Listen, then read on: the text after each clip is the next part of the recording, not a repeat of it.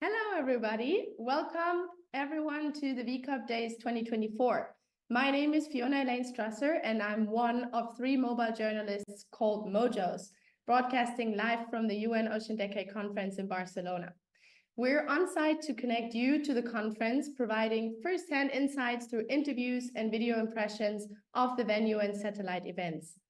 And as we start, we would like you to promote this event on social media, and you can use the hashtags. I'm sure you've seen them before: hashtag VCOPs24, hashtag ECOPs, or hashtag Generation Blue, and Science to Action, as well as hashtag Ocean Decade and Ocean Mission. I am so thrilled to be here today and have you everybody joining us, not just as a mobile journalist, but also as a fellow early career ocean professional. The ECOP Days 2024 bring together ECOPs from all over the world to showcase their testimonies of change, increase their visibility, and connect them with each other. We are so happy to have every single one of you join us today and during the next few days. And of course, none of this would be possible without our hosts, our 11 hosts from 10 different countries, covering 5 regions: Africa, the Americas, Asia, Europe, and the Pacific. So it's very exciting to have you all join us, and we have a really great program ahead. But as we kick off this event, we want to take a moment to look back at the last ECOP Day in 2021. Yes, it's been already 3 years, but the energy and the ideas and the commitment to change were truly inspiring. And to help us relive those moments, we have a short video highlighting the best of ECOP Day 2021. Here it comes.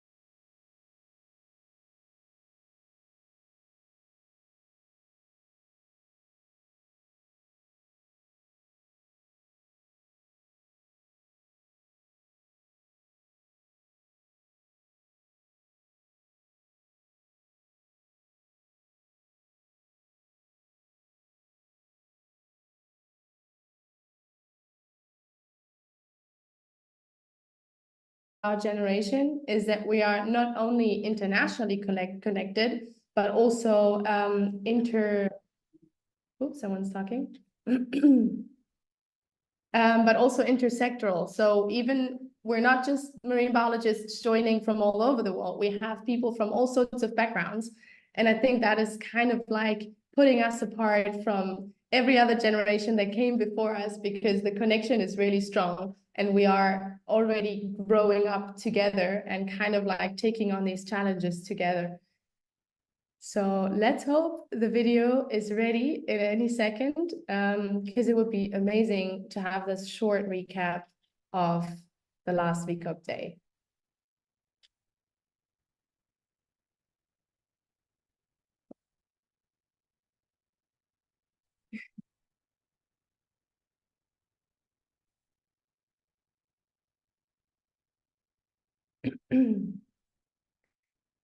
Yeah, I'm just going to continue talking because I think while we're all waiting, this might be nicer than just staring at a screen and waiting for the video to show. I hope you're all very excited. I hope you're all very excited for that first slot with the Asian hosts. So we also have another presentation coming up from Evgenia later on, and she's going to introduce the global ECOP node, because obviously VCOP is the virtual pendant, I want to say, the virtual side of the ECOP day, and that kind of like gives us the chance to connect internationally and over different time zones.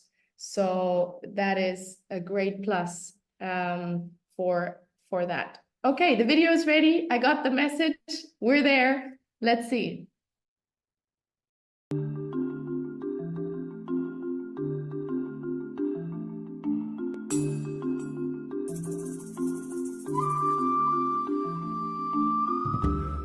Welcome to the virtual Early Career Ocean Professional Day, also known as ECOP Day. Doing Ocean Decade is a one-in-a-generation opportunity on the first global campaign to catalyze ocean science solutions for sustainable development.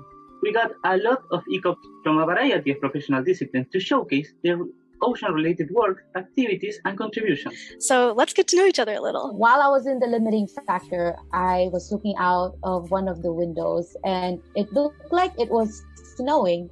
You know, small white particles slowly making its way to the bottom on the seafloor. These white particles are called marine snow, which is made up of organic material from the surface of the ocean. And this organic material also includes plants.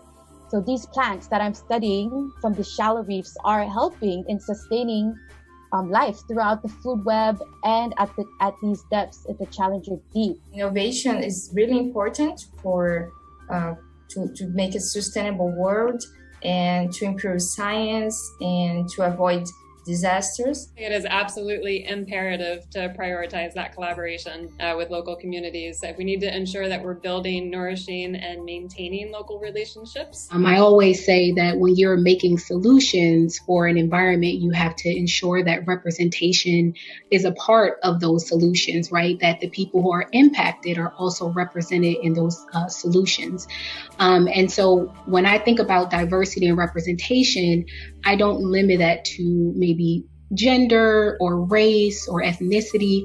It really is diversity in perspective. It's diversity in thought. It's diversity in experiences. The Pacific is the ancestral home of the Hawaiian people. It's a strategic oceanic region of influence and impact that serves as a global education canvas for the highest levels of learning to generate real-world solutions guided by our indigenous wisdom.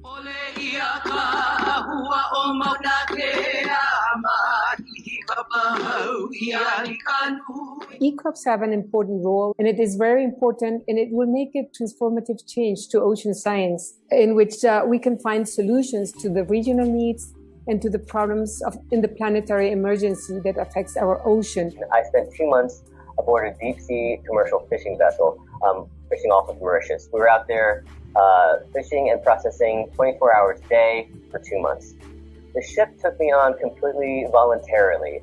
They were under no obligation to let me on board, but they let me study all their bycatch and take any data that I wanted to. And because of this was kind of a unique situation. So I think as young people, you need to have those experiences, even participating in these VCOP days. And I'm noticing how supportive people are in the chat. And any of these things that can affirm that we're doing well, that people are interested, that we have worth and value, that our work is interesting, that really does help.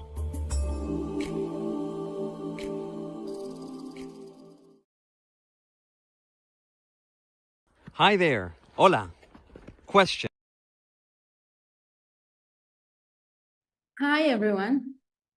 My name is Veronica, and I'm also one of the 4 mobile journalists called Mojos, broadcasting live from the UN Ocean Decade Conference in Barcelona. This includes the satellite events and, of course, the plenary sessions in the Convention Center. We would like to thank our sponsors who help make this event possible. This includes the German Marine Research Consortium, KDM, in cooperation with the Global ECOP Program, Fisheries and Oceans Canada, IOC, UNESCO, the European Commission through PRIT4Blue, Universitat Politècnica de Catalunya, the German Federal Ministry of Education and Research, and the Western Indian Ocean Marine Science Association. Thank you to everyone. And today, we are especially honored to have Kevin Brousseau, Associate Deputy Minister, Fisheries and Ocean, Canada, with us, sharing a short and powerful statement. Thank you, Kevin, for being with us. Be with you, and what an honor it is for me to be here in Barcelona, welcoming all of you to the launch of the virtual Early Career Ocean Professional event at the 2024 Ocean Decade Conference. You know, over the next, and thank you for showing the video. I thought that was really cool, just to bring kind of backward now, looking forward. And over the next few days, the work you are each going to do and their contributions to both this event and to the Ocean's Decade will be amplified as you showcase the contribution and impact of early career ocean professionals from around the world. The ocean connects us globally. It highlights our shared responsibility to protect and manage it for a healthy and sustainable future. Loss of biodiversity, plastic pollution, climate change, all these impact the health of our ocean, affects our safety, our well-being, and our economies. So solving these problems requires us to break down barriers and work across geographies, cultures, and generations. Canada believes in the mobilizing power of the Ocean Decade. It's created an opportunity to sharpen our focus on the benefits of collaborating nationally and internationally across all ocean disciplines, including with our focus on engaging early career ocean professionals, or ECOPs, in our efforts, which is today and over the next 2 days are particularly important. In Canada, we were fortunate to be able to help establish one of the first National Ocean Decade ECOP programs in the world. Such initiatives offer an opportunity to contribute to cooperative global efforts, to tap into that diverse pool of thinkers, and to help inspire others. In my role, one of the important things I do is to create pathways for ECOP mentorship and leadership and ensure diverse voices shape ocean science initiatives that contribute to policy and decisions that are based on the best available science and knowledge, which is one of the reasons why Fisheries and Oceans Canada is so proud to be part of this event. So I'd also like to take a moment to thank the German Federal Ministry of Education and Research, as well as the German Alliance for Marine Science and the Global ECOP program for their efforts to make this all happen. Sessions like this one are invaluable to strengthen the ECOP global network. They pave the way for future collaborations and allow for critical discussions and exchange. They bring together people who share a common sense of urgency and ambition when it comes to addressing pressing ocean issues.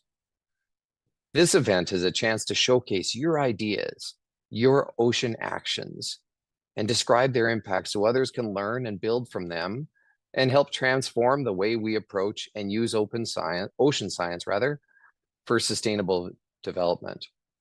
I wish everyone a productive, engaging, and successful event this week. Have a little fun. You're the next generation of ocean leaders, and together we can make a significant difference for the ocean and the planet. Thank you. Thank you so much, Kevin Brousseau, for being here with us today. And as we move forward, let's remember that each of us has a role to play in applying science and knowledge to ocean sustainability. Our testimonials of change are not just stories, they are stepping stones towards a sustainable future. Let's not forget that. And I'm incredibly excited to see what we can achieve together during these 3 days. Let's make the most of this opportunity to learn from each other, to inspire and be inspired, and to contribute to the United Nations Decade of Ocean Science for Sustainable Development. Thank you, everyone. And let's dive together with Evgenia Kostinaya into the blue of knowledge, collaboration, and change. Evgenia is the Global Coordinator for the UN Ocean Decade Program for Early Career Ocean Professionals, ECOPs. So thank you so much, Evgenia, for being with us today. Thank you so much. It's my pleasure to be here, and I would like to welcome everyone today. And I think it will be an amazing event of 3 days. That is really, really awesome, and I'm sure that it will be super beneficial for all of us. And I'm sure that a global community just tuning in today, tomorrow, and on Thursday, and you'll get a lot of inspiration from everything that is happening at the UN Ocean Decade Week and UN Ocean Decade Conference. So we started already 3 years ago. It's amazing that we have been working on this for 3 years. We have more than 4,000 people in our database. We have six regional nodes and over 45 national nodes. That's really amazing. It's a lot of change since those VCOP days that we had in 2021. And it's amazing that yesterday we already had our first satellite event and capacity development, and we had our first get-together with the ECOPs in the evening for the dinner. And we had more than 70 people, I think, there. It was amazing to really connect to people from all over the world. Again, I'm wishing you a great event, these great VCOP days. Thank you to all of you who have worked really hard to make it happen during this week. Thanks to all of the sponsors and our partners. All the best, and I wish you a very productive week. Thank you. Hi everyone, welcome to the VCOP Days, a 3-day event during the Ocean Decade Week. We are really very much excited to welcome all of you and explore the connections to VCOP Days, which happened in 2021. Yes, it's already 3 years and we are very much excited to see what has changed. My name is Evgenia. I'm Global Coordinator of the Early Career Ocean Professionals Program and an UN Ocean Decade endorsed program. I'm Connor, Training and Mentoring Manager, UK Node Coordinator and Europe Node Coordinator of the ECOP program. I am Sachin, I am the coordinator of the Central American Node. I'm Gabriel, supporting capacity development and training activities for the ECOP program. And I'm Natalie, Communications Coordinator for the ECOP program. So over these 3 years, our community has grown a lot. So currently we have more than 4,000 people subscribed to our database. And we have more than 45 nodes, national and regional ones. So we have grown a lot in our geographical outreach, and we're excited to have more regions and more countries joining us every month. This is truly inspiring. So Sochel, you have been coordinating your Central American node. So how do you feel about it? Like, how do ECOPs see the ECOP program? How do you see the ECOP program helping the ECOPs in your region? I think the Central American Node has provided a great networking opportunity for Central American ECOPs because there was definitely lacking a network where people can connect and communicate with each other, where they can also share opportunities and see what the contributions are of Central American ECOPs internationally, not only in the region, but at the international level. It's also amazing to see how now they have the opportunity to participate more in these international events and see their motivation to keep protecting more and sharing their knowledge about the ocean in the last year and a half. That's really great. This is really what we are trying to do, and we are very happy to see that it has really worked, and we are really helping people in those regions to be more present at high-level conferences. We ran a global survey back in 2020, which laid the foundation for our work. And one of the dimensions that we really pursue is capacity development, because capacity development was mentioned as one of the biggest challenges, one of the biggest factors and needs for ECOPs. So capacity development is a big factor in our work. Connor, You as the training and mentoring manager of our program, where do you see our program is going in terms of capacity development? And tell us what have you done in this regard? Yeah, no, it's as you said, Evgeny, capacity development is really critical to ECOPs around the world right now in terms of giving them the set of skills they need to shape the conversations, get involved, push forward. So we've had our webinars, bringing in external speakers and discuss a variety of topics. We have our mentoring program database, so looking at mentoring programs across the world to try and connect ECOPs with the sort of opportunities they need to gain those skills so they can start shaping those conversations, as I said.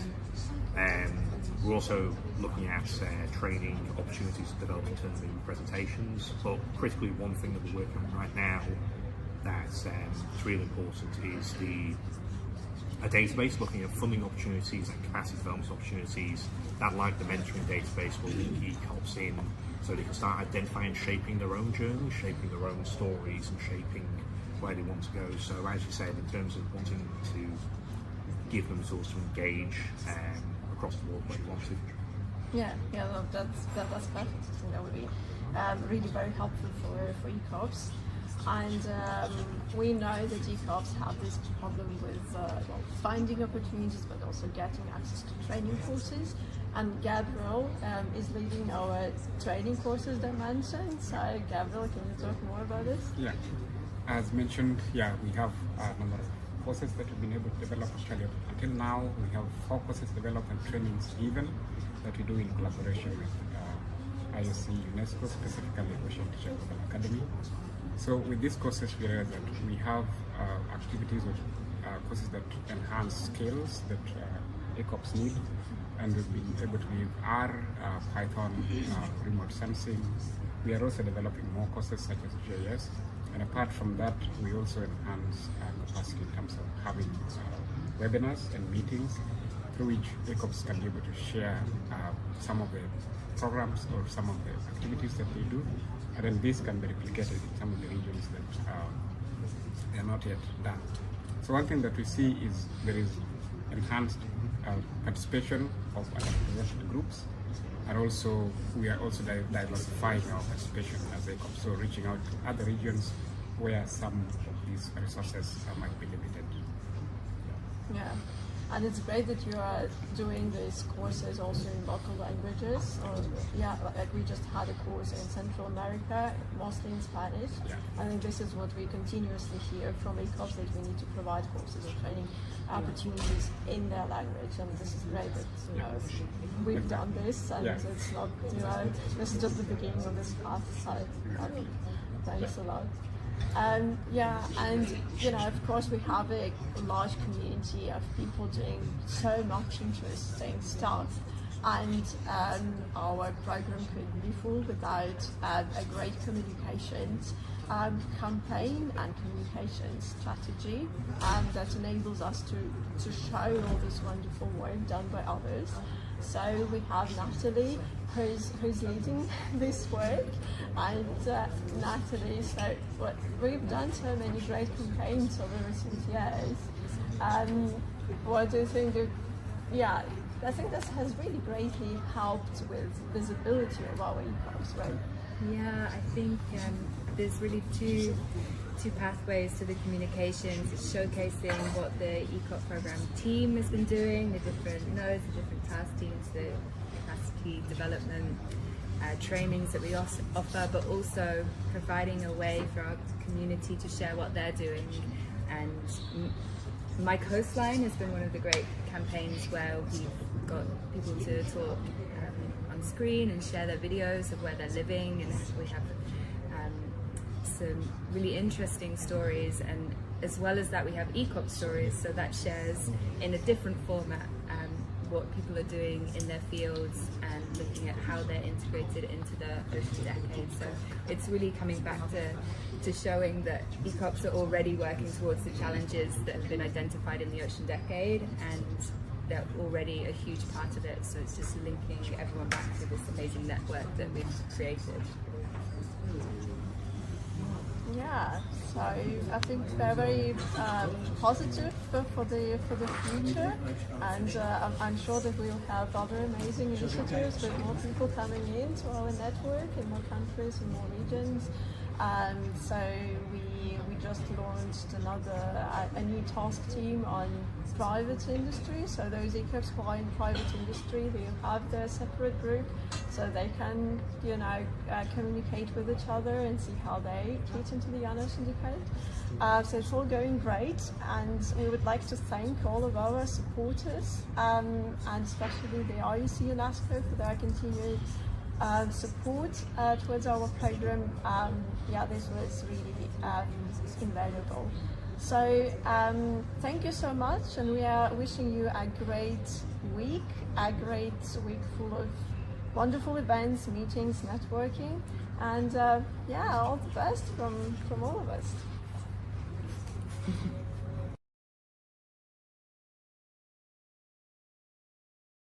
Thank you so much for that video and for sharing your thoughts and the challenges also, but the pathways, right?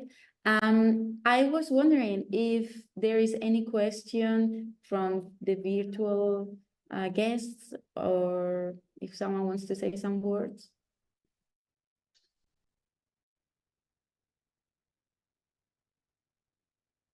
It doesn't look like. Evgenia, is there anything else you want to say or to share?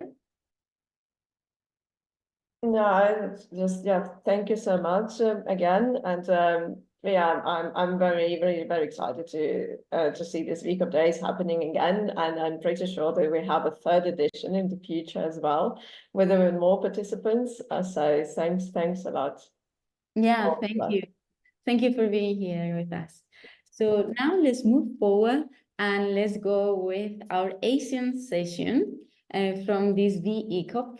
And I would like to introduce you to our host in the Asian session, Akriti from Nepal, and Akriti from Thailand. Are you there with us? Hello, Fiona. Thanks for being with us. So the floor is yours now. Well, thank you very much, Fiona. So, hello everyone, welcome back again. So it's me. This is me, Alfikri Mulyadi. I'm from Indonesia, like Fiona say, and along with my partner, I have Akriti Marasani from Nepal, and we will be hosting these sessions. And this is as under satellite events during the Ocean Decade Conference from 9 to 11 April in Barcelona, 2024. I go by Alfie. I'm based in Thailand and originally from Banyak Island, Indonesia. I'm now a full-time student at PIAP University in Chiang Mai, the Northern Thai. I'm a junior majoring in communication program. Currently, I'm working with Southeast Asian Cultural Heritage Alliance based in Bangkok, where we have an indigenous and local initiatives to bring up for climate adaptation and environmental preservation for the generations to come. Namaste everyone. I'm Akriti Marasani and I'm from Nepal. I'm a graduate in fisheries from Agriculture and Forestry University, Rampur-Chitwan. I have my experience including as an executive board member in Nepal Aquaculture and Fisheries Students Association, and I'm also currently working as a member at Nepal Fisheries Society. And I'm very excited to be the moderator of ECOP Days 2024.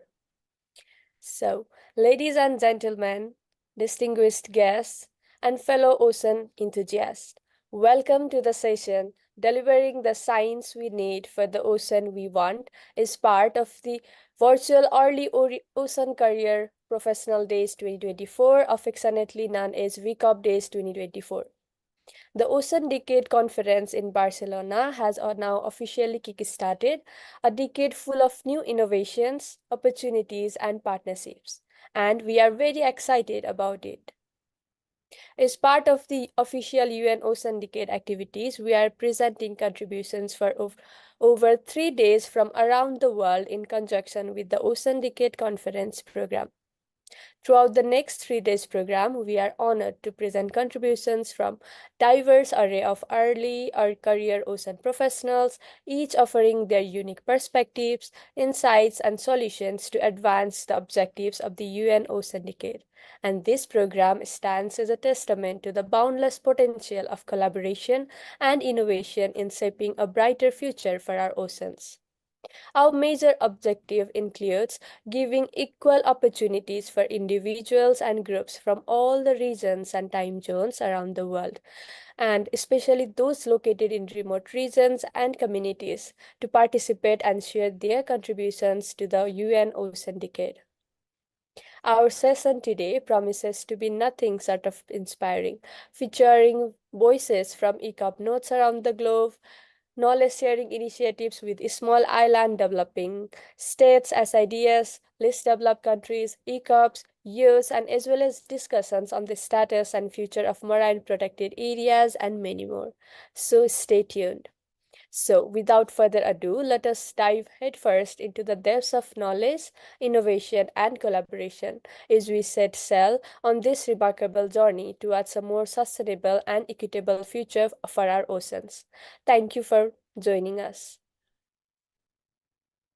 Well, before we delve to the heart of our proceedings today, it's imperative to extend our heartfelt gratitude to our sponsor, whose generous support has made this event possible, including the German Marine Research Consortiums, or KDA, in cooperation with the Global ECOP Program, Fisheries and Ocean Canada, IOC UNESCO, the European Commission to Prep for Blue, a Mission Oceans and Water CSA, Universitat Politècnica Catalunya, the German Federal Ministry of Education and Research, and the Western Indian Ocean Marine Science Associations. As we start, I would like to remind you again, if you'd like to take us in any social media platform, use the hashtag VCOPS 2024, hashtag ECOPS, hashtag Generation Blue, hashtag Science to Actions. So without further ado, let's get started. For the first theme of our sessions today is Voice from ECOP Notes. And our first contributor of the day is Xiong Yushen, representing ECOP Note China, and he will share about us with the title Establishment and Development of ECOP Note China. Talking about Xiong Yushen, he is the current intern of ECOP China Note. He was born in Sichuan Province, China, the place where the most pandas in the world. He's now the master's student at East China Normal University, studying satellite oceanography, and he's ready to share with us the development status of ECOP China. Dear Xiong Yushen, you may have the floor.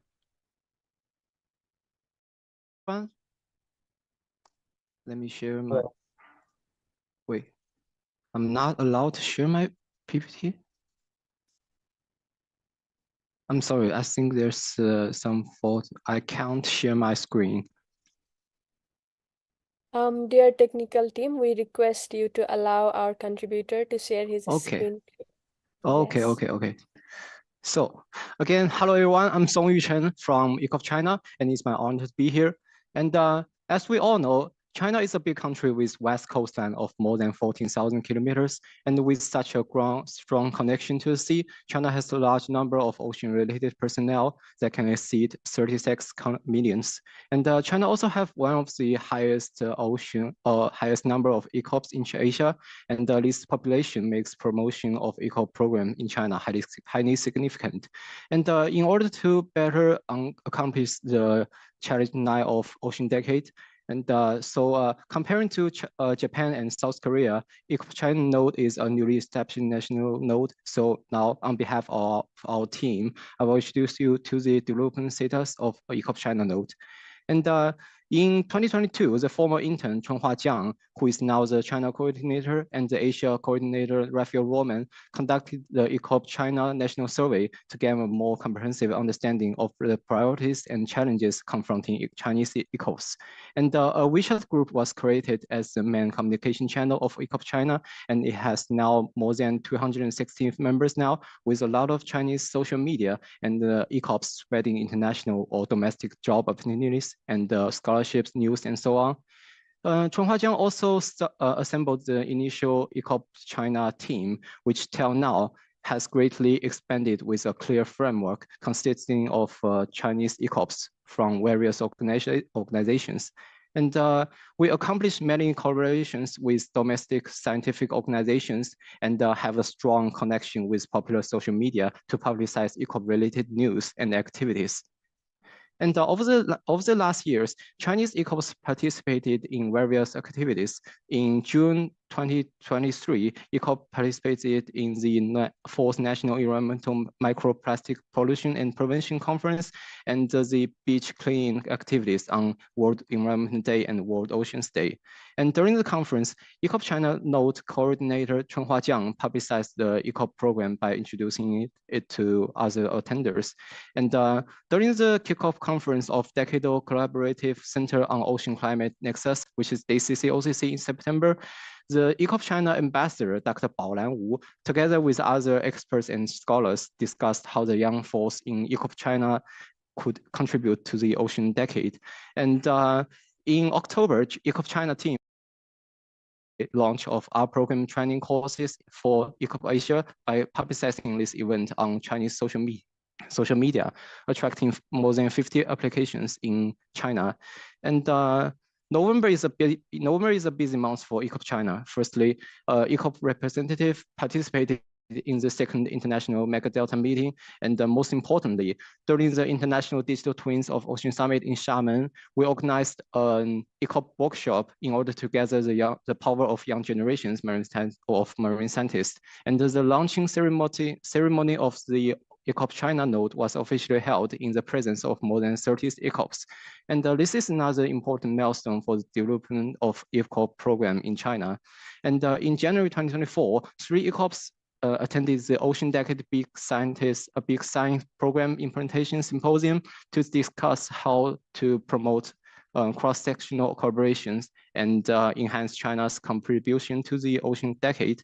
And also, 2 of our ECOP China members, Dr. Yuntao Wang and Dr. Lin Wang, will be joining the upcoming conference for the Western Pacific and its adjacent seas. And these are the major activities of ECOP China in this year. And in the near future, we wish to continue to expand number of registered ECOPs in China, providing more opportunities and communication channel for them. And we also started a long-term rally on ECOP China story videos, aiming to call on Chinese ECOPs to tell their ocean stories to the young generation. Moreover, we will continue to expand our collaborations with not only scientific organizations, but also companies, social institutions, and so on to enhance our diversity. And last but not least, I'm happy to announce that ECOP China official webpage is published, and I wish to express my gratitude to Natalie Fox, the ECOP program communicators, ECOP program communication coordinator, sorry, and Raphael Roman, Chen Huajiang, and everyone that contribute to our work. And again, it's my honor to be here in this great event, and let's put our heads together and focus our efforts to achieve the ocean we want. And that's all of my speech. Thank you. Thank you, Xiong Yushen. Such a great work that you've been working on so far. So dear participants, modules, or anyone who is joining us today, feel free, if we are opening now the floor for Q&A sessions, or if you have anything to share with your own thoughts, feel free to use the chat box down below. So we're really happy to share it with our speakers today.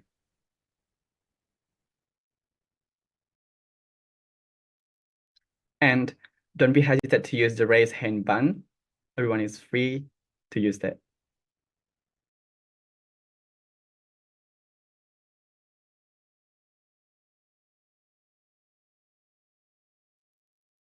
So I have a general question for Songyu, and that is, what is your biggest hope for the future of ECOP Node China in the next 5 years? So we wish to give funding to any ECOP, Chinese ECOPs for them to join academic meetings, international or domestic, and we are actually working on this by associating with global ocean negative carbon emissions, which we think can contribute to the construction of talent cultivation and interdisciplinary exchange platforms on one's project. And yeah, that's basically it. The funding is most important.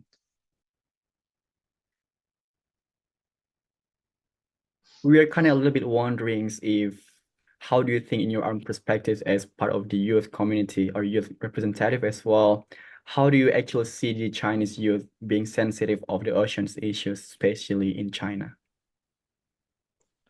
Well, as I said before, China is a country with west coast and which have a lot of ocean-related personnel. Like me, I'm a master's student in East China Normal University, and students like me, like master or PhD student, have with a are in very large quantity, and I think this can be the biggest characteristic in the world. And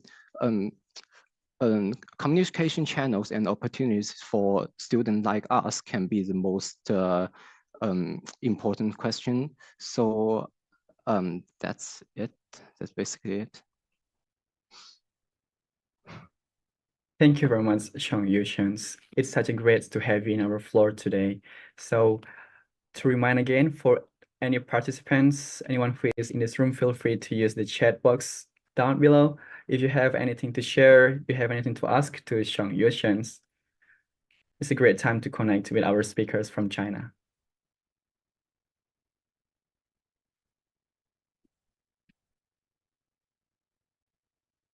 All right, so seeing none, we shall move ahead and let's give a huge virtual round of applause to our contributor, Mr. Sungyu Chen. We wish you all the best in your future endeavors, and participants and audience viewer, if you have any queries, you can keep in the chat box and we shall continue with that. But as of now, we will move on to the next session.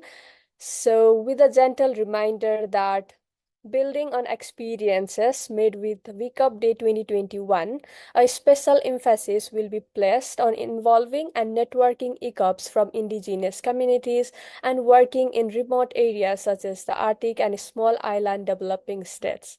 With that in mind, now we are transitioning to our next theme, which is knowledge sharing with SIDS, LDCs, ECOPs, and youth. But before I introduce our next speaker for the day, may I please request my friend Alfie to share his experience as he comes from Banyak Island in Indonesia. Dear Alfie, you have the floor. Thank you, Akriti. So I'm positive none of us ever heard these little tiny isolated islands called Banyak Island. Well, personally speaking, I'm really feeling honored to be here, connected globally. Where I'm from, that this wouldn't be possible if I'm staying in my island, having this international exposure. So Banyak Island, where I'm from, it's located in the western coast of Sumatra Island.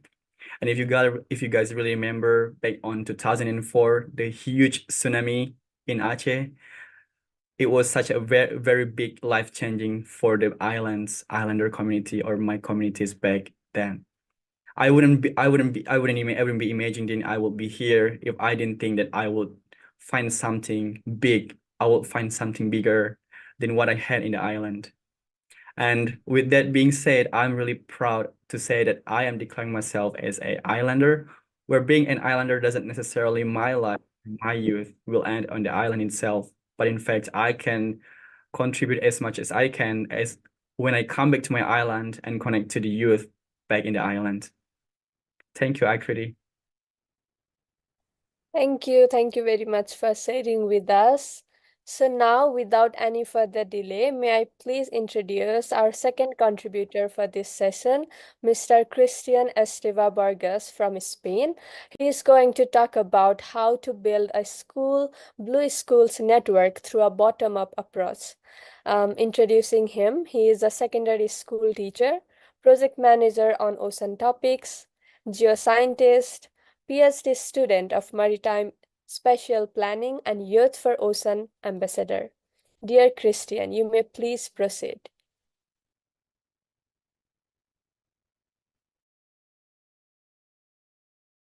They were saying I'm Christian, I'm from Mallorca, so I'm also an islander.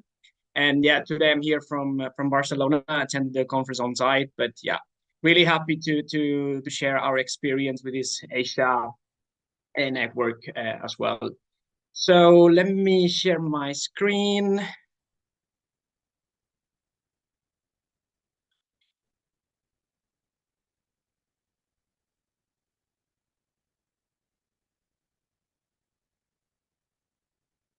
Just a second. Can you see my screen? Yeah, right? Perfect. Okay, so as I was saying, I'm a secondary school teacher. I work in a school, but I also work as a project manager on ocean topics. And in our C school where I'm working right now, we participate in a lot of EU projects. We're part of the EU for Ocean strategy from the European Union. And in this EU for Ocean strategy, there are 3 networks. The first one is the Youth for Ocean that you probably know. They're brothers of you probably. The other one is the EU for Ocean for companies. And the third one is the EU network of Blue Schools. So back in 2020, this network of Blue Schools had something like 120 schools. And we said we need to do something to improve this approach by doing it from a bottom-up strategy. So we said we're going to ask for a little project, for a little funding, and do the same but put it in an island by following a bottom-up approach. We did that together with MC, which is the European Maritime Association from Europe, SG Donair, which is a local school here from Mallorca, and an NGO from Portugal, because all this Blue School strategy started in Portugal. So yeah, as I was saying, the We're Blue Schools project was an Erasmus Plus project, which was aimed to bring this environmental awareness, sustainability skills to young people in school. We were aimed to certify 100 schools in a period of 1 year. We set these really ambitious goals because we said, okay, if we're a small island with 1 million people and 300 schools, if we certify 1 out of 3 schools as blue, we will create a really true impact. And then how? Yeah, with our bottom-up approach. But before explaining what is this bottom-up approach, I would like to explain you what a blue school is. A blue school is a school that brings the ocean into the classroom, while students and teachers develop their sustainability skills. Okay, so in order to be a blue school, you need to meet this 5 criteria. And in this way, I just talking about EU Blue Schools. I'll explain later on that there are other networks in Europe, in the world, but I'm just talking about the European one. So you need to develop these 5 criteria. So the first one is develop a project with interlinked activities. That is, you cannot only do a beach clean, you have to do more with this beach clean. No? So for example, if we do a microplastic beach clean, then you can take this microplastic that you collect in the beach and then do some kind of experiments in class, do analysis, create pieces of art with this marine litter, and you name it. There are a lot of actions you can do. Then you need to produce a clear output. What are you going to produce? Is it something physical? Is it knowledge? So you need to explain. Involve all students. It can be 1 class, but it can be all school. Collaborate with a local partner. That's very important. If you want to create an impact in the community, you collaborate with a company or with an NGO. They can provide knowledge or money or visibility. And talking about visibility, communication is key nowadays. If you don't show what you're doing, it looks like you're doing nothing. No. So again, if you want to create this impact in your community, in your country, or in your region, communicate the results. Okay, so if you do this, then you are a European Blue School, and then you get the certification. And why did we choose our island? Well, I'm from here. I'm from an island, and we decided that if we focus on islands are land that are surrounded by the sea all over the place. So we share our culture, we share our way of being, and we said if we manage to do this in an island, we can easily replicate to other regions in the world. How we did it with this bottom-up approach I was mentioning before. This is to connect with the people. It's not enough to just send an email to the school and say, okay, you can be a blue school. This is the way you have to do it. Read it through and apply. That doesn't work. You need to connect with the teacher. You need to be creative. You need to go to the school, see what they're doing, talk to the teachers, know what are their needs, do some research about the school so they know that you're interested in what they do and how are they working. Yeah, use social media as well. It's very important because the schools are constantly updating the activities they're doing. So maybe you can connect some of their activities with the ocean. And very important to don't give up, because we set this very ambitious goal of 100 schools. So yeah, it's very important that you focus your work and yeah, don't give up. So we had a very little funding. It was something like 9,000 euros for doing all this job for our organization. So we said we have to be very creative. So we decided to create this model where schools had to collaborate not only with one stakeholder, but with 4. So in this way, we made the schools collaborate with a company who could provide money or funding, an NGO who could provide knowledge about the ocean, because sometimes we collaborate with the English teacher and this language teacher, they don't have the skills.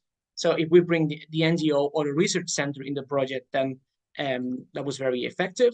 A local government who can bring also money or visibility for transportation, for example, and media, as I was saying, very important to create an impact in the territory.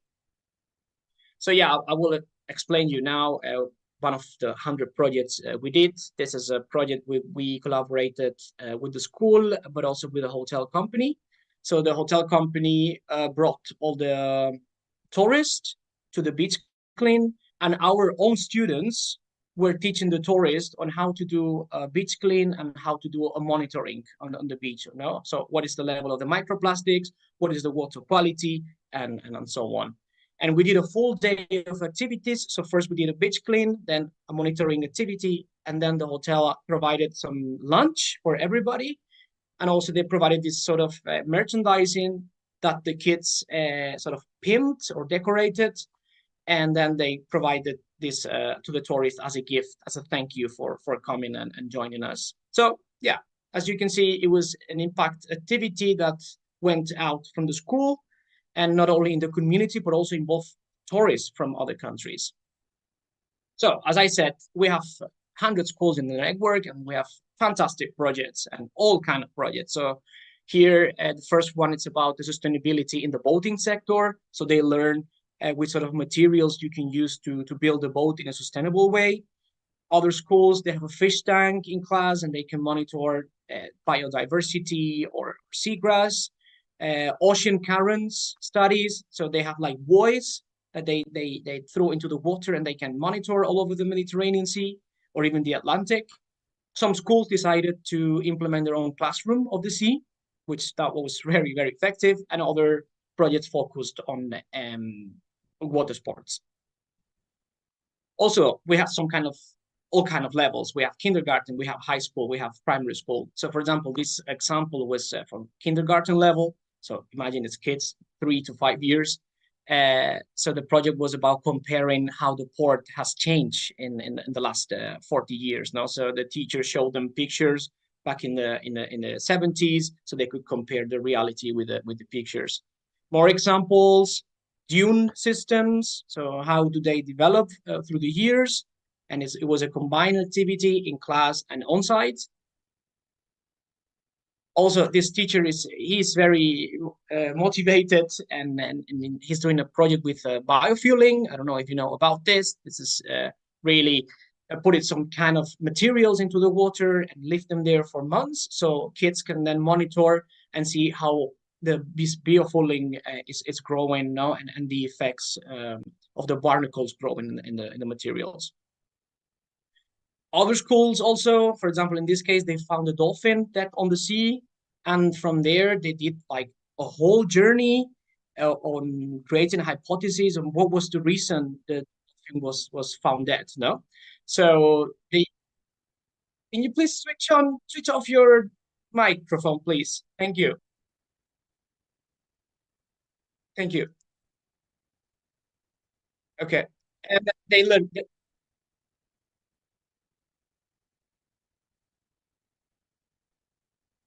Okay. Can you switch on your microphones? It's difficult to speak. Thank you. So yeah, they learned mathematics, they learned science through this project. And yeah, from something that just appeared on the beach, look how creative they are and all the things you can really do. And yeah, other projects where they are going with boats and they're testing the quality of the water, and they're testing if they can find gray or black waters, if they find sunscreen also, which contains microplastics, and then they study the effects on us. So yeah, as I was saying, this is our network. We have more than 100 schools now, and we're very proud of it. The goal now is to continue with all the work they've been doing this year and creating spin-off projects and with more level of difficulty, let's say. So we won a trophy also. We won the WestMed Award from the European Commission, and we're very happy because of that. Also, we've been on TV, radio, and other media, which for the kids is also very important to explain their projects in media, and it's very motivational for them. And yeah, this model is very replicable. Like you can do it on your own also in your regions or countries or islands. We've done it here in Spain. We've replicated in the Canary Islands, which is the other Spanish archipelago. So the model is really working. So yeah, my last message to you is that if you like to create your own local network of Blue Schools, please contact us. We're happy to collaborate. As I said, this is the European network of Blue Schools, but I'm sure in your region there are different networks from the UNESCO or from other initiatives that you can manage to join. And this is our Instagram. Please follow us. It's somescolas_blavas. Or if you have any further questions, because I'm afraid I cannot stay for the whole session because I'm here in Barcelona. I have to attend other events. But you can send me an email to christian@cteach.com, and I'll be happy to collaborate. So thank you very much. Thank you very much, Christian. The concept of Blue School project is really inspiring, and we do appreciate the bottom-up approach. So participants, if you have any questions and any queries, or if you would like to network or partnership with Christian, the floor is open for you. You may raise your hand and we will recognize you, or you can also use the chat feature of our Zoom platform. I think there is a question from Tristan.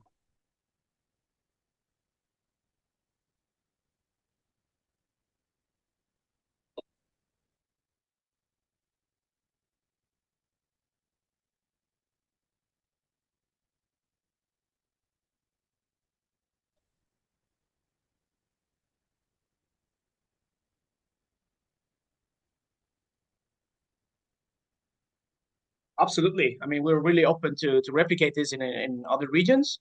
As I said, this is the certification our schools get. It's from Europe, but I'm pretty sure that the UNESCO has their own certification, or in your region, I'm pretty sure there is a network that we can connect you to them. But we can collaborate with you in setting up the network. You can have a look at our methodology and how we did it, because for us, it's very important that you really connect with the community. There are a lot of people working on this, but you know, that they just go to conferences and they talk about how great ocean literacy is and so on, but they sometimes they don't really connect with the people. It's very important that you connect with the teachers and you know what are their needs and how difficult it is to implement new things into the curriculum, no? Because teachers, they have their Monday to Friday schedule already, and it's a very difficult job to do. So everything we're adding extra, it's a lot of work for them. So very important to connect, as I was saying. And yeah, please contact me if you have time, and we can maybe have an online call and share the approach. Thank you very much. Thank you, Tristan, for your question, and thank you, Christian, as well. Next up, we have Charu Gupta. I believe you have the floor.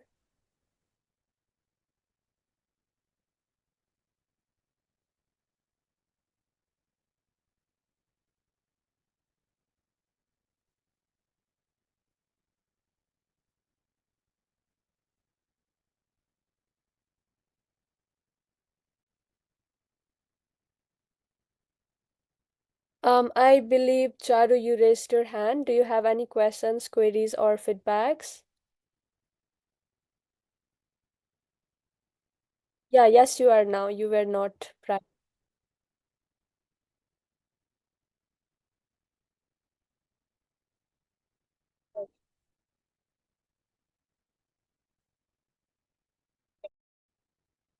Areas. And if yes, then we would love to collaborate on the same, and I'll get in touch.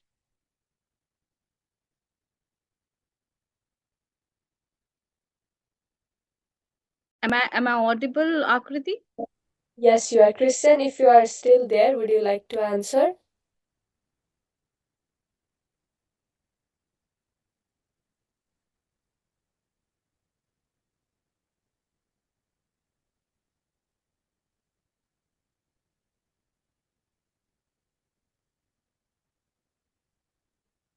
I think the internet is not very stable there.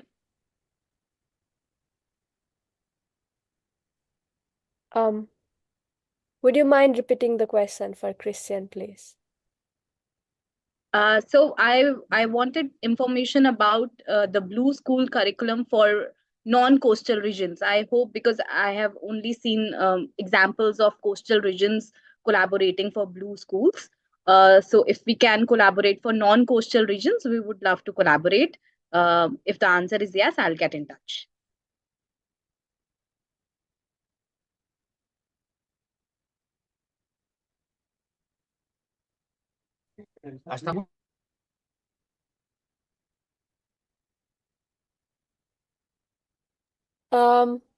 I think, sorry, Christian has lost his connection. So with this, we will move on to the next session. As of now, we can still connect apart from this session. We in our LinkedIn and other social media handles. You can even mail your questions and queries to us, and we will connect with our fellow contributor.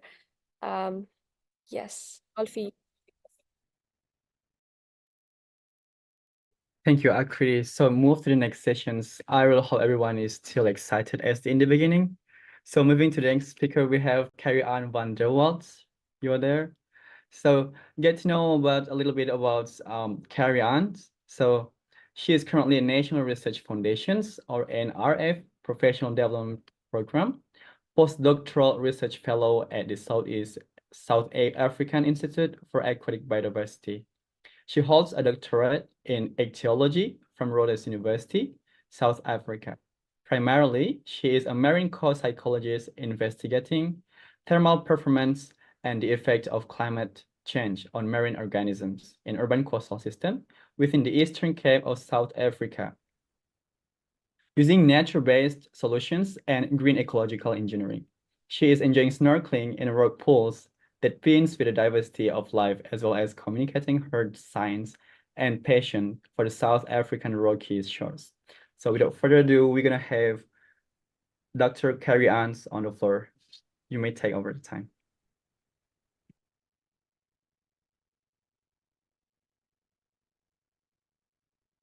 Thank you so much for that warm introduction. Can everyone see my screen? Yes, everyone. There we go. Great. So thank you for having me. This is such an honor to be here, especially representing South Africa. As Alfie mentioned, I'm Carrie-Anne, and I'm based at the South African Institute for Aquatic Biodiversity. That's funded by the National Research Foundation in South Africa. And today for this presentation, I want to be talking about how the marine innovations, sustainable environments and economies, commonly known as the MESI project, is using nature-based solutions for urban coastlines. So you can see that our MESI team is quite broad, and it consists of our researchers, collaborators, stakeholders, students, and most importantly, a rural indigenous community found on the coastline of Hamburg in the Eastern Cape of South Africa, the Karskama Trust, who plays an important role in co-developing and co-designing these nature-based solutions. So one of the ocean decade challenges that we are trying to address with this project is protecting and restoring ecosystems and biodiversity. And the ecosystem of focus for us is coastal habitats, such as the rock pools or rocky shores and estuaries found along the southern coast of South Africa. Now, these coastal habitats, they are highly productive areas, and they support many different fish and invertebrate species across one or more of their life stages. And what's so unique about these environments is that they're highly variable in structural complexity and hydrodynamics, as well as the nature of substrate, which generally helps improve habitat quality and connectivity, which makes them very important nursery areas for these early life stages. But as a result of coastal urbanization, coastal urbanization is basically replacing these natural coastal habitats with these artificial structures like seawalls, piers, and jetties in ports and harbors. And artificial structures basically fragment these natural habitats by partially or entirely removing them, and can therefore alter the existing biodiversity within these habitats, either through the direct subtraction of space or indirectly through changes in local and regional connectivity. So they're also responsible for changing flow patterns and wave energies, and they can increase sedimentation. So in order for us to protect and restore biodiversity in these coastal urban habitats, the Amizi project aims to use these natural woven biodegradable structures that are co-created with the local indigenous community, the Khaskammer Trust. And these nature-based structures are generally made from a grass-like sedge known as Cyperus textilis.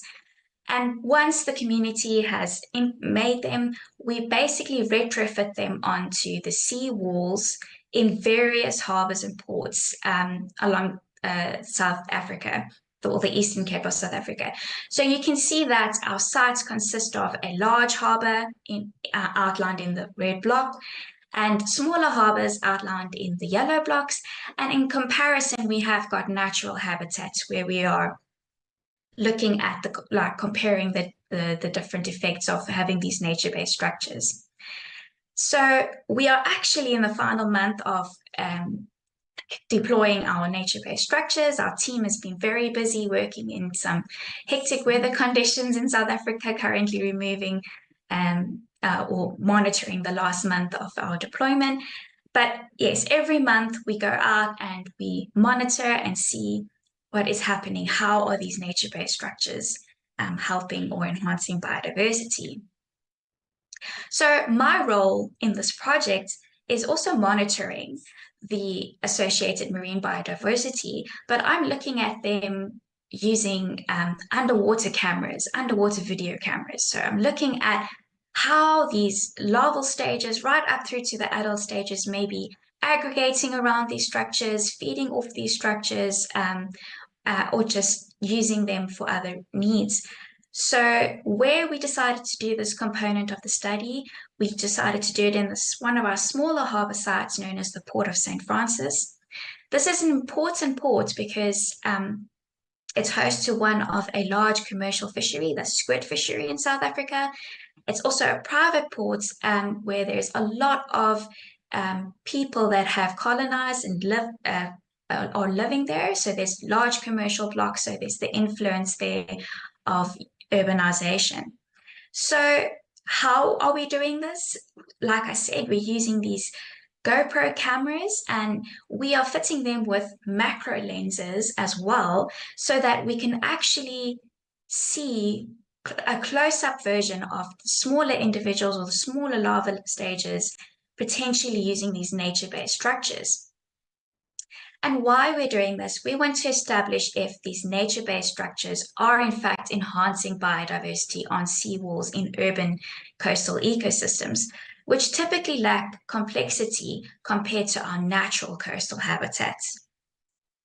So the take-home message that I want to leave you all with is that this research is contributing to the limited nature-based eco-engineering research currently done in South Africa. And also importantly, the merging of these eco-creative approaches and using traditional knowledge from our rural coastal community has the potential to sustainably and ethically improve the functioning and diversity of coastal urban habitats.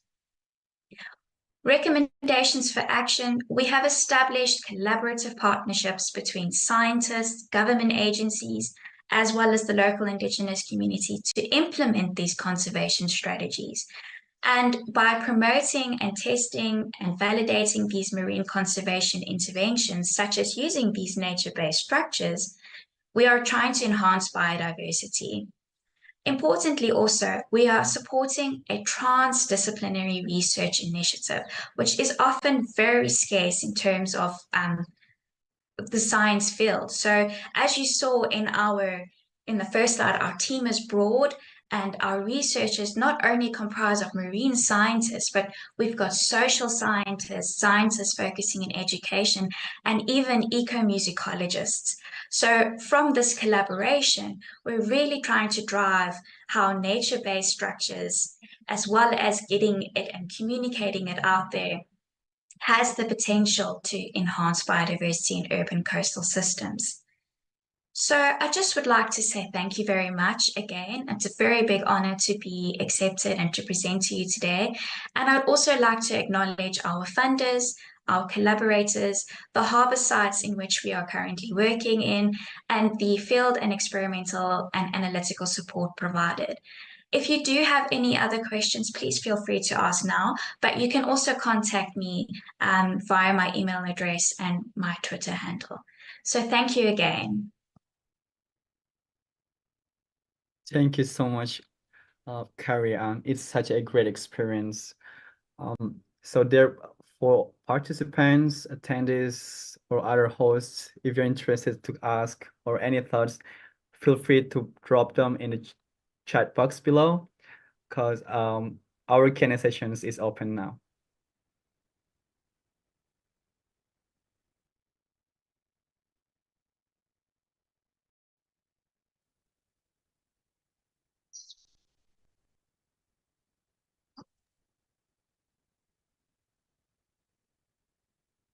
Well, on what you've been working technically, Carrie Ann, moving back to Southeast Asians, since we have so many indigenous communities, and what I've been working now with in our Bangkok community in the Cultural Heritage Alliance, I'm thinking that tons of indigenous initiatives back in my island, since my island is surrounded by 63 other islands where most of them are occupied.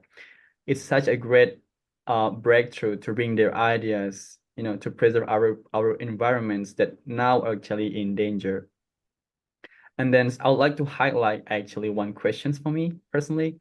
Would you be willing to share with us your hope on the future of indigenous initiatives in your area, especially in Africa, given that you are working on nature-based solutions for coastal community or alternatively for urban coastlines? Thank you, Alfie. Yes, it is a really great initiative that we've been doing, and my hope for including the use of traditional knowledge and more of our indigenous communities is very, very high, because in South Africa we are such a diverse country. We have so many wonderful cultures, and we have 11 official languages, so we really are a wonderful, diverse country. And what seems to happen is that in terms of the oceans and the villages that live close to the oceans, their knowledge seems to be neglected. And we found that interacting with the community, we learned so much. We learned how that they use this traditional knowledge of weaving to create things for cooking and sleeping on. It is so powerful in the sense that we could actually come up with an idea. Well, my advisor, Professor Francesca Pori, mostly came up with the idea, and she's been such a fundamental player in this whole collaboration. So our hope is really to engage with more rural coastal communities along the coastline, and we do hope that once we've looked at the effects these nature-based structures have had and how well they work, take this much broader. Thank you very much. As for a reminder, yeah, we have now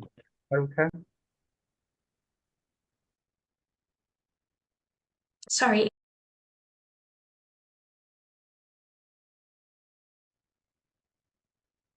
Kind reminder for those who is now speaking, kindly mute yourself. So now we have Nathan Chai. The floor is yours.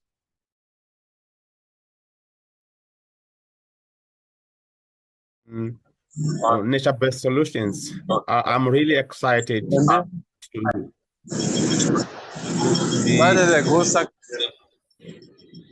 There's a background noise. Is it possible for the technical team to mute that person?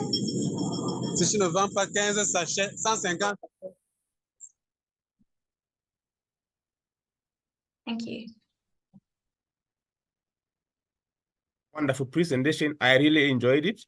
As a coastal researcher, I'm intrigued by your presentation.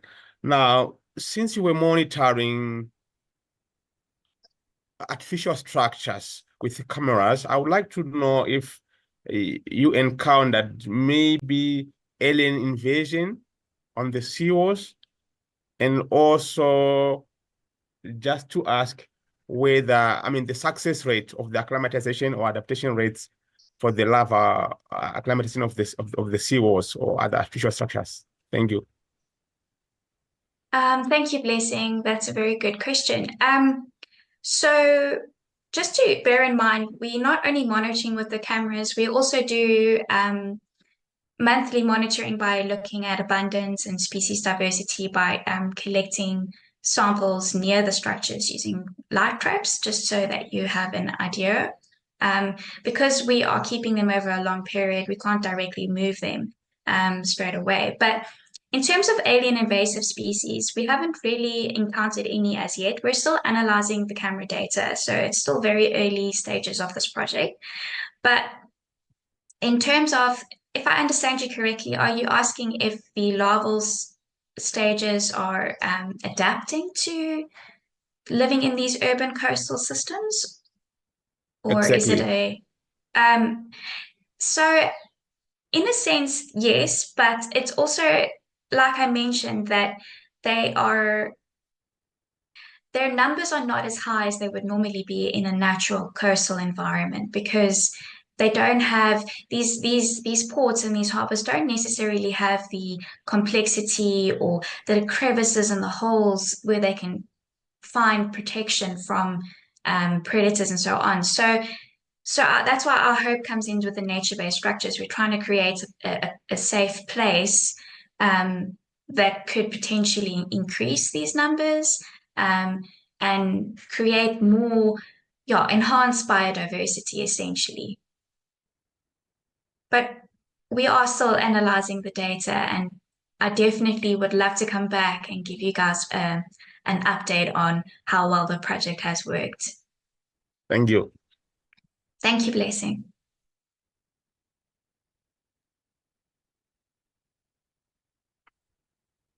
We really hope for if there is any questions for our participants, other hosts.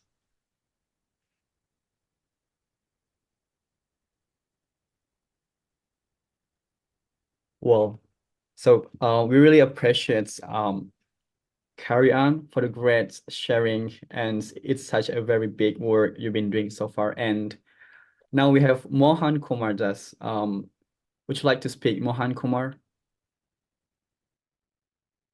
For the opportunity.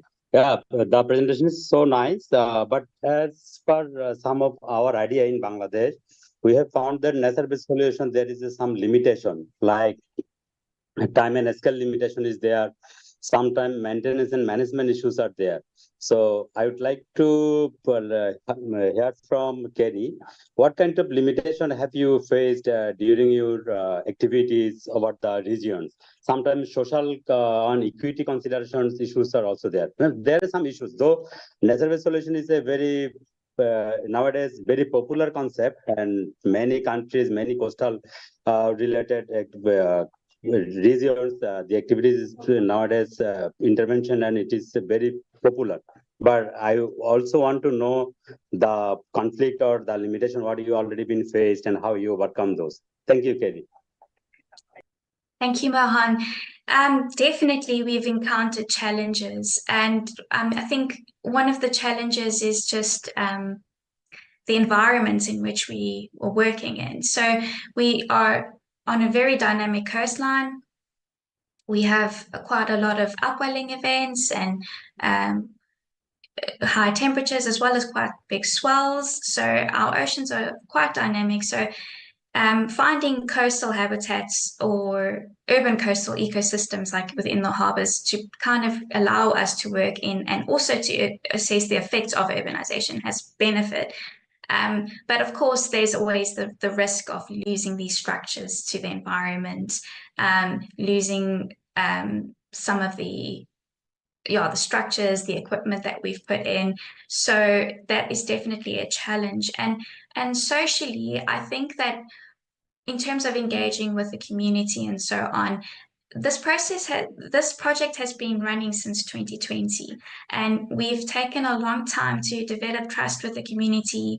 We have engaged with them. We've conducted workshops, basically trying to make them understand why we are doing this and why we feel that they are so valuable, and their contribution is extremely significant. So, of course, there's been challenges in that instance, but I think the important steps that we have taken we have done them very well. We have established trust, and we have worked hand on hand with them. They've even been invited to the harbor sites and seen their nature-based structures working in play. So for them, they feel so proud, and it's such an accomplishment too. So yes, always challenges, but we never give up, and we strive to continue with our work. Thank you. Thank you so much. Yeah, so hope that answered Mohan Kumar. So once again, really appreciate for Carrie Ann for sharing that initiatives, and really hope to connect with you for the long run, not only in these occasions. So thank you very much. So right, so we may proceed to our next speakers. With that, my partner Akriti will be talking about that.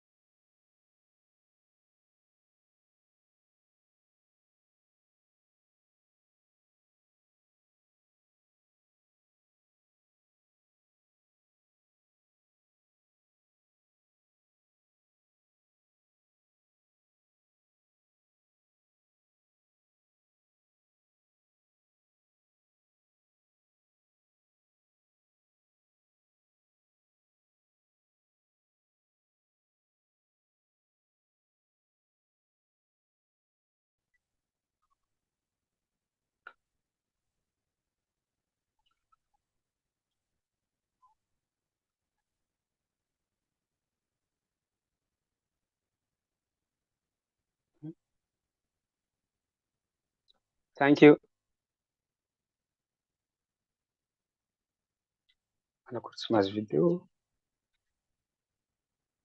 Thank you very much for this introduction. Hello, everyone. As like all cost of success of Madagascar. Around the marine protected area are also faced with different problems in managing of marine and coastal ecosystem and their resources, while faced with the declining of Madagascar biodiversity.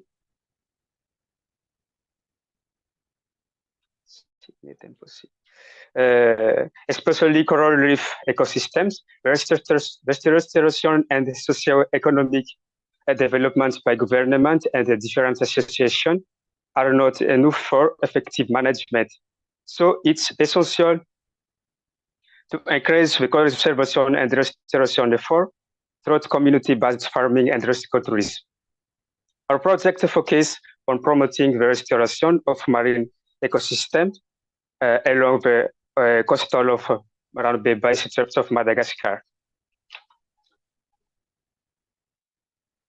Through recreational and eco-engagement activity, by involving local community, tourists, school children, is transplantation of natural detached coral on the canvas or in front of the beach with 1 meter water depth to avoid coral died off. Next slide. Slide, please.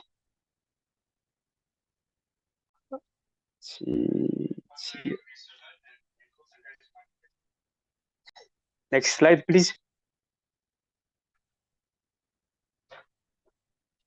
Next slide, please.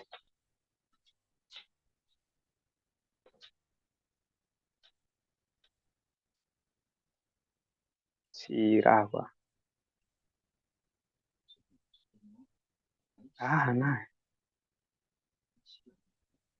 Nice. Master Wava, can you hear us? Okay, thank you. Yeah, you can just cue now. It's being presented. I don't know if you hear me. All its practice and environmental education and awareness is held on the beach with visitor. This training focuses on the general facts about the seagrass beds and the coral ecosystems and the importance of marine and coastal ecosystems, and also the transplantation methods, coral monitoring with local community population. So the marine ecosystem faces a challenge such as a lack of local capacity for coordination between the stakeholders. For us, my parents are artisanal fishermen, as you're thinking, the marine resource is not exhaustible. We consider that this resource marine comes with God. Moreover, the coastal community depends heavily on marine resource. It's considered like our school or university or workplace or market. Research manifests in overfishing, habitat degradation, and illegal fishing, like beach cleaning with destroyed seagrass bed, bottom sailing with scrap coral reefs, block the turn for a series of mollusks or octopus, and coral trampling. This factor compromise the effectiveness of marine resource conservation and the protection of marine ecosystem. Next slide, please.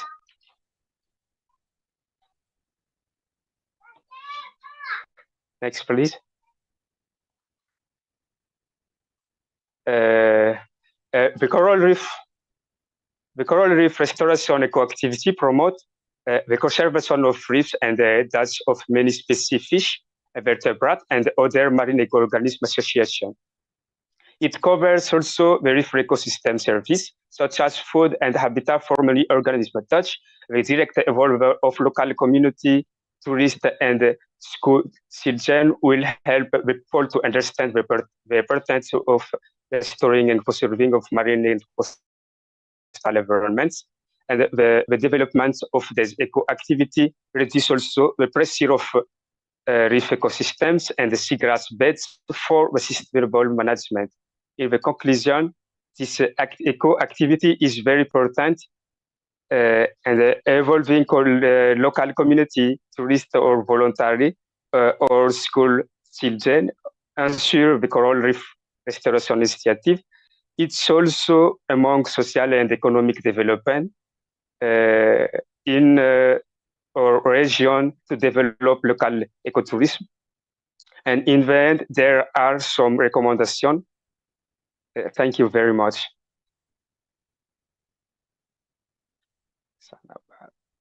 Thank you.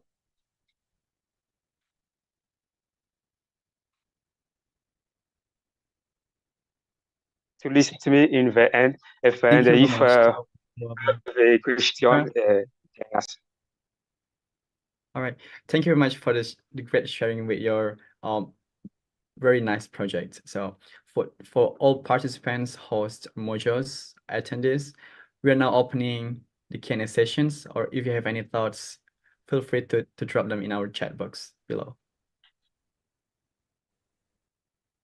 Okay, thank you.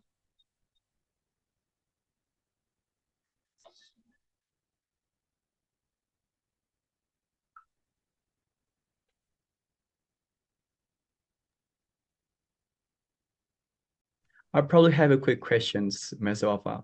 For our friends out there, the like-minded fellows, if they want to connect with you, how do you think will that be possible? Possible for what, please? For what, please?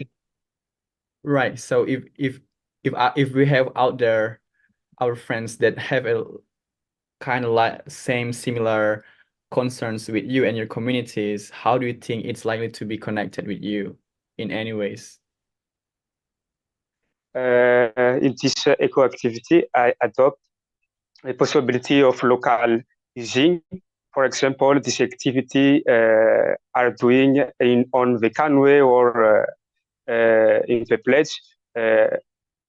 So the local community has the materials using for this eco activity, and we adopt also with the knowledge of local community in the coastal, and so our teams organization accompany this local community or tourist or school children during practice. Thank you very much, Joel. It's such an inspiring project. Will you be willing to share us if you have any websites to share to refer to? Kindly share it to us by copying it in the chat box here. So I would like to thank once again our speaker now, Joel Arnaud Mazoava from Madagascar. Such an inspiring project you've been doing so far. And proceeding to the next speakers. Right. Proceeding to the next speakers. Last but not least, we have now Brigitta Gunawan. So from Madagascar, we move to other part of the world. We have down under Australia. So here we have Brigitta Gunawan. Getting to know a little bit about our speaker now. Originally from Jakarta, Indonesia, Brigitta Gunawan is an ocean climate advocate who strives to connect communities with the ocean through science, education, and storytelling. He is a National Geographic Young Explorer, Global Citizens Youth Leader Awardee, Ocean Awards Young Initiatives winner, and 30 under 30 for environmental educations. At the age of 17, she founded 30x30 Indonesia, a bottom-up policy advocacy campaign driving community engagement to prioritize marine protected areas and support the global goal of protecting 30% of oceans by 2030. She leads immersive experiences to foster climate mitigation and coral restorations efforts, impacting over 1,500 people in more than 90 locations leading up to its adoptions at the G20 Leaders Declarations and the United Nations Conventions on Biological Diversity back on COP15. For the time being, her project has planted 200 mangroves and 600 corals alongside local communities. With that being said, we can't wait to hear our speaker, Ms. Brigitta Gunawan. The time is yours. Thank you. Thanks for the lovely introduction. I'm going to be sharing my screen. I hope you can see my screen. Well, hi everyone. As mentioned earlier, I'm from Jakarta, Indonesia, but I am currently joining live from Melbourne, Australia, as I'm going to university here. And I'll be sharing a little bit about my community project. It is a creative campaign and it focuses on the global 30 by 30 goal, which I'll be talking more about today. So before I jump into what we've been doing, I wanted to introduce the three main challenges that we focus on that we have in all of our programming. So it's challenge 2, 5, and 10 of the UN Ocean Decade, which is to protect and restore, and also ocean-based solutions, and particularly humanity's relationship with the ocean. And we always have in mind the key objectives of the UN Ocean Decade, 2 out of the 7, which is healthy and resilient ocean, and an inspiring and engaging ocean. But overall, 30 by 30 Indonesia is focused on supporting the 30 by 30 global goal to protect at least 30% of the global ocean by 2030 through a network of marine protected areas. But by mobilizing communities in Indonesia, in particular youth and young people who are engaged in the conservation space, or anyone who has a passion to learn. And as a summary, we are a creative campaign. We're structured as a campaign that provides hands-on opportunities for people to connect with the ocean wherever they are. So it's what we do is we bring people to nature, to near the ocean, or we bring the ocean to them. And I think one of the best ways to describe what we do is, as the first campaign on 30 by 30, is we approach these issues in a matter of being open and to build a network of young people and also work and collaborate intergenerationally. Because we started in 2021. I was 17 then, and it was through a fellowship with Earth Echo International where I was working on 30 by 30 ocean advocacy. And within the first month, we actually gained 400 pictures of support. What we did was we called on other people around through schools and in Jakarta initially, and then it spread to all the 5 main islands of Indonesia, and through the youth networks there. And we were able to collect people holding signs that says 30 by 30 or 30 by 30 Indonesia, which can all be seen on our social media pages today. And within that short period of time, we managed to engage with over 1,500 people in over 90 locations and over 15 countries around the Asia Pacific region. And we do this by engaging with webinars, in-person events like conferences, and also habitat restoration events in which we have planted 600 corals and 200 mangroves. But the way we approach things are always different according to the opportunities that arise with our local partners. And what I wanted to focus on sharing is the 30 by 30 coral garden that we have in Tulamben, Bali. So Tulamben is a marine protected area on the northeast coast of Bali. It's about a 3-hour drive from the main city in Bali, which is Denpasar. And what we have been able to do was in 2022, we received a seed funding grant and we were able to establish this nature-based solution, an artificial reef in the form of the number 30 on the ocean floor, as you can see on the left top corner of your screen. And what we do is we collaborate with the local NGOs and we have local dive guides come and plant and support this project, whereas the village children and youth are able to collaborate in this 2-day camp where we first collect trash and learned in a discussion forum, and then they get taught by the divers and the experts about what is happening underwater, and they get involved. And so we continue this restoration. We have at least one coral restoration big event every year. And the monitoring team that we have goes out there every month to look at the progress of these corals. And this is sort of the center of our project because we are advocating for marine protected areas within a marine protected area and engaging local communities in doing so, but also focusing on the fact that local communities have a critical role to play. And it's not all about mainstream conservation when we're talking about marine protection. And the second thing I wanted to focus on was the workshops that we do. So beyond the coral restoration that we do, we also engage with young people through schools and clubs and volunteers. And we focus on breaking down the jargon because we know that in ocean science and in ocean policy, there is a lot of jargon and barriers to entry. And it is increasingly inviting when young people are given the chance to go out in the field and learn about the Sustainable Development Goals. And sometimes we also host workshops where we actually conduct water quality testing as a point of contact to a water body that connects us with the ocean. And these are all thanks to the volunteers that we have and the local partners that we have. And what I'm excited to share also, lastly, today is this new program that we call Diversities, which is an open source asset for immersive ocean literacy. So what we do is we create these conservation stories in the form of a 360 video, which we then bring to schools and to workshops, and we bring the ocean to the people.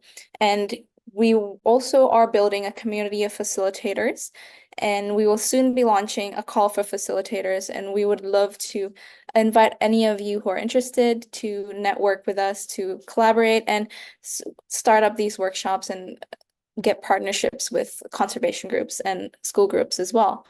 Because every learning module that anyone completes on our website will plant a coral in the 30 by 30 coral garden that I just introduced earlier.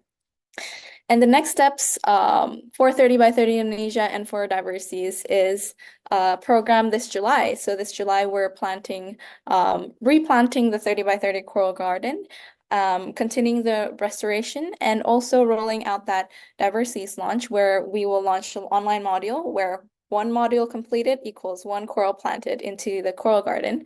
And we will also, throughout this year, focus on mobilizing support for the High Seas Treaty. And as I mentioned earlier, we are open to collaborating, particularly with the program called Diversities. It's not just in Indonesia or the Asia Pacific, but we are broadly speaking about anyone who has an interest in terms of environmental education or ocean literacy to collaborate with us, and we can work with either spotlighting your work as a conservationist and creating an online module focused on your work, or we can work with you to bring these materials to the people in your community, because we are focused on connecting people and building that relationship with the ocean, no matter where you are, whether you're near or far from the ocean. And we encourage every one of you to engage with us through the digital activations that we have, mostly through social media. That's our Instagram on the left-hand corner, and you're free to contact us through either Instagram or emails, and I'm excited to answer any questions and also potentially collaborate with any of you. Thank you. Thank you, Brigitte. Yeah, thank you very much, Brigitte. It's really impressive the work that you have been doing. I personally have been a big fan of yours. And it's really inspiring to hear that at the age of 17, you founded 30 by 30 Indonesia. And I heard about your Eureka moment. So maybe you would like to share to our audience, our participants, your motivation of founding that and about your entire journey. What would be the inspiration for the rest of the youths to the early career ocean professionals? Yeah, that's a lovely question. Thank you so much for asking. Well, this is a story I always share because I think it's really important for people to understand that to start, it doesn't have to be when you're all the way up in your career or, with all the degrees that you have, but it really just comes back down to your passion and the purpose that you're doing it for. So I started 30 by 30 because I saw the opportunity for me to do more than what society thinks we can do in an academic background. You're always so intimidated by, I have to get this degree or this professional experience before starting. Whereas through my Eureka moment, I was able to just leverage my passion and reach out to people and ask for feedback. I'm always open to constructive criticism and feedback and seeking people to support the work that we do and collaborate. So the first time I found that Eureka moment was actually in a marine protected area in Nusa Penida, Bali. It was my first time in a marine protected area. I have been underwater many times before. I am a swimmer. I have a long-lasting connection with the ocean, but I don't think I've ever been to a marine protected area. And so that moment, I was 17 and I saw that the ocean was so beautiful and colorful and you can see so much fish, and I'd never seen the underwater scape that vibrant. And I think that really defined and made me realize that this is what the ocean was supposed to look like, and that other non-protected areas are just needing more attention from us as humans who have made an impact on those areas. And so I decided to focus my work on marine protected areas and getting other young people to get engaged and, notice the differences, notice our impacts on the environment, and, be empowered on what we can do to help. Yeah, that's great. Also, as you are now currently based in Australia, so how are these impactful projects sustainably being undertaken back in your home country, Indonesia? I surely believe you have your team there, but how are you being able to manage that? Yeah, well, that's a great question as well. So even though I'm based here, the way the whole calendar year works for me so far is that I'm based basically half of the year is me in my university semester and half of the year totals up to my time back home in Indonesia. So I've been spending the summers and winter breaks back home to continue my project. In fact, I spent 2 months on Gili Air to obtain my scientific diving through a program called Coral Catch, and that has equipped me to continue my project planning for this program in July. And so what happens when I'm in Melbourne is all the background planning on how things will go and run and connecting with other people. And once we're back home in Indonesia, we have the team ready, all set up.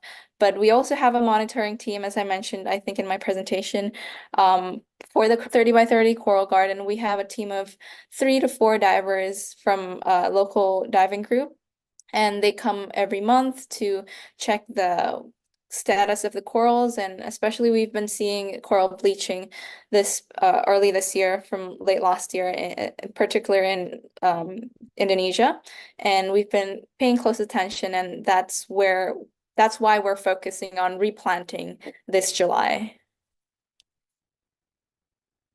That's great.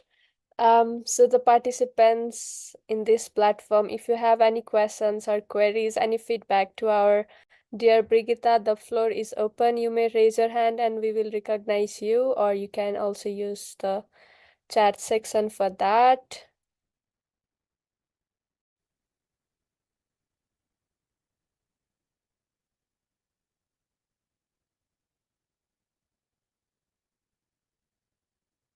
In the meantime, how do you think that people in the audience can support your work? Yeah, I think the best way to support my work is engaging with us through social media, and particularly with the diversities program launch because it's something that anyone from anywhere can partake in. Whereas in 30 by 30 Indonesia, we're really just emphasizing on local action. But yeah, diversities is the way to go if you're not from Indonesia specifically. Yeah, thank you. So,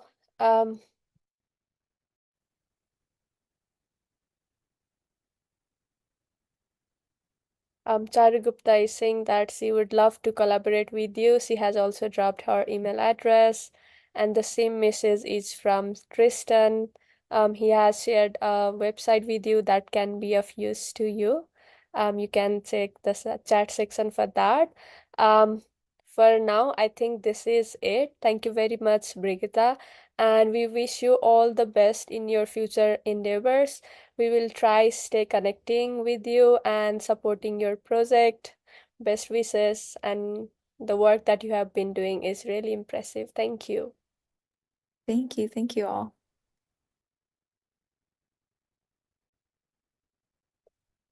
With this, may I invite my friend Alfie for his beautiful poem, I guess, if you are ready. Thank you, Akriti. So I'm gonna bring a poem from one of the legends poets by Matthew Arnold, Dover Beach. The sea is calm tonight. The tide is full. The moon lies fair. Upon the straits, on the French coast, the light gleams and is gone. The cliff of England stand, glimmering and vast. Out in the tranquil bay, come to the window. Sweet is the night air. Only from the long line of spray, where the sea meets the moon-blanched land, listen. You hear the grating roar of pebbles which the waves draw back and fling. At their return up the high strand, begin and cease, and then again begin, with tremulous sad and slow, and bring the eternal notes of sadness in. Thank you very much. Thank you for this beautiful poem. Let's give him a virtual round of applause.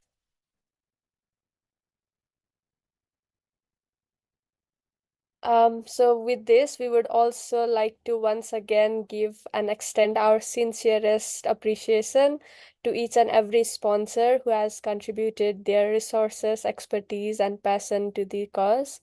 Your dedication to the preservation and stewardship of our ocean serves as an inspiration to us all. So they include the German Marine Research Consortium, KDM, in cooperation with the Global ECOP Program, Fisheries and Ocean Canada, IOC UNESCO, the European Commission through PREF for Blue, Universitat Politecnica Catalunya, the German Federal Ministry of Education and Research, and the Western Indian Ocean Marine Science Association, WIMSA.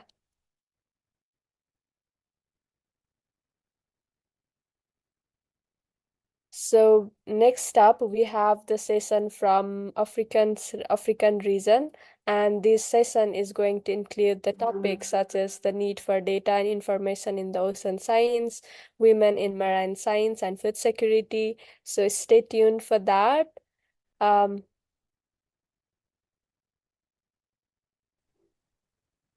Thank you, Akriti and Alfie, for taking us through the first session of the VECOPS program. I'll be your host, Abi Alela from Africa, together with my colleague, Blessing Charuka from Zimbabwe. I'm currently a PhD student at Egerton University. To give you just a brief overview about myself, let me allow Blessing to introduce himself. Blessing, over to you. Good morning, good afternoon, good evening, everyone. My name is Blessing Charuka. I'm a marine and coastal researcher. I'm currently affiliated with the Center for Coastal Management at the University of Cape Coast in Ghana. I am qualified with a Master's of Science in Maritime Affairs from the World Maritime University in Sweden and a PhD in Integrated Coastal Management from the University of Cape Coast. I'm a fellow in the Future Earth Coast and a member of the Ocean Decade Strategic Communications Group. I'm really excited to be part of this United Nations Ocean Decade Conference through the ECOP Days 2024. Thank you. Thank you, Blessing. So good morning, good afternoon, everyone. So I'd like to welcome you to the Africa session of the Virtual Early Careers Ocean Professional Days 2024, or as we call it, the ECOP Days. The Ocean Decade Conference in Barcelona will kickstart tomorrow, the 10th of April 2024, a decade full of new innovations, opportunities, and partnerships. And we here are excited to share our program with you and look forward to an engaging session to address the decade challenges. The UN Decade is once in a lifetime generation opportunity and the first global campaign to catalyze ocean science solutions for sustainable development. As part of the official UN Decade activities, we are presenting contributions over 3 days. We've got ECOPs from a variety of professional disciplines to showcase their ocean-related work, activities, and contributions to the UN Decade. This is a truly brilliant program, and we're glad you're joining us. The Africa session will begin now, and we have a number of themes. Just like to mention, we have one, the need for data and information in ocean science. We have women in marine science, and we have food security. We have a number of speakers from different regions. We have most of them are from Africa, and we have others from the USA, Canada, and Europe.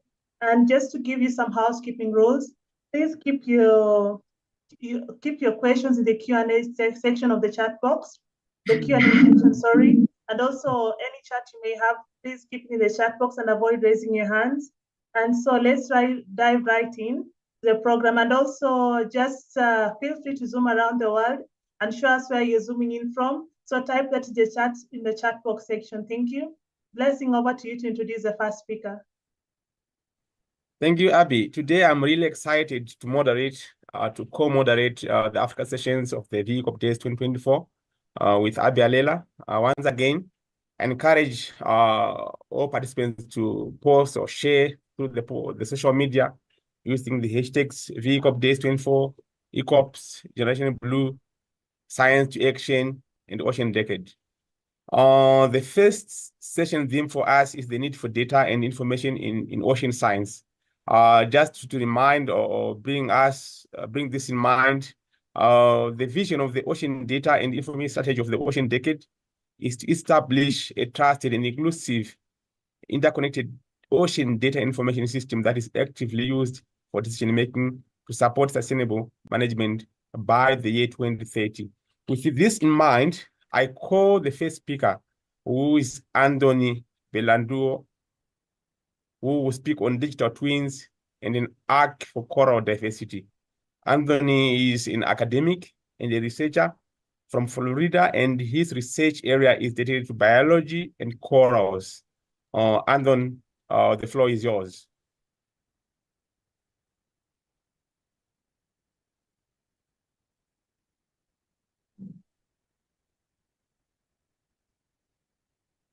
Do we have Anthony, or have we lost him? Connecting. I think he's connecting.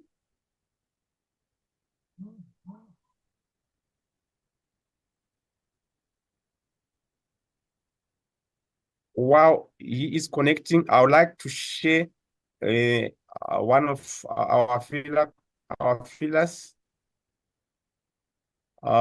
which is connected to our theme for today. Ocean Decade Challenge number 8. Create a digital representation of the ocean. How do we move from the ocean we have to the ocean we want? First, we must fully explore today's ocean, its countless challenges and endless possibilities. Sometimes this means understanding the past, and sometimes this means projecting the future. Today, we know more about the moon than we do the ocean, but we have a unique opportunity to change this, working with some...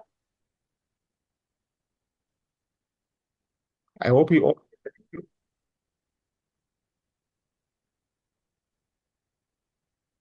How do we move from the ocean we have to the ocean we want? First, we must fully explore today's ocean, its countless challenges and endless possibilities. Sometimes this means understanding the past, and sometimes this means projecting the future. Today, we know more about the moon than we do the ocean, but we have a unique opportunity to change this, Working with some of the best minds in ocean science, the Ocean Decade fosters partnerships to explore and fully map the ocean, creating a digital atlas of our planet's crown jewel, from surface to depths, from biodiversity to cultural and social values, from shorelines to open spaces. This knowledge will support dynamic and sustainable ocean management in a constantly changing ocean. Let's find new ways to see our past, current and future ocean through open data and freely shared information. Together, let's create an accessible ocean for present and future generations. In the ocean we want, we know everything about the ocean so that we may better protect and sustainably manage our planet's blue wealth. Are you up to meeting this Ocean Decade Challenge? Join us today. Thank you for listening. I'm going to stop my video and give Andon the floor again. Andon, do we have you now?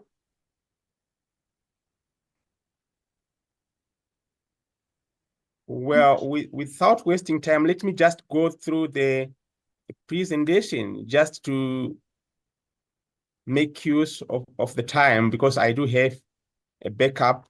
So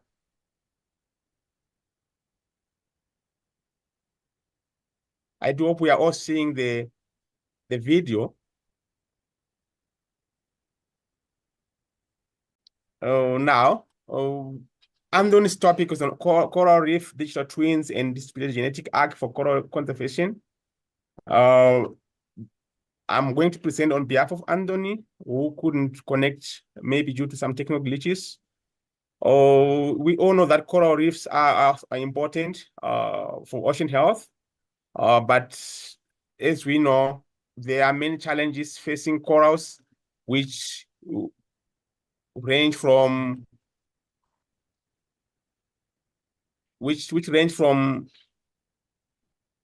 the effects of climate change, the effects of pollution, and also ocean acidification. These are just some of the few challenges which I want you to remember or recall. Now, the next slide on this. Oh, where's my slide? I would like to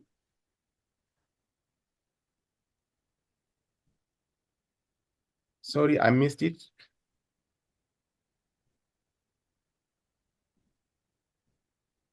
I'm going to share again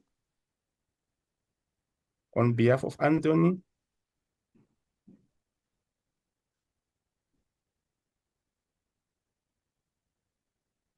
Now, based on the research by Anthony, we find that we have here a presentation which shows the status of the ocean health on December 2014, where the corals are healthy.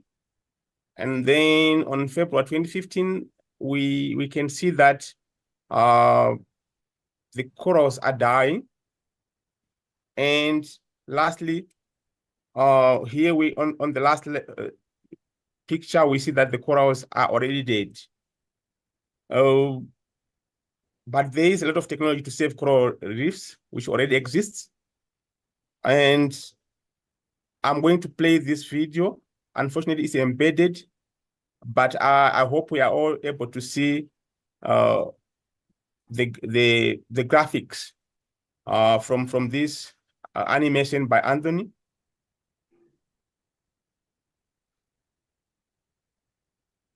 Now, without wasting time, I'm going to show the next again. So, well, in the short term, there are many things that can be done to preserve or restore corals, which include coral gardening, artificial reef structures, reducing pollution, and reducing coral bleaching, but also community engagement, which would really help. So I'm not going to take much of the time, but then going to stop this share and give the floor to the audience if they have any questions for Anthony regarding coral reefs and how they can be restored, the challenges and opportunities. Thank you.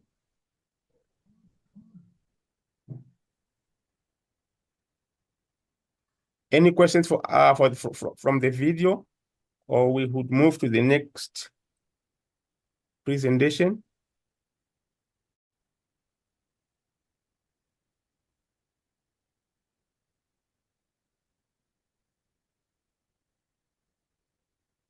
Or do we have Anthony now? Just give it some time, Blessing. There's a video that's going to be shared as we wait for the speakers to join. We give them about, because the session started a bit earlier, so our presenters knew they were supposed to join in 5 minutes. So there's a video that's going to be played. Let's let it be played first.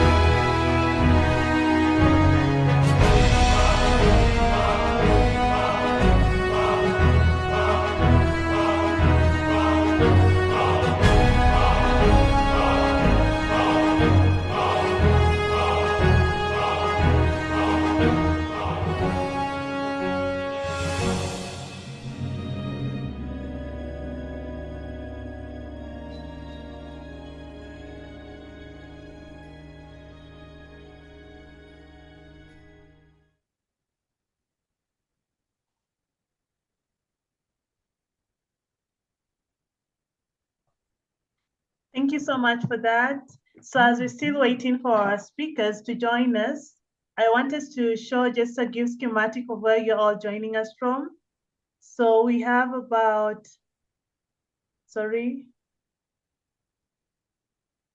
just want to show a schematic of where you're all joining us from.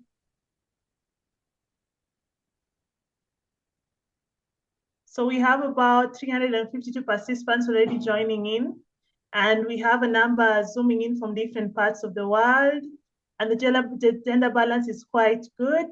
We have most female participants joining in with a number of male participants also, and we also have those who identify as a number of you identify as non-Indigenous, and the schematic is quite good. I wish I could show you the map. And let me just show my screen so that you can all see what I'm talking about.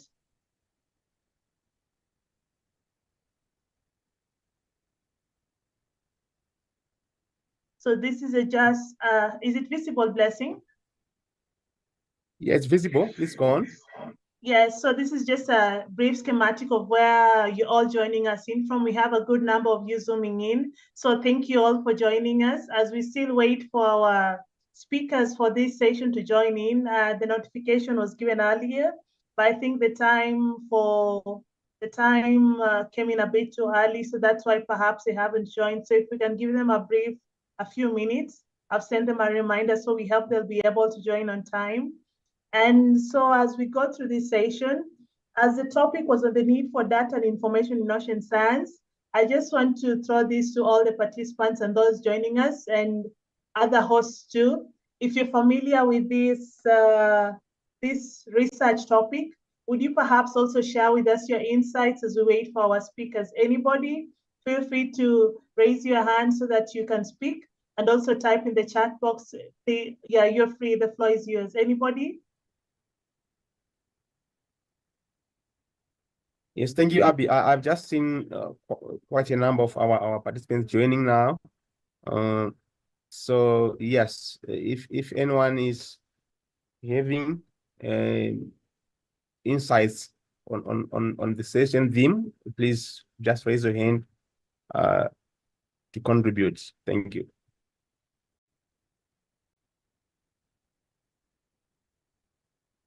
We know that we have Brigitta Zhao is joined, so should we proceed with Brigitta and then swap with Anthony in Yes, case? because yes, they're in the same theme. So let Brigitta present. Brigitta, introduce Brigitta, so the floor is hers once you introduce her. Thank you. Okay, thank you, Abby. Without wasting time, I'm going to introduce Brigitta. Allow me to share my screen.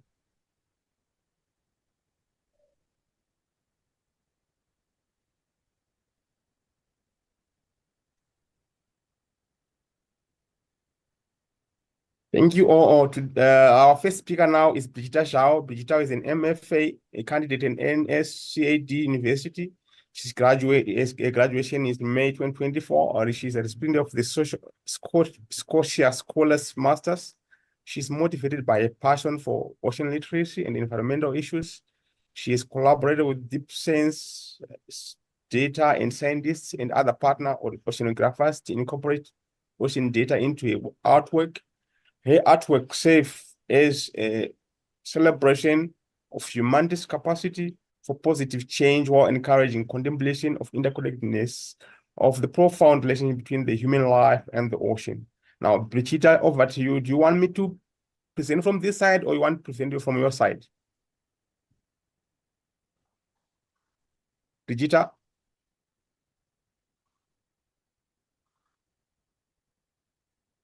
Oh, hi. I can share from my side. Am I sharing actually? Okay, let me stop share and then you share. Thank you. Okay. Okay, can everybody see my screen all right? That's perfect. You can proceed. Okay, beautiful. Hi. Like I know I only have 5 minutes, so I'll dash through it. My work has been a serious experiment and discoveries using visual art to mobilize scientific research communities, and this has been an ongoing project. Due to this constraints, I will share two projects from this endeavor I have completed during working with companies in the ocean tech. And this project examines two very different approaches for this discovery process. And the first example is on the Smart Atlantic buoy where I worked for Deep Sense during the past summer. This buoy is one located at the mouth of the Halifax Harbor and it's constantly collecting and sharing the real-time data to determine if it's safe for all sorts of vessels to come into harbor, especially during the extreme weather. But the issue is this buoy does go offline for maintenance and sometimes like it would usually go offline during the extreme weather days. So there is actually a team works on creating a predict model by cross-examining the buoy and the landline data to build a predictive model for this buoy for it to be in use when it's even go offline. And the machine learning training database is huge. When I worked on this project, I just selected during the September 11 to October 10, 2022. It was during a hurricane called Hurricane Fiona. And I choose among all the weather data, I choose the highest wave data.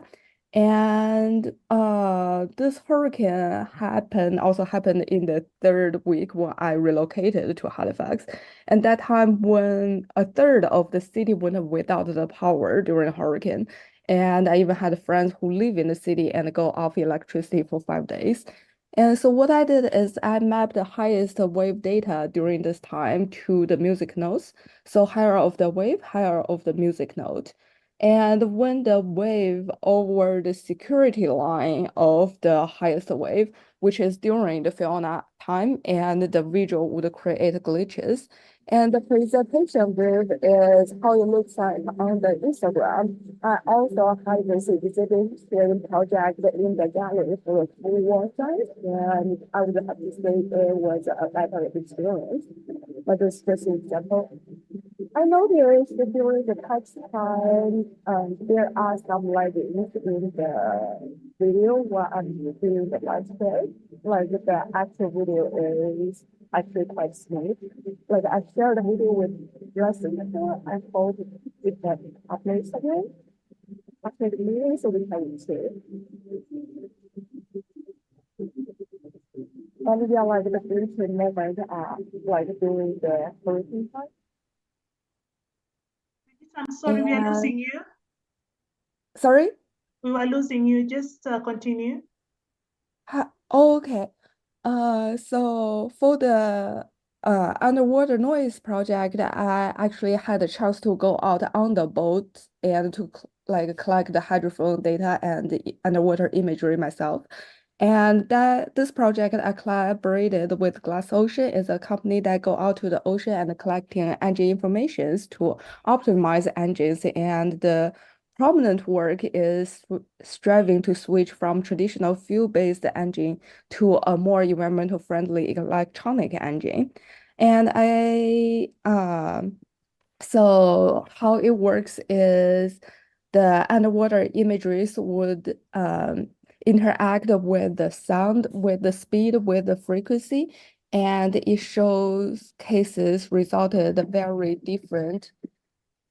So this is the traditional fuel engine, and the sound is what you truly hear, like from the underwater hydrophone sound that's collected, and this one is way tranquil.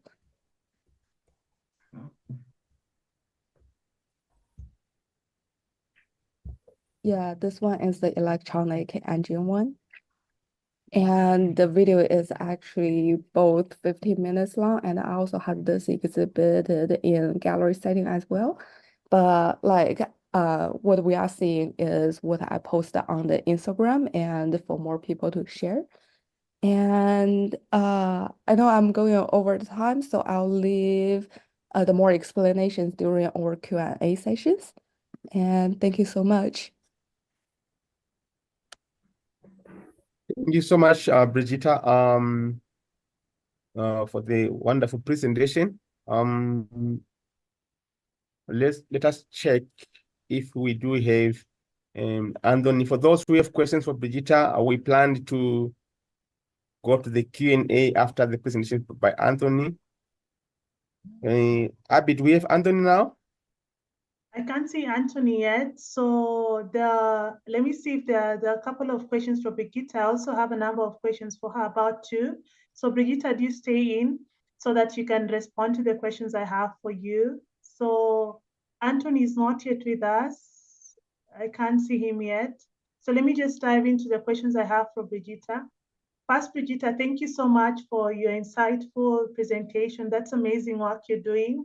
So my questions, my 2 cents for you are: first, how can ocean data art contribute to scientific research in a unique way compared to traditional data visualization methods? And secondly, what are some examples or insights or discoveries that have been made through ocean data art that have not been made as easily apparent through conventional data analysis techniques? Thank you, Brigitta. You can respond to these questions.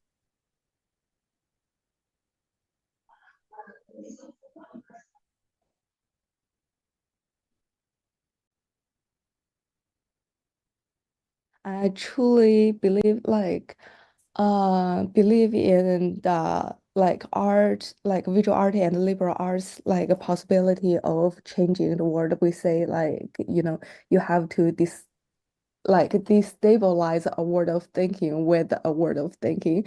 And I truly believe in art, there's this power of storytelling that works differently than the traditional, the scientific research is finding a proof of certain questions. And I think the artist's job is to getting the result, getting what we find and the end result to the people. And that's also the reason that I come to the conference is I'm still trying to discover the new ways of sharing the stories that I've been creating to people. Would that be more function in a gallery setting? Would it be more function to on a website page on Instagram, or talking to people? I'm just I feel so many researchers are so valuable, and the data set are telling are the hard proof of a certain research fund. And so using that as a tool to communicate with people, I feel it might serve as a better way to convincing people on communicating people on what is emergency within the ocean realm. And that's this is ongoing project, and they are every time I do things differently, and I just eventually I want to find a way of the better serve as a storytelling to tell people and to make people to understand, or make people to be cautious on the environmental issues we are facing, or what research we have been doing and have been doing really right, really good. Yeah. Okay, thank you so much. So Thank you so much for bringing a new way to storytelling to science and communication science using art tools. Thank you so much. Over to you, Blessing. Yes, thank you so much, Brigitta, for this presentation. We know art, science communication is very important for communicating, scientific research about the oceans. And art is just one of those champions, one of the champions for science communication. Now, Abby, without wasting time, we want to make this session as interactive as possible. I think we should move over we should transfer to the modules, and then we come back at 12:35. We're hoping to have our next speaker for the next session. Yes, I think we have the module Susanna, who's live in Barcelona. So Fiona, please say hello. She was to join in about 5 minutes ago. So Fiona, you can join in now. Okay, Anthony is now here. I don't know, he just popped in. What do we should, okay, give Anthony the floor, or? Okay, Fiona, are you ready?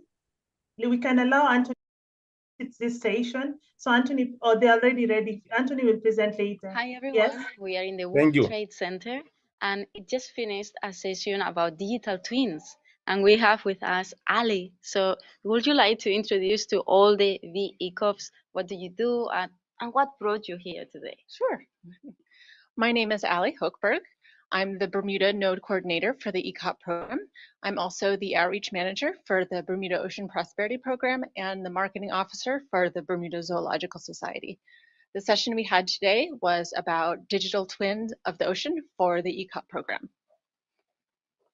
And how is this interaction with ECOPs? Why are they so important in this program? Would you like to explain a bit more? Sure. So digital twinning of the ocean is relatively new. And in case you haven't heard about what a digital twin of the ocean is, basically it leverages computer technology and all of the systems and technologies that are already out there taking measurements, high resolution measurements of the ocean to basically create a digital representation or twin of the ocean. And why ECOPs are important to this is because the technologies that are being developed now for digital twins of the ocean are the technologies and programs that ECOPs are going to be used in the future. And in addition, ECOPs have ideas, new ideas, and insights that can be used to enhance and create these programs. The question here is that sometimes as ECOPs, we wonder like how can we actually reach to these people? How can we get a job or, you know, just take the opportunity? We wonder what are the skills necessary to do that? What are you actually looking for in an ECOP? That was actually one of the questions that came up in the session today. So one of the best ways to get kind of your foot in the door or to dip your toe into digital twinning is there are lots of hackathons that take place. One of them was mentioned today. And so basically what a hackathon is a group that gets together and you share ideas about what data are necessary for digital twins, how you would use them, what digital twins can be used for, like what issues they can be used to address, which turns out to be pretty much everything. So everything from coastal hazards to addressing pollution to marine protected areas. Basically that's the easiest way to get involved. And really digital twins, it's a two-way street between ECOPs and EOPs, which are experienced ocean professionals. And so what came out of the session today is that basically reach out. If you want to get involved, reach out to lots of the groups that are involved with digital twins. A lot of the EOPs there today were more than willing to have ECOPs involved. And so ECOPs that want to get involved in digital twins of the ocean, you know, hackathons, and then just, you know, saying that they want to take part and be a part and learn more, really. Yeah, so thank you so much. Do you want to just send a message to all those ECOPs that couldn't come here today? Just like a quick suggestion, tip message. Yeah, really, thank you for watching, first of all. You all are so important to this process. Stay involved, learn more. We will be posting resources about this session and others. And really, if you're interested in digital twins of the ocean, we, at this session today that we're presenting, will be summarizing the outcomes of this session and digital twins of the ocean, and we will be making that paper available. So if you're interested specifically in this topic, you can read that paper and learn more, and there will be resources about how you can get engaged more. So thank you, and you guys are amazing, and you're doing a great job. So with these beautiful and empowerment words, I pass it to all of you, to this host. Ciao, see you soon. Oh, nice. Is that thank okay? you so much. Thank you.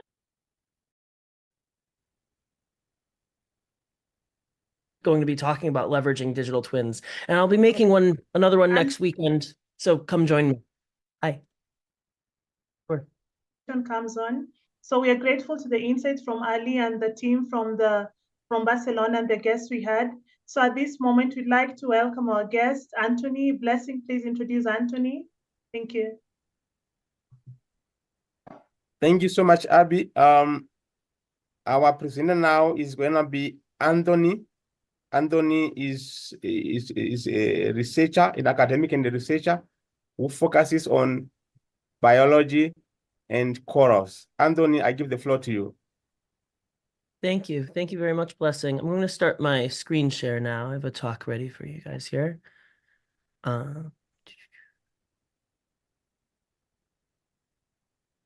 Okay.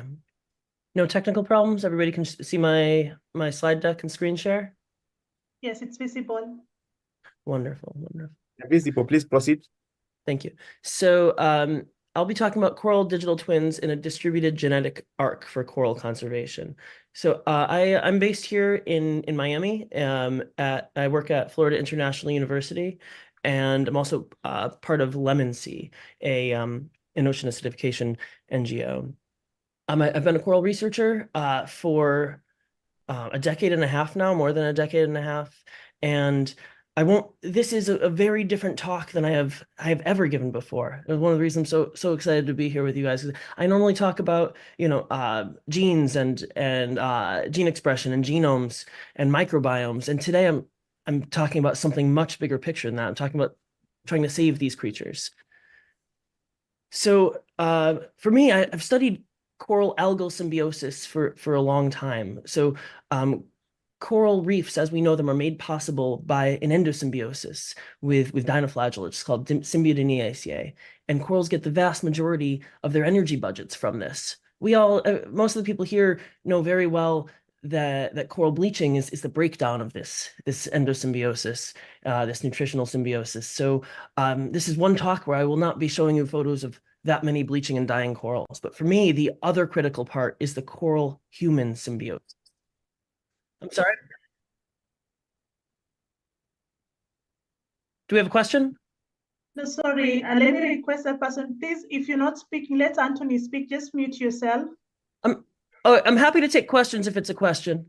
You can interrupt. No, you were saying something in a different language. It wasn't a question. No worries. I'm open to questions in different languages too. I'll continue. So coral-human symbiosis.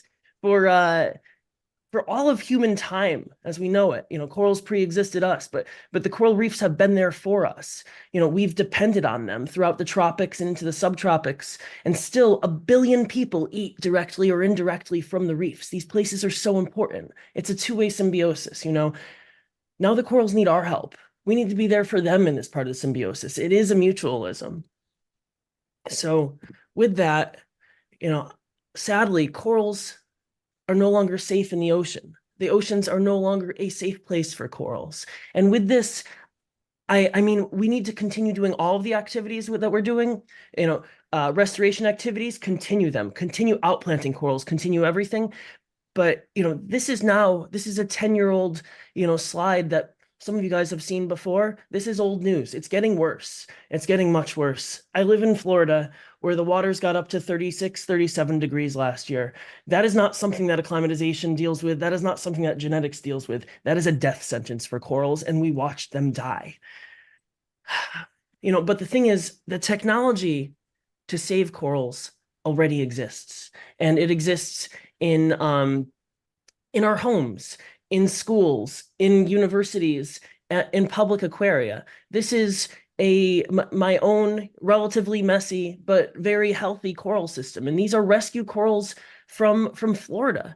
There are 3 species in here that are threatened, listed species, and these have been in this aquaria for years, in aquaria for years at this point, and their genetics are dead in the wild. So this is one of the species in there. So I just want to get up close and personal because, I love and adore these things. And corals, for me, are charismatic creatures. Each of these polyps are little mouths. See all of their tentacles. You can even see their little symbiotic microalgae in there if you look very closely. This is Montastria cavernosa, a very important Caribbean coral, a coral that builds our reefs, and they're dying. We have to make sure that the genetic diversity does not disappear. Of them. But with this, the beautiful part about corals is that you don't have to it's not complicated to clone a coral. A lot of them clone themselves. You can clone a coral by snapping a piece off very carefully, or in the lab, cutting it in half. It's incredible technology that they've evolved over the years. Now, onto digital twins. The last session focused on digital twins, and I know I don't have to explain to you what they are, but they are, digital identities of complex systems through time, right? Digital twins of coral reefs already exist. There are multiple labs that are doing excellent work on there. So I didn't even have to make my figures from this. This is Cohen Lab at Hui, and this is the 4D reef group below. And the amazing thing is that digital twins can be used to capture the reef topology, and for diversity. So do real ecology there, and identify risk, run simulations on these things. And from that, you can figure out which reefs and heck, which corals are most at risk. And from there, you can orchestrate zero harm collection. This is a scary thing to say, because as an avid diver and dive master, you do not touch corals. When I became a PhD student and was told to touch a Cropper millipora, I was like, what? We're doing what? But experienced people can collect a coral polyp or two with no harm to the colony. I've done that many, many times, and there are other people who can do that as well. But it's not something that I suggest that anybody do, because also you will go to jail, as you should if you do it without paperwork. We need to use digital twins as a framework for a genetic arc to save corals. So this is, eventually this would and could be a global project. We're starting small. Literally next weekend, I'm making a demo digital twin with a few colleagues here in Miami. And this will be a community-driven project, and I hope it is a huge community-driven project. But we capture the reefs in 3 space and in 4 space with digital twins, use that to identify colonies that are at risk, and use it to capture enough individuals to get representative genetic diversity. And then we have corals we have to keep alive for a long, long time. That's the other part that makes projects like this challenging. But I'm okay with challenging projects. We have to talk about them. We need a distributed genetic arc to preserve diversity. The thing is, like I said, the technology for growing the corals exists. It's low-tech stuff.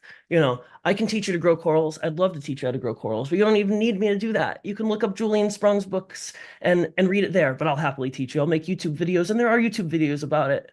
Come to my lab and I'll teach anybody who wants to. But yeah, the thing is, we need a redundant network. Just a moment, yes. 3 minutes to go. 3 minutes I know exactly where I am time-wise. Thank you, Blessing. Let's see. So yeah, we have we need to create a distributed network of these. So like any data system, we need redundancy in that. So we need to know where all the genets are, each genet being an individual coral, and we need replication of them. So you can't just have one piece of coral, because if it dies, it's gone forever, right? So each clone of coral, we have to have it in multiple places throughout a network. And we need a leveling economy in this network to do that, so that we don't have just some corals that people like. We need to have everybody represented redundantly across there. The numbers for this, I don't know, we think about how many corals can we keep in there. Let's not think global yet, but Caribbean and Florida reefs are close to me. There are 46 to 53 species of corals, depending in the Caribbean, depending on which paper you look at. 53 in Haiti anyway, probably fewer in Florida, 50-ish. So 50 corals, and if we want some minimum, 100 genets each of them, so that's 100 individuals, that's what? 5,000 coral fragments. 5,000 coral fragments in triplicate, 15,000 coral genets that you'd have to keep alive in a distributed system with some sort of, and this is where we can use the blockchain and open ledgers for good instead of making money, and even and use this to track where these corals are, because each coral genet is an NFT. So the thing is, I am not a blockchain NFT bro, but I want to use NFTs and the open ledger and a proof of life system with a leveling economy to help us save corals and keep them alive.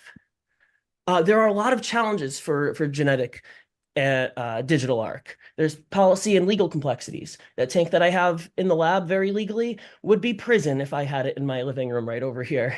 There are technical hurdles. I'm talking about NFTs as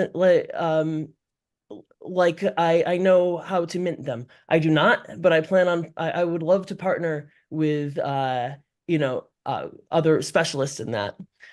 Building and maintaining a community. This is a huge community project. Nobody can do this alone. I don't want to do it alone. And heck, if you want to do it or think you can do it better, please take over. This is an idea that I am giving out there to the world. I'd love to be involved. I'd love to help, but I'd love for other people to help and heck, take over. And longevity, 100 years.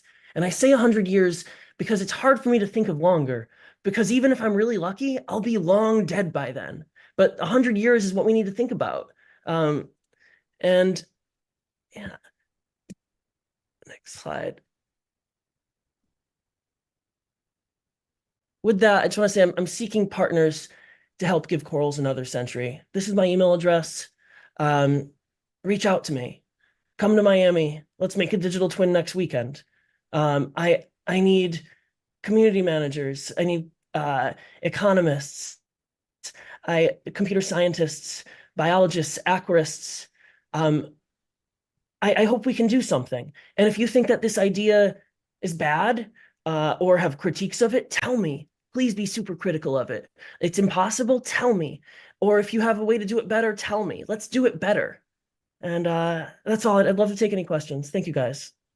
Thank you so much. Thank you so much, Anthony. So for the amazing work you're doing in digital twins research to conserve coral reef biodiversity. So I hope there are any questions in the chat for you. Let me just check the chat box. Let me see. We don't have any questions at this point, but I can ask you just one question since it's an ECOP generated session. Since you said you want to go large scale with this research global, my question is, how do you want ECOPs? What would you advise ECOPs who want to participate in digital twins research to get involved? How do you advise them? What advice do you have for them? Any text you might give them as we have this session? Thank you, Anthony. Don't be afraid to reach out. Okay. Don't let any ego get in the way of that, yours or anybody else's. Please email me. Let's chat about how we can do it together, or reach out to people, make it happen. That's what I say. There are no rules, right?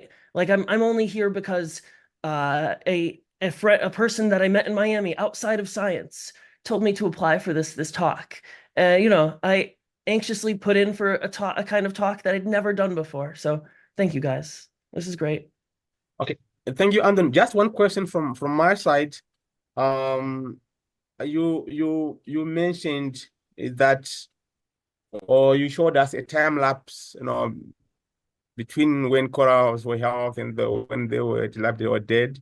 Now, yeah. I know coral reef restoration is a complex task, and there are many challenges. I mean, climate change is just a tip of the iceberg. We have pollution, overfishing, or destructive fishing methods. But I'm all looking at these challenges. I want to know what is the state of the global outlook on coral reef monitoring and restoration? Can you give us an overview? Yeah, so those restoration efforts are very important, and I've participated in some of them, and there are many wonderful organizations that do them. And I think that it's important that even while we digital twin and genetic arc things, that work continues, because we're at a point now where there's net loss here every year. In Florida, things are worse than they are in the Indo-Pacific. They're worse than they are in a lot of the Caribbean. We've lost our dominant species. We've had local extinctions of a few species here. Like we used to have Acropora-dominated nearshore reefs. They're more than 99% gone. It's horrifying. These are things that make me feel old. I turned 40 this year, and the reefs that I saw as a teenager aren't there anymore, guys. It's bad. Thank you so much. Was that the question? Yeah. Okay. Yeah. Thank you. It's really getting emotional. Thank you so much for the wonderful presentation. From us, the Africa host, Abi Alela and Blessing Charuka. In a moment, we're going to switch over to the mobile journalists there in Barcelona. So Yela and the technical team will take over in a moment. Abi, you have anything to say before that? I have no insights at this moment. We can switch over to the mobile journalists in Barcelona. Then we get back at 12:35. Thank you, Yela. And the technical team, you can take over now.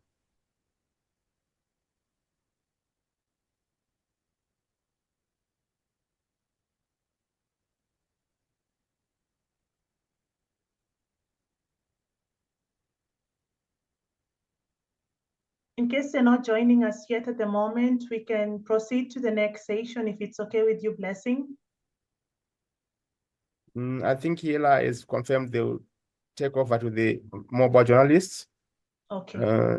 Just to make it consistent.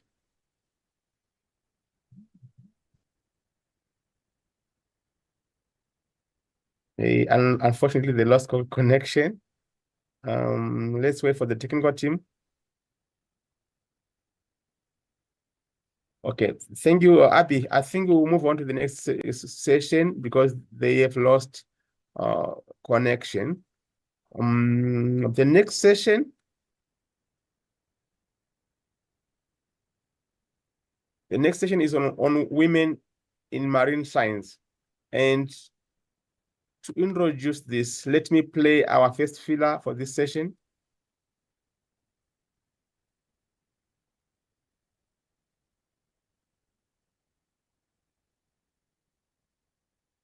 Ocean Decade Challenge number 4. Develop a sustainable.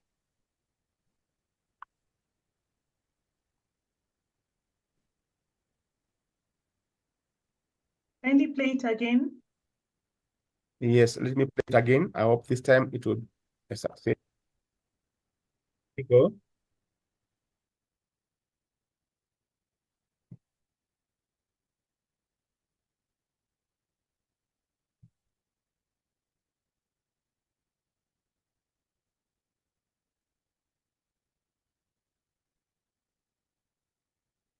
Through fisheries, energy, tourism, and transport. The way we manage and share the ocean's limited resources has a global impact on coastal communities, indigenous peoples, and marine ecosystems. Let's seize the Ocean Decade to unlock transformative ocean science solutions that connect people with the ocean in a productive cycle. Investing in ocean science and technological innovations will create employment opportunities around the world and multiply sixfold the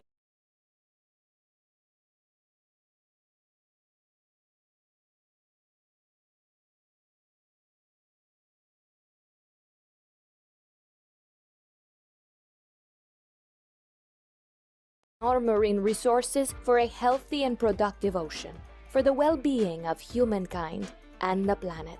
In the ocean we want, both society and planet benefit from an equitable and sustainable ocean economy, so no one is left behind. Are you up to meeting this Ocean Decade Challenge? Join us today.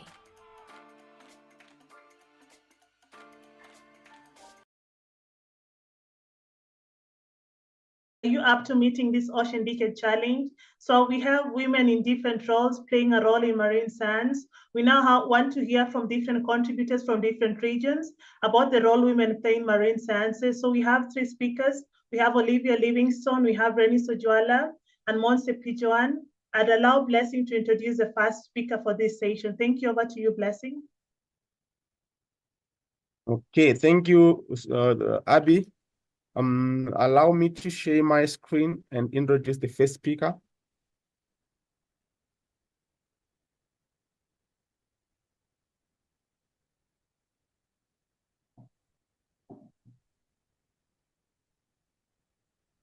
Now, our first speaker for this session is Olivia Livingstone. She is a technical officer for fisheries and I think M&E and research support of the EU-funded project in fisheries implemented by the Environmental Justice Foundation. She supports establishment of efficient fisheries co-management associations in Liberia. She has a vast knowledge for artisanal fisheries, marine conservation, but also community engagement in fisheries co-management associations in Liberia. Without wasting time, I'll give the floor to Olivia Livingstone. Olivia, the floor is yours.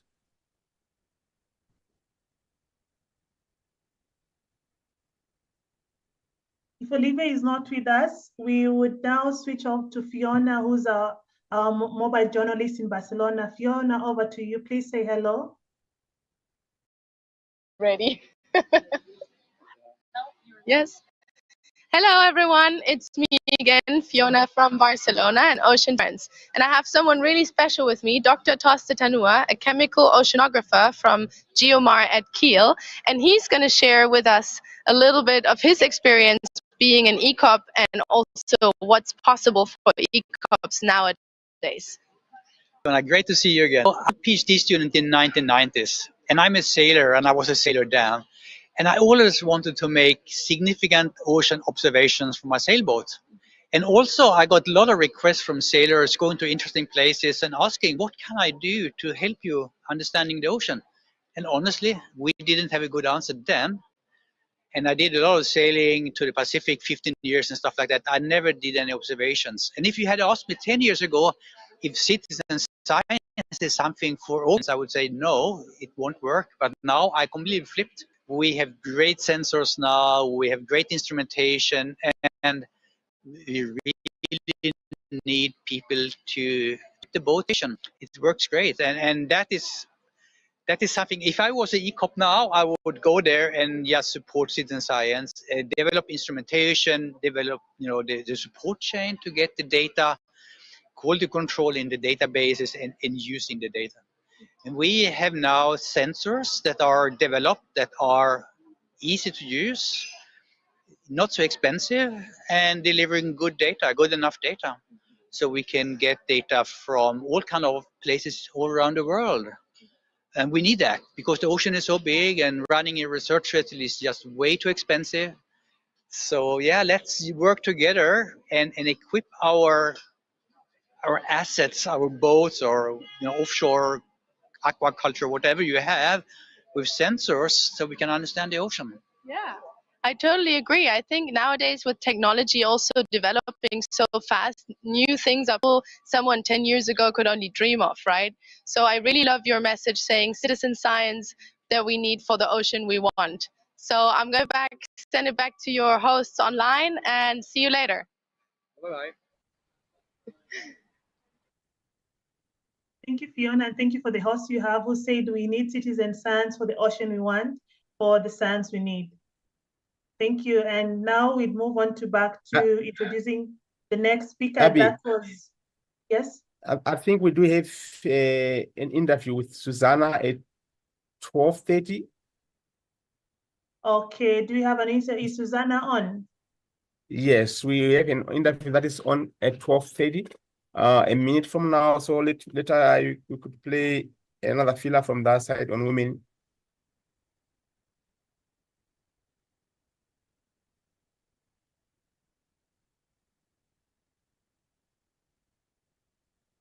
So while waiting for that, let us play another.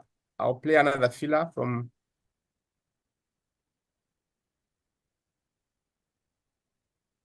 my database.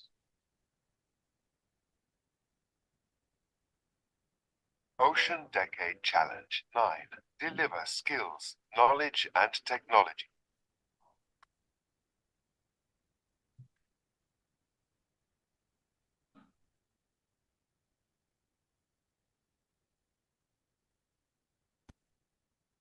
There you go, I hope.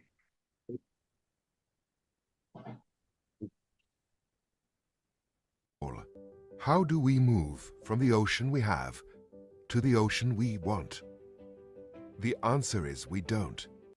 Unless we have the necessary skills, knowledge and technology readily available to every expert and citizen alike. If we are to reverse our planetary crisis together, everyone needs access to ocean information and the skills to turn that knowledge into sustainable solutions and action. Whether you work in science, government, business, civil society, or are a citizen committed to protecting the ocean, you can play a part in this open ocean knowledge revolution. The Ocean Decade encourages the exchange and sharing of skills, knowledge, and technology to cultivate health responses that can collectively promote a clean, safe, and accessible ocean for present and future generations. Let's use the Ocean Decade to build bridges between disciplines and across geographical and generational divides, to radically open access to data, technology, and skills, and achieve together the ocean we want by 2030. Are you up to meeting this Ocean Decade Challenge? Join us today. Thank you, everyone, for in the audience. Women, increasingly play significant roles in ocean science, from scientific research, education and outreach, policy and governance, and even technology and innovation. We encourage all women to participate in their different roles in the Ocean Decade. Now, without wasting time, we'll try again to go back to have our interview with our mobile journalist, Susanna, who is on site in Barcelona. We'll give the floor to the technical team.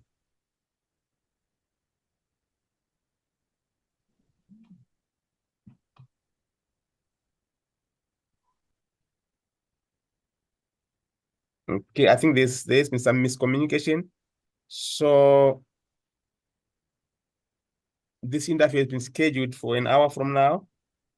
Thank you, Max. Now we'll introduce the next speaker, who is Renis Oma Ajola. Let me share my slide to introduce Remis.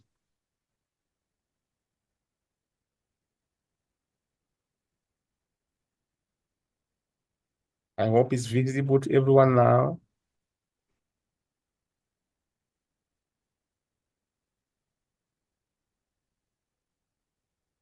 Now, I should make it.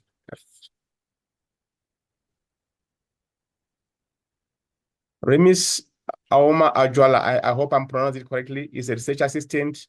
She's a World Maritime University graduate. She focused on gender inequality in ocean science and governance. Remis, I'll give you the floor and I'll ask you whether I should present from this side or you are free to present the slides yourself. Remis, the floor is yours to speak. Thank you so much, Blessing. Let me share from my side. Thank you. I'll stop sharing and I'll give you the floor.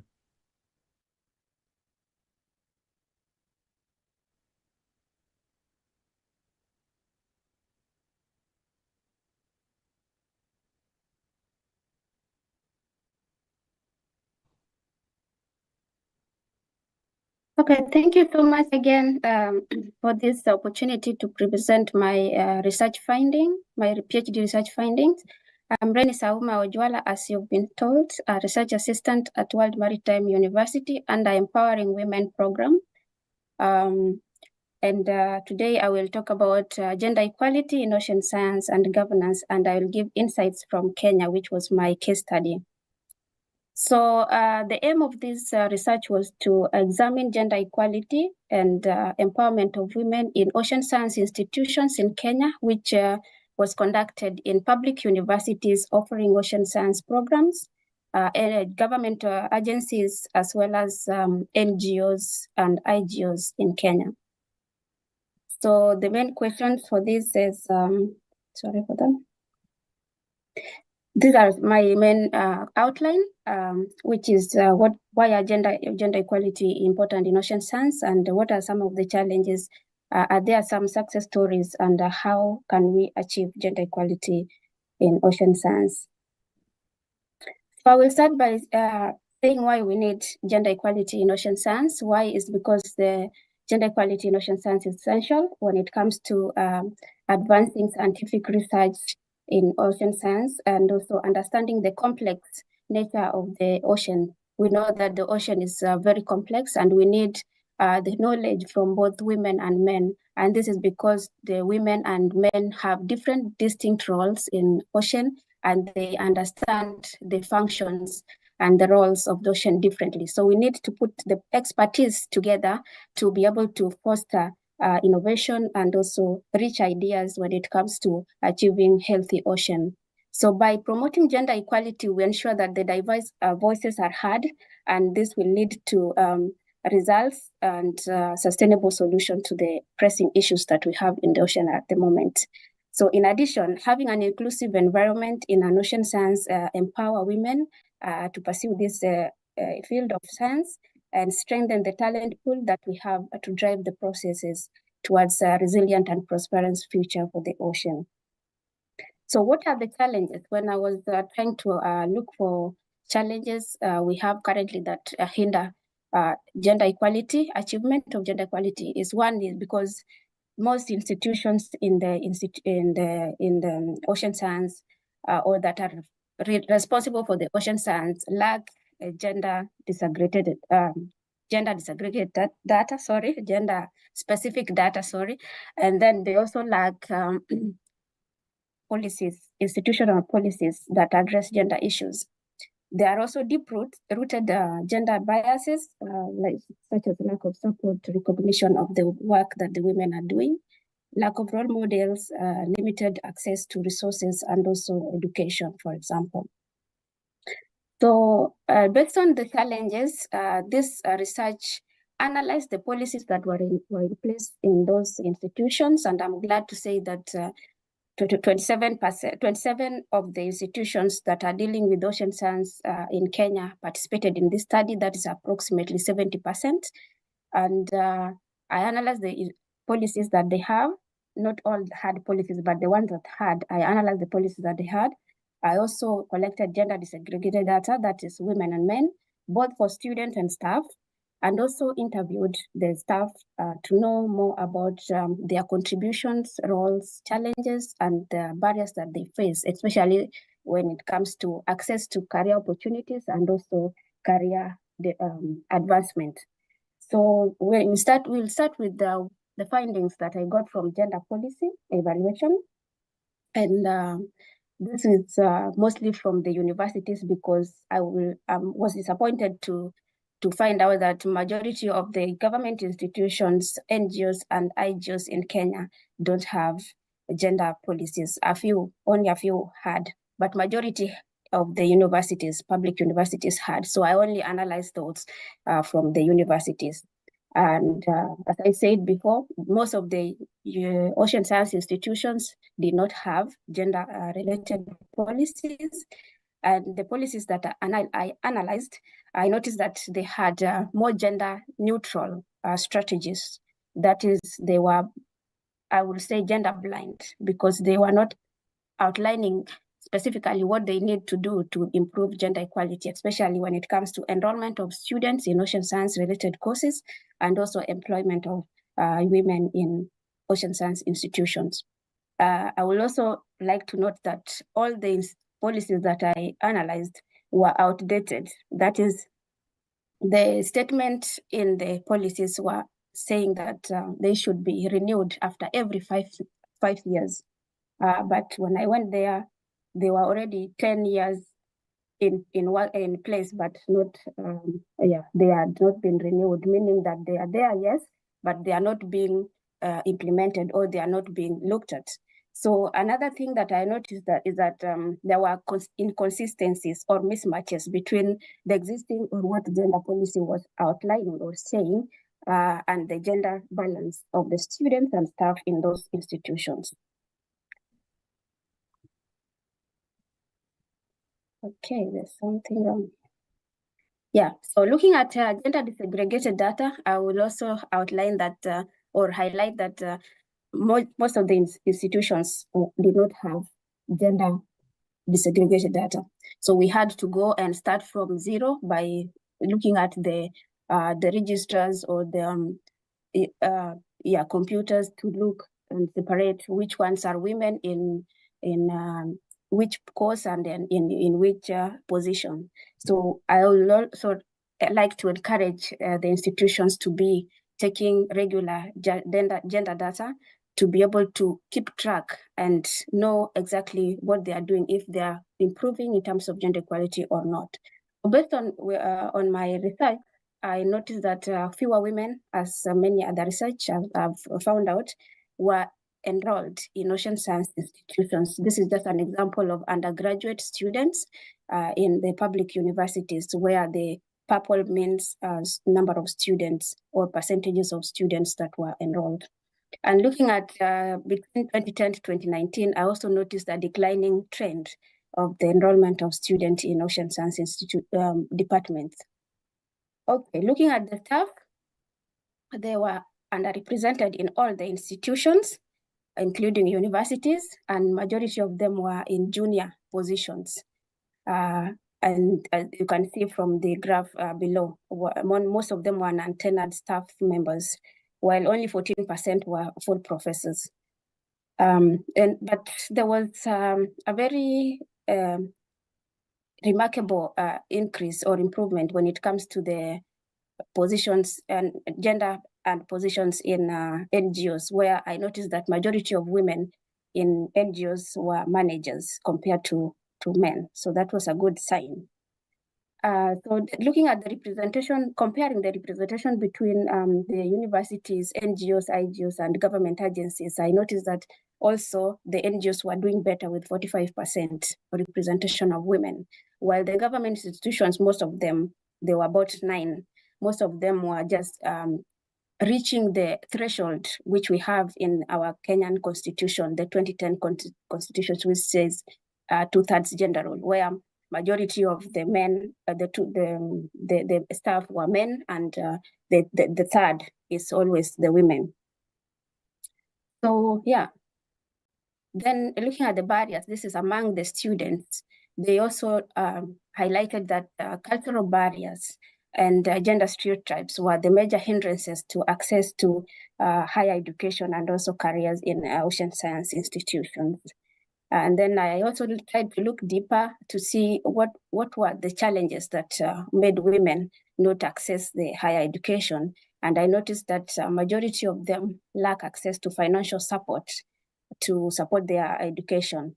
If you look at the graph on the right, majority of women were actually resorting to getting loans for them to access higher education, while men, most of them, if you look at those who say that they are supported by their family members, they were higher than the female students. So that means that majority, in culture-wise, seems that women education is actually not supported by many families compared to the male education.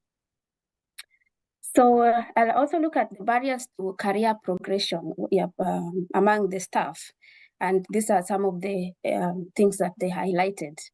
Some of them said, majority said that work-family conflicts that hinder the... Renis, are you there? Yes. Can you hear me? Can you hear me? Yes.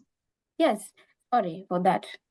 So the majority of people of staff said that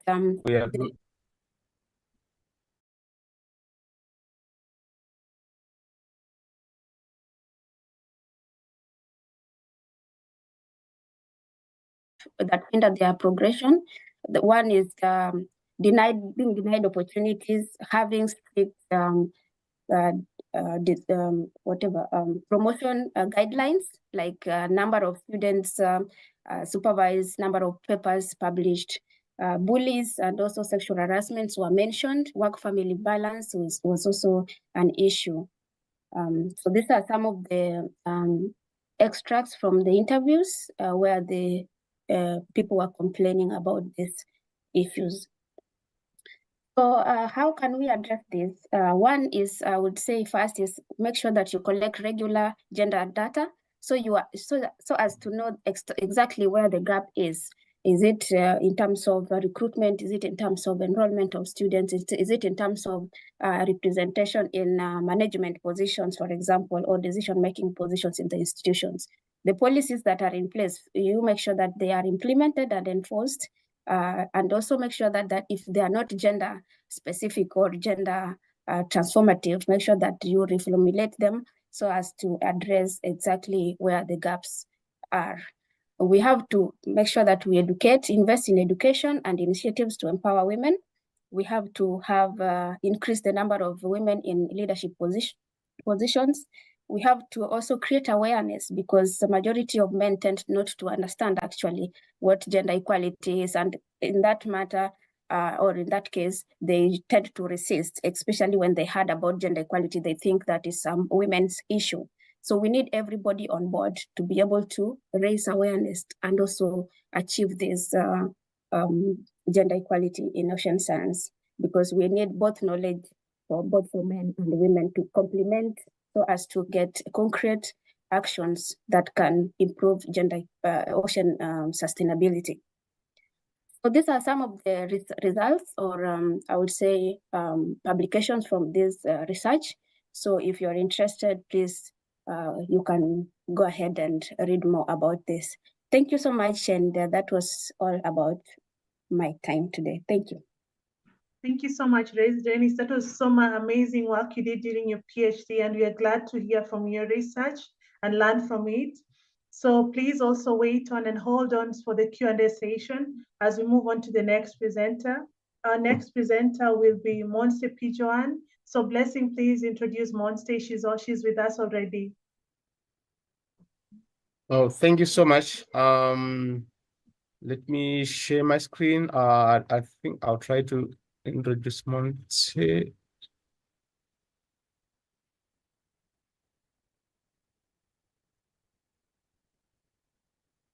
Now, yes, Monse is a researcher who is conducting food work on traditional tall ships to explore perspectives and life path transformations when they become part of ship's crew.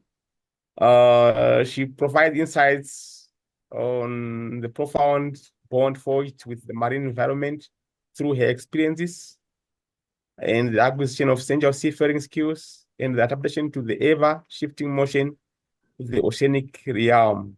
I'll not waste time going through all her bio. I'll give the floor to Monse. Monse, the floor is yours.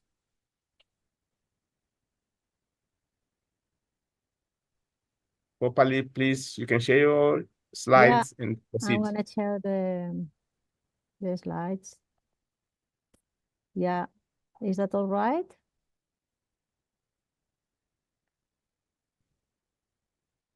Yes? Yes, it's good now. Okay, and you hear me properly, right? Yes. Okay, perfect. So I finally, I'm in Barcelona because I'm from here. I'm in the World Trade Center. So, and I found the last session from the ECOP. So I am here together with them. And yeah, well, thank you also, Ranish, for introducing the gender perspective in you said in ocean science. I would say also in ocean workforce, because as my research has been conducting my PhD research at sea in traditional sailing boats with youth experiencing this. I mean, it's difficult. I don't know how many of you have been living at sea for your field work or because of your experience, but it's really I mean, it offers you a different perspective and of feeling the and sensing the ocean is a new way to engage with nature. And in those experiences, I haven't had the problem of a lack of women on them. But this was a question of my PhD, why I haven't focused on a gender perspective in these experiences. So from these insights, it comes my next approach, which will be charting ecofeminist ocean horizons. And I'm looking forward women that from my experience, I found out that in these traditional boats, there are plenty of women involved, and maybe they start with these experiences, and then after that they get engaged in maritime or ocean careers. Why? Because there is a connection between those experiences, the social aspects, in relation to sustainable projects. So it's not so they get engaged with the relationship with the ocean. So, and then after that, they want to proceed with maritime careers.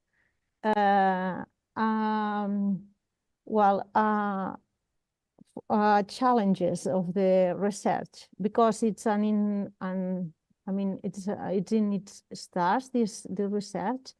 So we know that the global maritime workforce, well, it goes no. The global maritime workforce is only represented for 1.2% for women. Okay. Also, in these challenges, because I'm speaking about workforce, so the main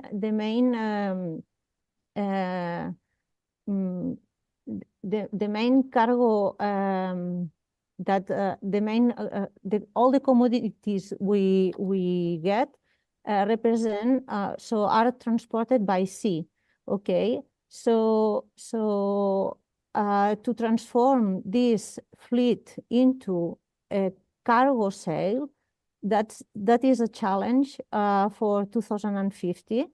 And also in these initiatives of getting a skeleton, the workforce at sea, they contemplate that all this fleet can be transformed not only through traditional ships, but through new technologies in sail cargo.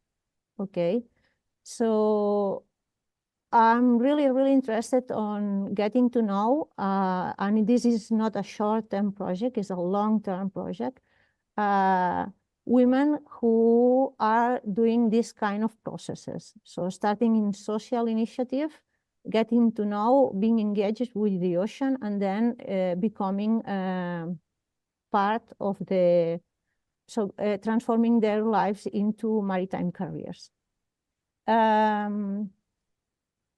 How this addresses the Ocean Decade challenges. So I would say that I will focus in challenge 10, which is the relationship the people have with the ocean, so transforming it. Also with feminine voices, it seems like impossible that they can be there. So that makes another perspective to all the to the challenge. And also challenge 10 focuses on many other challenges. All of them are involved in challenge 10. What I have found these days here in Barcelona, these days here, I found that there are many projects or biologists, scientists, the marine area protected areas, but I found that there are plenty of projects that focus on science, but not taking into account the social aspects of the areas they are working in. Okay, and I was totally surprised for this encounter. And well, I will get to the next slide. Well, the next slide is this one, because it is crucial that we have social researchers involved in all this. It's not, I attended the Marine Protected Areas workshop and also the Ocean Literacy workshop, and it looks like there is a big interest on implementing ocean knowledge, but maybe to societies that we don't know, they have already knowledge, they have already a relationship with the ocean. Probably they have a bad experience, a colonizing experience that they have could, because they created a new ocean protected area, they have put their relationship with the ocean. So it is important that social researchers are there to get to know their history, how they fish in that area, how they get related to that area, before implementing new knowledge that they are not ready to get access, or I mean that it's so, I mean the relationship from science to communities is such a distanced one that there are, I mean there are not the implementing of these programs is not effective at all.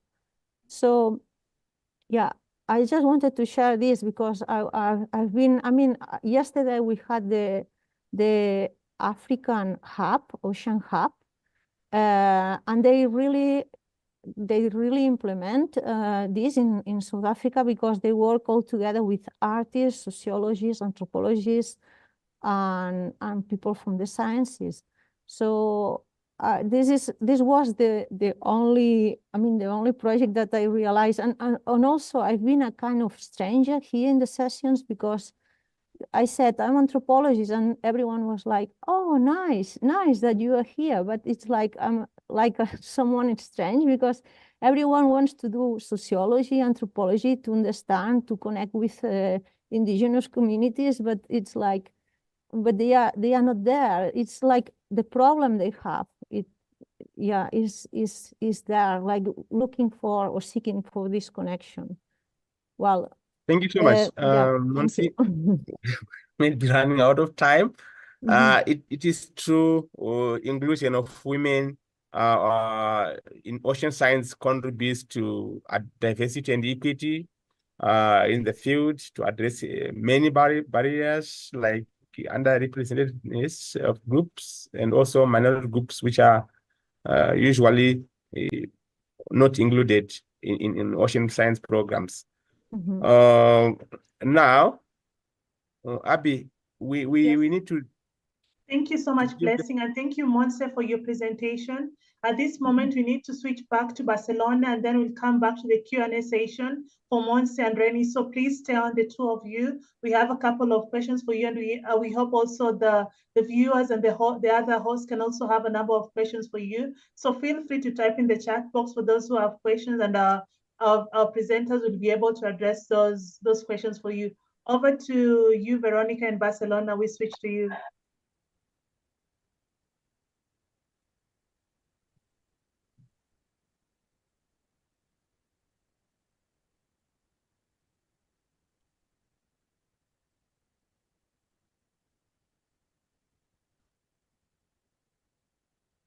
Okay, so as we wait for, I've got a call.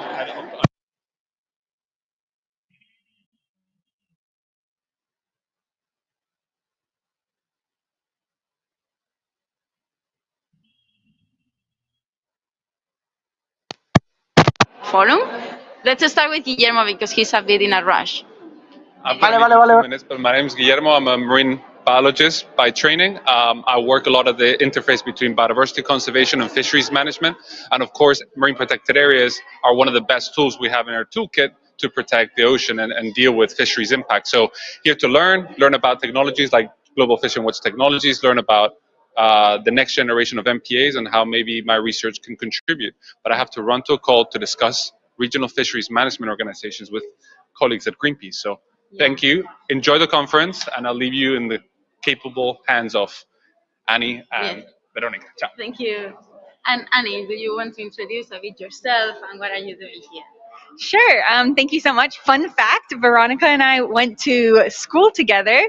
I was doing my master's and she was doing her PhD in Canada.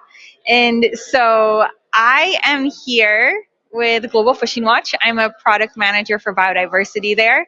And what we are looking at is bringing together human activity data that we have from satellites together with environmental data and data that users can upload themselves. So this is a really, really great space to be able to learn from other people, learn about other technologies, learn from people that are on the ground, that are working in MPAs. So it's been really great to hear all of the discussions so far.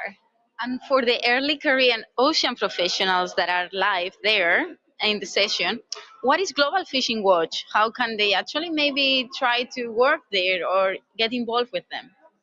So at Global Fishing Watch, we provide free tools for anyone to use. You can log on and use it yourself if you want to. Our whole goal is to be able to increase the transparency in the oceans so we can better govern our oceans. So we have a team of researchers and engineers that are working hard to bring in different satellite data so that we can track human activity, including vessels in the ocean there. And this morning in the sessions, we were talking about the 30 by 30.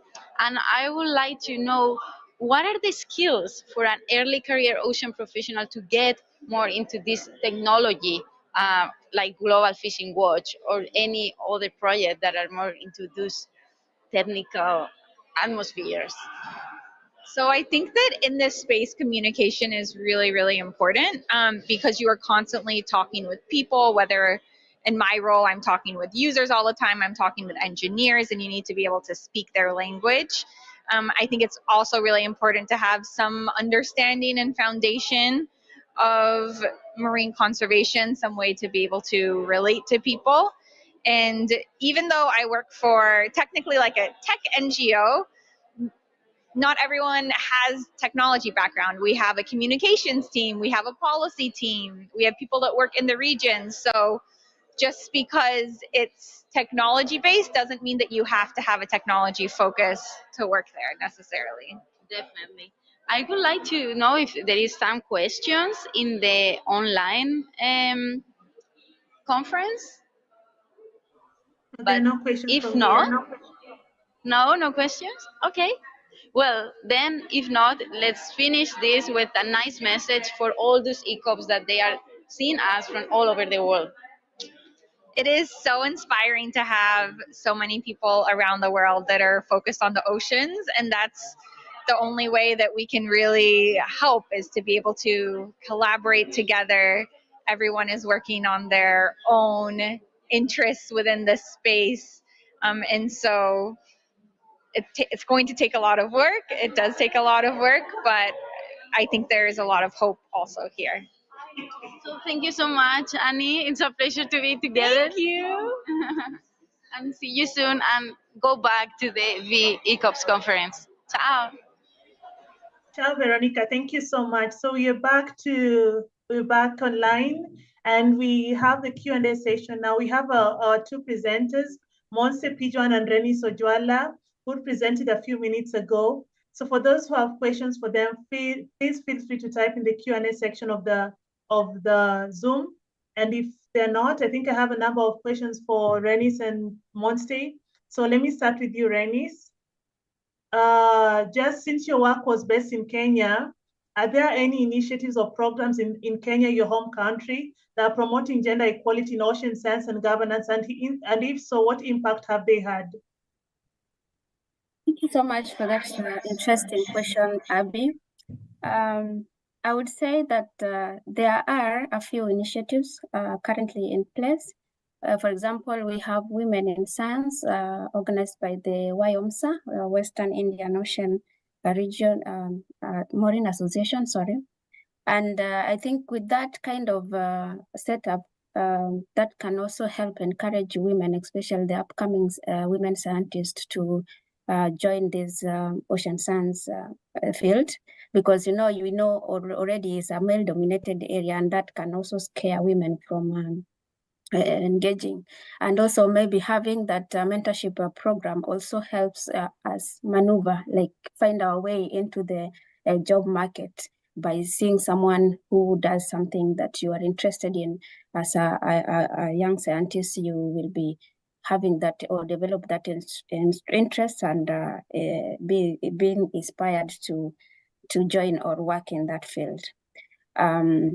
Another thing that is also what I would highlight is having the gender focal points in some institutions like universities. They had gender they called it Gender Center or Gender Institute, like one of the, or not most of them are actually University of Eldoret, Egerton University had a Gender Center or Gender Directorate, which also create awareness among students and staff regarding gender equality. That was also another thing that I have to highlight, but get to know that even when they were there, gender equality was still not happening. So we have to take these initiatives seriously so as to be able to implement and achieve gender equality. So another thing is missing. Yeah. Oh, sorry. Thank you so much. We need to keep abreast of time, and now maybe a single question for Renis, for Monsi. You have sailed on tour ships. Monsi, yeah, Monsi. Right? That's Yeah, awesome. That's really, I've sailed on ships, but I've not sailed on tour ships. What do you think? Do you think, or should we ask in the room whether women are really interested, or from your experiences, have you interviewed people who are willing to sail on wind-propelled ships? Yeah. My experience, and that's why this that was the inspiration of my next project, and looking forward these women, is that there are plenty more women participating in these projects than young men. So that's a reality. So yeah. Thank you so much. We need to get back to Max and the technical team. They're going to play us a recorded video, and immediately after that, we're going to have an interview with our mobile journalist Susanna. Max and the technical team, back to you. Thank you so much for your time. Welcome to the ECOP conference. Would you like to introduce yourself, your affiliation, and why are you in the Ocean Decade Conference? Sure. My name is Fernando Magdaleno. I'm Deputy Director General for Biodiversity in Spain, both the marine terrestrial sites of biodiversity. And I'm here because I wanted to know much more about the work people are doing about marine protection, and also to show our advances and commitments in this field. And what are the commitments from the institution regarding, for example, the 30-30? In the case of Spain and the Ministry represent of ecological transition and demographic change, our commitment is to reach the 30% protection by 2030, but with a previous milestone, which is to reach the 25% of marine protected areas by 2025. We are currently reaching 21%, so we have like 1-2 years to reach that goal of 25 and some additional time for the 30%. So we have a roadmap of protection and different management plans to rule the activities in other places, and our aim is to show these advances, to share them with the public, and to get all the comments and inquiries about the things we are doing. Under the EU biodiversity strategy, we also have the 10% of protection, of street protection. How are we doing towards that target in Spain? A bit slowly, because it's a complex thing. There is, in fact, quite a sense of threat from many different economical activities about what can that mean in terms of banning, prohibition of different activities in the field. And we are trying to explain very well what that number would mean, what kind of activities would be banned and which not, and which zoning within each site. And our roadmap is a bit slower in that sense, but we are trying to advance also to reach that 10% or that percentage of the 10% goal, which is of overall interest in the entire European Union. Yeah, it's indeed a very challenging goal, yeah, and as we heard before in other presentations, we need to include everyone, all the stakeholders, right, to really make it proper. How is Spain doing towards integrating, for example, early career ocean professionals within these conservation targets? Our policies are absolutely based on science. We know that the best way to take decisions politically is based on science, And for this, we are investing much through public and private entities to increase knowledge about which is the status of the bottoms, about the species which are sustained by those sites. So we are attracting talent, we are attracting people who are interested in those questions to be part of the teams which are helping us to provide that science, that knowledge. And this, I think, is the best way to integrate that eagerness of young people to work in these areas, which are very vocational for many people. But we think it's good to put them in the field of decisions by making them aware of how they can provide inputs, how they can integrate the scientific and technical teams and feel them really part of this complex but really amazing process. Yeah, it's a rewarding process. Yeah, also. I guess so. Even for us as civil servants, we know that it is hard to do, but we think that each small step we are providing is really attractive even for us, and we think it's valuable to spend energy and time to reach the goals we are trying to achieve.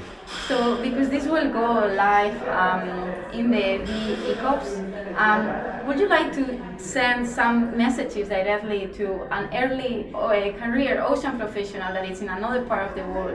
What will be the skills needed to get closer to decision makers, to make a change, and do what they actually want to do in their career? Yes, I would say of course we need much knowledge, much training.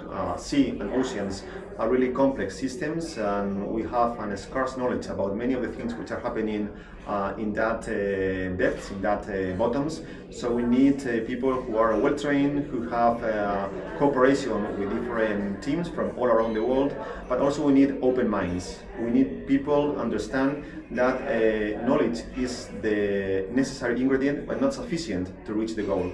We need them to be capable of communicating very well their findings, of integrating with other people, even from stakeholders which are not at all promoting and defending marine conservation, because they could think it's a threat for their own economical activities. So we need, I would say, much energy, much knowledge, and much openness of mind to make these gaps smaller and smaller, and really attract people to the goals we are trying to fulfill. Thank you so much. Thank you so much. Thank you. Thank you so much, Veronica. And also to the insights given by the guests whom she had. We now move on to Mojo Susanna, mobile journalist Susanna, who's live in Barcelona. Susanna, over to you. Please say hello. Yeah, I don't know what to do. Improvise. Is it Susanna, are you live with to us? them though? Yes. We're live? Okay. Hi, everybody. I don't think you can hear me. Oh, yes, I can see myself. All right. Hello, everybody. My name is Susanna. I'm representing WIOMSA as a mobile journalist here at the Ocean Decade Conference. And with me, I have Dr. Nadim Nazarali from Mauritius. He's the WIOMSA country coordinator. And he's going to give us a few insights about how the conference has been for him so far. So, Dr. Nadim, you can say hello to the audience. Hello, everybody. Hello. So, to start off, maybe you can tell us what was the experience so far? Yes, so like we all know, tomorrow is a great big day to start with the Ocean Decade Conference here in Spain, Barcelona. But today was I was panelist for the ECOPs with our team here, and also representing WIOMSA as country coordinator for Mauritius, and also University of Mauritius as an associate professor. Well, it's very important that we discuss about the youth involvement in marine science, in ocean conservation, because youth was very important. At the very early stage, we should be willing to involve the youth in many aspects, even in the policy making decision and all, because they are the future. We been youth, myself, I've been involved in many NGOs, in many projects, very early stage, and these opportunities were given to me, and today where I am. But basically, we need to provide more opportunities to the youth, because they, as I said, they are the future, and we need the proper guidance. We definitely involve everyone together for a better future for the ocean and the planet Earth. As we know, we have only one planet, and we need this common science, common goal, and this Ocean Decade Conference will gear towards this achievement for a common goal, common science for better protection and conservation work around the world. Wonderful, thank you. And another question may be, are there any success stories from Mauritius on ECOPs and early career ocean professionals? Yes. Maybe you can share that with us. I have a big projects going on coral reef restoration in Mauritius, and we used to be a very few team, a few friends together helping out. But since the involvement of youth very early, 2013, that was the first project under UN DPGF project, and since then I have several projects under various stakeholders, private sectors, even academia, and involving youth have really kick out the whole coral restoration project around Mauritius. We can now manage more sites than previously with the youth because they are very much engaged. They want to be involved, to get them, like I said, involved in those projects. And when we gave them these opportunities for coral plantation, they set them free. So when we set them free, they have their own innovative ideas, way of doing things. It really from like few thousand, very few thousand, I would say hundreds of coral transplanted. We are now more than 50, 60,000 coral transplanted with their support. That has been a very successful project that we are still working on. And we have another project that we are working with. It's a live coral underwater view. We are installing camera underwater in Mauritius.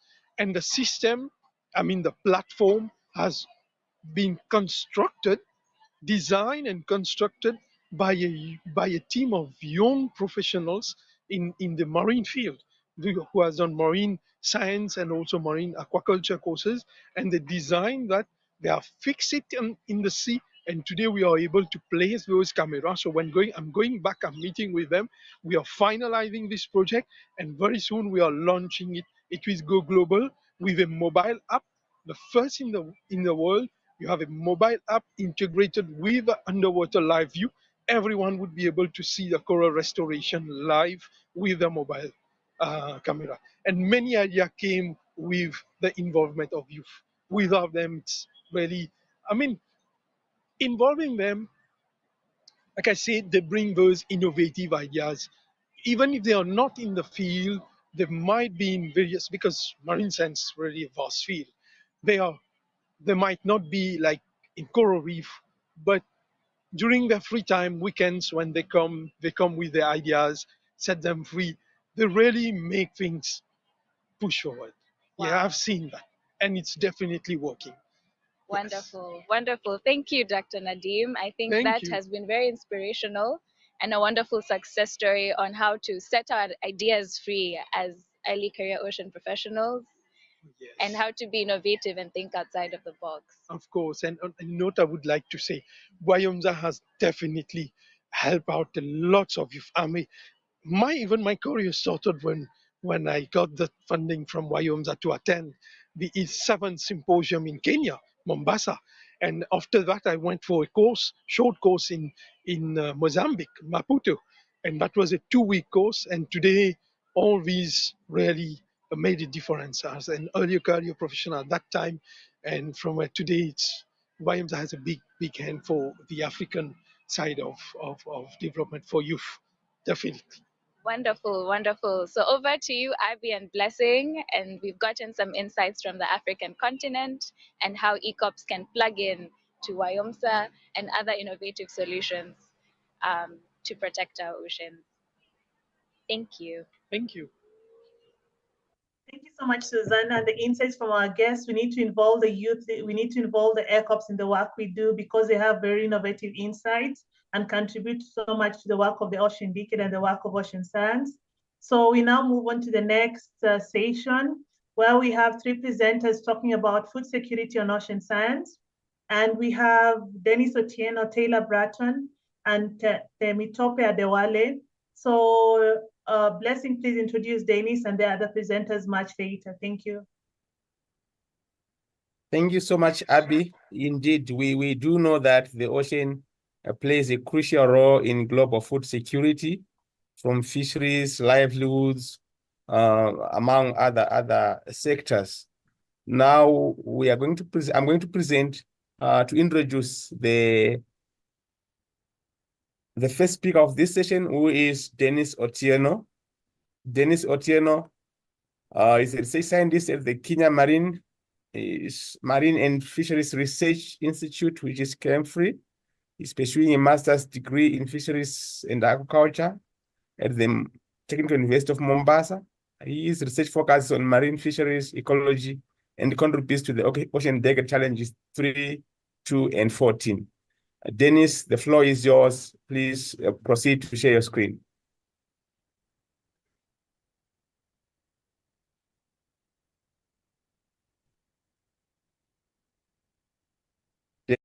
With us? Blessing, kindly let's move on to Taylor because Dennis is trying to call me. Let me attend to his call. So maybe Taylor can present and then Dennis will present after Taylor. Thank you. Thank you so much, Abby. We move on to Taylor Bratton. Taylor, the floor is yours. We're trying to be consistent in maintaining time. Thank you, Taylor, for sharing your screen. Let me. Please, Taylor, can you share your screen again? Can you see? Can you see Yes. my full screen? Or do you see all the slides at the bottom? You are beginning to share. No. Okay, no slides are at the bottom. It doesn't look like it's not full screen. Maybe I would. Sorry. Hi, everyone. 1 second.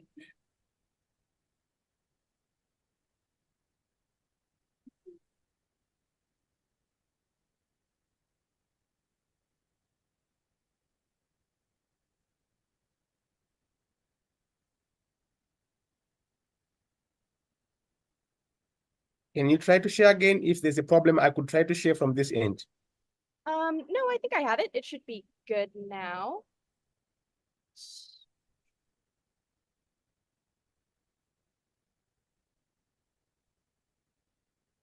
Okay, let me try and share one more time. I just want to make sure sharing the full screen version.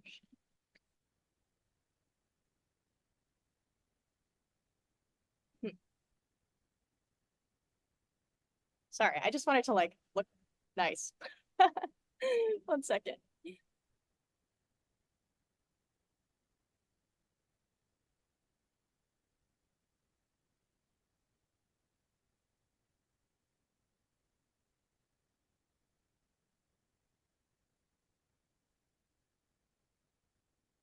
Okay, how's that? Does that look better? Perfect. Now, please proceed. Perfect. Okay. We have 7 minutes. All right. So hi, everyone. It's an honor to join so many great minds here today. Thank you so much for having me. As you may have noticed, I'm on a sailboat. I'm currently in the middle of the Atlantic Ocean, so please excuse the rocking. Before I introduce myself, I'd like to share a story about how I came to think of fishermen as a surprisingly powerful tool for our conservation arsenal. So in 2022, I was living on a remote field station in Belize, conducting a study on compliance in our marine reserve. In 6 months, I interviewed 30% of the fishing population. I asked questions about illegal fishing and listened to the perspectives of those who I thought to be responsible for the removal of protected species from this beautiful marine reserve that I had helped to create. I thought my results would indicate that we need to increase enforcement or strengthen regulations. But after speaking with hundreds of kind, compassionate, and environmentally aware fishers, what I really learned is that fisherfolk may be the secret key to saving reefs. So, hi. I'm Taylor Bratton. I'm a marine scientist, marine ecologist turned anthropologist. with a passion for advocating for the rights of small-scale fishing communities. Professionally, I have designed, established, and managed 3 different marine protected areas. And most recently, I have founded Sea Collective, which is a research-based nonprofit focused on creating a template for the equitable management of small-scale fisheries. So the data point that changed my perspective on conservation and inspired Sea Collective originated from my research in Belize. I found that the demographic most likely to be caught fishing illegally was also the group that had the lowest social mobility, the lowest resource dependency, and lived on average closest to the poverty line. And then it clicked. Maybe to protect our marine resources, we have to first protect the people who depend on them. When we include fishers in conversations about conservation, compliance increases radically. Traditional conservation often bars resource users from accessing fishing grounds and potentially breeds contention between fishers and well-meaning conservationists, resulting in low compliance. Why would you follow rules you don't necessarily believe in? And fishers are often brought into tourism-based conservation approaches, which curb illegal fishing, curb heavy involvement in fisheries by diversifying livelihoods. But these new jobs don't necessarily affirm the same place, identity, and purpose that they have as fishers. And lastly, it's evident that fishing communities are experiencing, small-scale tropical fishing communities are experiencing the consequences of climate change more severely than developed nations. And coral reef ecosystems harbor a disproportionate amount of marine biodiversity, which is safeguarded by well-managed small-scale fisheries. So what if we changed the status quo and prioritized fishers' perspectives? What if we leveraged traditional ecological knowledge to manage reef fisheries? What if we looked to fisherfolk for solutions on how to manage the resources that they know best?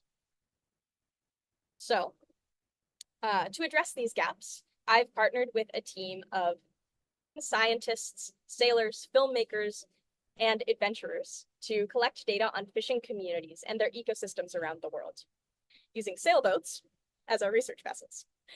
By assessing the paired social and biophysical characteristics of fishers and fisheries, we hope to develop a model to prioritize management objectives within the 30 by 30 framework in a warming ocean and overfished ocean. I won't get too technical, but our model can be visualized on a 3-dimensional axis, comprised of composite scores from an ecosystem health model, which is made up of fish and corals, and 2 social models, which are adaptive capacity, which is a person's ability to anticipate and respond to change, and resource dependency, which is how reliant people are on natural resources. With these parameters, we can prioritize the most efficient solutions based on which quadrant a specific community falls into. So we collect our data by sailing to fishing communities around the world, where we partner with local NGOs, universities, and community groups to conduct social and biophysical surveys. Underwater, we use transects to collect data on fish biomass, species richness, and coral percent cover. In communities, we ask fishers non-invasive questions to understand their adaptive capacity and resource dependency. We also add in certain components of whatever research the local NGOs or universities are trying to achieve. And all our data goes back to these organizations. And we also add it to our open source global data set as well. So ultimately, the questions that we're asking are, do the social characteristics of fishing communities influence environmental health? And can we leverage this model for a more equitable and inclusive fisheries management, strategy in the face of biodiversity loss and a changing climate? So far, we've asked these questions in communities in West Africa, East Africa, India, and Indonesia. And currently we're sailing to Cabo Verde to conduct another data collection mission with some amazing local NGOs. So I hope in this short time, I have been able to impart some sense of inspiration for leveraging the experience of fisherfolk for a more holistic approach to protecting our oceans. Thank you so much. Thank you so much, Sheila, for the amazing work you're doing with Sea Collective. That's some good work, and we're so happy to have learned and listened to you and tune into your contributions. So at this moment, we move on to the next speaker. That's Dennis Otieno, joining us from Mombasa, Kenya. Dennis, I hope you're now with us.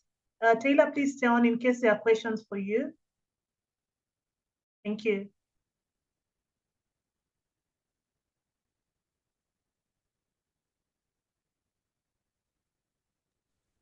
Dennis, are you with us?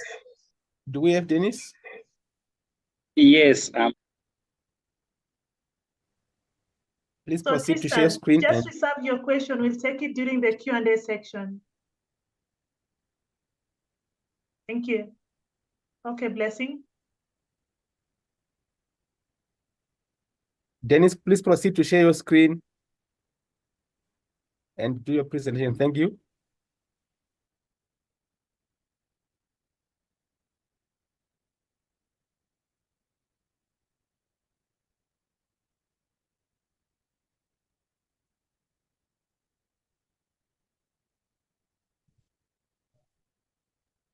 Perfect.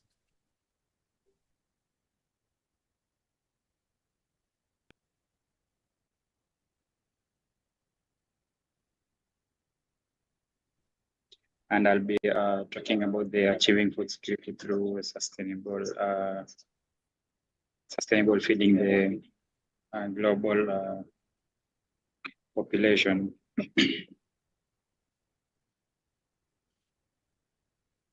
So I'm a research scientist at Kenya Marine and Fisheries Research Institute in Kenya, and I'm also a student yet to graduate in a Master's of Science in Fisheries and Aquaculture at also in Kenya. So my research interest is on marine ecology and fisheries. So we all know that the ocean has several benefits that usually benefit the humans. But now today we'll be focusing on the aspect of the food, which provides as much food than the seafoods. So we'll be focusing more on the food because it's in line with the SDG. One is the zero hunger, and also life below water, SDG 14.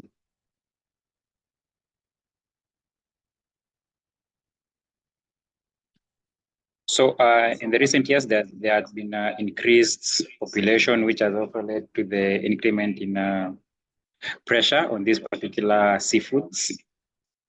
So different strategies have been put across to ensure that this problem is being corrected and to ensure that there is sustainable food that can be able to feed the entire globe. So these are some of the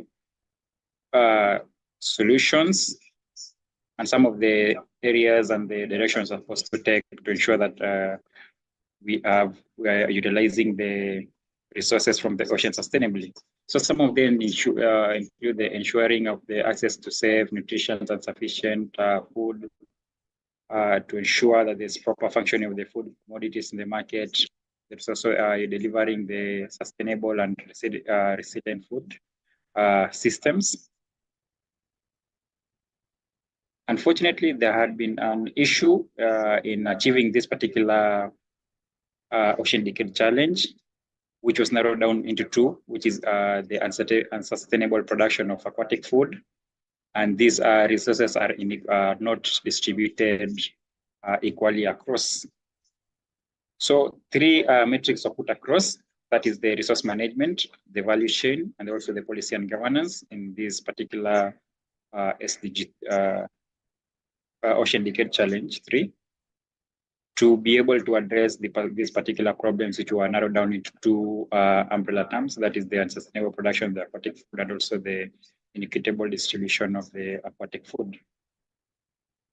So moving forward, how do we protect our ocean to ensure that we maximize on the sustainable food production? So here are some of the top ways in which we can do to be able to protect these particular oceans to ensure that we benefit fully into the ensuring that we sustainable feed the global community. So one of them is through conserving and restoring the ocean back to its resilience, and that's why we need the science that we have to achieve the ocean that we want. Curbing pollution, which also bring a lot of issues into the ocean, majorly right now dealing with plastic pollutions. Also, there's the green port shipping and the maritime transport, which also bring about pollution about the carbon, lowering the pH of the ocean, which also has an impact on the ocean acidification increment.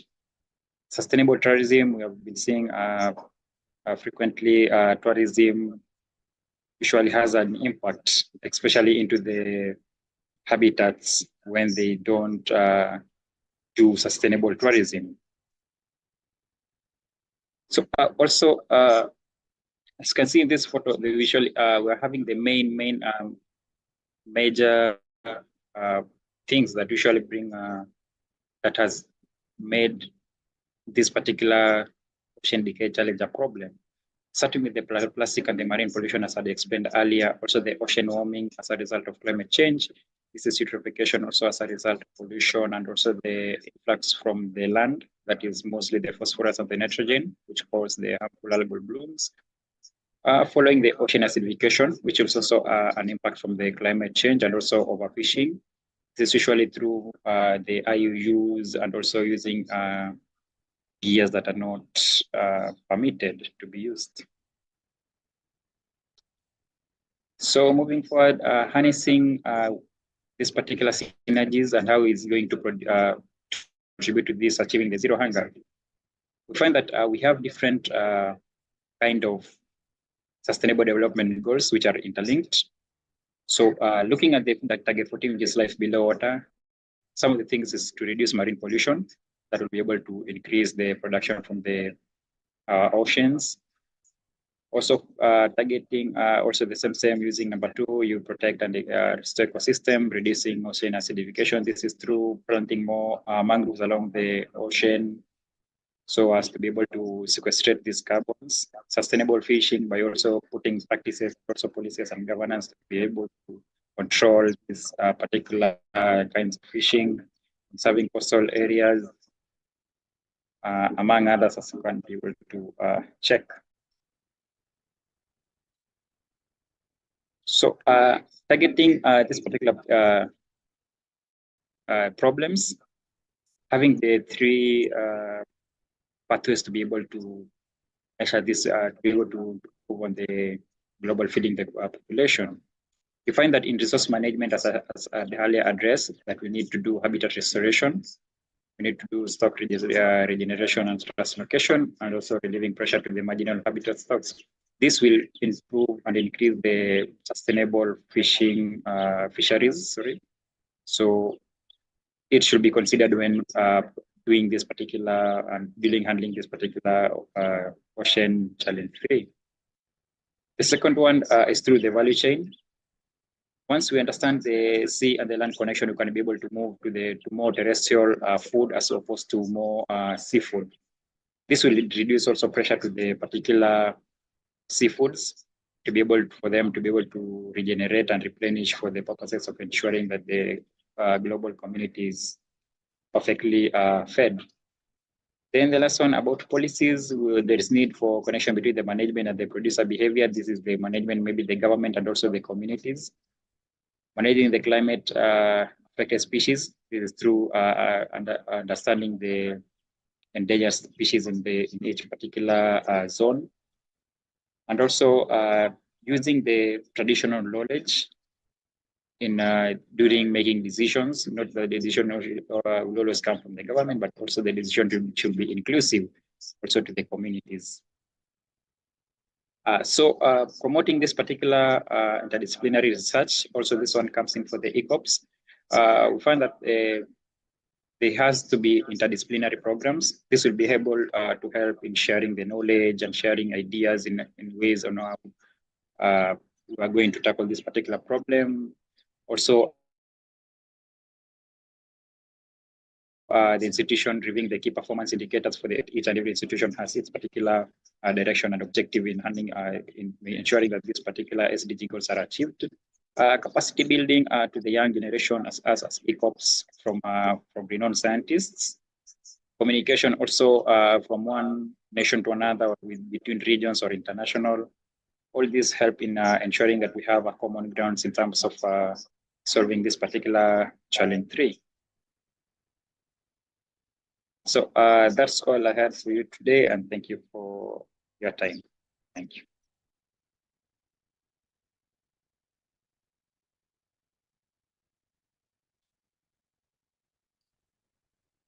Abby, you are muted.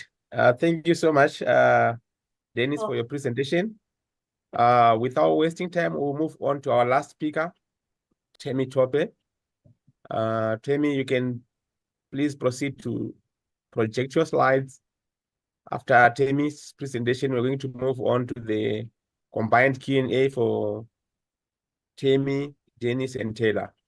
Thank you. Temi, the floor is yours.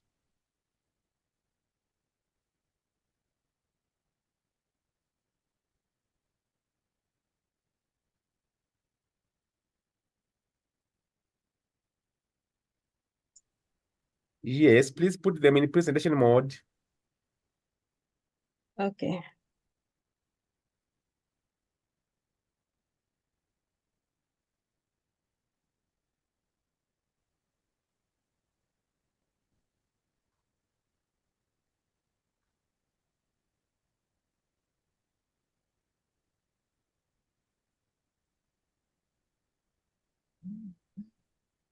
I hope you can see it now.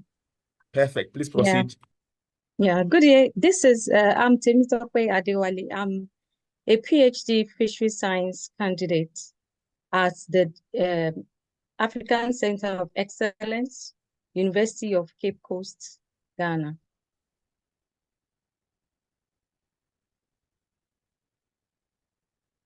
All right. So my research aims to I work on the impact of climatic variability and anthropogenic activities on small-scale fisheries in Nigeria. And my research aims to develop policy recommendations for enhancing fish species conservation and ensuring sustainable livelihoods for artisanal fishers.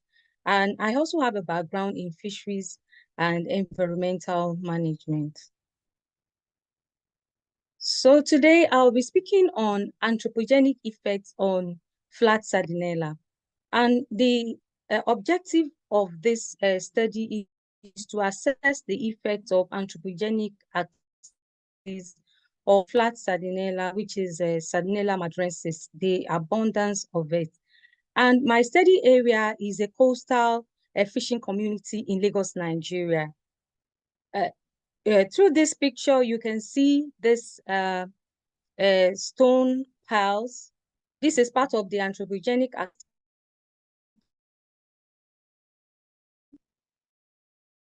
activity to convey industrial materials from the ocean down to the adjoining coastal land for different industrial activities.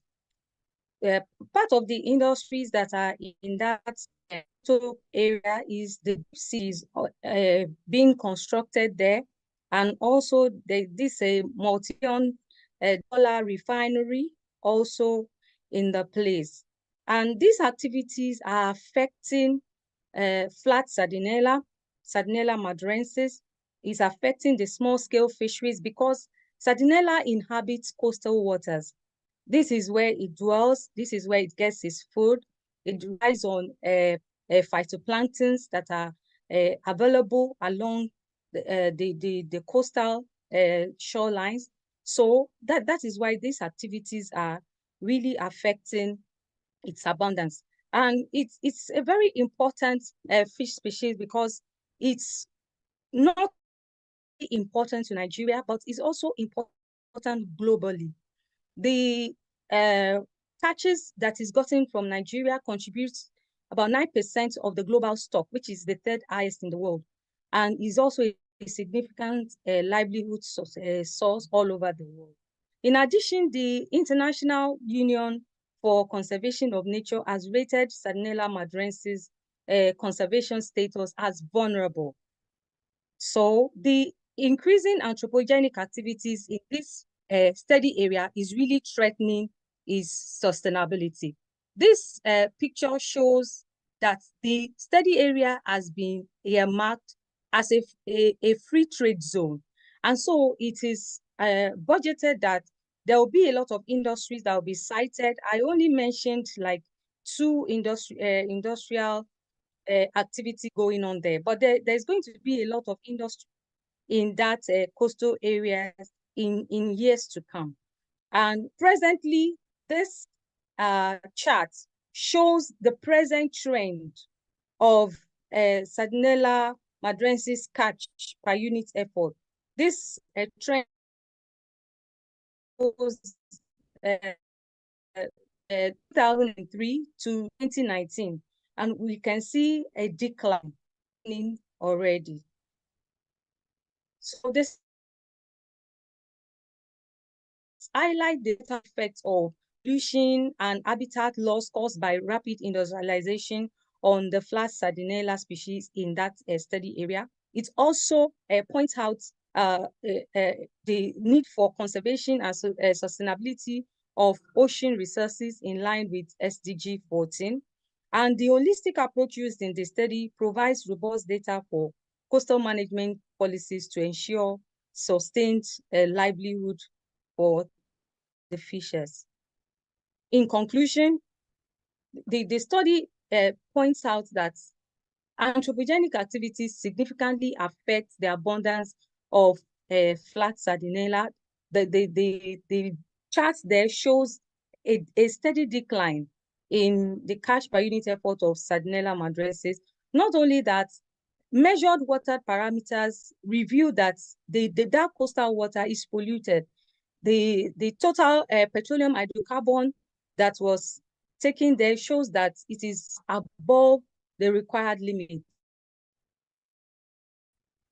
The heavy metal that is also present in the water, they are also all above international standard limits.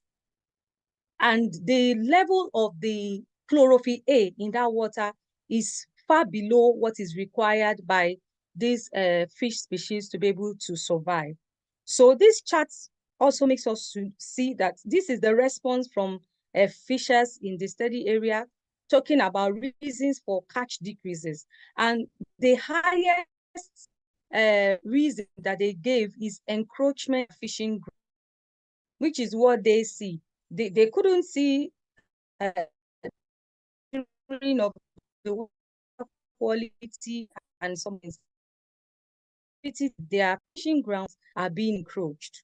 So for in terms of recommendation, there should be regulation of industrial proliferation to forestall further impacts of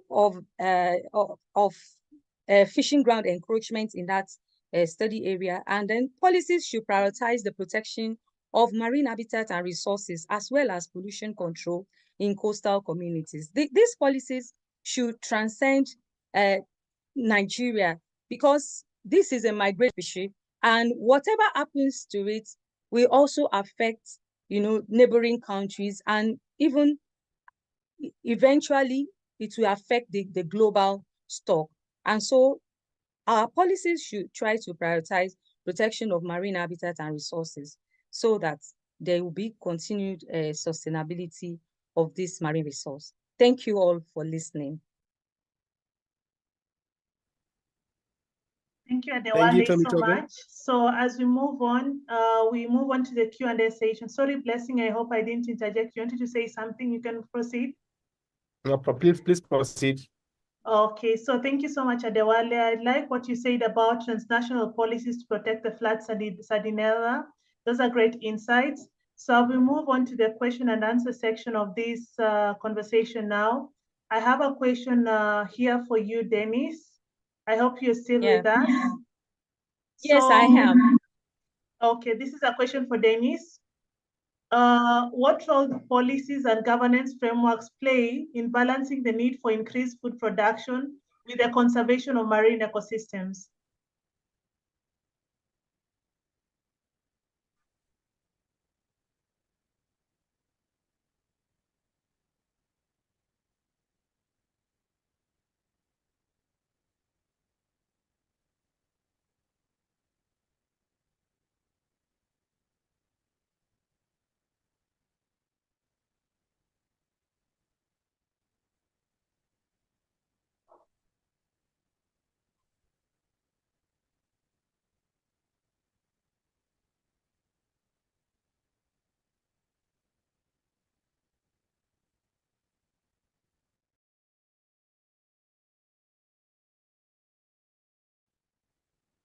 particular ecosystems, and to monitor it over a certain period of time.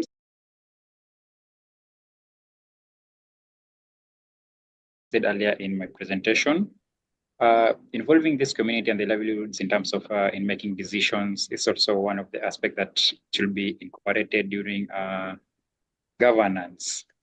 So, and also maybe the last one, the international cooperation with other organizations, to be able to learn and benchmark on their side on how they are handling this, their, let's say, the illegal fishing should be, if incorporated in along and having a common, let's say, policy that governs this particular, let's say, the ocean problem that is 3, then it can be able to have a uniform way of handling this particular problem that we are currently facing in sustainable feeding the population, which is also as a result of the increase in the population.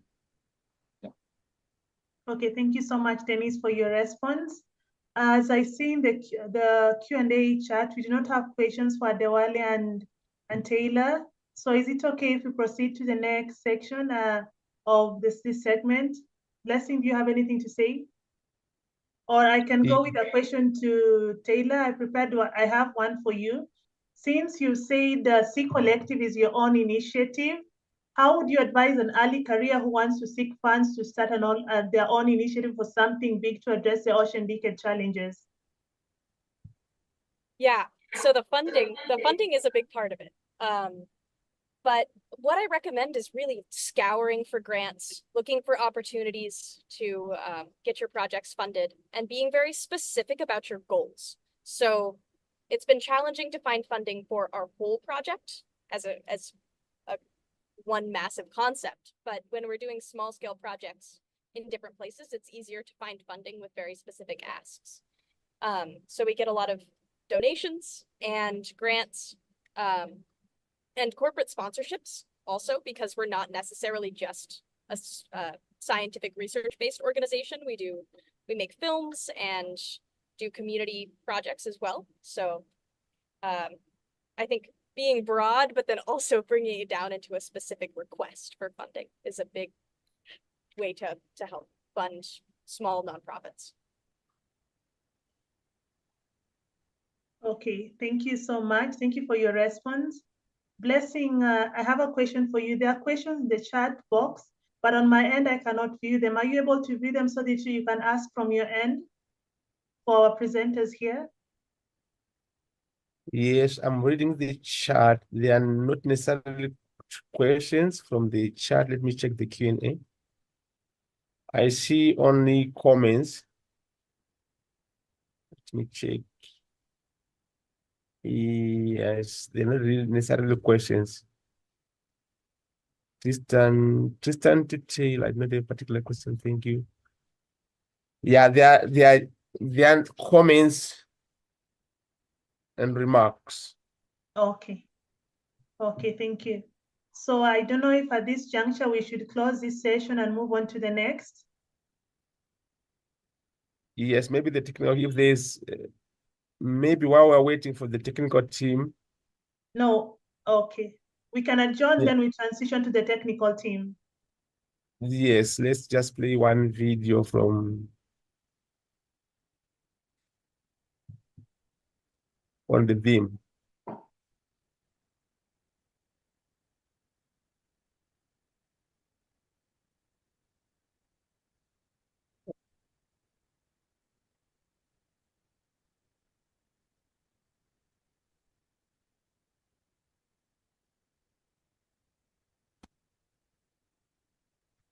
Ocean Decade Challenge number 3. Sustainably feed the global population.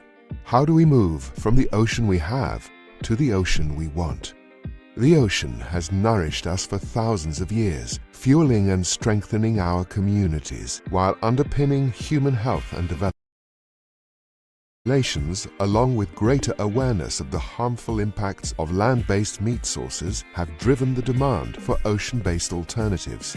This has led to bigger and unsustainable fishing, trawling and dredging the ocean floor, disturbances in the ocean food web, and disappearing fish species. Is there time to restore ocean seafood resources? Yes.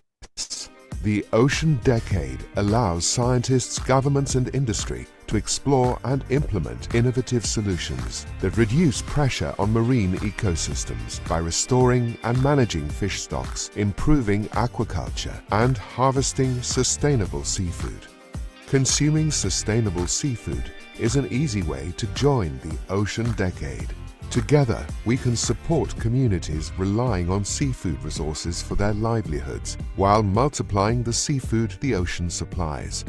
In the ocean we want, we protect crucial ocean habitats and harvest seafood mindfully so we can always rely on the ocean to feed the global population. Are you up to meeting this Ocean Decade Challenge? Join us today. Thank you for your audience. Abby, do you have access to the Q&A?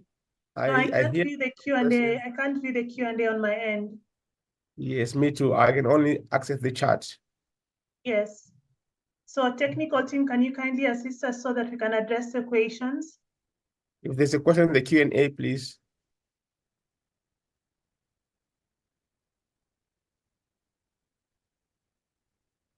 I think there's a question here that says, please, may you explain more what you mean by lemon sea?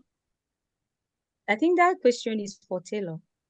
That question goes to Taylor. Taylor, please, can you please address how lemon the sea is? I don't know what that means. Lemon sea? It's on your slides. Lemon sea. Oh, sorry, that should go to Anthony. But I don't know if Anthony is still with us because he presented about some time back. Oh, Yes. somebody, Tristan says he thinks it refers to ocean acidification. Yeah, maybe. Yeah, Okay. that's Tristan. Okay.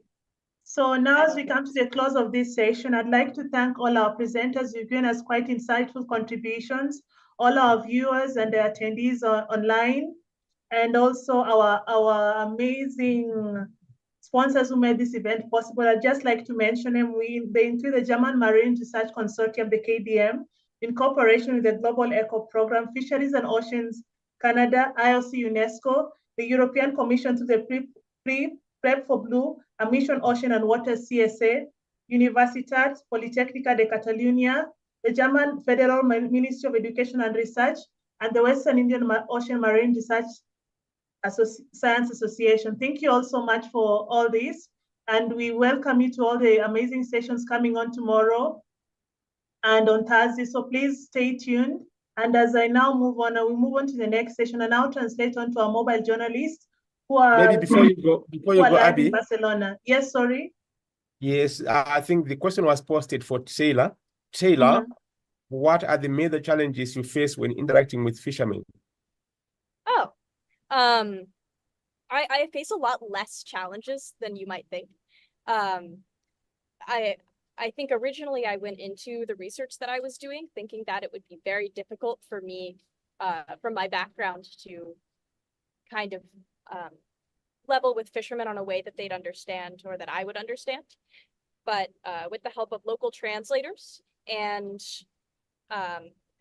learning how to ask questions in the right way, I found it very easy to get the information that I'm looking for and also kind of create an environment of trust with my conversations with fishermen around the world. Thank you. That was a good question. Thank you so much. Abby, back to you. Thank you so much, Taylor, for your response. And thank you, everyone, like I said before, to our amazing viewers, our amazing presenters, and our amazing sponsors. In Swahili, we say shukran. And that's Swahili from me, from Nairobi, Kenya. I say thank you all so much. So we move on to our mobile journalist live in Barcelona. I move over back to you. I don't know. I think I'm passing on to Fiona, Veronica, or Susanna. So over to you, the three of you. Thank you.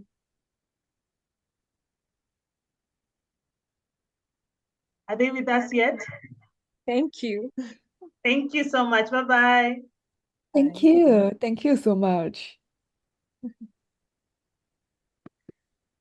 Okay, they're still not with us. So I hope you've all enjoyed the session, the Africa session of the Virtual Early Careers Professional Days 2024. It was brought to you by Blessing Charuka and Abi Alela. Blessing is from Zimbabwe and myself, I'm from Nairobi, Kenya. And we hope you really had an interesting session with us. So please stay tuned to the amazing sessions tomorrow and on Thursday. The ECOP days for today is still continuing on, so please stay online. We have amazing, engaging sessions for you, so do not leave. Stay on your Zoom account and please stay logged in. Blessing, over to you.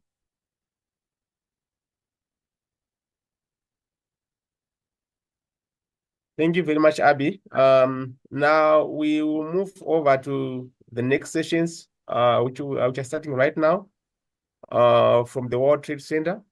Let me check if we do have communication with. Let me check my check. Okay, before we do that, I think Joanne had raised a hand, so yes. I'm checking. Joanne, please have the floor. Yes, thank you for the opportunity. Then there is one colleague, he had a presentation. At the last paragraph, he was explaining about the lemon sea. I didn't understand well. I think he could explain more. What does he mean on the lemon sea? Okay, thank you, Joanne, for that question. Unfortunately, the presenter who presented on that had left. That was Anthony. But somebody in the chat box mentioned it's likely something to do with ocean acidification because he was talking about coral reefs. So it's likely something related to that. I hope that addresses your question, but I'm not very sure. It's just a thought from a colleague. Thank you. That is true. Now we give the floor, or we move over to our mobile journalist Fiona, who is on site in Barcelona. Yeah, okay. Hi, everyone. It's me again, Fiona, from the Sea Hub right now. And I have Lucy Hunt with us. She's a senior advisor at the Ocean Race. And we just had a really interesting satellite event about ocean literacy. And so I've had a conversation about her, about the role of ECOPs in ocean literacy, and also how ECOPs can become involved in ocean literacy if that's something you would like to do. So I'm just going to hand over to you. Great stuff. Thanks very much, Fiona. So yeah, I suppose I started off my career doing marine biology and zoology, but every summer I would take about 2 months to work to make enough money to do some volunteerships in every different sort of science. So that could have been from research, so researching coral reefs, but also community engagement, so working with different communities, and then around ocean literacy and marine education too. So it was really a great way to get experience, and I'd advise anyone, try and get as much experience as you can, because that can guide you in the way you want to go. So ocean literacy can be so many different things, because it can be a campaign, it can be working with schools, it can be working with sports like I do, the round the world sailing race, the Ocean Race. And we have an ocean literacy program that's widely available on learning.theoceanrace.com, and there's lots of resources there that you can download and use with your own community in ocean literacy too. So that's one way I'd say get lots of experience, and enjoy it, because find the thing that you love doing. So if it's camera work, or if it's singing, or if it's teaching, find that thing, and then you can find your niche in how you communicate about the ocean and how amazing and important the ocean is. Yeah. Thank you very much. I think what's really interesting here is that ocean literacy doesn't have to be only like science communications.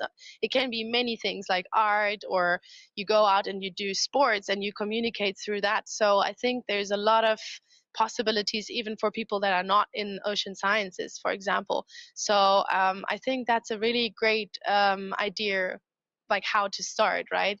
So yeah, I hope that was helpful for you, everyone out there, and I'm super thankful for you to join us.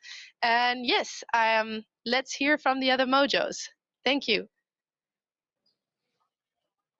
Hi, everybody. This is Susanna.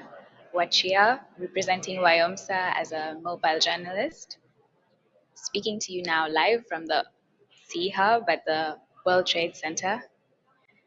And I really like the previous conversation that Fiona just had about talking about ocean communication and ocean literacy.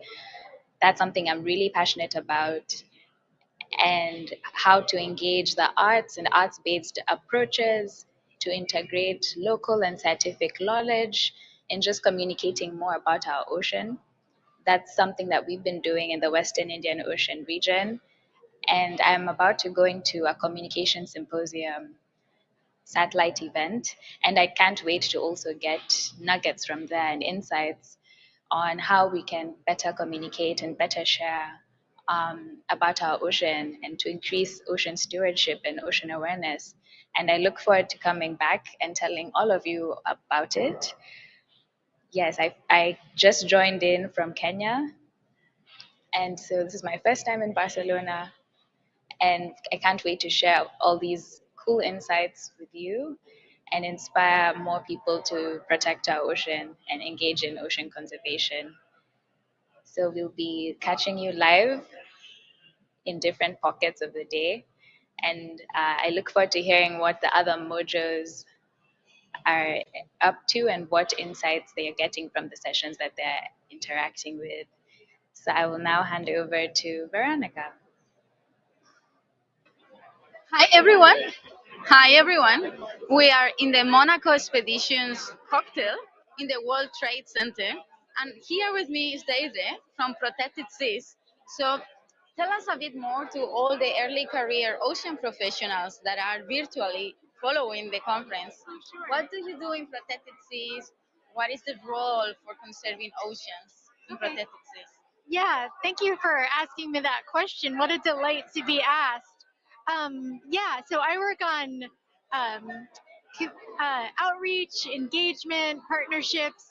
We do a lot of work at Protected Seas with really understanding the world's regulations for all of the ocean, which is not easy to do, you know, like to get just put a pin on any place on the map and then see what's allowed there. Is fishing allowed? Is it restricted? Is it prohibited? And that can be really useful for scientists, decision makers, other professionals to really understand how much of the ocean is protected, how much more of the ocean needs to be protected, and what does that look like? So does that answer your question, Veronica? Yes. I just wanted to know more about early career ocean professionals, and if you have any strategy to also include them within Protected Seas or collaborating with them, or how do you maybe reach to these other stakeholders that are these new professionals? Yeah. Well, I think I'm always inspired by the younger, earlier career professionals. Every now and then I'll get, an unsolicited letter from someone wanting to do an internship. I think that's always great to reach out to organizations, especially to build expertise, build professional networks, things like that. So right now we're a really small but mighty team. So I don't know, we don't have a ton of opportunity, but reflecting back in my own life, when I was starting marine biology, which can be such a competitive career, I did some volunteer work and I feel like I had a lot of tenacity and that went a long way to kind of help to eventually get me to a place where I could have a more meaningful position. So I don't know, I came from the bottom up, but there's lots of ways to do it. Of course. So actually, what would you like? What are the skills that are more valuable for Protected Seas, for example? If you're looking for someone, what would you look into? Because that is a question that early career ocean professionals are wondering. Yeah. Like, what can we do? What can we learn exactly to that jump? Yeah, that's such a great question. So I don't know that I would have in mind like a specific candidate or skill set of expertise. I guess I would say it's more like a willingness to really like help and learn and do different things. Protected Seas is really very data driven, But like we were talking about in our panel this morning, we need to, and like there was a presenter yesterday talking about how we communicate to various audiences. And so when we're understanding a problem, I think having people come in who can like readily convey complex information to various audiences, that's a real skill to have, you know, especially if you can develop that early in your career. So I agree. I mean, look at us right now. Yeah. And we want to communicate with you and continue communicating with you further. So I will leave our interview here and pass to our next mobile journalist somewhere else. See you. Excuse me, Thank just you. a few seconds of your attention, please. I invite you to join the auditorium.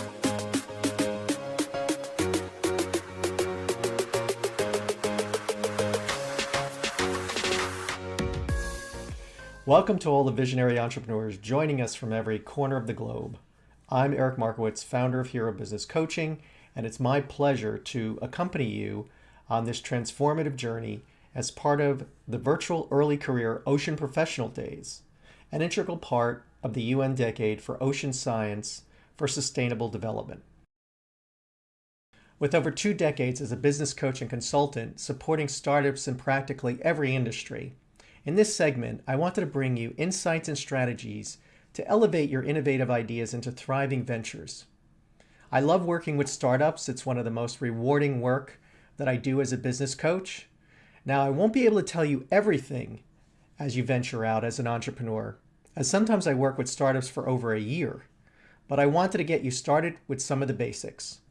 So let's take a look.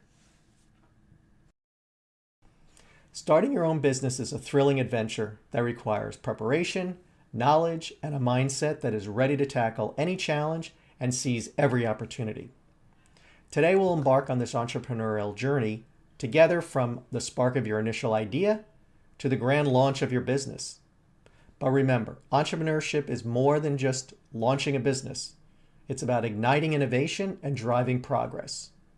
With determination and the right tools, we'll start this journey to transform your dreams into impactful realities. So let's get ready to dive into the world of business creation and growth. I'm excited to see where this journey takes us. Let's begin. Every groundbreaking venture starts with a spark, an idea. In the realm of entrepreneurship, ideation is the alchemy where creativity fuses with the purpose. It's about crafting solutions that ignite your passion and meet the pressing needs of your customer. Reflect on the challenges you witnessed. Ask yourself, what innovative solutions can I bring to the table? But remember, an idea, no matter how inspired, is just a seed. Validation is the sunlight that nurtures it. This critical phase tests whether there's a solid foundation for your concept. Will it resonate with your audience? To find out, engage with your community, potential customers, fellow researchers, even advocates for ocean health. Their insights will be a beacon that steers your idea towards genuine demand. Embrace a variety of methods to validate your idea. You can host workshops, delve into online forums, or even develop a prototype, your MVP, minimum viable product, and put it to the test. The goal is to move beyond assumptions and ground your venture in reality. Remember, the journey of an entrepreneur is iterative, much like the scientific method. If validation indicates a need for adjustment, see that as an opportunity for refinement, not a setback. Remember Edison, who's often quoted about the light bulb saying, "I haven't failed, I've just found 10,000 ways it won't work." Iterate on your idea with the feedback you receive, refining it until it aligns perfectly with your market's demands. Successful ventures are created out of not just our passions, but our ability to address the real and meaningful problems that face our communities and our oceans. Your role as an ocean professional puts you in a unique position to create waves of change. Let's harness that potential effectively.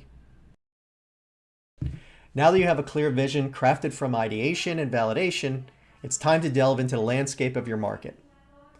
Market research is the investigative journey that uncovers the terrain you're venturing into.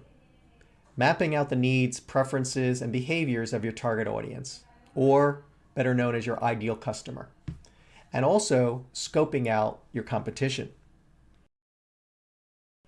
Understanding your audience is about immersing yourself in their world. Who are they? What's missing from their toolkit?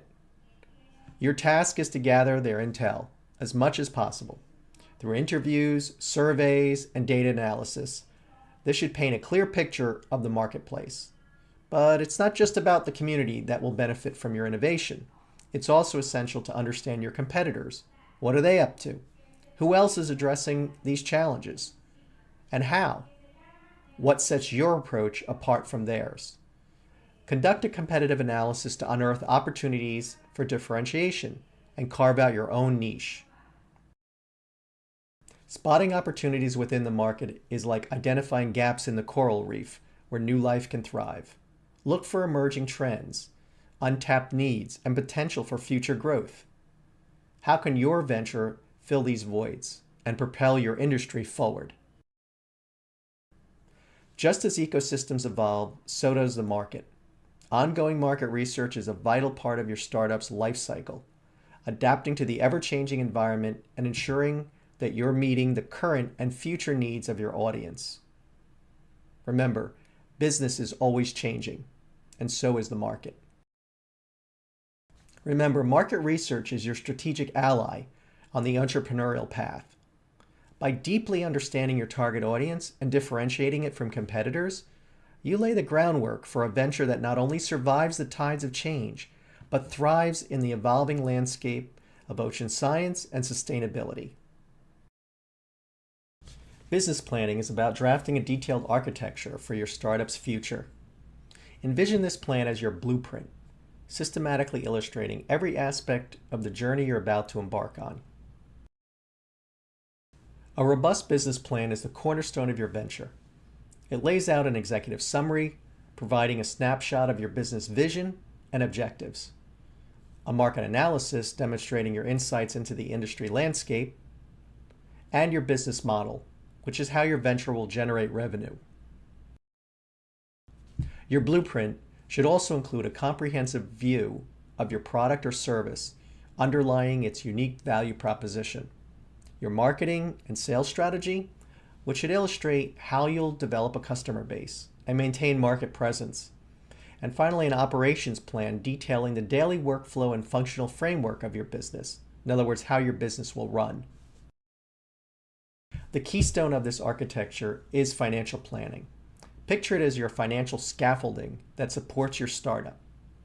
You'll need clear financial projections that project your future financial skyline, what your income is, your expenses, and profitability.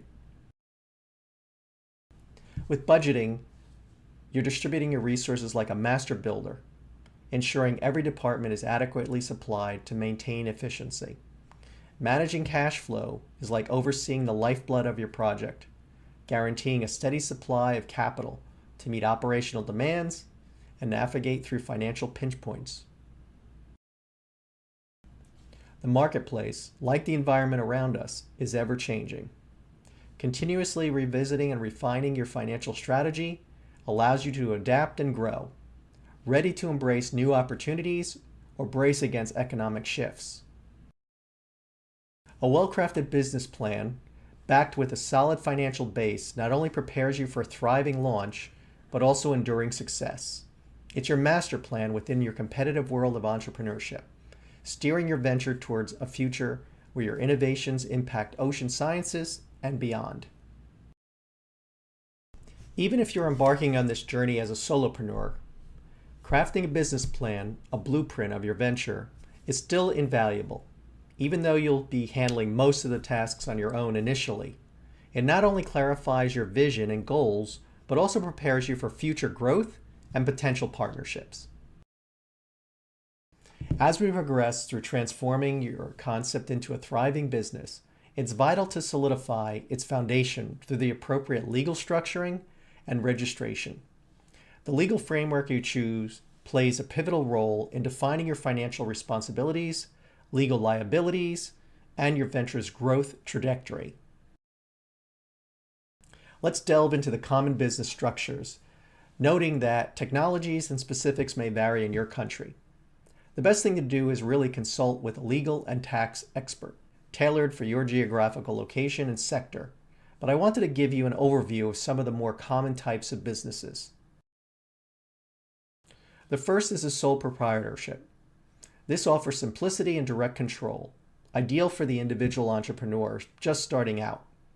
It allows you to quickly pivot and adapt, but remember, your personal and business assets are considered one and the same, which influences your risk. In a partnership, collaboration is key. 2 or more partners share the business's burdens and revenues. It's a relationship that demands clear agreements to ensure harmony and mutual understanding, particularly when navigating challenges. I've worked with many startups that involve partners, and it's key to have everything really well documented on who's doing what and when, and also how equity will be split. Limited liability companies provide a flexible structure with the added safety of your personal assets protected against business debts. That offers you a balanced path for many entrepreneurs. This structure supports growth while also safeguarding your personal risk. Corporations stand as robust entities, enabling expansive growth and external investment. They demand rigorous management and adhere to strict regulations, but they offer significant protection and benefits, particularly in scaling and external funding. Following your choice, registration is the next step. It's the formal act of declaring your business's existence. While procedures vary across regions, it typically involves registering with the relevant authorities, obtaining a tax ID number, and acquiring any necessary licenses or permits. The legal landscape can be intricate, which is why I really emphasize the importance of getting a professional advice to ensure that you're on the right path. Legal and tax advisors can provide clarity on regulations, helping you avoid pitfalls and aligning your business structure with your long-term vision. With a solid legal framework and official registration, your business is poised to make its mark, contributing meaningfully to our world and our oceans. This foundational phase is crucial to setting your venture on a course for sustainable growth and success. Now, I know some of you might feel this is going to be a huge expense for you, but trust me, this is something that's very important that you do correctly, which is why I really recommend that you get legal advice and tax advice as well. It can save you a lot of money in the long run and a lot of frustrations. Plus, maybe some of you may need to get patents or even trademarks, and those are other attorneys that can help you as well to protect your ideas against other competitors stealing them. Building a team is about gathering a group of individuals whose expertise, vision, and dedication converge towards a shared goal. Let's explore how to identify the key roles your venture needs and attract the right talent to fill them. At the heart of your startup are 4 key roles that will propel your business forward. The strategist, possibly a co-founder or CTO, who envisions the technological roadmap. The operator, or COO, ensuring smooth daily operations of your business. The storyteller, your marketing genius, crafting the narrative around your brand. And the innovator, the product manager, steering the development of your solution. Cultivating the right team begins with broadening your search. Dive into professional networks, attend industry events, and engage with academic circles. Building the right team is a quest for compatibility as much as skill. Seek out those who not only bring expertise, but also share your commitment to making a difference. Utilize specialized platforms and forums where like-minded professionals congregate. Tailor your approach to highlight how joining your team offers an opportunity to contribute to meaningful work that goes beyond the conventional, aimed at preserving and understanding our oceans. Throughout my career, I've helped build many high-performing teams. Cultivating a culture of transparency, mutual respect, and shared victory lays the foundation for a resilient startup. Embrace challenges as opportunities for growth, ensuring every team member feels valued and an integral part to your venture success. The essence of building your team lies not merely in assigning roles, but fostering a community driven by a unified purpose. By carefully selecting individuals who resonate with your mission and embody the spirit of innovation, you set the stage for a venture that not only excels, but also leaves a lasting impact on your industry. The process of turning an innovative idea into a viable product or service is much like sculpting. It begins with a vision, and through a series of deliberate, skilled actions, transforms into something tangible and valuable. At the heart of this journey is your unique business concept, serving as a guiding light for the creation you're about to unveil. The inception of product development is rooted in defining the essence of what you aim to offer. Consider the solutions your product or service brings to the table. How does it cater to the needs of your ideal customer or address the broader challenges within the environmental or oceanic spheres? This definition lays down the groundwork, or rather your blueprint, for the impact you envision. However, transitioning from blueprint to reality necessitates crafting a prototype, your venture's first tangible expression. This initial model acts as a vital tool for exploration, providing a tangible basis for feedback and iteration. It's your project's very own MVP, minimum viable product, embodying the core function while inviting room for enhancement. The essence of prototyping lies in the refinement. Each version propels you closer to your envisioned product. Embrace cost-effective strategies for prototype development, allowing you the freedom to explore and iterate without significant constraints. There are a number of types of prototypes you can use, including paper prototyping, digital, rapid, wireframe prototyping, mock-ups, high and low fidelity types, functional or working prototypes. Each type serves a different stage of the development process, from concept and design to usability testing and stakeholder feedback. Testing serves as a crucial stage for your product's development. By evaluating your prototype in real-world conditions and soliciting end-user feedback, you'll embark on a path of continuous improvement. This cycle is indispensable, ensuring your offering not only meets but exceeds market expectations. Gathered insights are the fuel for your continuous improvement engine. Embrace each feedback cycle as an opportunity to evolve, ensuring your product or service not only meets the market's current demands, but is poised for future growth. In the domain of product and service development, your greatest assets are patience and an unwavering commitment to excellence. Each step forward, each revision, brings you closer to offering a solution that not only addresses a need, but significantly contributes to the betterment of our oceans and the global community. In a busy marketplace, distinguishing your startup requires more than a groundbreaking product or essential service. It requires a beacon, a compelling brand identity and strategic marketing plan that highlights your presence and draws your audience to you. I've witnessed many startups fail because they believe they had such an amazing innovation, their audience would flock to them and buy without hesitation. Crafting your brand identity is about narrating your unique story, weaving visual and emotional threads that connect deeply with your audience. It's about embodying your dedication to making a difference, whether in ocean science, conservation, or any other sector you're passionate about. Your brand should articulate not just the what, but the profound why behind your venture, resonating with those who share your values. Your brand identity lays the foundation upon which you'll construct your marketing strategy. This strategy maps out the journey to engage with your audience across diverse channels, social media, blogs, collaborative partnerships, or direct marketing efforts. It's about being agile, ready to navigate through the evolving preferences and behaviors of your market. Exploring sales channels is like charting multiple pathways to reach and engage with your customers effectively.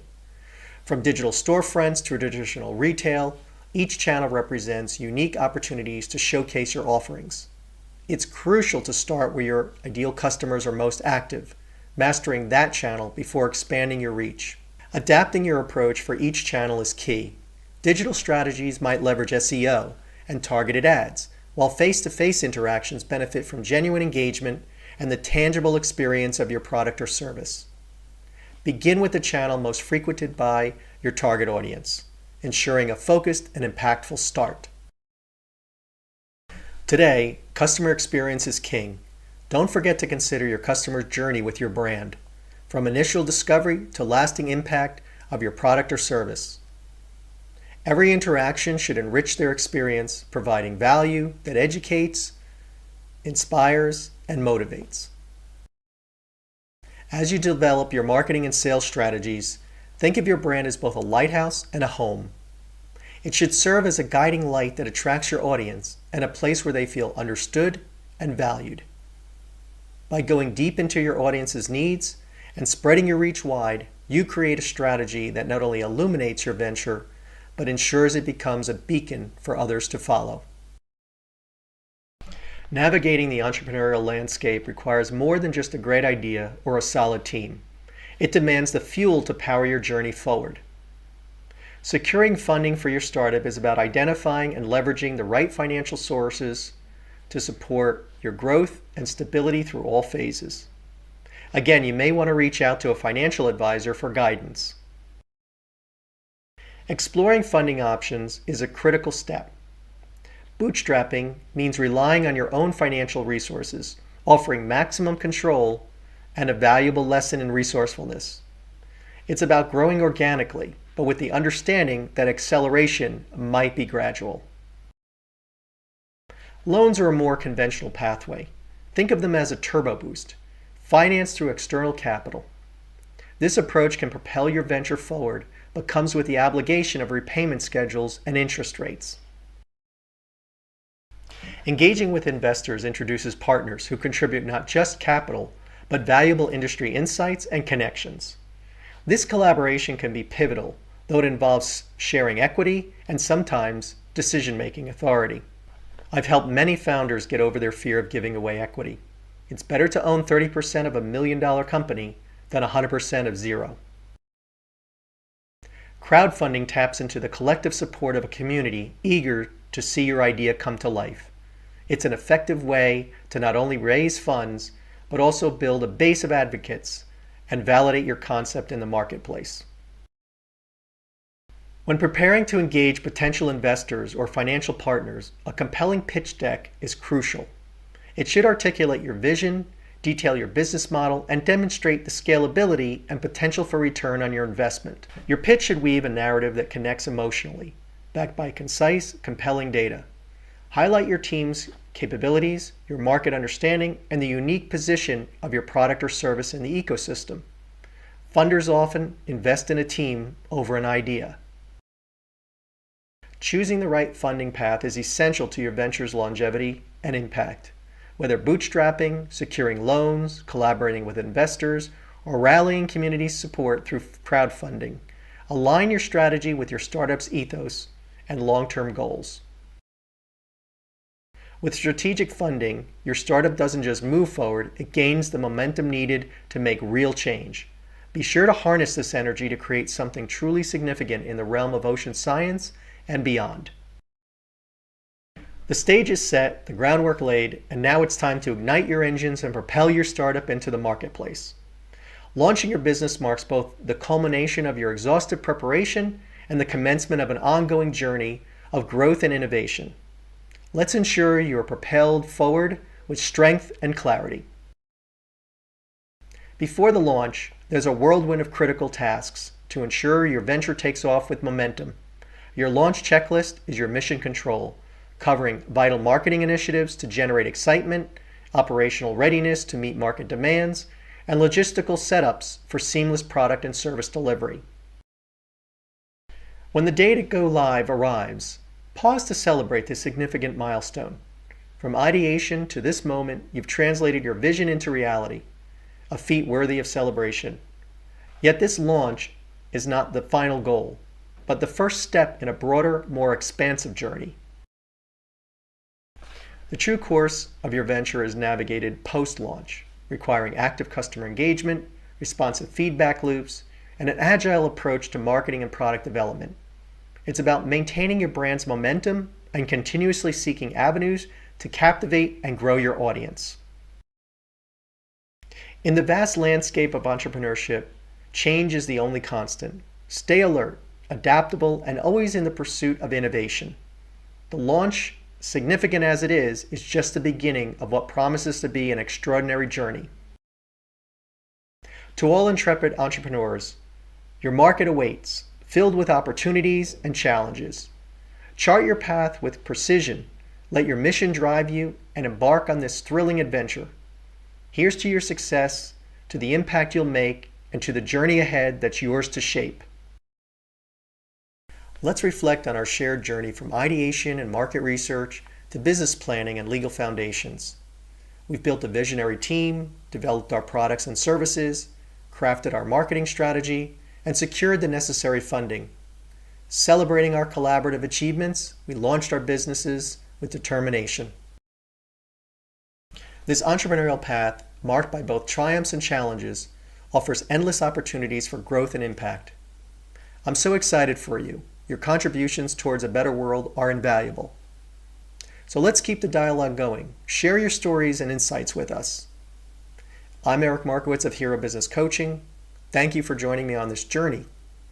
Let's continue to push forward with courage and purpose.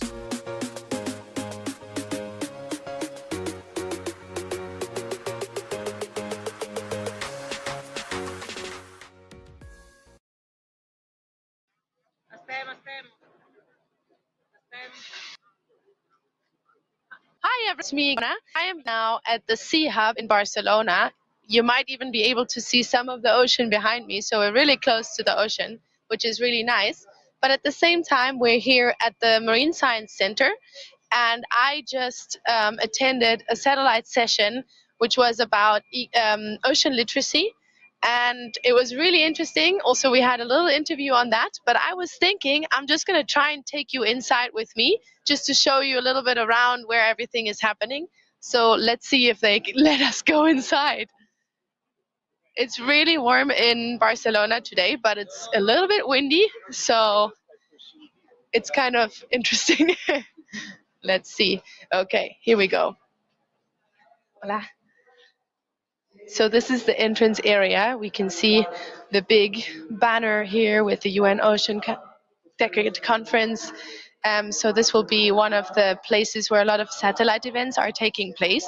And so basically you can just enter this area and yeah, just remember it's the Marine Science Institute. So it's actually a place where science is happening here in Barcelona. And yeah, it's a beautiful building. If you look over there, it's very open and bright, which is really cool. Let's try and see if we can have a sneak peek into the room where the satellite happened just now. And the satellite event was on ocean literacy. We just have to walk a little bit. So I'm going to have you next to me. But yeah, the satellite event was on ocean literacy, and we had a really interesting conversation about how ECOP a role in literacy as well. Ocean literacy, that for example for me was long a term that I didn't really know where to put. Like I didn't really know what does it even mean. If it, like I always put it the same as science communication. I always thought ocean literacy is science communication, but it's actually so much more than that, because anybody can be an ocean literacy professional, for example, because there were some people in the panel there speaking like sports people. One girl was a professional surfer, another woman was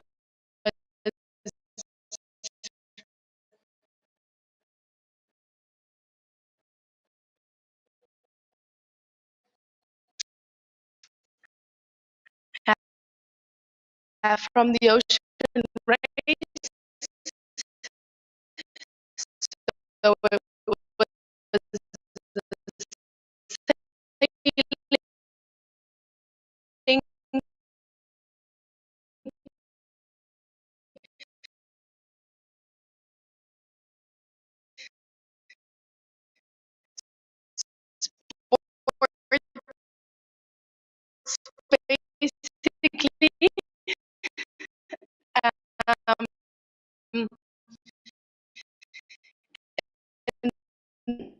little while, and we're going to show with the camera how it looks.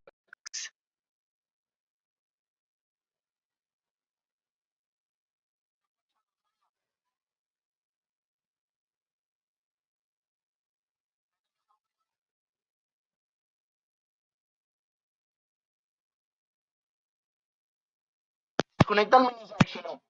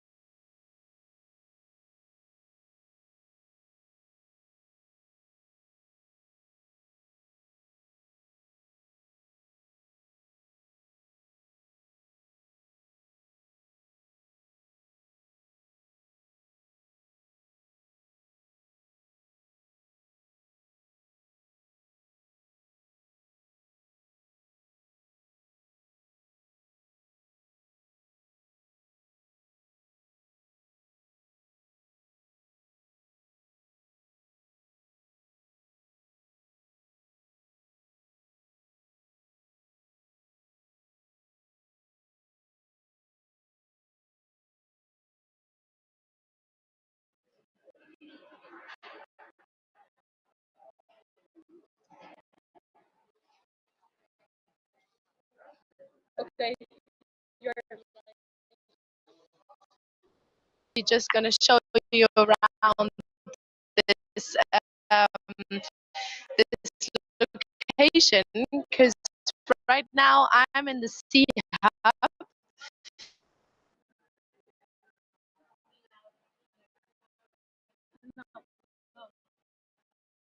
Yes, it's working. Okay. And we just had a very interesting satellite event here about ocean literacy. Um,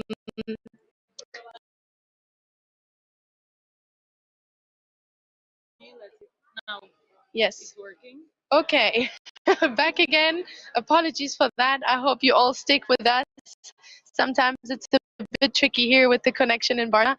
I was just going to take you on a little walk with me into the building to show you actually where we are right now, because we are in the Marine Science Institute here in Barcelona, and the ocean is just across that road, which is really nice.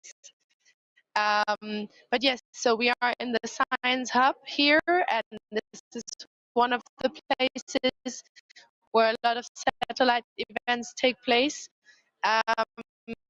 Here at the moment for today, because we're still outside in Barcelona, all over the place, doing a lot of different satellite. So this is basically like a start off to the major conference. And yeah, it was really interesting because we had some conversations about the previous satellite event, which was about ocean literacy. And what I was thinking about this topic a long time, I was thinking that ocean literacy actually is equal to communication, and I always felt like ocean literacy is in the hands of science. And something I learned today was really interesting, is that anybody can be an ocean literate, like anybody communicate ocean issues, because we had some really interesting people on stage, professional surfer, for example, or a sailor that loves to talk about the ocean and conservation of our ocean connected to sailing. And so I think this is beautiful. You don't have to be a scientist, or you don't have to understand every process that is happening in the ocean to be actually communicating about. So that's what I love and about it today, and not being expected to be a professional in every little discipline that is out there. I am neither, and I'm a marine biologist, so I don't know a lot about ocean chemistry, for example. So that's totally fine. You're not alone. Just communicate that love, and I think we're good from there. So yeah, what's happening next? Right now, there is an event downstairs. I'm not too sure what it is about right now. There's so many events happening at the same time, but I hope you had a good impression and interview the other mojos. It's been a bit tricky to stay in touch over us being like flying around the plane talking to different people, but I hear that the sessions went really well, and hopefully also the training about starting up like an ocean focused business just now was helpful. We also have another training just about I think we'll have still that, which is also really interesting, which is about how ECOPs can be better promoted or can be better visible on social media. And for that, I'm going to hand to Joanne. She's an digital media professional, and she has prepared a beautiful tutorial for us and a lesson for us. And I'm going to hand over to Joanne.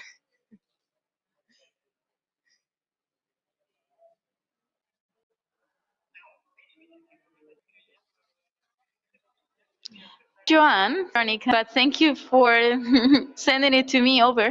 I don't know if any parts of the interview with Jen were live before. Can someone tell me? No? Okay. Unfortunately, we need to start again. So we will do again the interview with Jen. Jen Jones, is a pleasure to have her with us.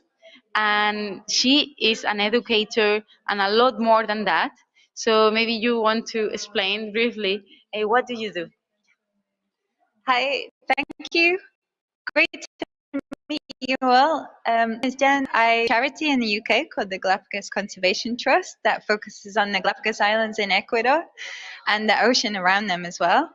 I'm also a marine biologist. My PhD is on plastic pollution in the Galapagos Islands. But really my heart is in inspiring the next generation of ocean fans. And so education and communication is really important to me, as I know it is to all of you as well. And how do you communicate science? Because we have heard about some of your projects, but you can give us some examples. Yeah, of course. So I think the most important thing is really understand the audience that you're talking to and making sure that you can adapt your communications to that audience for them to be the most effective. So we speak to other researchers. The way you do that often is through conferences like the one we're at right now, or through technical papers. We speak with fishing communities and other ocean users. That's super important to make sure that people feel included in the conversation and have access to all the information that we do as scientists. We do a lot of things online. So now, I mean, technology is really helping us. Before, when I started working with Galapagos, there was very little internet connection. It was very hard to be connected. Now, amazing internet connectivity, and so that ability to connect people with each other and talk directly is getting really exciting. One of our big projects is about storytelling, and so I think this is really important for something we can do as scientists. is to make our work as accessible as possible. And this I made with Alex Herma. Tells a story of a scalloped hammerhead shark, which is a critically endangered species.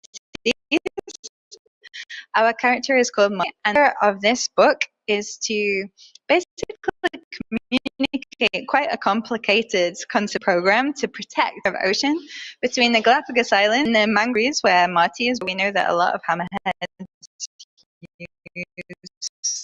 document the journey Marty takes out of this marine reserve to Cocos, which is Eureka. And this story tells kids and anybody who wants to read it about the challenges that Marty and animals like her face on these migrations, because they are moving between protected areas and non-protected areas.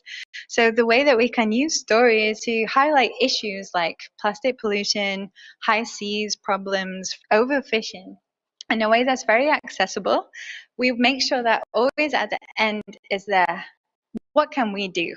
Bit, right? Okay, so we don't want to say like, you know, difficult or sad stories and make people feel like, you know, we hear a lot about eco-anxiety. I think that's a huge problem, and people being, you know, what can I do? Things that we about communications, that these are very practical way that people. So this is a very important topic, eco-anxiety. I've been in different conferences, and unfortunately, I see a lot of young people. What is your opinion, and what can we do? Over there, it's early action professional. So what are your suggestions, your messages? Mm-hmm. Well, thank you for the opportunity. I mean, I think you have to choose your moment. I think we can be preachy. We can't just talk about the same thing all the time and expect people to listen. I think it's very important to keep talking about climate change because it is the reality we're living in. And there's something like, it's change, okay? Although we are nervous about some of the negative impacts, there will be positive impacts. Like it's we can get across that, you know, are affected with climate change. We are growing technology, we have a growing awareness. There is a societal momentum about it, and so I think we have to creativity and optimism. Not against realism, it's going to be difficult, but if we don't keep talking about it and keep everyone involved, we have no chance. And so I think it's about how we, all of us, keep the conversation going in creative ways and empowering ways. So it's not just like, here's some information, do it with it what you want. It's here's some information, how about maybe you do this?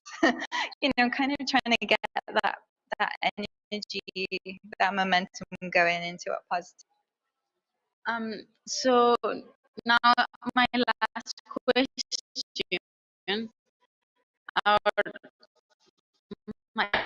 like, what would you say to and wants to engage more with conservation? What are the skills they need? How can they start on what? So for me, my heart absolutely is in that kind of bringing the next generation of scientists, of activists, of artists to be involved in protecting the oceans. I think what you can do is, firstly, don't give up hope. You can get a job in this area, what you really want, you have to be, but you can do it. I think getting voluntary experience where you can really helps. The skills that very much help are communication, definitely. Actually, being open-minded, making sure you're educating yourself, trying to educate others is super important. For me, I had a job that wasn't necessarily dated straight away after I graduated. That happens to a lot of people, but you stay involved by being on social media groups, in forums, coming to events if you can, try to, you know, share media online with your networks. Like, there are a lot of things that you can do. I also totally recommend that if you are interested in getting more experience, that you actively get in touch with organizations. Don't wait for an opportunity to come to you. Like, you can be quite proactive. Like, don't worry about bothering people. Like, get in touch and say, hey, I'm here. If you need some help in this way, I'm here. Or, hey, what are my needs? I think education again, right? Thank you so much, Jen. And we are okay? Yes. Thank you. See you soon.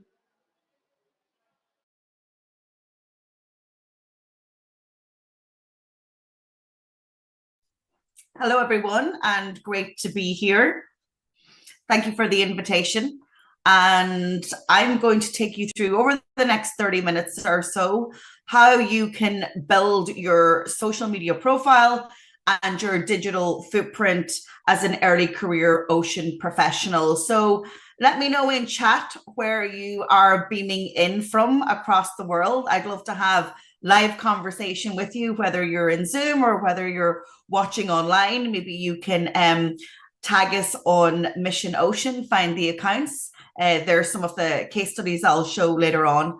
But my name is Joanne Sweeney. I'm coming to you from the wonderful west of Ireland on the Atlantic coast. And such a thrill to be here. Congratulations to our moderators and our mojos who've been doing a phenomenal job so far today and who will continue tomorrow. So let me talk about why building a digital footprint and leveraging social media is important. And with anything, when it comes to, strategy or planning in our professional life, we always want to set goals. So I've gone ahead and I'm sharing with you what I think social media can do for you as an early career ocean professional. There might be some other goals that you want to add. Please put them in chat. I'd be delighted to hear it. But what we're doing here is we are building our personal professional profile. That's really, really important. You have to see yourself as somebody who is stepping into your industry. You may not have as many years experience as people that you're working with, but you matter, your contribution matters, and what you have to say matters. But we're showing up as the professional us, and that's a really important starting point. And hi to you guys from Cameroon and Nepal and Bangladesh. Lovely to be here with you this afternoon. It's afternoon for me. So you're showing up as the professional you, but you're using your own name, your real profile photo, but you're speaking in the personal professional voice. So what do I mean by that? Well, quite simply, I mean that you're talking about your industry. You're talking about being an early career ocean professional, no matter what area of marine science or industry that you're working in, or indeed academia. But you're bringing your real and authentic and true self. And it's fair to say right now that social media is really giving prominence to individuals who create content. So first of all, commit to showing up as you. The previous speaker said it really, really eloquently. It's about developing your network. Trust me, as somebody who's been in my career now for over 20 years, how I've been able to build opportunity for me is actually focusing on my network. I really value my network. So what is my network? The people that I meet, interact with, work with, collaborate with on projects, but also those people that get to know me on social media and find out about my work. I want you to make a conscious effort to develop your network. And I'm going to tell you through this session how you can do that. Because when we know, like, and trust people, they will help us in our career. And in actual fact, the social networks are built, the algorithms are built on shared interest. So I think about Facebook. The algorithm for Facebook is built on connecting with family and friends, okay? People that we know in our lives.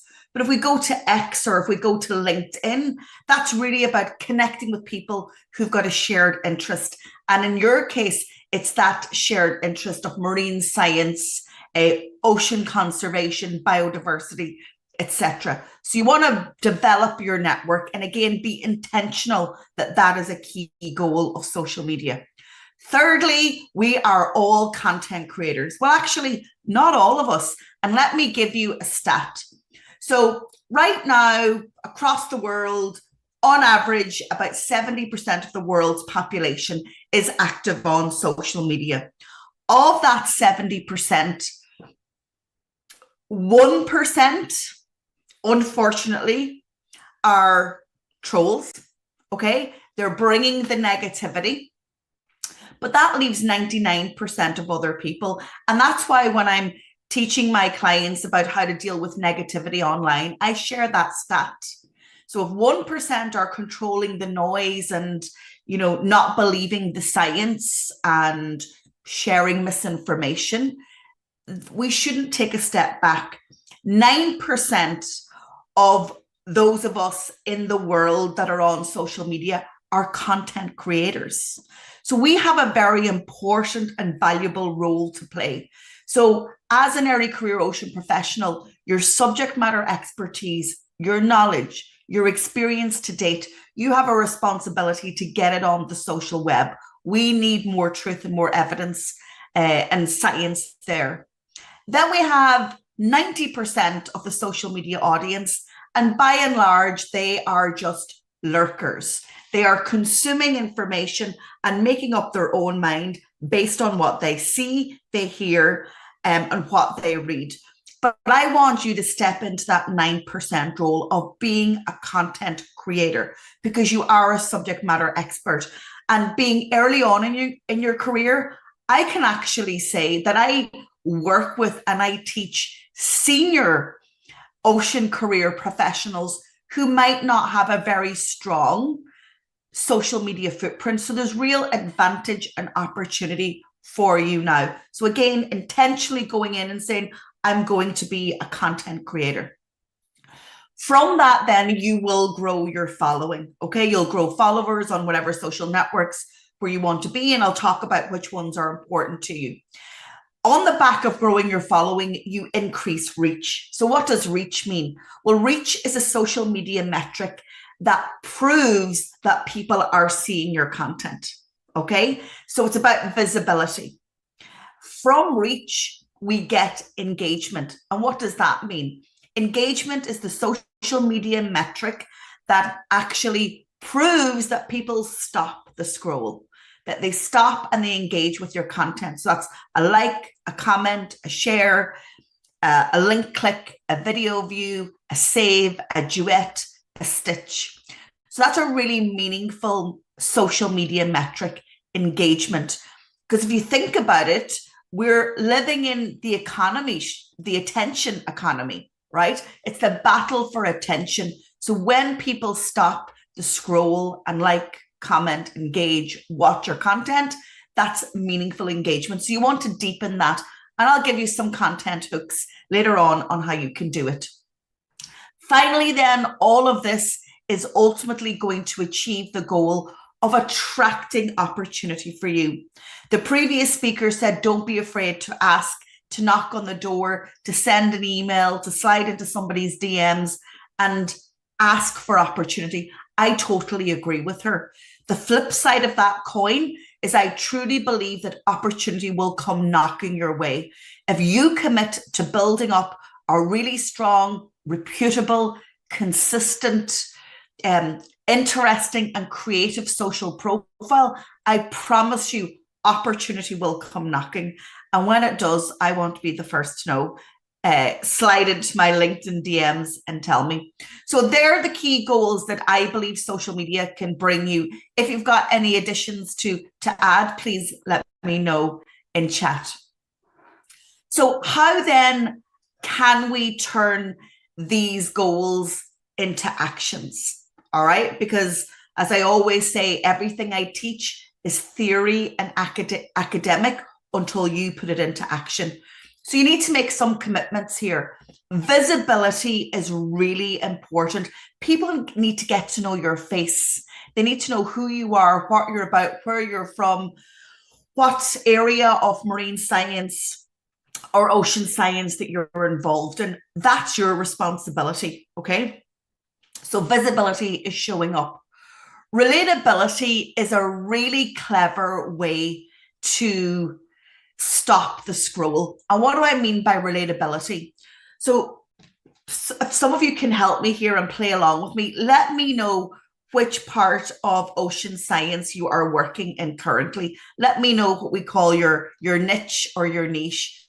So let me know in chat what area you're working in. You can be as specific as possible. But relatability is, okay, so Forba, thank you. You're working in ocean literacy. So it is your goal to improve knowledge and share education around ocean science. And that's probably to very different audiences. We could have youth audiences in school. We might have a business audiences and speaking to industry about the blue economy and commercialization. So what you want to do is, if you're thinking about schools and youth citizen science, you then want to create really engaging teaching materials potentially, and making your content really easy to access and to digest. You want to speak to teachers because you know it is the teacher that will bring you into the classroom. So if you do a whole campaign or a series of social posts about, you know, here are 20 different mini teaching moments that teachers can bring into their classroom to help students better understand the ocean, the teachers are going to stop the scroll. Okay, so it's relatability. Another word for relatability is called just like me content. So whoever you want to engage, think about what you can give to them. It's called leading with value. I hope that makes sense. And if you've got any questions as I'm going through these slides, then please let me know in chat. So relatability is just like me content. Consistency is really important. So that means committing to social media, but showing up on a regular basis. Did you know that the value of going viral is actually superseded by you showing up consistently? Because what we want to think about here is, and I don't want you to get like a little bit despondent or depressed if your posts aren't going viral, because what matters is what the algorithms want is they want consistency. They want your curve to go like this. Some posts perform better than others don't perform very well, but it's that consistency. And the other side of consistency is what we call the compound effect. You might have learned about compound interest in junior maths at junior school, where, you know, if we add up all the likes, the comments, the video views, and the link clicks over a period of 90 days, that gives us influence. Okay, so it's not thinking about the success or the performance of an individual post. I want you to think about, by showing up consistently 3 times a week over the period of 30, 60, 90, 120, 365 days, I am building influence. That's all you need to do. Okay, showing up regularly and doing a little bit often, that's what works. Timeliness. We've got World Oceans Day on the 8th of June. We've got the Ocean Decade Conference this week in Barcelona. The reason that we have this 2-day, 48-hour live stream is the timeliness of having that captive audience in Barcelona and capturing the attention of early career ocean professionals around the world. So when we have issues that are topical or trending on mainstream news, on social media, you want to jump in on the back of it. Okay, you want to add your voice, add your opinion, add your insight. That's a great way to also get noticed. I'm going to talk about what individual tactics or features on the social networks will serve you well, and it's focusing on those. And then finally, guys, it's test and learn. Okay, you're going to go away, take my hints, take my tips, put them into action, but you're going to learn what works best for you and for your audience. Okay, so that's kind of the strategic approach, setting our goals and then strategically how we're going to show up on social media. The customer journey on social media never really changes. So it doesn't matter who you want to speak to, who you want to influence. I talk about the AIM method. It's awareness, it's interest, and it's motivation. That's your job at all points. So whenever you're sharing content, I want you to ask yourself, well, what am I trying to get citizens or customers or my audience to do? Am I just trying to raise awareness of this issue? Are you talking about taxonomy, for example? Are you talking about, the discovery of new, previously undiscovered species in the deep sea? If that is it, maybe it's just awareness building. Maybe you're just explaining how using eDNA technologies can now help us learn about new species previously undiscovered. Okay, so that's introducing people to a new topic, and it's just awareness building. Then you might develop it and you want to get people to be interested. So that develops engagement and they start liking and commenting. So maybe you introduce them to 5 new species that were discovered in the last 12 months. You might interview the scientist. You might interview the organization. You might interview those that were on the research expeditions in the deep sea. So now you're taking the story a little bit further. Finally, then the M stands for motivation. And this is where the citizens who are receiving the information are motivated to act. So they might share your content. They might watch a longer YouTube video.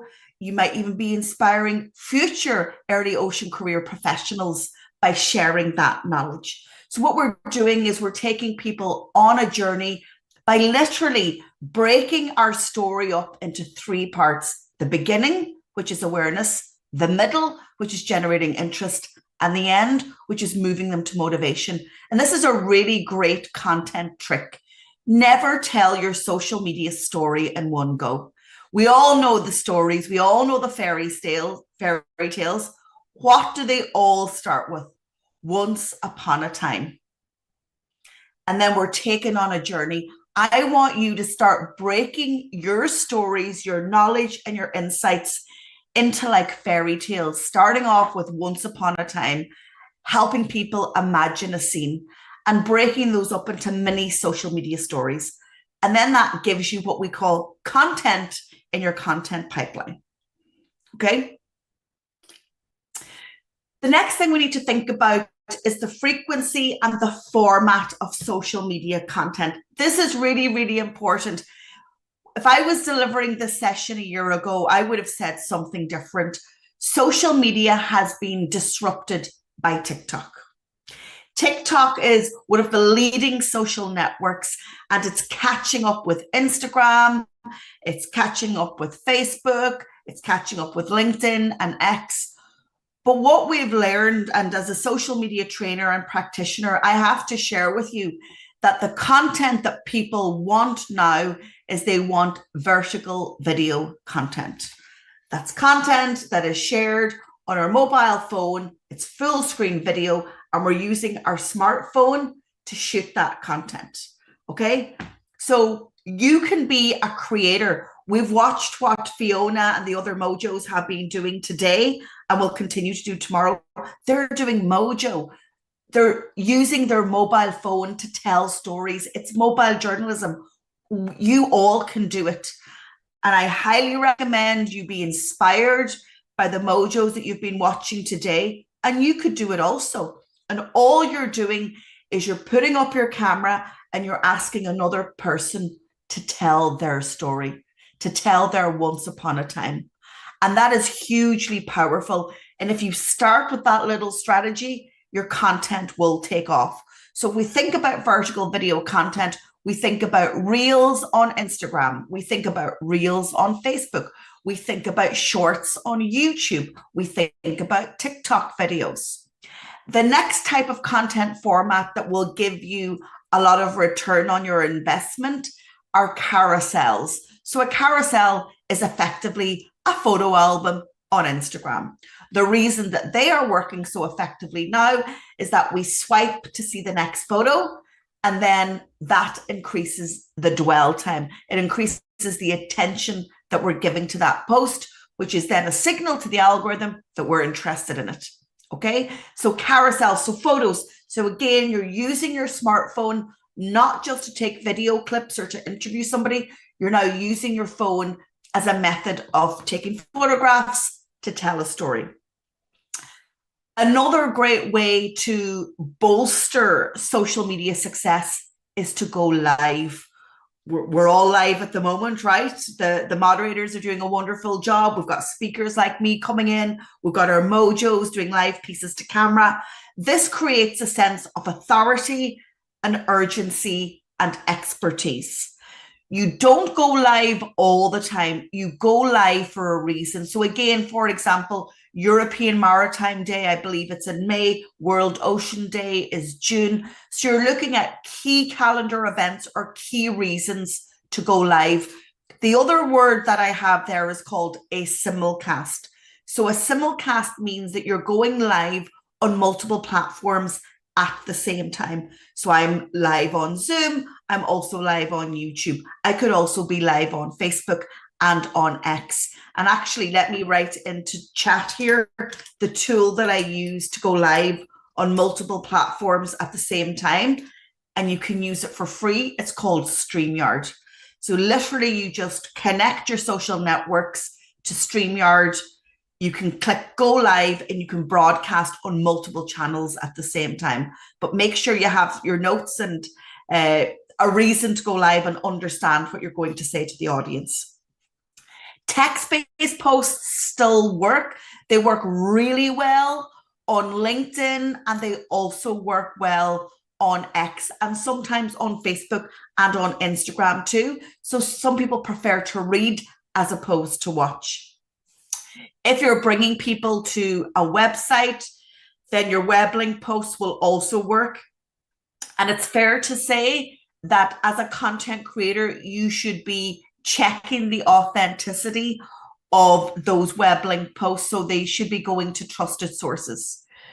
We still love watching photos. If you've been following the Generation Blue campaign that I'm going to show you later from our mojos, who've been doing a wonderful job, Fiona, Mariam, Luca, and Tara, you can see the wonderful photography, unique insights into all topics around ocean conservation and ocean health and river health that they were doing for that campaign. And again, they were just inspired by the environment around them.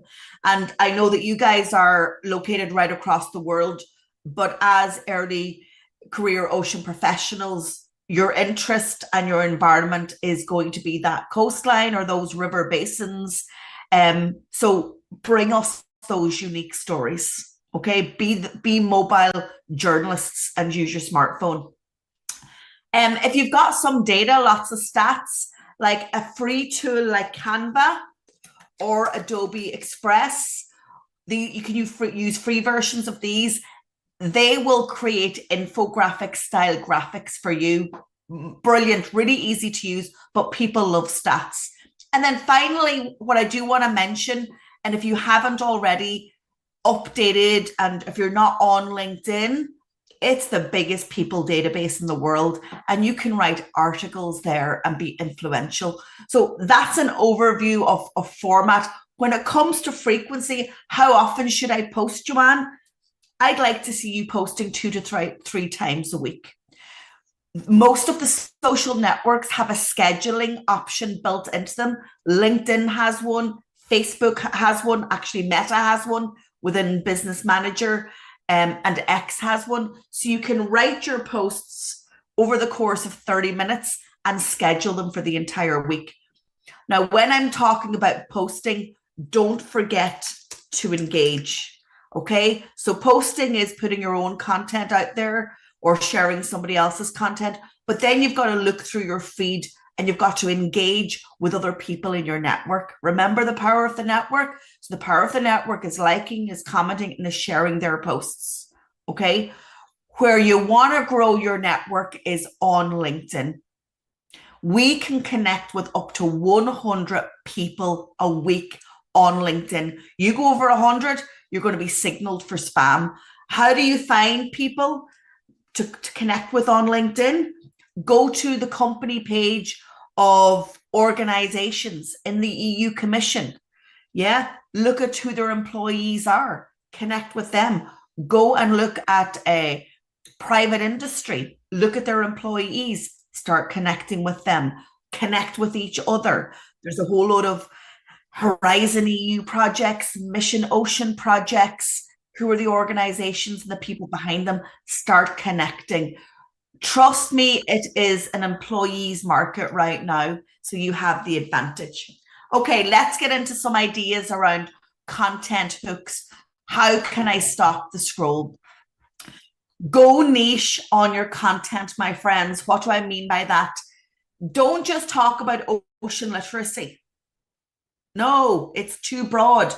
Go into the detail. Give me one little insight about ocean literacy. What is it about ocean literacy that matters? Who are you speaking to? So think about your niche audience. What age are they? Does gender matter? Does location matter? Does behavior matter? So for example, are they a student? Do they work in industry? Are they in academia?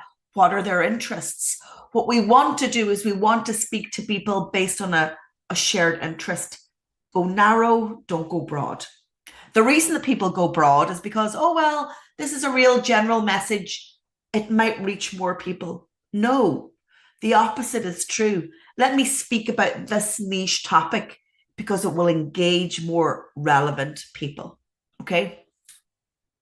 Saumak is coming in and he says, Copywriting Secrets is a good book for this. Thank you so much for that recommendation. Another great hook are triggers or aspirations. So we've got triggers. So a trigger is when you're triggering somebody's pain or their question or their lack of knowledge. Okay, so you're triggering somebody with, something like, do you live within 5 kilometers of a coastline? Are you frustrated by the increasing amount of plastics that you're finding on your beaches? Do you think that you can help? Here are some ideas. So that's triggering a pain point. The other part of that, or the opposite side of that coin, is leaning into aspiration. We follow social media accounts that inspire us, that motivate us, and that have aspirational content. So again, what do you know that you could lean into and use there? So your answers are your insights, are content that will speak to aspirations or to triggers. The other thing that I want to say here is you don't always have to be the creator of the content, guys. One of the smartest things I have ever done is launch my podcast, right? It's a video podcast, the Public Sector Marketing Show for the free plug. But what I do is I interview other people. So they're giving me the content and then I'm putting that content on my social networks. So you can get the content from other people. Pillar messages is another trick in terms of planning your social media content. So what I want you to think about is when you're preparing your content plan and preparing social media messages, write down some of the high level topics that you want to talk about. Again, maybe it's ocean literacy or citizen science as the big topic, but then you break it down into subtopics, into snackable content. Get to know your coast, why biodiversity matters, how you can get involved and help protect and restore our ocean and waters health by 2030. Be part of Mission Ocean. And what you're doing here is you are kind of sharing that leadership voice. You can imagine if you were doing this consistently between now and the end of 2024, how much your profile would build, your authority would build, and how much your network would expand. So try and go into subtopics when you're thinking about social content, okay? And I don't need to teach you about what you know. I call that your zone of genius. You need to lean into your zone of genius and start talking about what you know. Stay in your own lane, talk about what you know, and then interview people who are also in your own lane and ask them about what they know. That's how you do it. And then you become that content creator. So let's talk about the social networks and how you can leverage them. I know your time is short, okay? And I know that social media is my business, so I hang out there a lot. But if I was to advise you now, what to do between now and the end of the year, I would say get to LinkedIn and update your profile, right? Send me a connection request and I'll review it for you for free, okay? So get on LinkedIn and update your profile and start connecting with people there. The second thing that I would say is I would probably, depending on what country you're in, because I know there's different uses of Instagram versus TikTok, I would go Instagram or TikTok for those vertical video social media apps. Choose one or both. In actual fact, if you're creating content for Insta, it can also go on YouTube Shorts. It can also go on TikTok. So you've got that 3-for-1 effect. I know in some markets, Facebook is still really, really, really important, as is WhatsApp. So again, you've got to look at your own figures. But let me direct you to a website that will give you the social media stats for your country right now in 2024. I think that's the right URL. If not, just Google Data Reportal Study 2024, and it will tell you how many people are using each individual social network in your country right now. But definitely LinkedIn, and definitely one of the visual storytelling apps. X is massive for the marine science community. I know it is. I see it all the time, but it's got very negative. It really has. And you can actually connect with people on LinkedIn. But if you're on X, good for you. Okay, I then spoke about content format, but these are tactics. These are the tactics that are working right now on social media. If we're thinking about Facebook, albums still work. Facebook supports Reels. We've got Facebook groups there. Maybe you can have a search for early ocean career Facebook groups, or maybe there are Facebook groups relating to ocean health in your country. Facebook supports stories. What I would be recommending here is I would create on Instagram and cross-post to Facebook, because you can. They're owned by the same company, and you can create on Instagram and cross-post to Facebook, especially when posts and on stories. When it comes to Reels, we're not allowed yet to cross-post Reels, but you can save it on your phone and then upload it to Facebook separately. I mentioned carousels, the whole swipe effect. So you can add up to 10 photos or video clips in one album. YouTube has introduced shorts. The length of an Instagram reel is 90 seconds. The length of a TikTok video is 10 minutes. The length of a YouTube short is 60 seconds or less. What I would say to you is create shorter videos when you're starting off, and don't be afraid to open up your camera on your phone and just speak to it. Hey, Joanne here from Galway in the west of Ireland. I wanted to pop on today and tell you 3 things that I've learned in the last 48 hours about what early career ocean professionals are doing on social media, right? So again, just being really natural. We're not looking for high production value. We're looking for you to show up, show your face, build know, like, and trust. When you improve and perfect your LinkedIn profile, writing articles is one way to be higher than 80% of the people on LinkedIn. What's an article? It's a blog post. It's text, 300 words. That's all we need.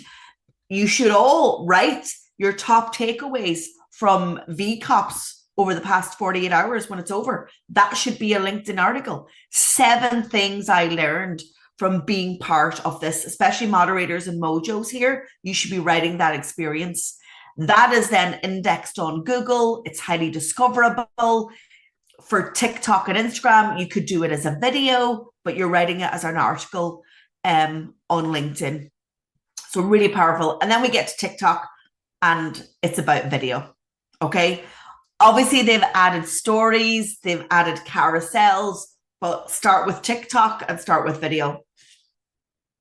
And I love that Akriti is just already connecting with me on LinkedIn and also putting his LinkedIn profile in there. Good for you. That's what's called being proactive. Voices and faces are really important, and we're coming to the end. But I want to leave time for questions before I get kicked out of my slot. But it's really important in 2024 that we show up as ourselves. That's going to differentiate you. And as I said before, it will also differentiate you in the more broadly Ocean professional network, because there are senior leaders who are still not doing this. So you can leapfrog them by building up your personal professional profile. Go front of screen, use your phone, buy a lapel mic.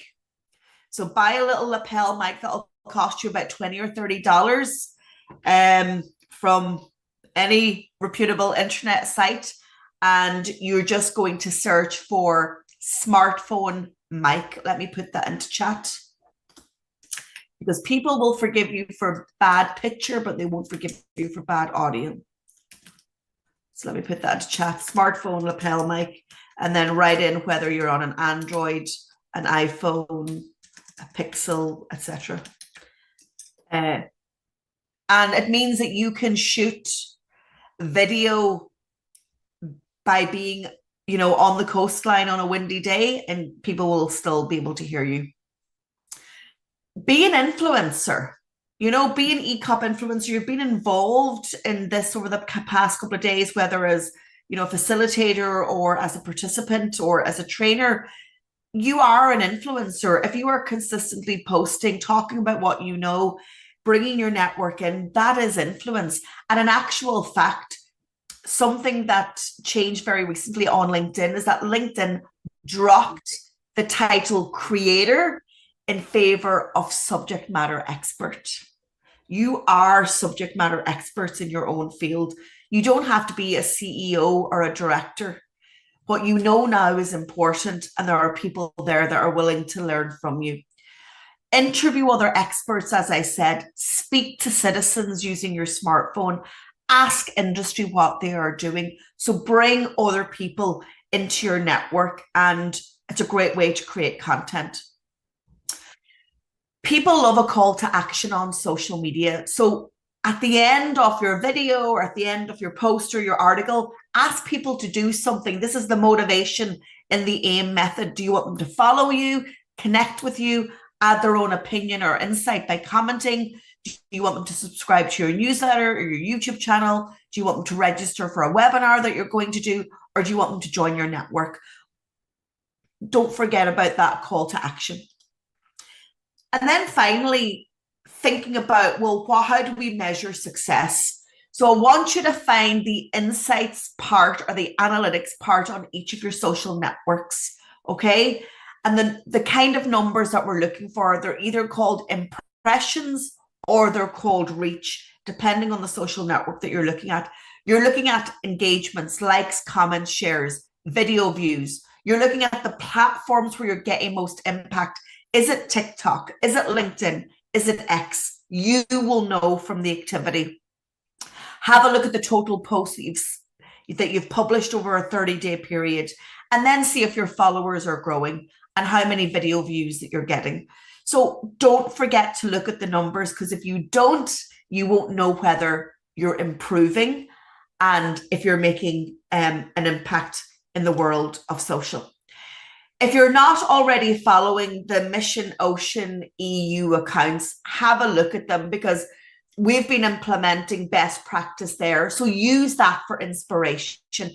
Have a look at the stories that are being told. Have a look at the content that's being shared, and use that for your own brainstorming and your own inspiration. And just to call out our amazing mojos that have produced this content, Mariam, Fiona, Luca, and Tara, that you'll see on the accounts. And also we see our moderators and our mojos from VCOPs as well.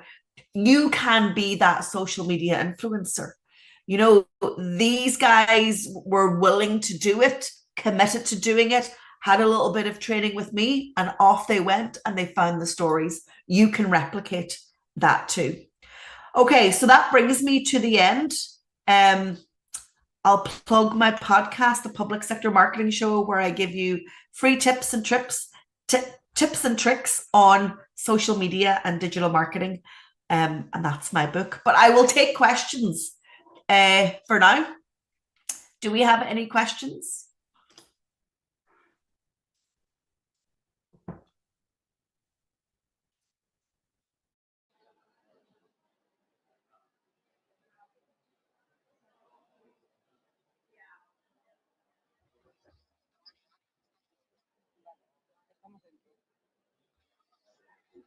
Hi everyone. I'm here in the Mediterranean Marine Protected Areas Workshop that is organized by the Monaco Explorations Foundation, and we are just waiting here for the Prince Albert II to come, to enter, and to give a keynote farewell. So this is how it is going around here. Some security, some people from Monaco Explorations, and just some police motorbikes came, but we are all waiting. The MPA forum is actually closing today, is the last day. They were discussing different sessions or different main topics. They were based in solutions, best practices, challenges, and scaling up, and how to keep the momentum in these MPAs. So we had different organizations being part of it, from, for example, Charles Darwin Foundation, Hotokobo, Protected Seas, Global Fishing Watch, a lot of different institutions that work on the management and also communication around marine protected areas. And that's why the last part of this MPA forum is based or focused on a workshop for the Mediterranean marine protected areas. So hopefully it's coming in some seconds.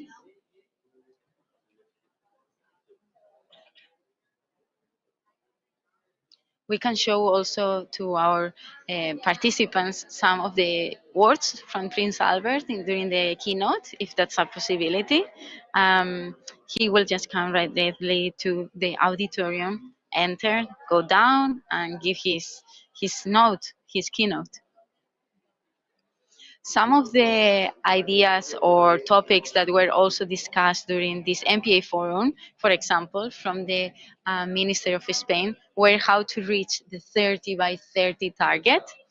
And within that target is also the 10% of street protection. In Europe, only around 12% of the ocean or the seas are protected, and less than 3%, I will say, is street protected. So we're still far from those conservation targets.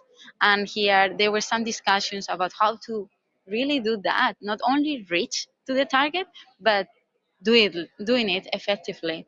Because it's not only about reaching the 30%, about putting an area, but effectively manage it and protect it, not only on paper, as we know, the paper marine protected areas. That was one of the challenges and issues that were discussed here. Also, another main problem within marine protected areas is the lack of communication between stakeholders and the lack of trust, of course, because sometimes actors like fishers and local governments or tourism industry, they don't have a good relationship and start to lose the trust between them. I think something is happening around here. More security is coming, so let's see.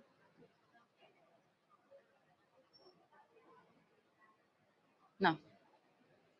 Bueno, we are all waiting.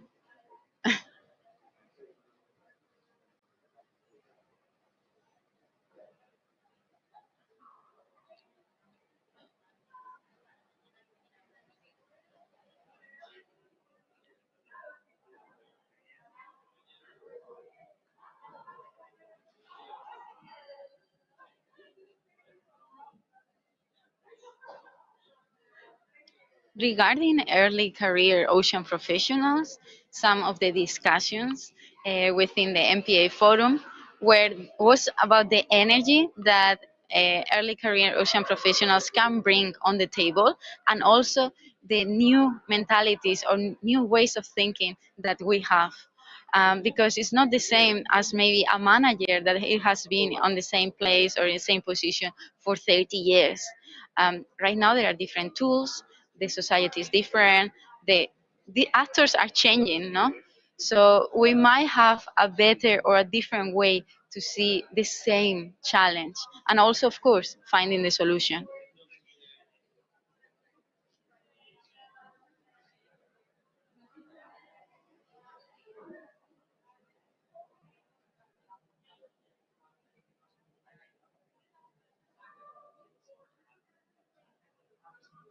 I don't know if someone maybe in the ECOP has a question. We can maybe just address it here.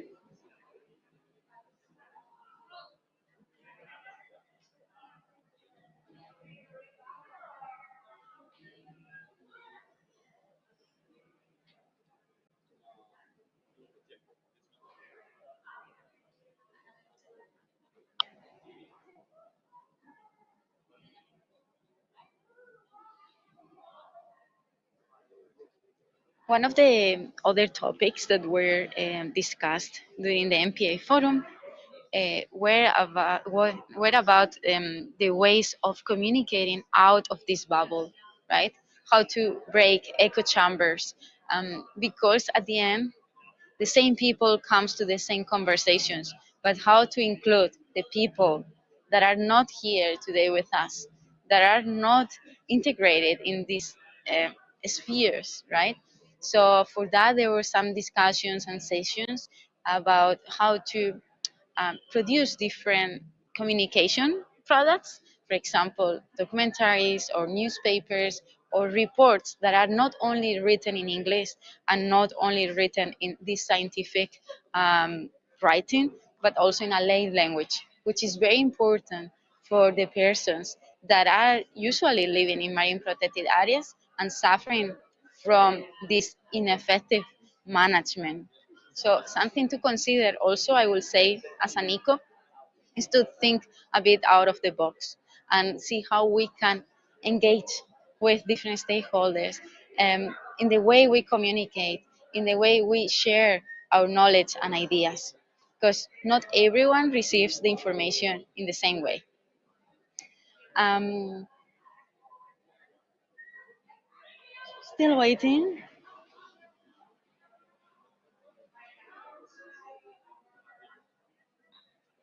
But everyone's kind of ready here.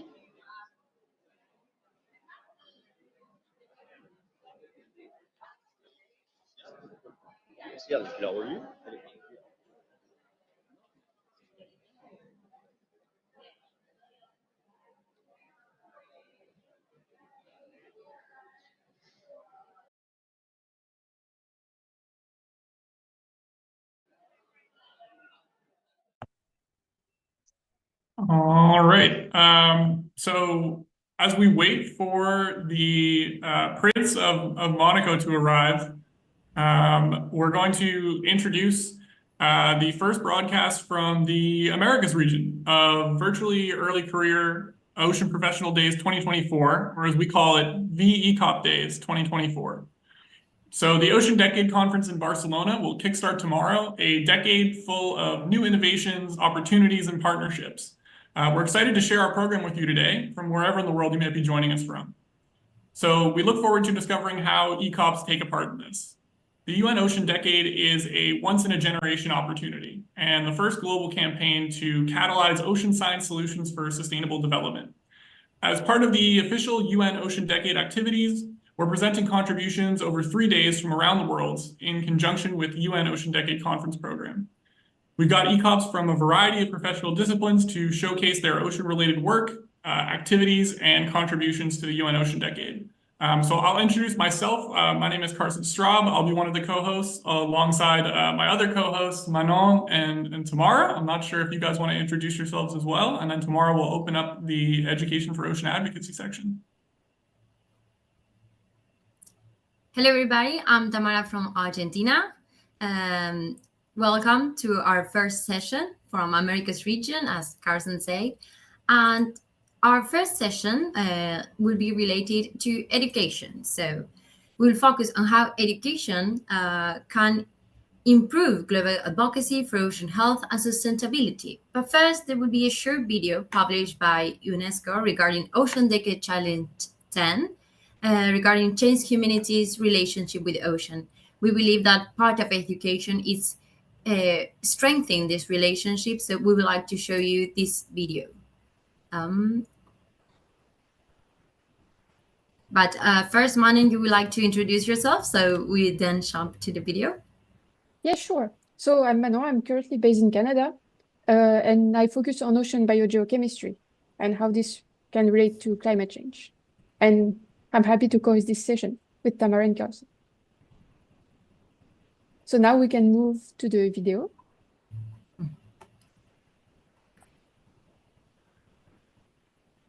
Perfect. All right, so I guess we're just waiting for our technicians to pull up the first video. So my very first time seeing the ocean, I was so nervous because I thought this is the way, one way to drowning. But at the same time, I was so intrigued. I was interested. I just didn't know where the ocean started and where it ended, and I wanted to know more. My first experiences of the ocean were as a child of maybe 5 to 10 years old in Kenya, where my parents used to swap houses with somebody who had a beautiful beach cottage on the reef in Malindi. So we used to go down there for 2 or 3 weeks each year and go out on the reef. My dad was very keen on fishing and shell collecting and so on. And I really got my inspiration and knowledge about the sea from there, and I never looked back from that stage. We make Explore the Shore in the hope that we can help more people have their own ocean discovery and connect with this amazing spot where the land meets the water that offers this joy and contentment to so many of us. For this episode coming out on Youth Day, we decided to connect with Kolofelo, a marine biologist and educator at Sentinel Ocean Alliance, and have a chat about the importance of marine education and the different ways that we can make the shore accessible to everyone.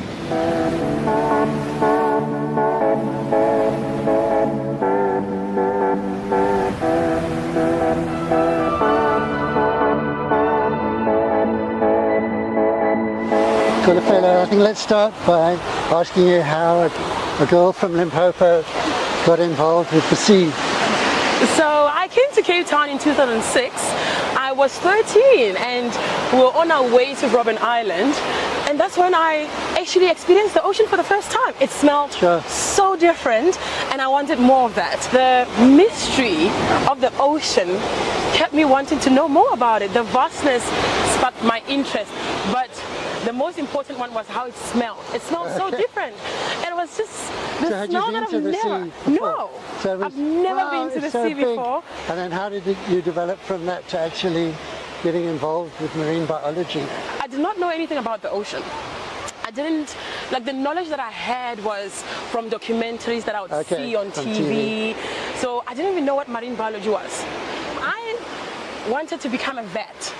So I went home and I told this lady about my trip to Cape Town, and I told her how mysterious it was and how big it was and how it smells so different. And this lady said, how about you study the animals in the ocean? And I said, oh, what is that? She said, that's marine biology. I said, yeah, that's a new one. That is a new one, and I want to do that. Yeah, that's a fantastic story. So now that you've got a job here in Hout Bay, what are you actually doing? What's your organization? So I'm an educator at Sentinel Ocean Alliance for the Parley Ocean School. We run 2 programs. One called the Parley Ocean School program, where we teach the kids about the wonders of the ocean, the beauty and the fragility, and what we can do for a sustainable future. How great they smell. Yes, how great they smell. And we teach the kids about the ocean threats, that one of marine plastic pollution in particular.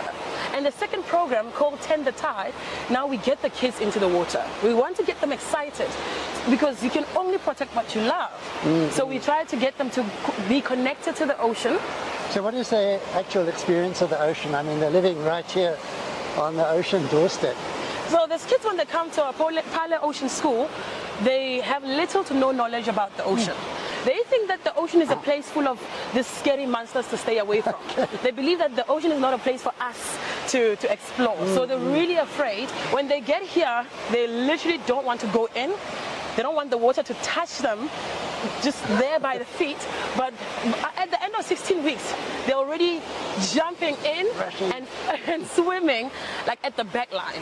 So that is really an achievement. No, that's great. I mean, it opens up a whole world for them, doesn't it? Yeah. So can we talk a little bit about why educating these children about the ocean is so important?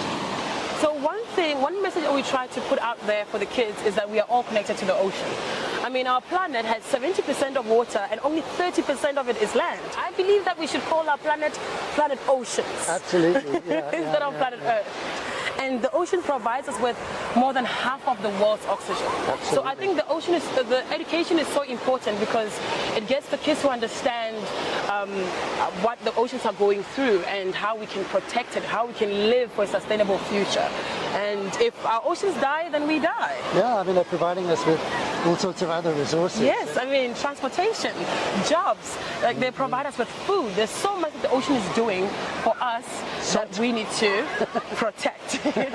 Yes. So do you find when the kids have been through this course and have learned these things, then that changes their perception of the ocean? Oh yes, definitely. And we see it in them just randomly picking up plastic.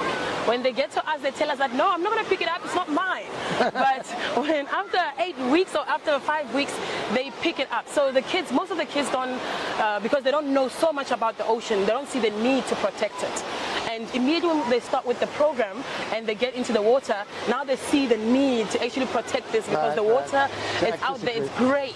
I need to experience it in the next 30 years. So what should I do now for me to be able to... Nice for me. Exactly. What should I do now? So they actually, the behavior changes so much. It's remarkable.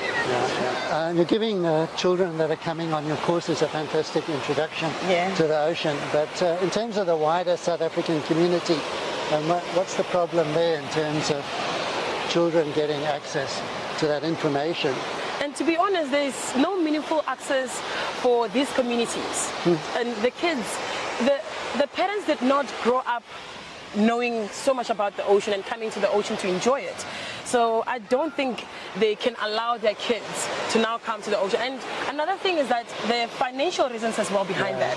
These kids have to take a taxi to come to the beach to come enjoy the ocean. Even if they're in Cape Town? Even if they're in Cape Town, just right here. But we actually provide access. We have transportation that goes to pick up these kids and bring them to the ocean school because we understand that the biggest problem is finances. The parents don't want to bring them here because they don't think it's safe, and even if they felt like it was safe, they don't have transport money to bring them here. Yeah, I find when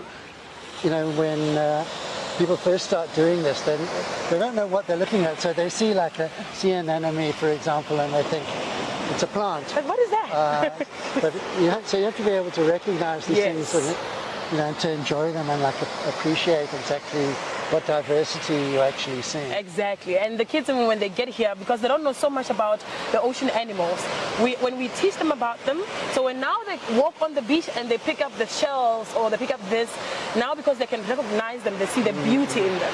So what are your hopes and aspirations for marine education, both in your own organization and kind of in the country? Yeah, so I'm dreaming big for this one. I need more kids. More kids deserve ocean education. Absolutely. I think we need to give more kids opportunities so we can be better at protecting and saving our oceans.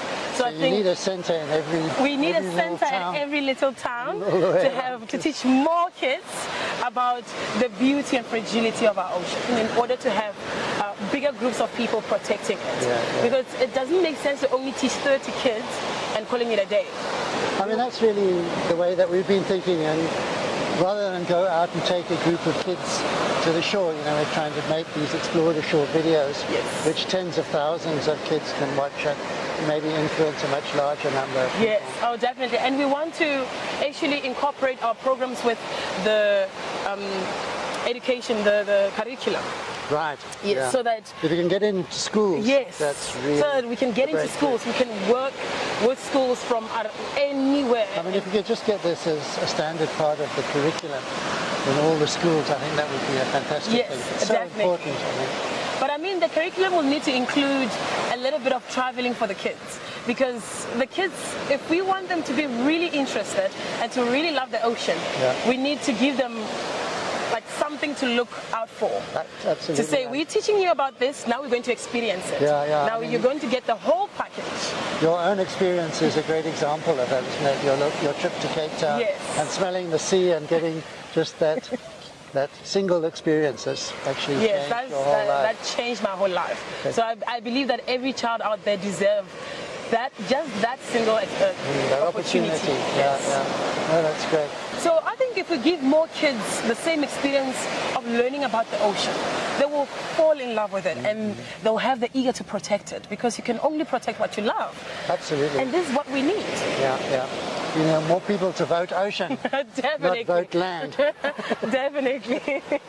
My memory is that when I did first come here through the ocean, I was so scared and I was so small. I was scared of the waves and I was so like, I'm not gonna go in. The ocean was so beautiful and I could not believe that I saw the ocean. It was my first time to see the ocean. I used to be scared, but then thanks to Pali, I am now confident when I'm in the water. Well, the way that I overcame that fear was when I came here to Pali Ocean School. They taught me.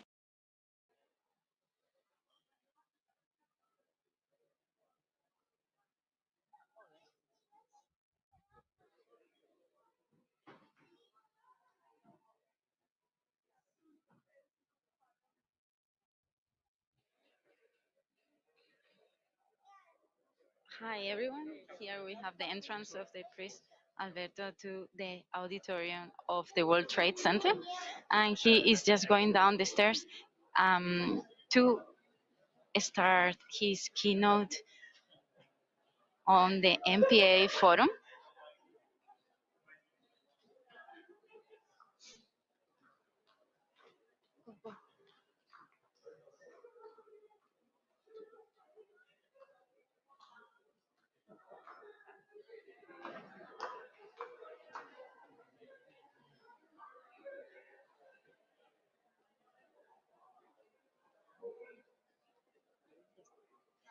If you want to hear some words from his keynote, I recommend you to stay here with us and we will continue recording. If not, just can go live with other content. Yeah, let's enter. Ariana, let's enter from this door.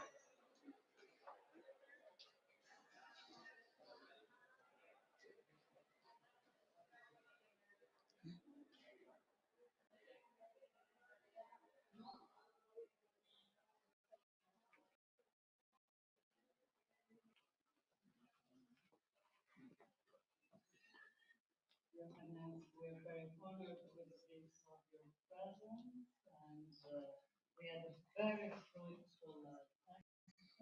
Thank you very much for all the speakers.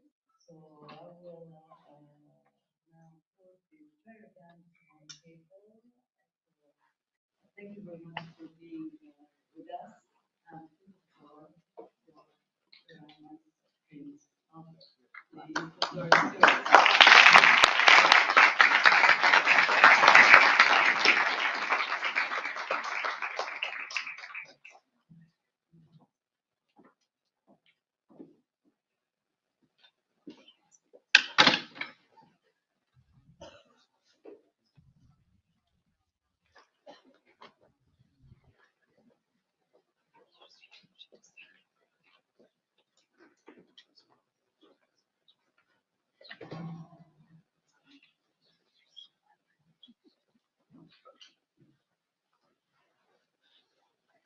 Your Excellencies, ladies and gentlemen, dear friends, apologize. People should be here for the last few minutes of your session. I'm sure it was fantastic. The fact that you saw this is not important. This slide was important, 30 by 30. So thank you for your participation. I think that what has brought us here today is absolutely vital so important for the future of our ocean and what that entails. It is these topics related to the preservation of marine areas that have mobilized the MedFund for almost 10 years, which prompted us to take action with our public, philanthropic, and private sector partners.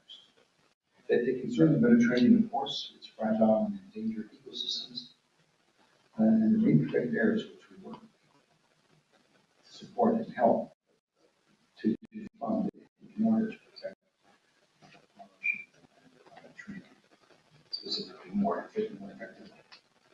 More generally, however, these issues concern the development of sustainable management of ecosystems in marine protected areas will promote, expand, and improve more sustainable use of marine resources as they meet the needs of both nature and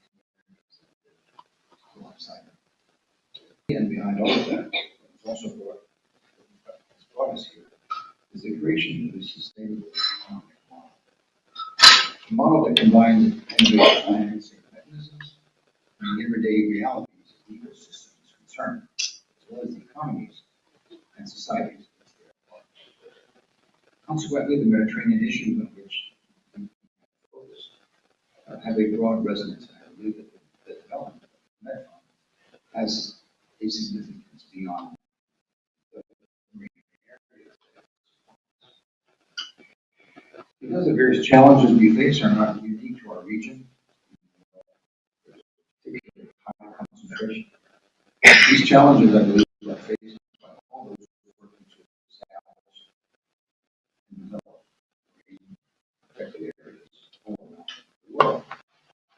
First and foremost, the context is politically sensitive, socially complex, and ecologically. The context undoubtedly more pronounced in the Mediterranean than anywhere else. But inherent to all ecosystems is subject to a strong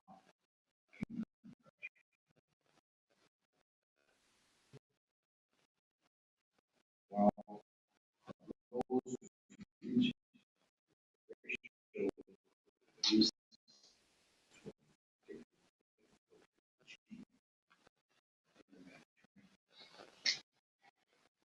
furthermore, we have to be aware of the great diversity are directly proportionate to this level. Scientists have demonstrated that.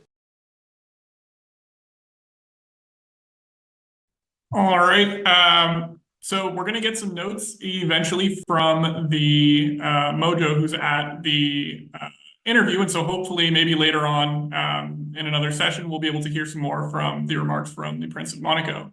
In the interest of time, we're actually going to move on and introduce the first contributor who's going to give us a presentation about their work. So we're going to hear from a representative from Mexico Azul, who will discuss educating and empowering youth to tackle ocean issues through education workshops in Mexican schools and a network of 10 blue schools committed to sustainability. Their aim is to cultivate environmental leadership. The plan includes fostering a community for practice for schools to meet climate targets and investing in youth projects focused on education innovation, marine conservation, and recycling of ghost nets. So if the contributor is here with us now, we welcome you to join the stream and give us a presentation about your work.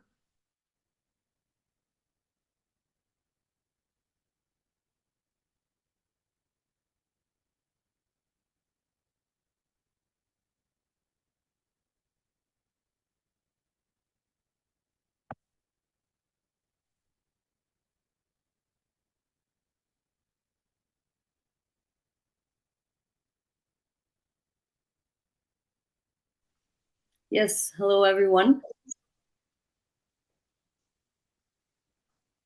No, go ahead.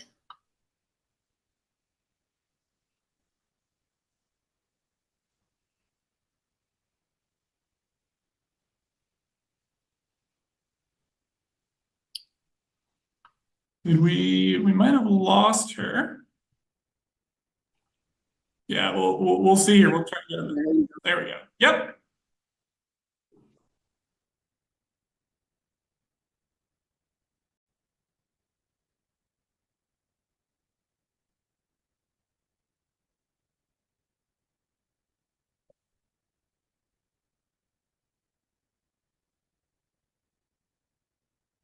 should always, always have in your mind and always fight for that. It is really, really important. That's the reason I've dedicated the last 40 years of my life to education, to be an underwater photographer, and to share my work everywhere in order to cultivate this love for our oceans. So I just wanted to start with that part. Monica, I don't know if you can share with us or you want me to share the screen.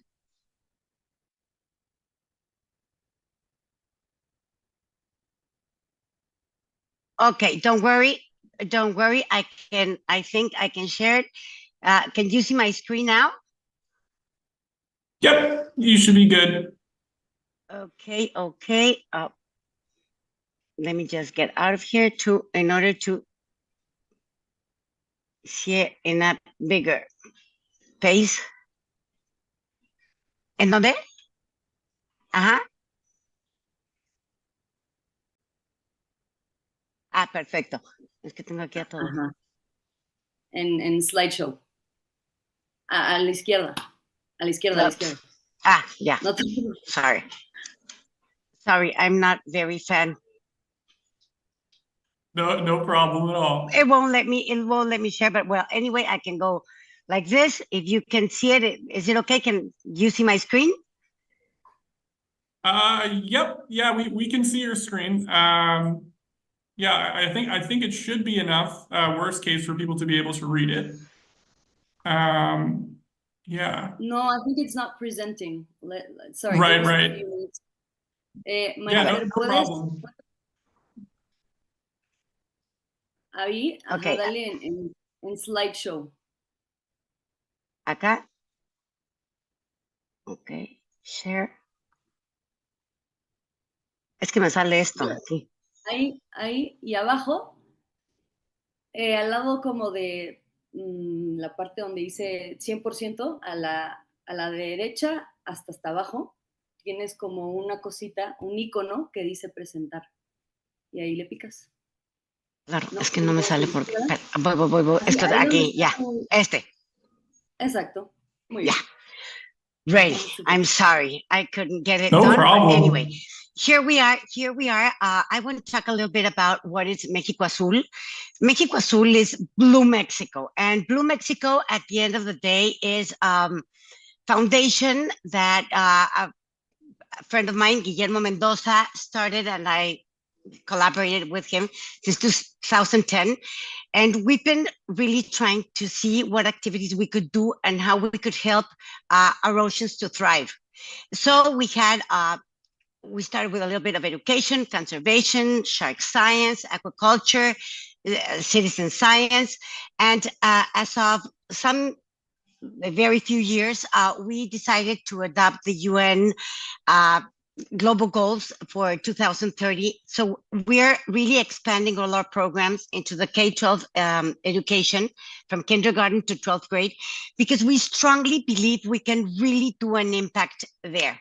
There's an area, I was a school director for many, many years. Our school became almost zero waste. And we really believe that if we make children fall in love with the ocean, we have a big part of the game going on in our favor. So let me go to the next one. Okay. Our mission is to inspire the next generation of ocean conservation leaders through innovative educational programs. How are we going to do it? By fostering a deep understanding of marine ecosystems, promoting sustainable practices, and empowering young minds to take action. We aim to protect and preserve our oceans for future generations. If you have ever been an educator or have ever given classes to children, it's the most wonderful thing you can do in your life. It makes you the happiest person. And something I can tell you is that the moment a child realizes he can make a difference in this world, and he starts imagining new options and new ways to do things, you empower him to really do great things, and the sky becomes the limit. That's why we love all these educational programs. Why? Because our vision is to inherit a world where every child is equipped with the knowledge, passion, and skills to become guardians of the ocean. Okay. In all this part of blue education, we have the part of marine conservation, because this quote, I don't know if it's from David Attenborough or somebody else, but it's amazing. If children don't grow up knowing about nature and appreciating it, they will not understand it. If they don't understand it, they won't protect it. That's something we adults already know. You cannot, it's hard to love something you don't know, you don't understand. And that's why we are focusing so strongly into the education part, especially in Mexico, of course, in all Latin America, and hopefully all around the world. But we're starting with this part because we really think that if children understand the importance of the ocean and the magnificence and the beauty of the oceans, they will fall in love with the oceans and they will be our ocean guardians. Here on the right side, it's part of our conservation program we have. It's an amazing program about reef balls. These are huge cement balls made specially to create new reefs. So we have been dropping those reef balls in several parts of the coast of Mexico, and results are amazing. We do it with some universities and with other companies that help us with this project, and that we're changing all this area of where coral was dying into live new structures of corals, and we're very happy with that part too. But today it's about education. So the current challenges of UNESCO Ocean Decade are many, but these two are the ones that we're really focusing on them. Challenge 1, understand and beat marine pollution. I will explain you a little further, but all this part of Ocean Guardians, our program of Ocean Guardians that used to be Ocean Champions, now it's going to be Ocean Guardians. It's really looking at how can we help our oceans thrive without pollution. What can we do as children? What can we do in our schools? What can we do in our home? And being a very green and blue person myself for many, many years, I've realized that if you stop producing waste, if you stop producing trash, you're helping the ocean, and you're helping the ocean a big way, because then no plastics in your house will become no plastics in the ocean. So that's why this challenge number 1 for us is really, really important. Challenge number 10, change humanity's relationship with the ocean. And of course, it has to do a lot with all this part of education. It's very important for us to have a very healthy relation between humans and the ocean. Okay, the current challenges of Mexico, we have many challenges, but speaking about the ocean, it's even biggest our challenges. More than 60% of the Mexican territory is made up of marine ecosystems. We're a very fortunate country that's full of ocean all around, with the most amazing biodiversity, not only in the ocean, but outside of the ocean. Mexico occupies the 4th place in the world in disposable plastic production, PIT. And in national territory, between 250,000 and 1 million tons of plastics are thrown into the oceans every single year. That's why we're focusing and stop producing trash. 34% of the country's inhabitants, that's around 129 million, are under 19 years of age. We have a huge young population. We really need to work with them in order to have healthier oceans. And unfortunately, our education system does not include much for any kind of awareness in sustainability. Here, our education programs are Ocean Guardians Workshop, that it's the one we have with plastics, fossils, and sand. This is the book we have, the book we're working on, we're going to show you some pictures, and we also have the shark fin workshop that it's learning more about pelagic. But I think there's an alarm going out. Can you hear the alarm or? Not really, just barely. You should still be good. Thank you. Then I'll keep on going.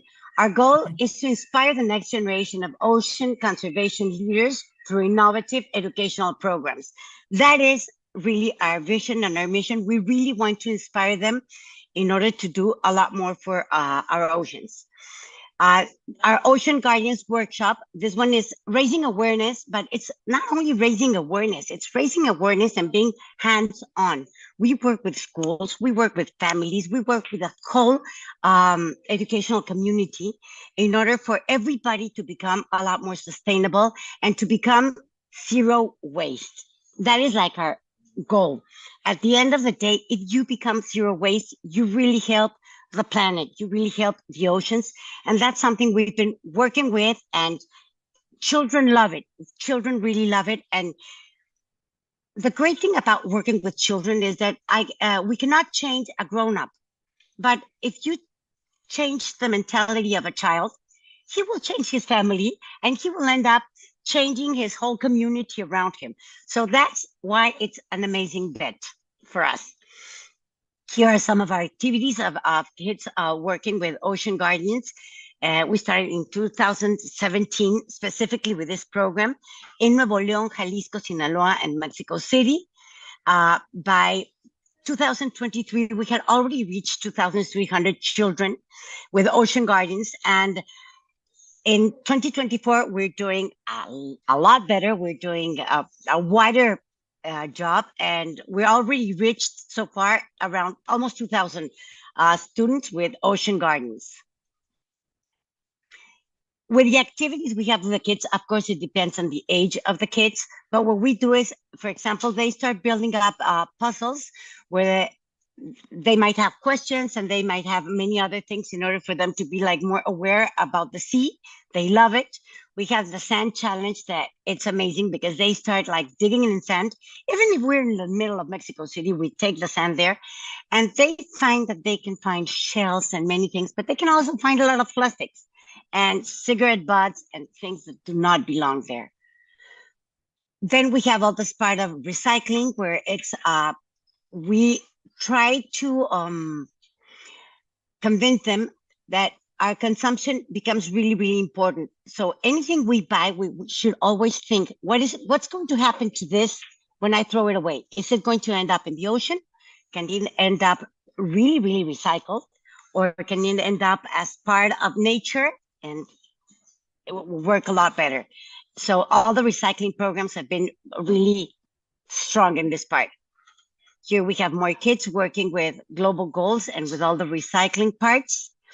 And at the end, we have all this part of storytelling. And in this part of storytelling is when I was telling you about empowering kids with actions, with concrete actions for doing it a lot better with this planet, with the thriving of our oceans and the thriving of our planet.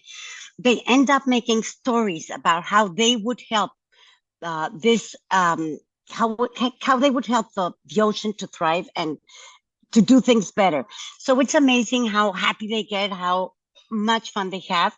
And it doesn't matter if it's a private school, if it's a very poor school in a very rural area, all of these kids have like all the energy and all the passion because they want to do things different. Here we have our original book that was Ocean Champions, Defensores del Océano. This was the first edition we had. It was a book done by Michelle Mech, and we helped her pass that book into Spanish and then publish it again. And now we're making a book that creates a lot more awareness, that is Ocean Guardians. And then on the other side, we also have shark fin workshops, where we are raising the awareness of the importance of ecological, all the pelagic situation, not only in Mexico, in the world. In Mexico, we are very fortunate. We have like the biggest pelagics in the ocean. They go to Mexico and we find them in Mexico. So it's very important for us that our kids are aware that we are really a country that has so much to give. But if we don't take care of our oceans, we will be in trouble. Today, we have the fortune to say that 6 years ago, Mexico decided to make one of our national parks a huge, huge area of ocean, make it a non-fishing area to protect all the pelagic part, Revillagigedo, Socorro Island, known by the divers, where we have the largest manta rays in the world, where we have whale sharks, school of sharks, and all this part, we want our children to fall in love with all these animals, these huge animals that we have in Mexico, but we have to take care of them. So in our shark fin workshop, we work a lot about for the kids to learn a lot about all the species in the ocean, but specifically our huge pelagics because we have them in Mexico. We start activities with school, shark fin school in 2015. We've attended to several activities nationwide in Mexico, like the Festival de Papirolas. Papirolas is like an origami you make with paper. And it was a huge event, and we had all the part with little kids doing all the papirolas about ocean animals. And the impact was around 500 boys and girls from kindergarten. They loved it. And afterwards, we had more than 10,000 environmental care webinars that also worked amazing. Here's part of the pictures you can see about the Festival of Papirolas, all the little kids making their little sharks or their little manta rays, and they had an amazing time. Here again. This was in the book fair, the International Book Fair of Mexico. The largest one of all Mexico is in Guadalajara, and there's where we could be there doing these activities with the kids. Future plans were. Our future plans are to keep up with the workshops. We strongly believe that we have to be very responsible about what we consume, not only plastic-wise and waste-wise, but also about seafood. At least in Mexico, and sometimes we believe this happens also worldwide, is that we are very focused on everything around humans, not around the rest of the inhabitants of this amazing planet. So we have to take a look at the ocean, not only for the ocean to feed humans, but for the ocean to survive as the ocean. So we also believe that having these workshops of responsible consumption of seafood becomes very, very important. We are starting to work with some universities and with some kids in order to be able to have an app, a very easy way to use apps where you can tell if you should consume this kind of fish or not. I know it's like something huge. It'll take us a lot of time, but I know a lot of people that are watching this are going to be able to help us also to do it. Well, the Blue Teacher Certificate is, we're really looking for the teachers to become our allies. Our allies, because if they fall in love with the ocean and with everything we're doing, their kids will fall in love also with the ocean, and they're going to do amazing things with us. Blue Campus, the Blue Schools Alliance. Today we have different programs that are more or less looking into having schools like more sustainable, but we really want to reach further. We want to do more.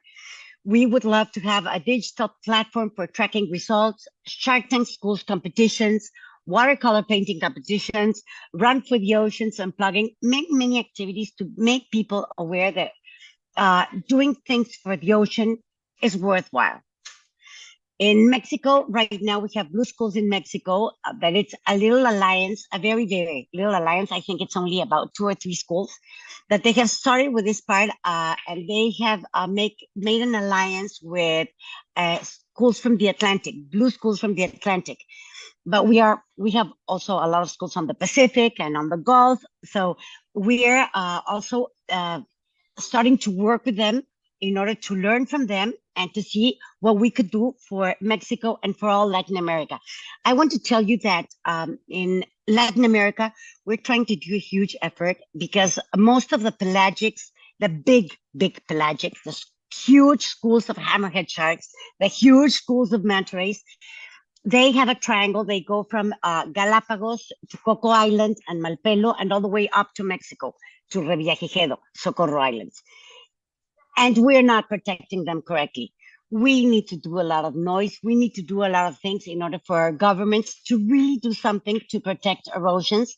And that's why we also want to work with you and with Atlantic schools and all the schools and all the people that want to work with us. By fostering a deep understanding of marine ecosystems, promoting sustainable practices, and empowering young minds to take actions, we aim to protect and preserve our oceans for future generations. I said it before, I say it again. I want to invite every single person who's interested in working in this kind of project. We're all here. We're here for you. We want to work together. We really want to reach as far as we can in order to give as much as we can for our amazing oceans. Thank you very much. Here you have the information. I'm in the Board of Education of México Azul.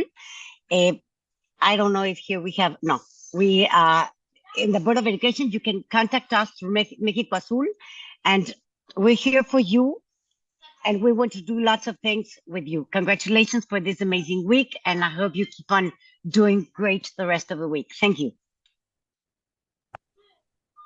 Wow. Thank you so much, Maria. Thank you so much, Monica, for this wonderful contribution.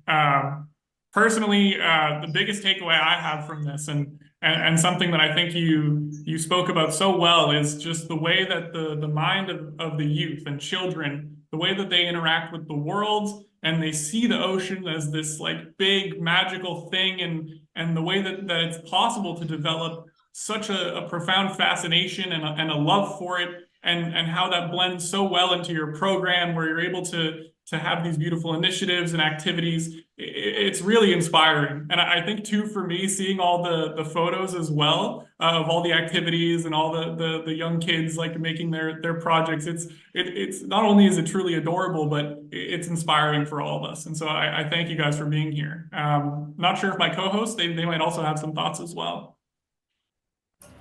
Thank you, Carson. Yes, I would love to highlight this regarding Guardians of the Oceans. You mentioned such a not only adorable but also inspiring concept. I'm from Argentina and I never heard about blue schools. I will love to see how your organization and your ideas growth enough in Latin America to reach us. And I can't wait to see also this reaching us. It was a delightful presentation, and it really demonstrates how education can also be a powerful weapon against climate change and to save the marine environment. Thank you very much. Thank you so much. And if I can add just something, we thought, that the opportunity would be to speak on specifically young ocean professionals, because sort of the preventative work comes from education. So we need to start with youth, and we also have a program together with other universities. We want to start a Shark Tank, or let's say a blue entrepreneurship program. But this is why we thought this conference would be fit, because we want to inspire young children. Oops. We lost you, I think. Might have lost her again. See. Well, I think we lost her, but anyway, yes, we want to. Monica, come on, you're back.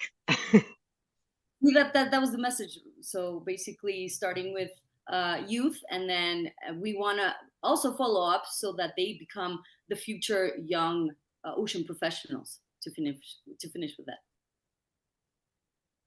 That's amazing. Yeah, thank you so much. We have a couple minutes until our next presenter here. So I wanted to open the floor up to our live audience. If they wanted to make use of the Q&A and just ask some questions about the presentation and your guys' work, just to see if there's anything that you guys can clarify. But yeah, just once again, wanted to applaud you for this amazing presentation. I think there's a lot of countries that will look at this and see it as really inspiring and something that will motivate them to have programs like that. Yeah. The book I told you about, Ocean Guardians, we are just starting to build this second edition. And all the ideas, if you're an educator, or if you have kids, or if you have kids around you and you have tips you can give us, they will be welcome. We're really looking to have this. It's a storytelling about the story in the ocean and the fish and all how they struggle with all the plastic trash and everything. And but we also are looking forward to have some like tips for teachers, for schools, in order for them to be able to become zero waste and also sustainable. So if you have any ideas, examples, if you're in similar projects, anything, please get in touch with us here. This is the mail. I'm sorry we had it wrongly, but I already arranged it. It's Monica L, like in Luis, at mexicoazul.org. So there you can get in touch with us, and we will be happy to get in touch with anyone who wants to join this amazing effort. And or if you are coming to Mexico and want to see what we're doing, we will love to have you with us. That is awesome. Thank you, guys. I see in the chat we have one comment actually from one of the other hosts from the European region, just mentioning you guys might want to reach out to Whale Shark Mexico in La Paz. And so I anticipate you guys are always looking forward to some collaboration, and it's nice that you guys have all of your info here so that everybody can reach out.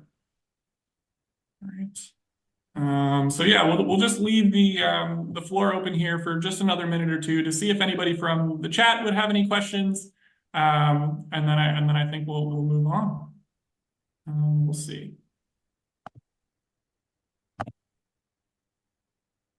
So I wasn't actually here for the previous session, so I'm not sure. I'm not sure how interactive our audience has been so far, but it seems like the programs have gone pretty well, so hopefully we'll get some questions here.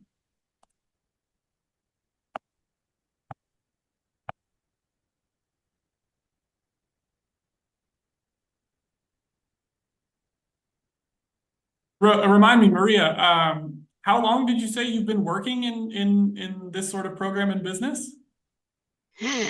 You weren't even born.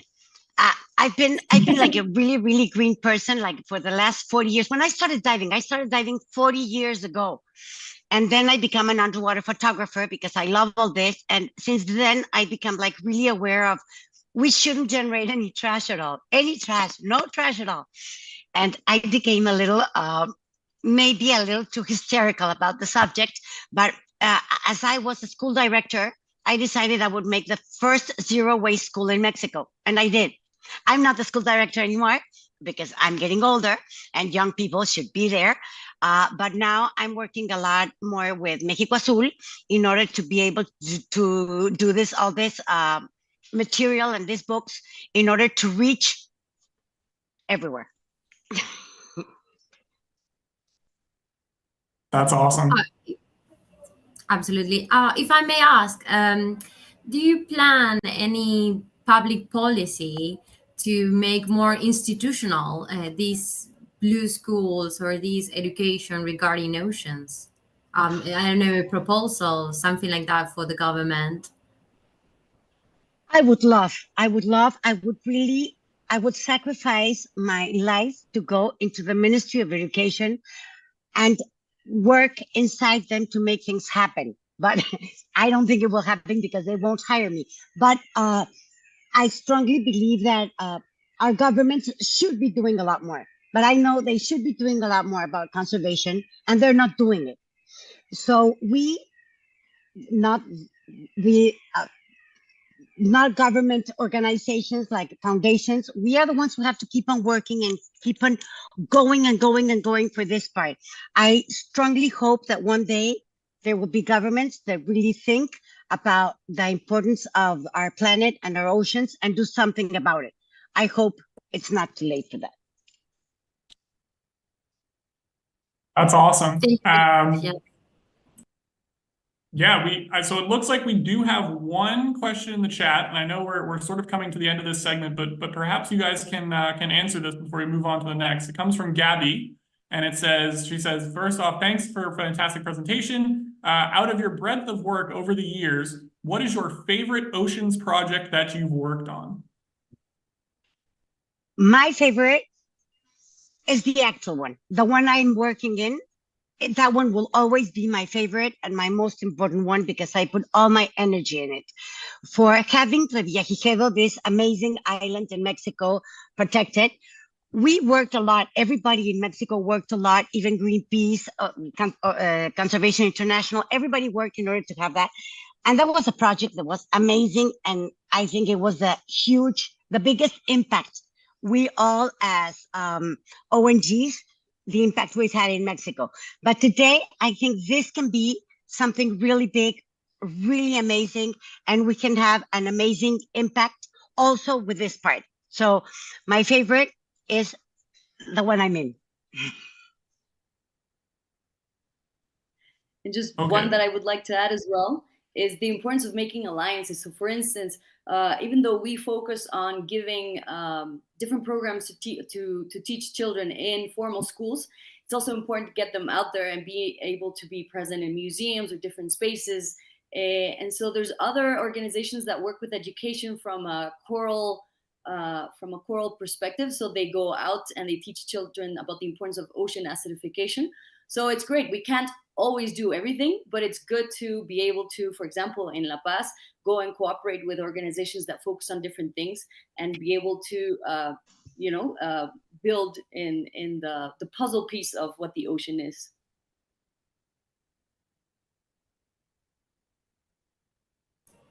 Thank you very much for this inspiring word and this remarkable presentation. We hope to both of you keep engaged during the rest of the session. And now we have one of our own hosts here to present. Carson will present now regarding education. He has a background in this. He's not only a science scientist with background in ocean science from Canada, but he also has been involved regarding education and ocean advocacy. So he will now present regarding, he's going to tell us about a little bit about the WTEC Blue Training Program. So Carson, you have the floor. Please, we can't wait to hear you. Awesome. Thank you so much for the introduction, Tamara. Thank you all for being here for this this amazing program, and I'm glad that we've heard such an amazing presentation already so far from Mexico Azul. So yeah, as Tamara mentioned, I'm actually broadcasting from Halifax, Nova Scotia, Canada.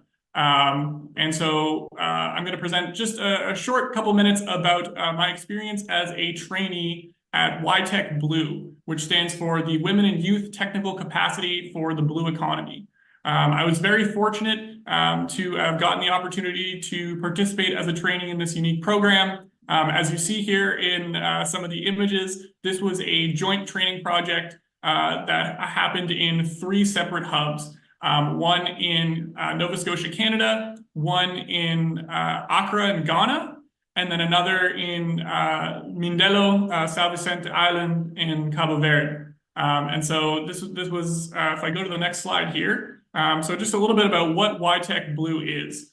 So it was 2 survey courses that were taught virtually with a joint learning component, and it was 3 different modules. Yes. Oh, you can.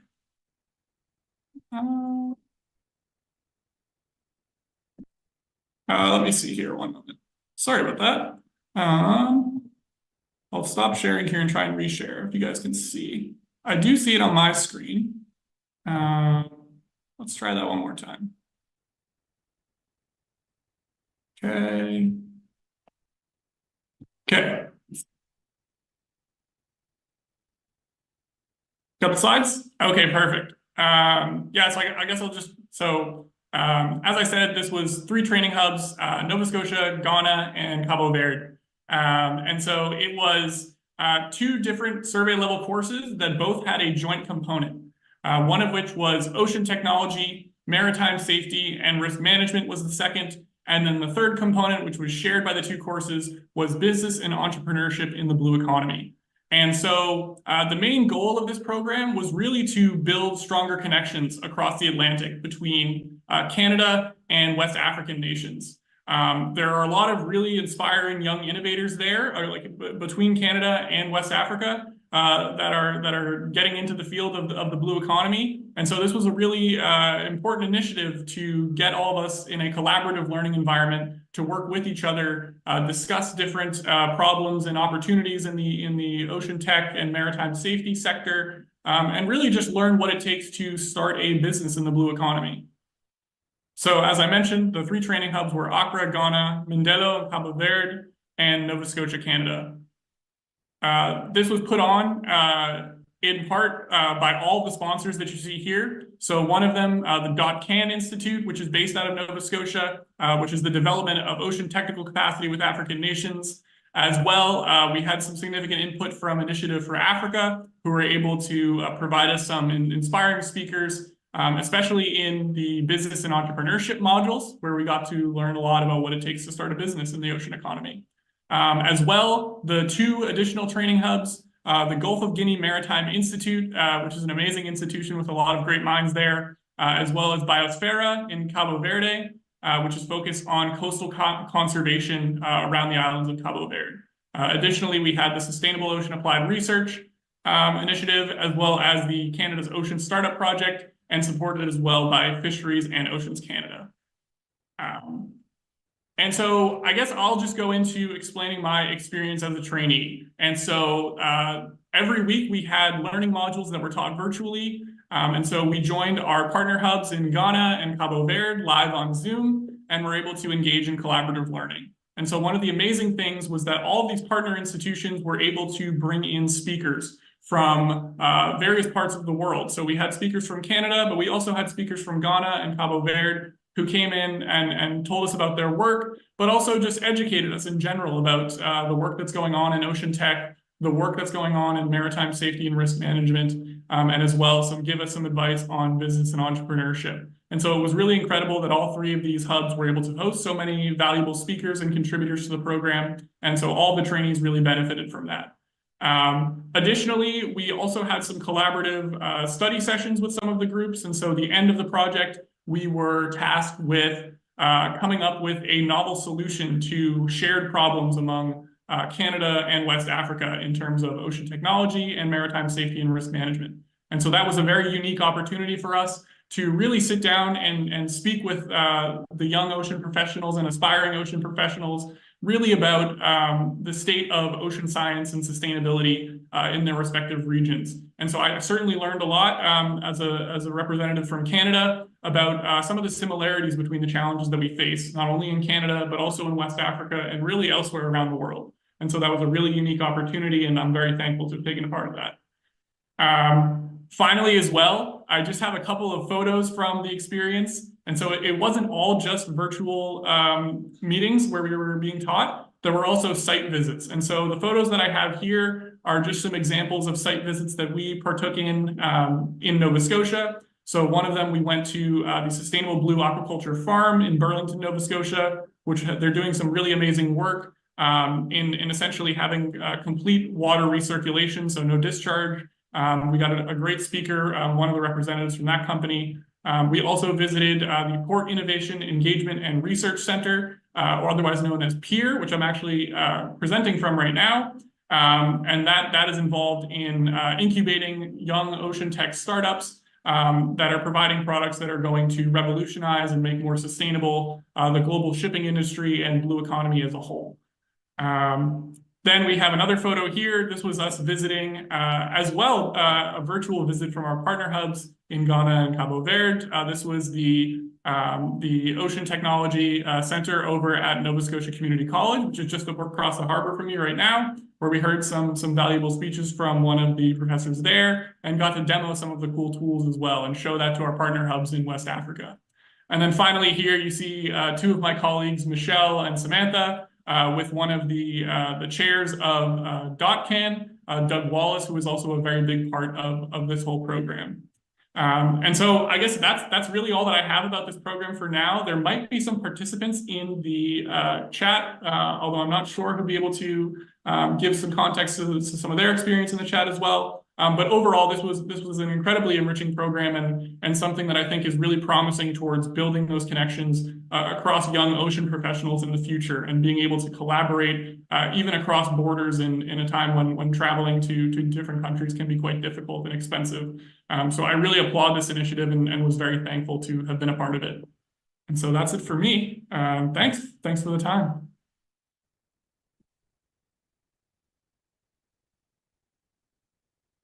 Thank you, Carson. That was a great presentation. Yeah, I think you're pretty lucky to have been involved in that. So now I wanted to ask, does anyone have questions for Carson?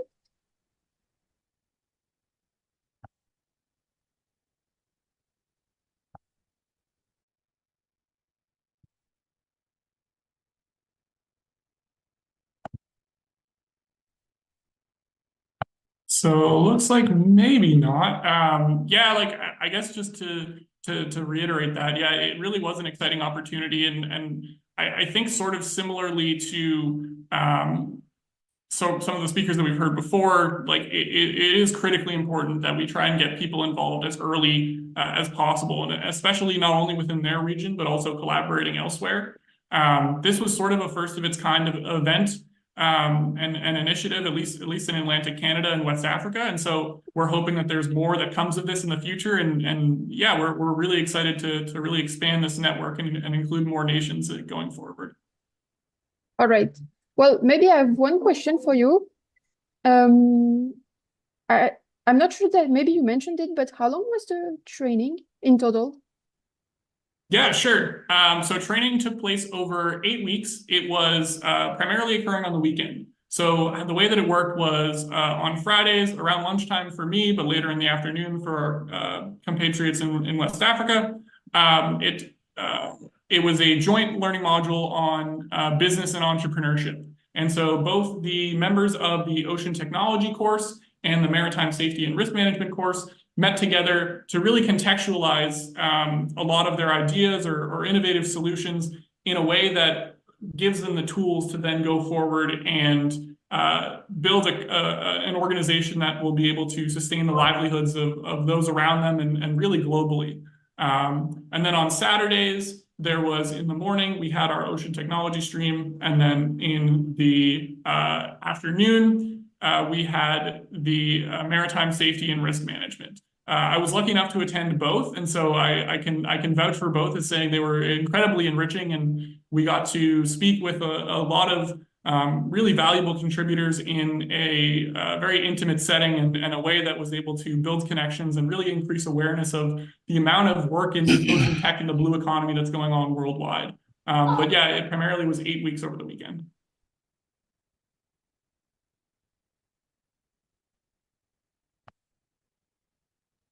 All right.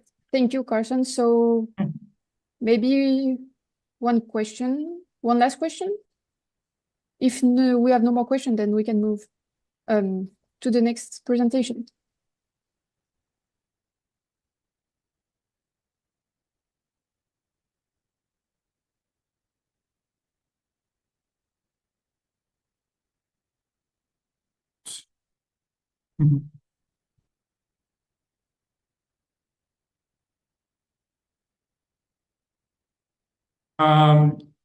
Yeah, so I guess if there are no questions right now, we do have a little bit of time.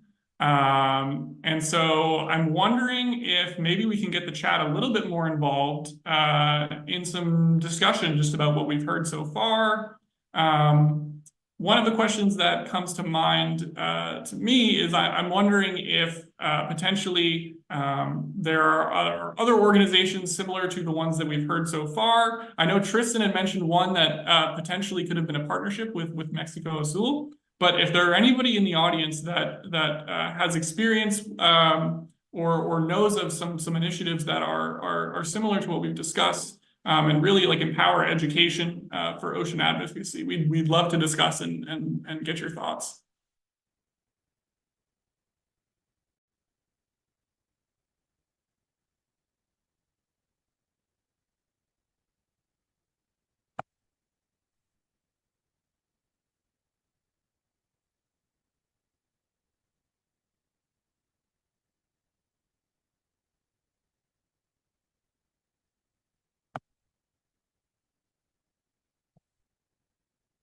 Sure. Manon, maybe you're, because if I remember correctly, you've grown up in France, and so maybe you know of potentially some programs as well that do similar things with bridging international connections, maybe in ocean tech or the blue economy in general.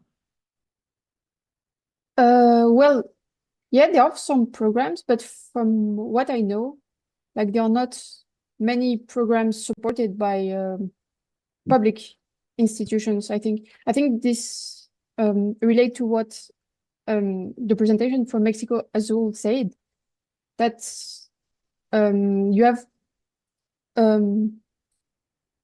like a lot of initiatives done by NGOs, etc., but they are not yet quite supported by official institutions, and maybe there would be a need to push more,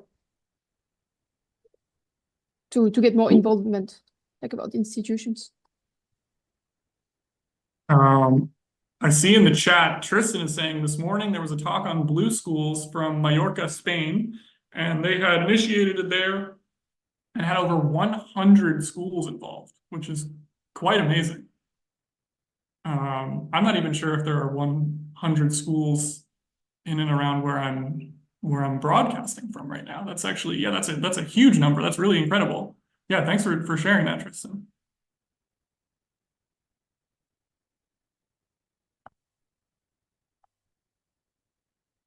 Okay. Yes. Okay.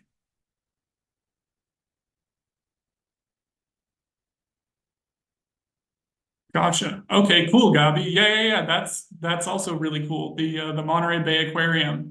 They work to providing resources to teachers in public schools to connect oceans with climate, plastic pollution, and other topics.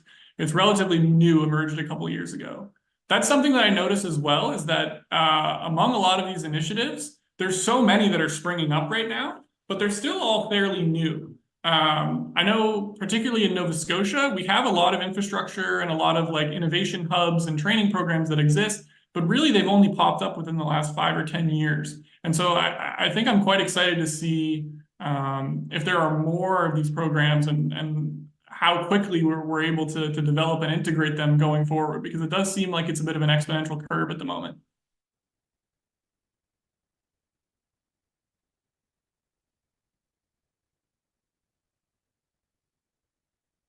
Exciting to see more projects like this emerge, and it's long overdue. Absolutely agree, for sure. And it's incredibly important that over the next few years that we continue to develop that as quickly as possible. Yeah, and maybe to involve more and more actors, not only like NGOs, but also not only NGOs and schools, but also maybe companies, private companies, and public institutions also. Yeah, definitely. Well, regarding my question to the previous contributor, also the government should get involved, because a public policy, has a more impact sometimes regarding education in the entire country. If you make, I don't know, a public policy regarding education to every school to teach about the importance and the values of ocean, as we also see on the video, this could reach everybody and not only NGOs. It's not only their task. I mean, we need the government to engage in this type of conversation and raise awareness of the importance of oceans. Yeah, that's a really good point, Tamara. Yeah, it is very powerful when you're able to have sort of like a mandate at the national level where a country can say, we've committed to educating youth in ocean science, and it's now policy that we make sure that these programs are in place and they last a very long time. And I think it's really cool too that I think one of the advantages of having this at the policy level is that you have governments that they have a lot of funding that they're able to allocate towards the promotion of education. And I think in some cases it's in ways that are really like competitive with like private or like nonprofit initiatives themselves, and they possess a lot of power because they're able to invest like so much, if not more, in. Carson, sorry to interrupt you. They're telling us now to jump to Fiona. She has some material for us. So now we give Fiona the floor to show us what she has.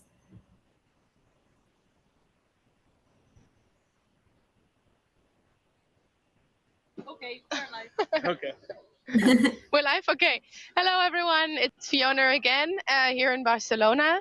So thank you very much for staying with us. I have someone really interesting here. His name is Guillermo, and he was part of establishing the ECOP program from the scratch. So that was 5 years ago. We were just having a conversation, getting to know each other. Why don't you share with us a little bit how it went down a couple of years ago? Sure. Well, so about 5 years ago, as you might remember, in Copenhagen, there was the first global planning meeting of the. So this is before the start of the decade, where about 200 or 250 stakeholders met for 2 days in Copenhagen about trying to figure out the details of the decade. And one of the sessions was early career professionals. No, not even early career. It was the youth, and I was invited as the sole speaker.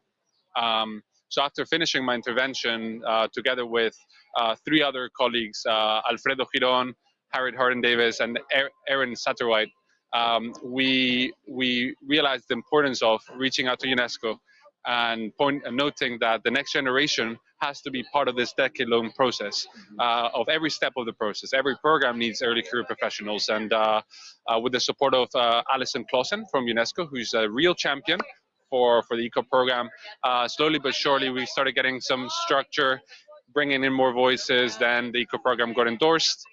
The leadership, I'm not part of the leadership anymore. We passed the baton to an even better generation of ECOP. So yeah, really grateful to be here. It's amazing what the ECOP program has turned into, from nothing to this. So it's really exciting to see what the next generation of ECOP leadership is doing. And so that's the journey. Yes. Do you have any, I mean, looking at the very beginning of everything with the ECOP program, do you have any ideal scenario? Because, I mean, we're now at 2024 and it's still going, well, the UN Ocean Decade is still going until 2030. Like, what's your dream about the ECOPs, how they could be involved in the decade, or like if you have any ideal scenario in mind? Yeah, well, if there's any ECOPs listening here, I would say if you're listening, you're part of the front line. The help is not coming, you're the help. We are in the hundreds now, but we need to be in the tens of thousands. So if you think early career professionals need to be involved in your country and there's not an ECOP node, maybe you're going to be the first leader of that ECOP node. I'm just letting you know. And there's no money. So we're going to have to find that money and build that structure and build those objectives. So my hope is that every ECOP considers themselves not a follower of the ECOP program, but a leader within the ECOP program, because there are about 30 to 40 chapters or nodes. We need almost 193 nodes. So if you're listening, don't wait for things to happen, make them happen. Find the funds, find the support, find the ideas, find your colleagues, and join the front lines, I suppose. Yeah. Okay, now to break it down to next steps, where could they start? Who do they reach out for starting a node in their country, for example? Like, who could they talk to? So that's a good question. I would say there's an ECOP website where you can find all the existing either geographic nodes from continental to country. Find, first of all, if there's a node in your country. That's a good starting point. If there is, reach out and then get involved in that way. If there isn't, get involved with ECOP Global, the leadership in ECOP. It's run globally by Evgenia. And suggest, ask about what is the process to establish a chapter. Is there any support? And if there isn't, you can still establish it. Create that space to then form the plan and find the resources. Don't wait for the money. Don't wait for the money to get started, because ECOP started the first 2 to 3 years with $0, €0. Yeah. And if we had given up, there would be no ECOP program. So I encourage you, if there isn't a chapter, to start it, to learn from other chapters, from other nodes, because there's many years of lessons learned. Yeah. Let's not replicate mistakes, and ask questions and get involved. And the website is a great starting point. Yeah. Oh, cool. Thank you so much. I think that was absolutely perfect. Maybe just to wrap it up, what are you involved in today? Like, what is the main topics and projects that you're working on? Yeah, so I left academia about 2 years ago. I've been an academic all my life. Now I'm a research consultant, traveling to film documentaries around the world, also stories about ECOPs around the world, and work on research around the high seas and fisheries. So I'm a bit independent. I left the comfort of academia to try this experiment, and it'll work out. Yeah, Yeah. it's an experiment. Yeah, it's Yeah. great. Thank you so much, Guillermo, for joining us. I think that's all from our side, and I'm absolutely happy to send it back to our hosts. All right. Yeah, thank you so much for this. We And appreciate you we taking the are time to. Yes. Thank you. That is so cool. It works super well. Like, It's still cool. it's still really cool. No, it's very. Yeah. Oh, they have some questions. Okay, let me just quickly connect. Can I give this to you for one? Maybe I can use my phone loud. Okay. But yes, in the meantime. Yeah, she's gonna tell. You can start giving us some questions, and we're gonna hand them over. Yeah. Okay. Okay. So there are questions. Yeah. Yeah. I'm gonna try. Yeah. in the meantime here. Thank you so much for this. This was a very comprehensive interview. We thank Guillermo very much for being able to just sacrifice Any a few minutes questions? of They're his thanking time. us. Okay, thank you. Yeah.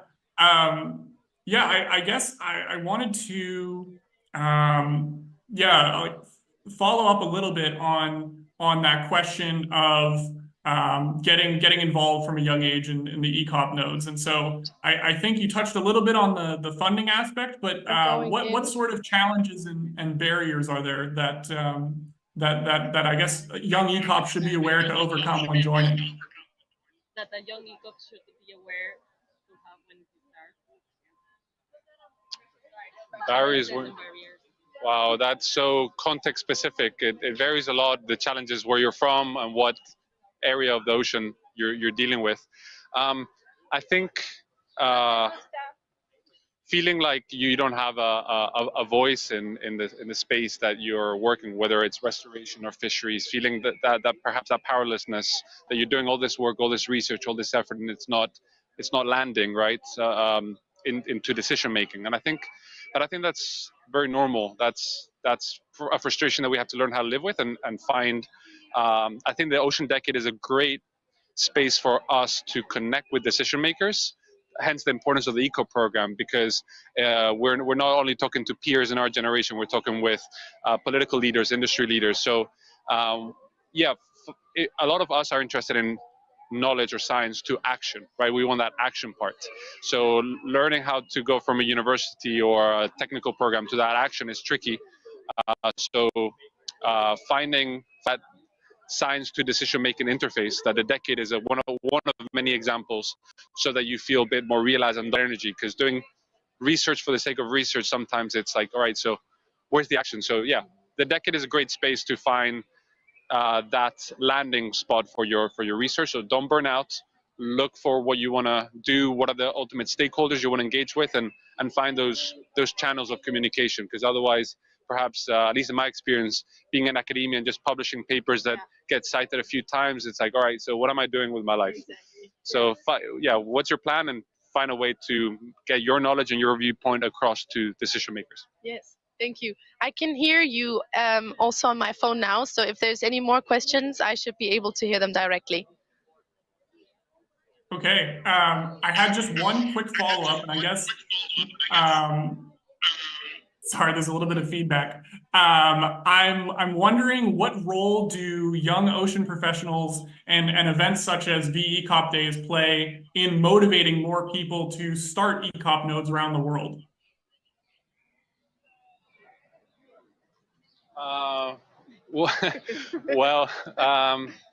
Again, like I said at the very start, if you're listening, you're amongst the privileged few who are in on this decade, and we're already halfway into the decade. So I think I'm sorry to say, but if you're listening, you have a responsibility to make sure that a node exists in your continent, let alone your country ideally, and that there is because a node essentially is a mechanism to bring all these other hundreds or thousands of ECOPs, or don't even know the decade is a thing, make them part of it. So it is a bit of a double-edged, it's an opportunity, but also a responsibility. So it's a little bit daunting, but I will say it was even more daunting 5 years ago, where €0 and a huge mandate. A lot of folks wanted to become engaged, and they're not there wasn't a mechanism. So I would say things are better now. Reach out to existing nodes, reach out to Evgenia, reach out to the existing ECOP network, and try to avoid mistakes from the past about creating an ECOP community. There's a lot of lessons learned. I don't think we speak about them enough. And trial and error. Anything you do is positive. So don't wait for the money, and don't wait to have everything figured out before you start trying things. Yeah. Very powerful. I think there's always like the little bit of passion as well that is necessary, because people are like, well, but I am not getting paid for this extra work. Well, it should be like your passion, you know. We're all here and we're all investing our time, and so I think that's a very important point as well. Is there anything else from your side? Any other? Yes. I think we're good from our end. Yeah, we thank you guys so much for this interview. We really appreciate your time, and we got a lot of really valuable insights out of this. Yes, I want to just give the thank you back to you. Thank you so much for joining us. I think this was really great and spontaneous. So thank you so much, and good luck with the rest of the session. Bye-bye. All right, thank you. Bye.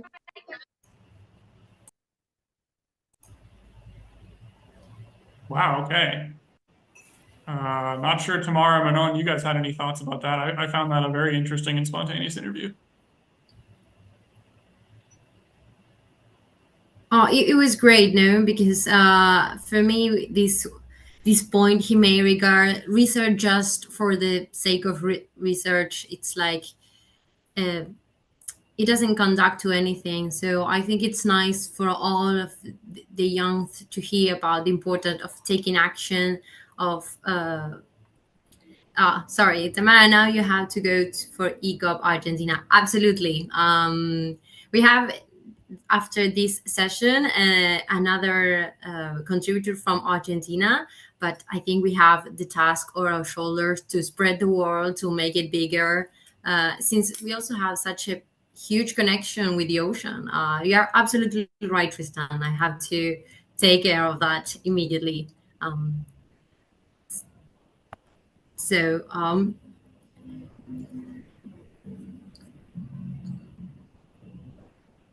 Yeah, I can only agree. Like, if you do research but you do not connect it to society, to the people who live close to oceans and to the sea, well, then you kind of stay in your ivory tower, and you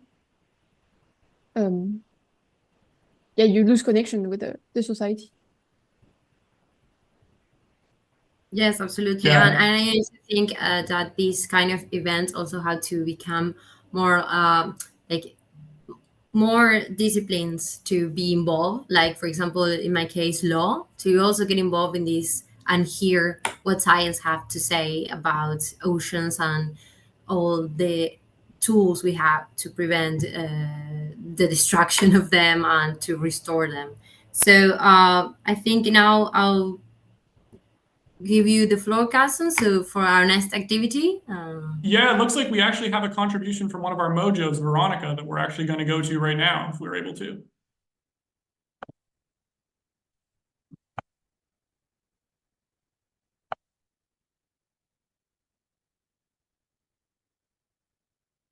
We'll just give them a moment to get set up here.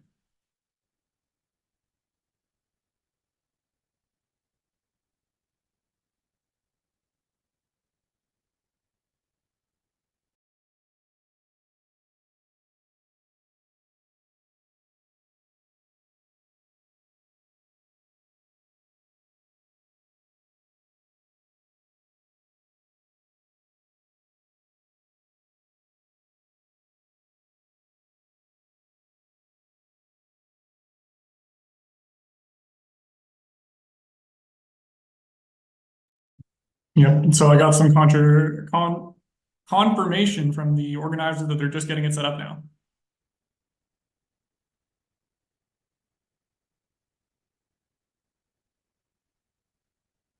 So it'll just be another minute. Yes. Oh, there she is. Yeah. Okay. Hi, everyone. Dear ECOPs. We just had the visit of the Prince Albert II of Monaco here. He was closing the MPA forum.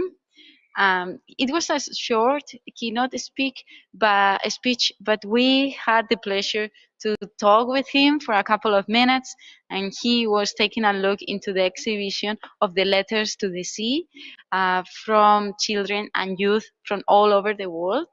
I was taking them apart, the letters, because it's the end of the MPA forum. But here, for example, you can see one of the letters from Syria. This is a world full of secrets, magic, and beauty. Its waves take me to the worlds of imagination and mystery.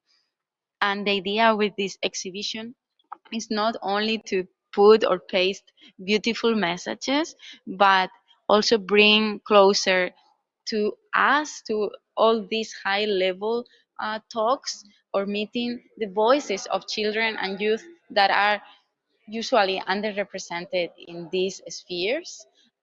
Everyone can also answer to the children if they take a picture to the QR, which actually the prince did. I hope you can see later in a video. And this is an initiative run by a project that is a UN Ocean Decade project, completely run by ECOPs. The name of the project is SOS, Somos Océanos, or in English, We Are Oceans. And you can see how it looks, the logo here. And you can just look for it in the internet as www.sos.blue. And just an example of what ECOPs can also do and what can we achieve, right? So I pass it back to the host, and thank you so much. Thank you so much for that. Yeah, that's Thank really you, interesting. And Veronica. very valuable discussion from the Prince of Monaco. So nice to see the children involved in these ECOP days. So.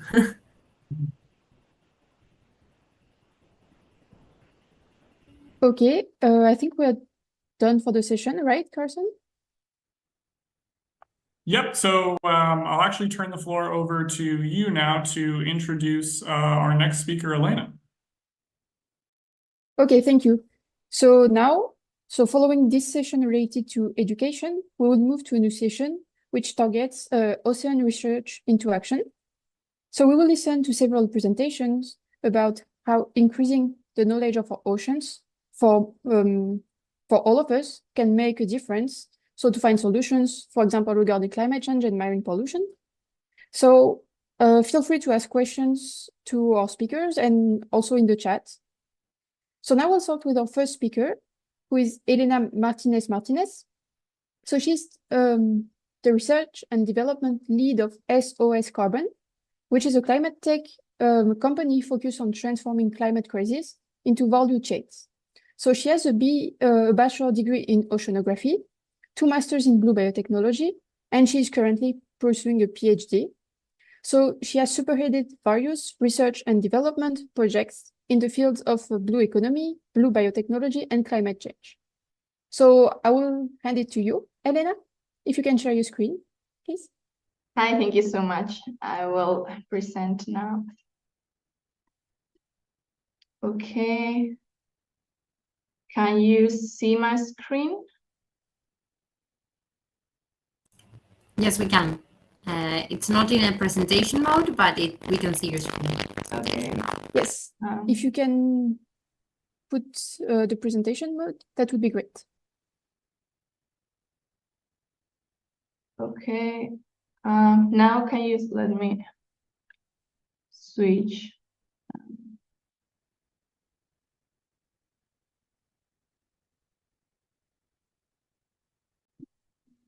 We do not see your full screen. Let me,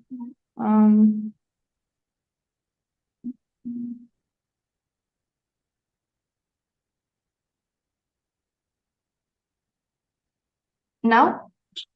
Yes, perfect. Perfect. Okay, perfect. Well, so the Caribbean stands as one of the most biodiverse regions in the world, holding immense potential and being crucial for most of the climate actions that are required to solve the climate crisis we are currently living. When we hear the word the Caribbean, probably the first thing that comes to our minds is the image of pristine beaches, of coastal clear waters. And myself, I have the possibility to witness this privilege in Santo Domingo, in the Dominican Republic, where I'm currently living and work. This image is from the Malecón in Santo Domingo, but as we can see, the same place, the same area, in different times of the years couldn't be more different. And the reason, the Sargassum seaweed crisis. Crisis is that is ravaging the Caribbean, that is creating anoxic zones, polluting the environment, covering all the coastal areas, and many times making water unrecognizable due to the extremely coverage that is creating. But what is Sargassum? Sargassum is a type of brown seaweed that appears in what's called the Sargasso Sea. The Sargasso Sea is the one that we can see in this image. And inside this sea, well, it has a peculiarity, and is that the only sea in the world that doesn't have coastline. It's surrounded by 4 ocean currents that allow it to be there in the middle of the ocean, but being its own ecosystem. Inside this sea grow 2 main species of Sargassum, Sargassum fluitans and Sargassum natans, with natans showcasing 2 different morphotypes. The Sargasso Sea has been existent for years, but why having existed for years has become now a huge problem? Mainly due to reasons related to climate change. Changing currents, increase of ocean surface temperatures, increase of atmospheric CO2, or a nutrient runoff from the land have created in the Atlantic Ocean the perfect environment for Sargassum to massively proliferate. And now the main problem is that the Sargasso that is arriving to the Caribbean is not longer mainly coming from the Sargasso Sea. Now it's coming from the new area of formation of invasive Sargassum that, as we can see in the picture again, is around the equator. And this area is called nowadays the Great Atlantic Sargassum Belt. To give an idea of how huge this new proliferation area is, it is estimated that has around 8,000 kilometers, and inside it is growing 10 to 20 million metric tons of Sargassum. Here is an image of Sargassum monitoring, a web page where it reports the Sargassum massively accumulations. And as we can see, the whole Caribbean is completely covered by Sargassum, but North and South America are starting to be affected. Every day, every year, the Sargassum crisis increase, the massively arrivals increase, the problem increase, and specifically it's affecting everyone and everything. For the tourism, the main source of living of the Caribbean, it's a huge problem. 55%, more than half of the region hotels have been reported being affected by these seaweed invasions, and it has been estimated tourist losses between 7 to 35%. In a region that where some islands depend till 60 to 70 GDP on tourism, this is extremely severe. But it's not only tourism losses and economic tourism losses the problem, but also improper management and harvesting of this seaweed is creating also huge monetary losses, and specifically the necessity of invest money in restoration due to bad harvesting techniques. Moving, it's also a huge environmental and social problem. Social, specifically for the public health, massive accumulation of Sargassum has been related with, for example, the increase of preeclampsia risks in pregnant women with the proliferation of a bacteria called Vibrio vulnificus, that is a flesh-eating bacteria, and also with respiratory disease. But why? Well, Sargassum per se is not a problem. It's a seaweed, and it's natural, and it's not toxic. But when it starts massively accumulating on the coast, it starts decomposing and rotting. And when it decomposes and rots, it releases toxic gases such as CO2, methane, or hydrogen sulfide. And those gases in contact with the environment, and if we breathe them, can create severe problems. And for the environment, for example, also these massive accumulations create anoxic zones, so zones without oxygen, therefore related to species death, and also affecting other really important ecosystems in the environment, such as coral reefs or seagrasses. So with the idea of mitigating, but also transforming this crisis into an opportunity, into value chains, SOS Carbon arise. SOS Carbon is a company, an organization that was born in the MIT, and with the main idea of first solve the problem, and therefore creating a sustainable harvesting system that we call Littoral Collection Module, LCM. That is the system that's showcasing in this image. The system is a hardware that transforms artisanal vessels that are all around the Caribbean, into high-capacity sargassum harvesters at sea. It's really important to harvest at sea because when it reaches land, it's not longer being able to use for valorization, and also when it reaches land, it's probably already rotting and decomposing. This system is cost-effective. As I say, it harvests at sea, so it's not a problem for erosion or posteriori valorization, and also it's a responsible extraction. When maybe we hear the word traditional, artisanal, we tend to associate it with less capacity, but no. For example, just one system, one LCM, the one that we saw in this picture, can harvest till 60 tons of sargassum per day. And one of the most important things I believe about this project is that the people that are employed, the people that do the harvesting of the sargassum, are local fishermen for the coastal communities, extremely vulnerable communities that are the mainly ones affected by the crisis, the sargassum crisis, but also communities that are already vulnerable because they don't have usually formal or stable livelihoods. And up to date, we have been able to train over 80 fishermen in this sargassum harvesting and recollection, and also in the correct management of the seaweed. So what we want and what we aim and what we are doing is try to transform a climate crisis into a value change, into opportunities for the environment, for the society, and for the economic and sustainable economic growth of the Caribbean. These value chains start with the harvesting and the sanitation of these environmental coasts.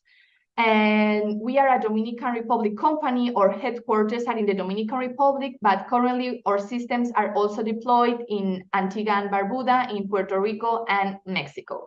And many more countries of the Caribbean could be benefiting for this, because as we previously see, many countries of the Caribbean sadly are extremely affected by the sargassum crisis.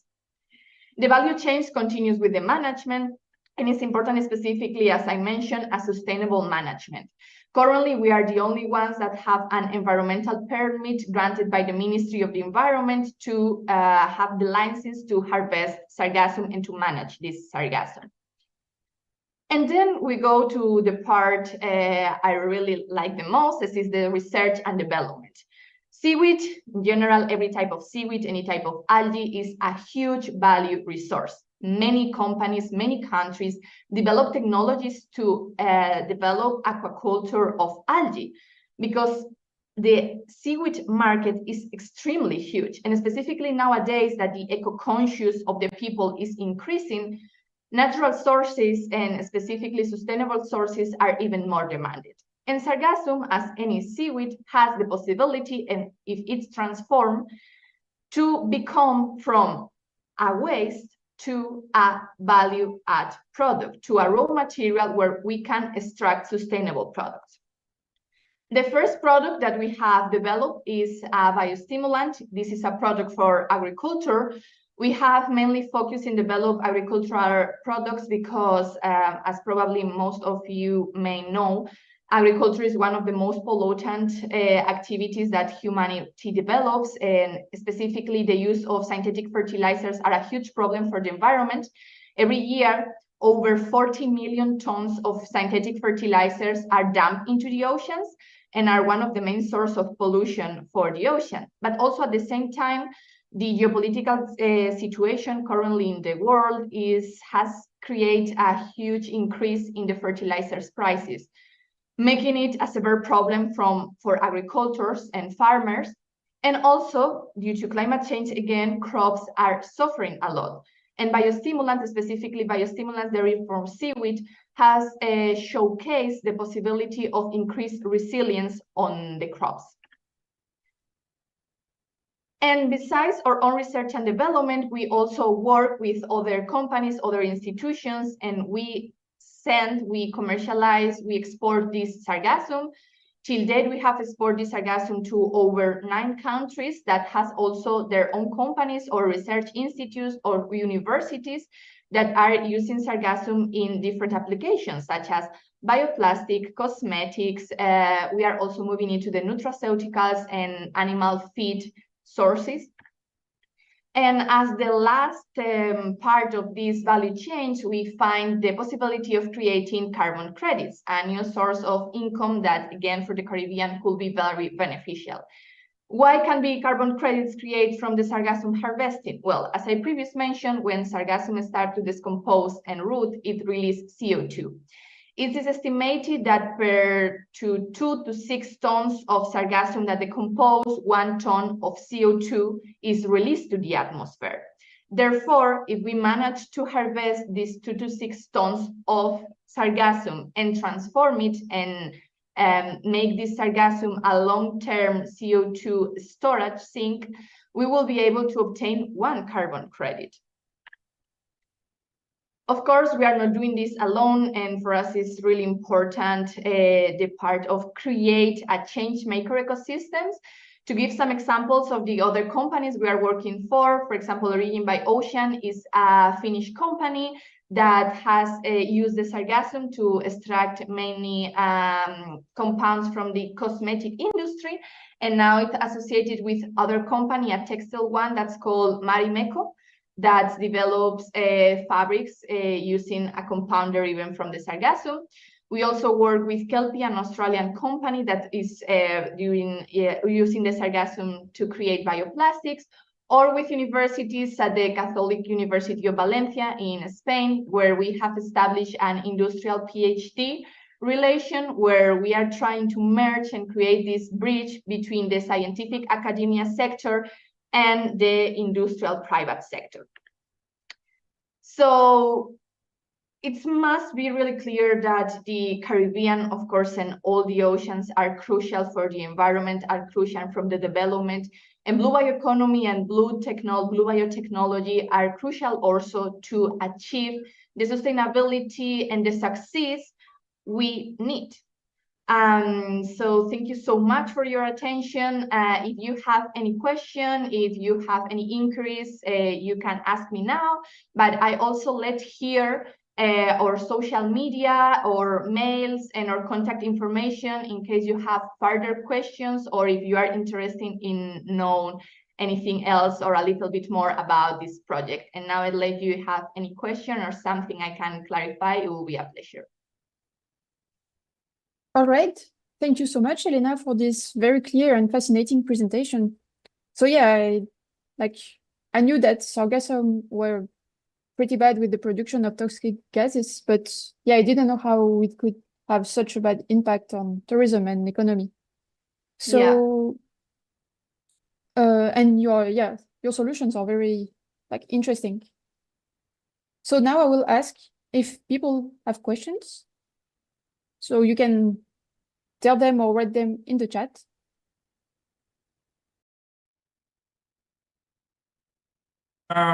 I actually did have a question as well about this presentation. And I want to thank you, Elena, for coming here and discussing this with us. This is really valuable work and work that's just, critically important.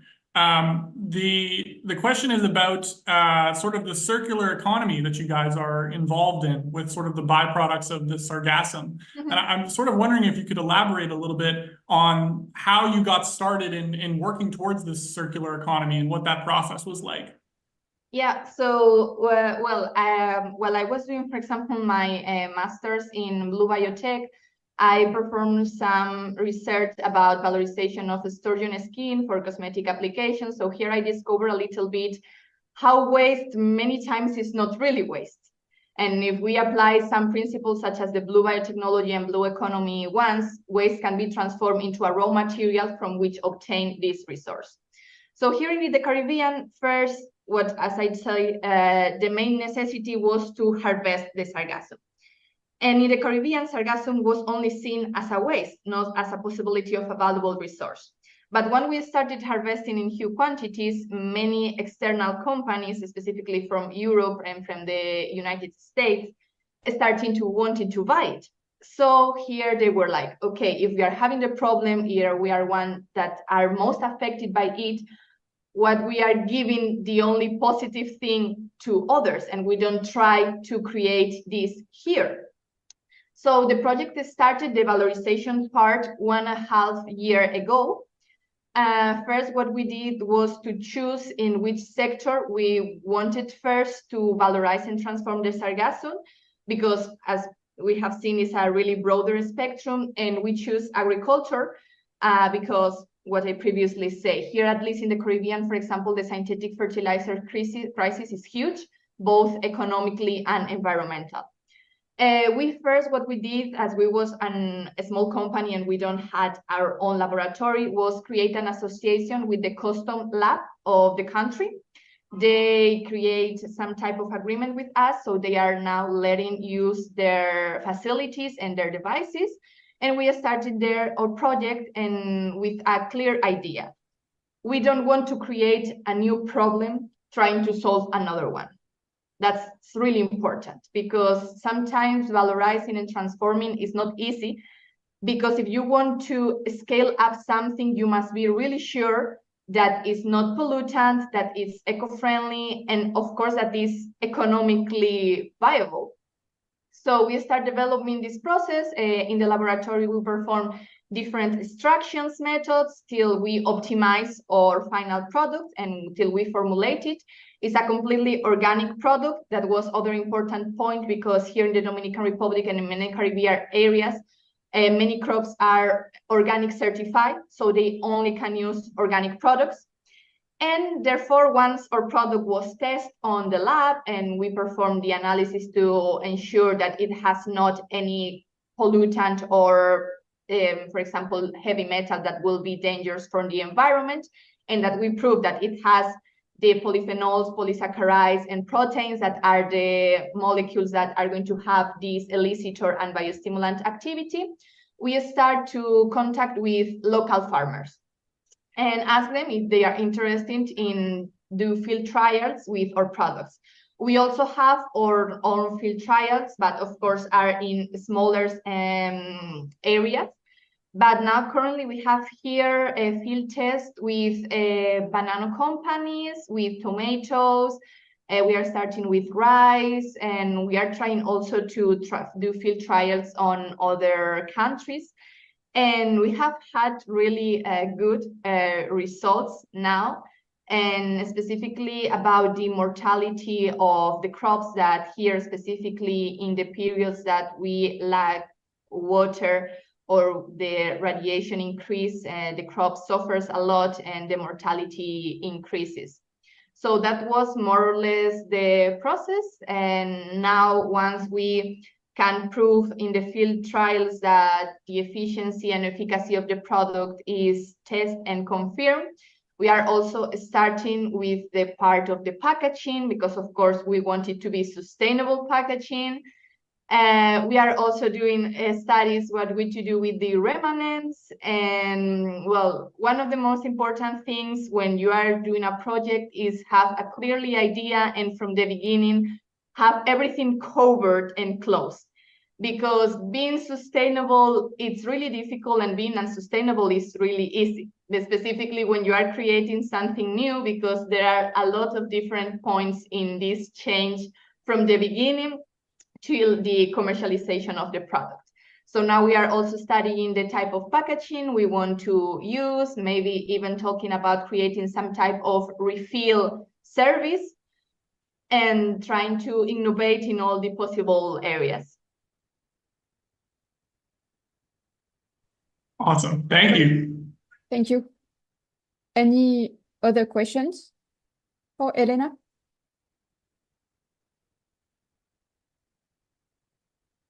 Okay. Well, I may ask, have. sorry. Okay, go for it, Tamara.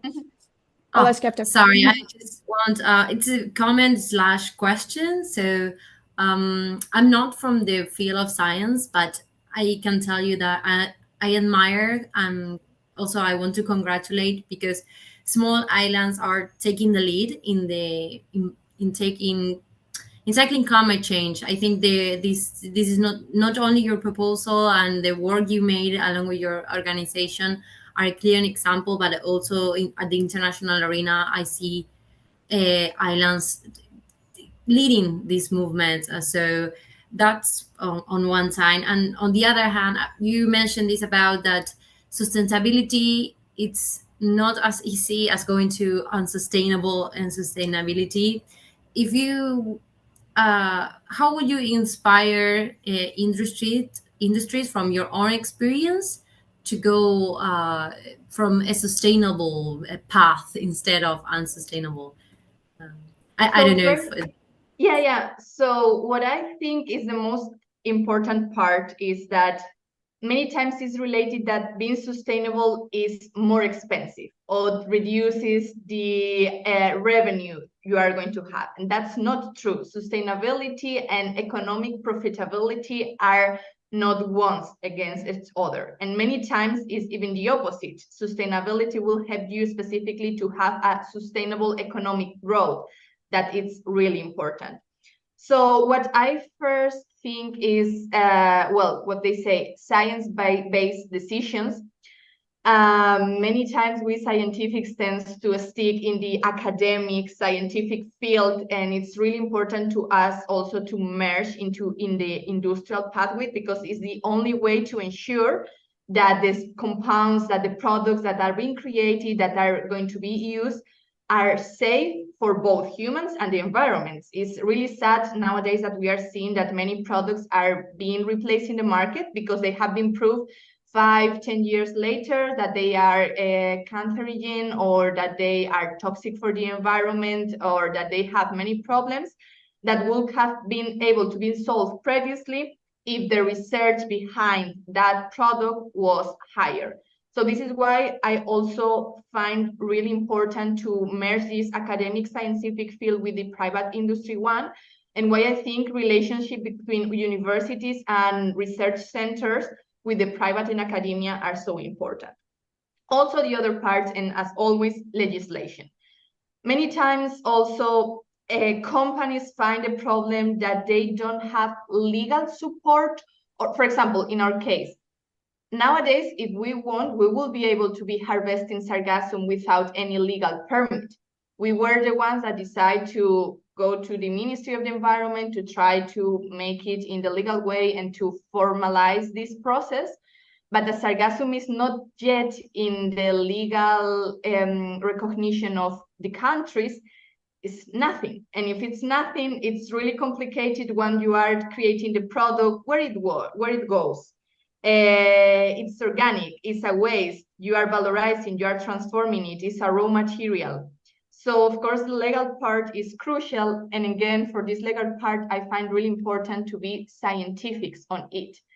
Because again, many times laws are a little bit chaotic and detrimental to the companies or to the society, because they are not scientific based, or there is not a person with the proper knowledge. And specifically when we are talking about the marine world, that we know it's so different from the land world. And this is why there are degrees such as oceanography and specialties such as blue economy or blue biotechnology, because they are really required. So that's the other part I will believe is crucial, is to give the place and the space to the people that are specialized in those fields and that have the knowledge. And of course, merge everything, because alone biotechnology, alone bioeconomy, or alone diplomacy don't work. They must work and collaborate together.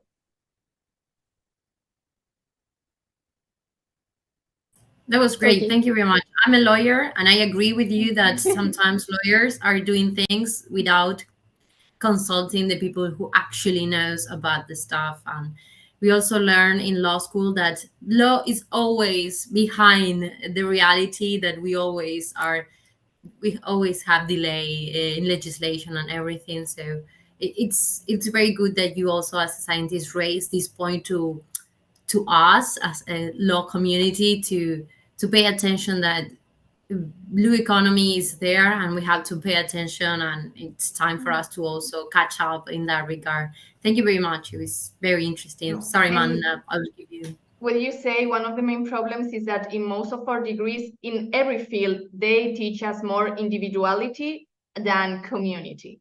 And they don't teach us that we have the possibility, for example, scientists and like oceanographers and lawyers to work together to create a better environment or better possibilities.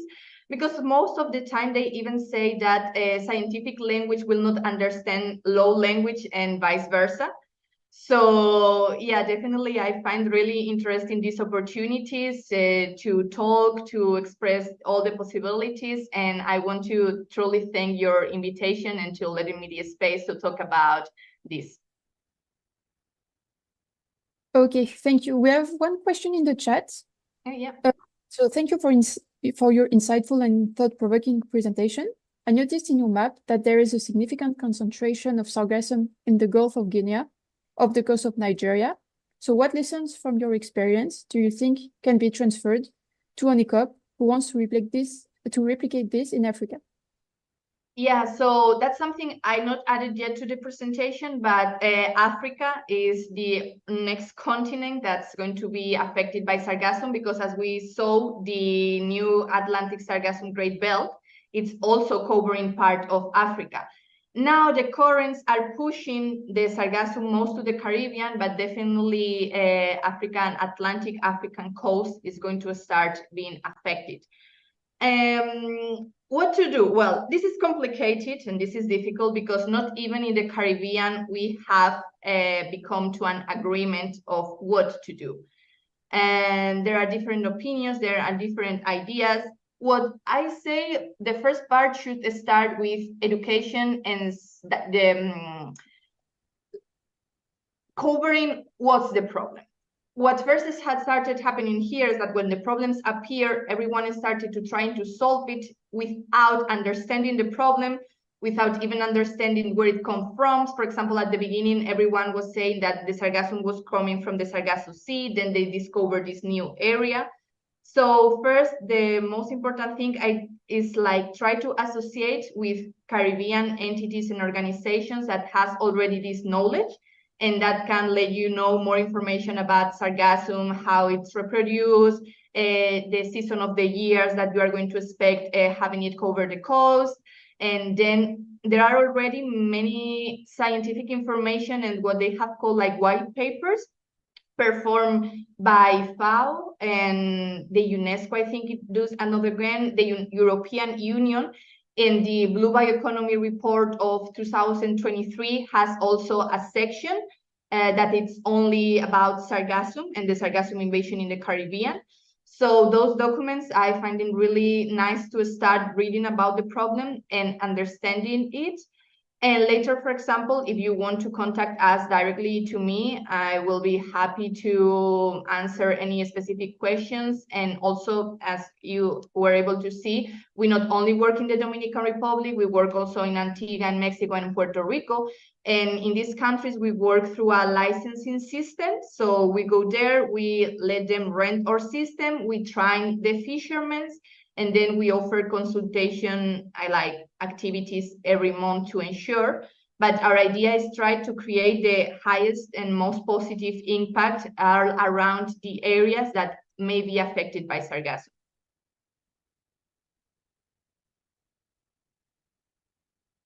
Okay, very great. Thank you so much for your presentation and for all these insights that you gave us.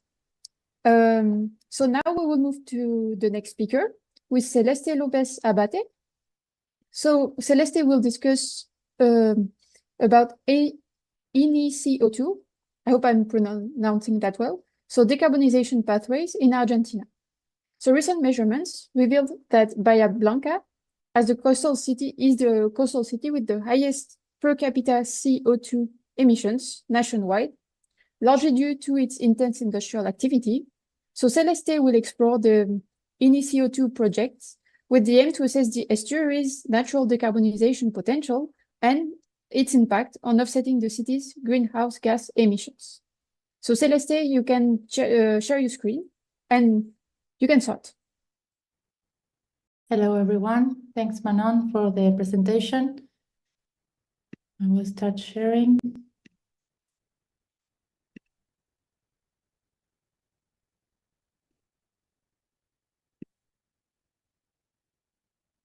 So, can you see my screen now? Yes, right?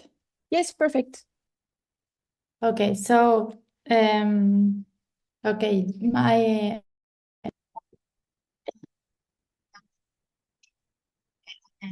Argentine Oceanographic Institute in Iran.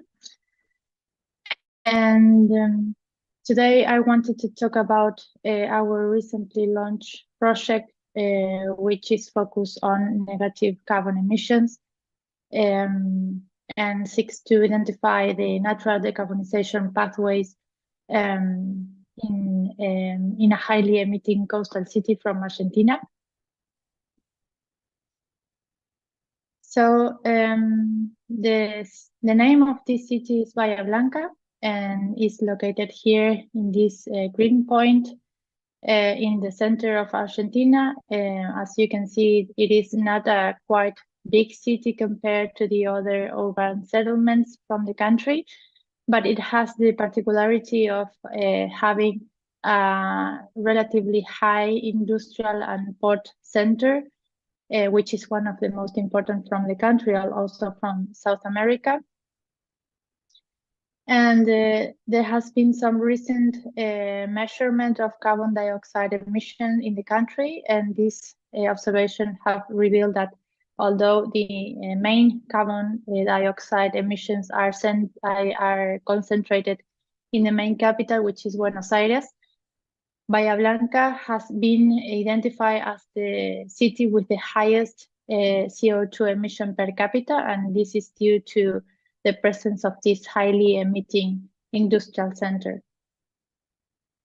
So under this scenario, we wonder whether the next environment, the coastal environment, which is the Bahía Blanca estuary, might offer a solution in terms of the carbon compensation of this highly emitting city.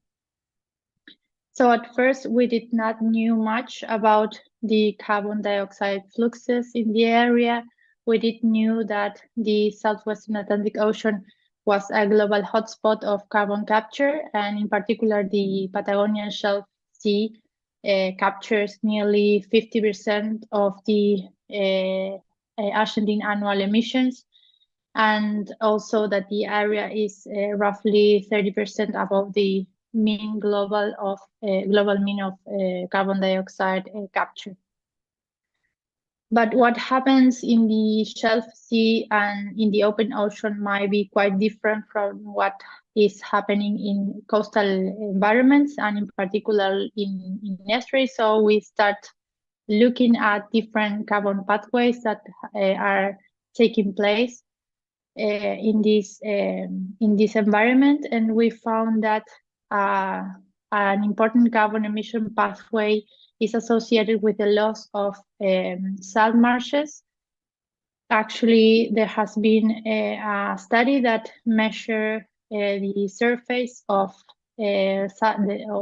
covered salt marshes that has been lost due to lateral erosion.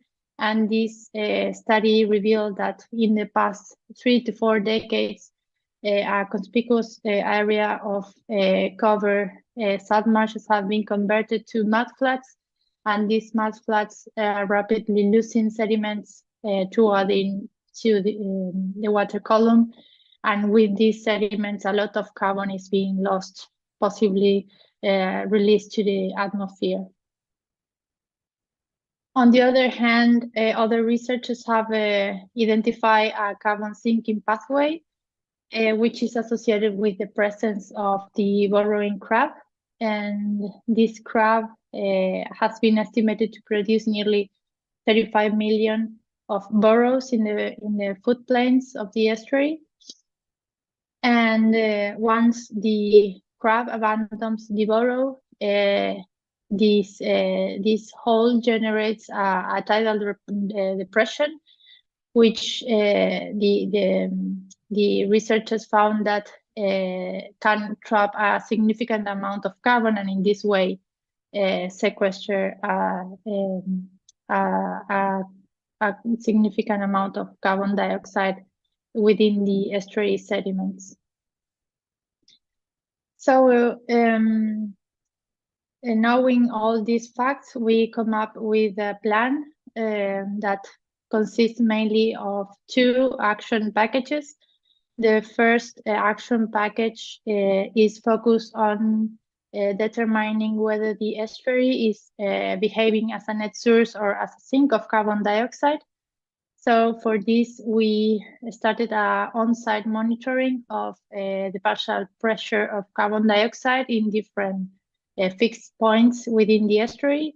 And along this monitoring, we are measuring also other parameters of the carbonate system and variables related to the microbial plankton community, because we also want to know which are the pathways that the carbon dioxide is following after it is assimilated by the phytoplankton in the surface layer. And the second action package is intended to interpolate the carbon dioxide fluxes, both in time and in space.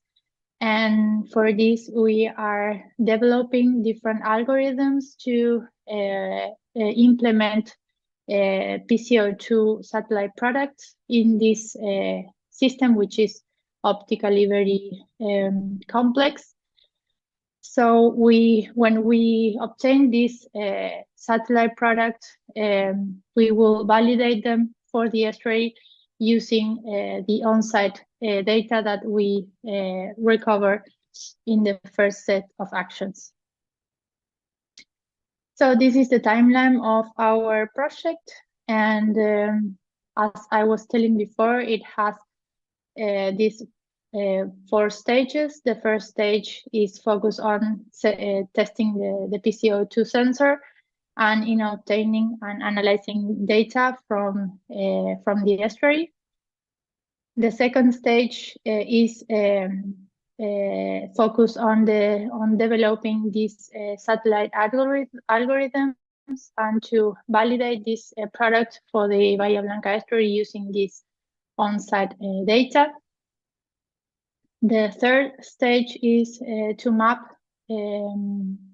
the carbon dioxide fluxes within the estuary and to diagnose whether this natural environment might offer a decarbonization pathway that might compensate the emissions of the city. And finally, we would aim to produce some recommendations for our local community, in particular to local stakeholders that are interested in reducing the footprints of these highly emitting productive activities. And ultimately, we wish to validate our satellite product to other coastal environments that are associated with productive activities and other communities that wishes to make their productive systems more sustainable. So this project would not be possible without the interaction with other actors. In the first place, we have an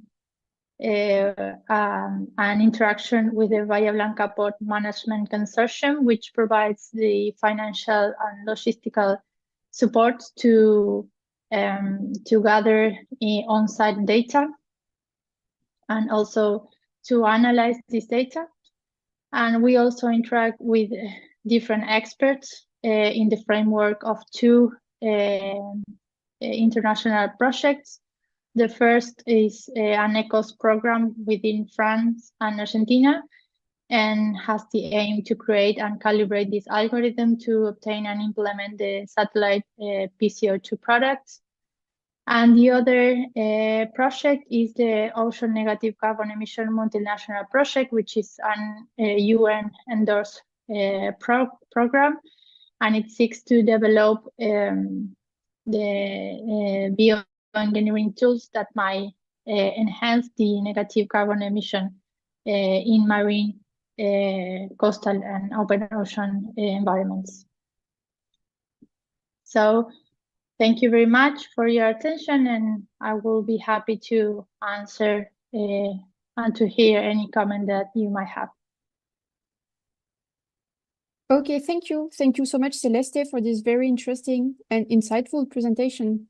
So now I will ask for questions from the audience. Any thoughts or comments? Well, Celeste, I'm from Argentina too, and I'm so glad to hear all these projects here at home. I'm a lawyer, so I'm a little catching up with all the scientific developments that are occurring in our country. So thank you very much for this presentation. It was great to know about this. How are we tackling dioxide in our region? Thank you, Tamara.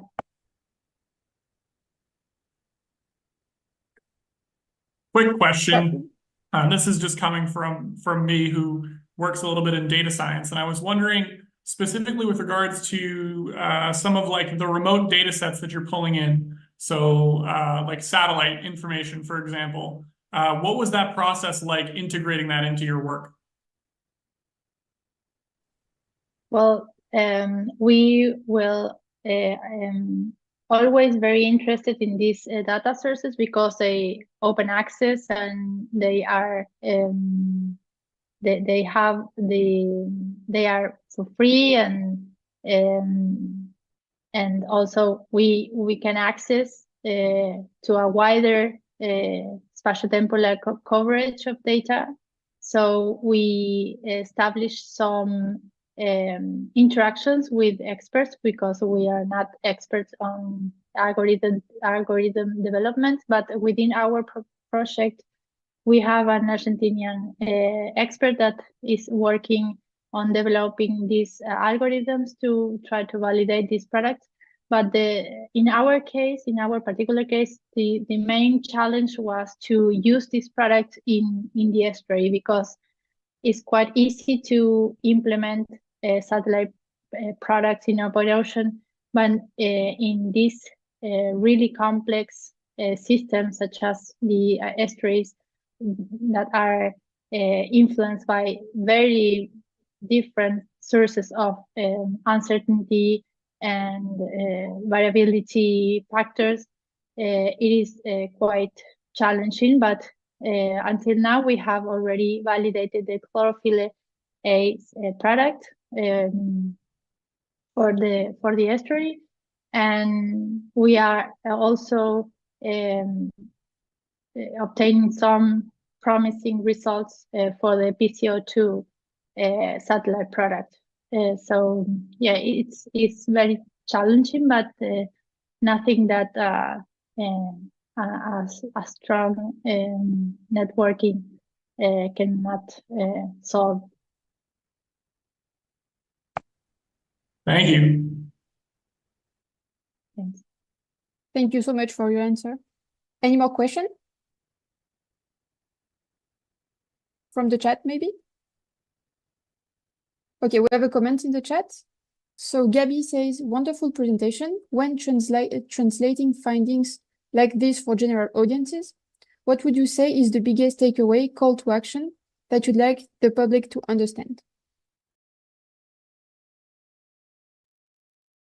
Maybe the main message is that we as scientists might interact with other actors outside academia, because for us this is our first experience with outside academia with this the Port Management Consortium, and we were surprised by their willingness to improve the sustainability of their productive activities. So I think it was very enriching for us and for them, and also we learn a lot from their experience and from the port activities, and how port activities might actually provide environmental solutions. For example, they are implementing some tools to reduce this lateral erosion that is taking place in the estuary. So there is a double gain for the port operation, and also for the capture of carbon and the reduction of the habitat loss. So I think we should make a more straightforward link between academia and the productive actors of our local communities.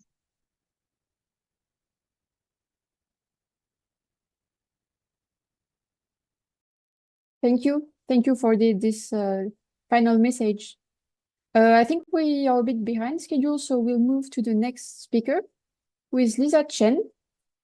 So Lisa Chen will talk about oceanic impact. So she has worked as a marine biologist, dive master, and educator around the world, and she's passionate about ocean conservation and education. So she has many years of international and intercultural experience in marine biology, conservation, fisheries, aquaculture, and education. So this has inspired her to start Oceanic Impact, which is a marine conservation social enterprise focused on tackling ocean issues through education and technology development. So Lisa has a Bachelor of Science in Biology and a neuroscience from McGill University, and she has a Master of Marine Management degree from Dalhousie University. So her master thesis focused on creating an ocean literacy framework to guide future ocean education initiatives and to create an ocean literate community. So this framework also forms the foundations of Oceanic Impact that we'll now hear about. So Lisa, you have the hand, and you can share your screen. Yeah, for sure. Thank you.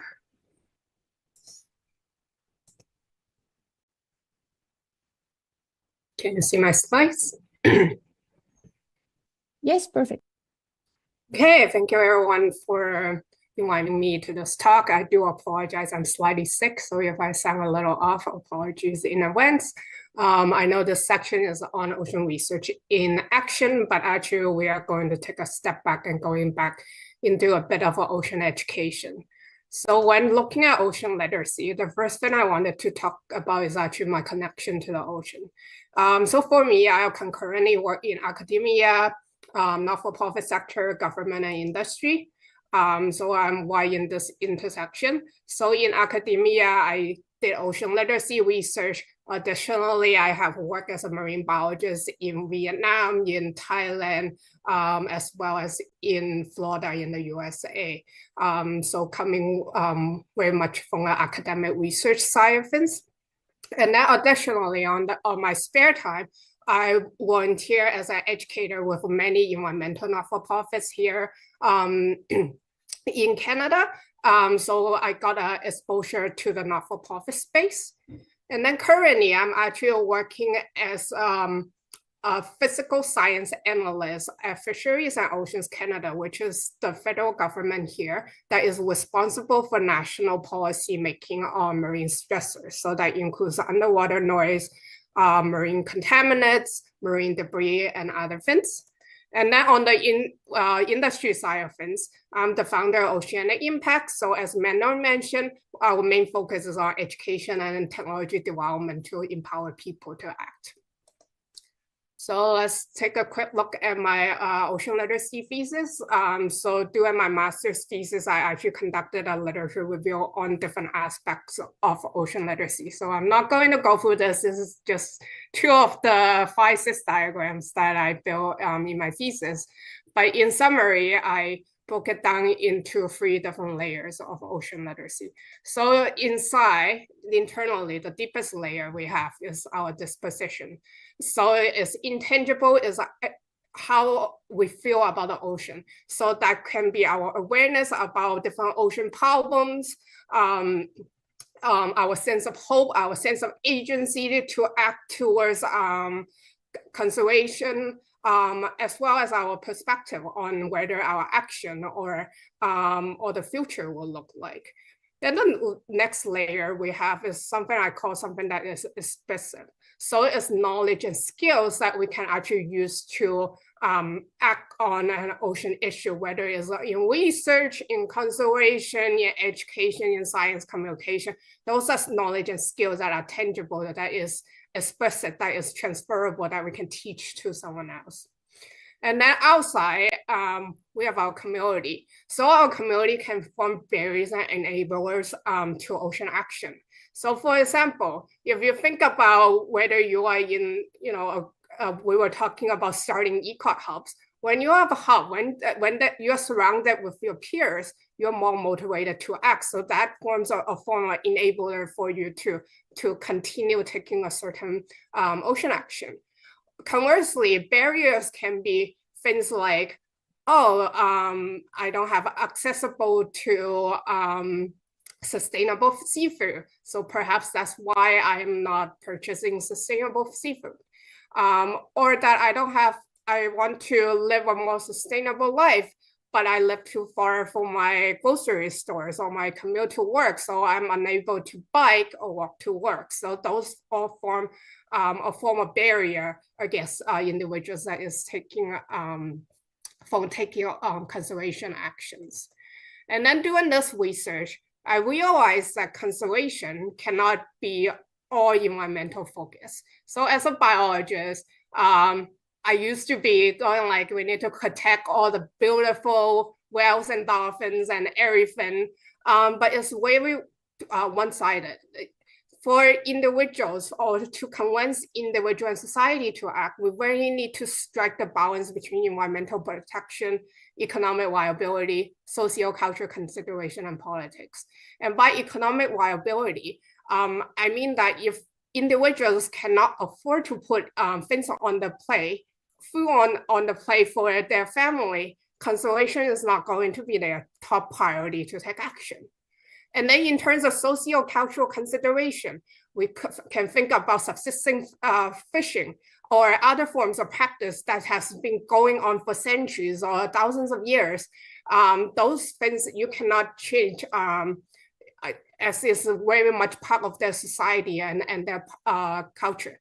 And additionally, on the social side of things, we need to think about the forms of barriers or economic liabilities that is impairing them to act. So for example, I work a lot in Southeast Asia. So for individuals that care about marine debris issue, but if they don't have a waste management facility, does it make sense to implement, say, a recycling system or conduct research or education in that topic?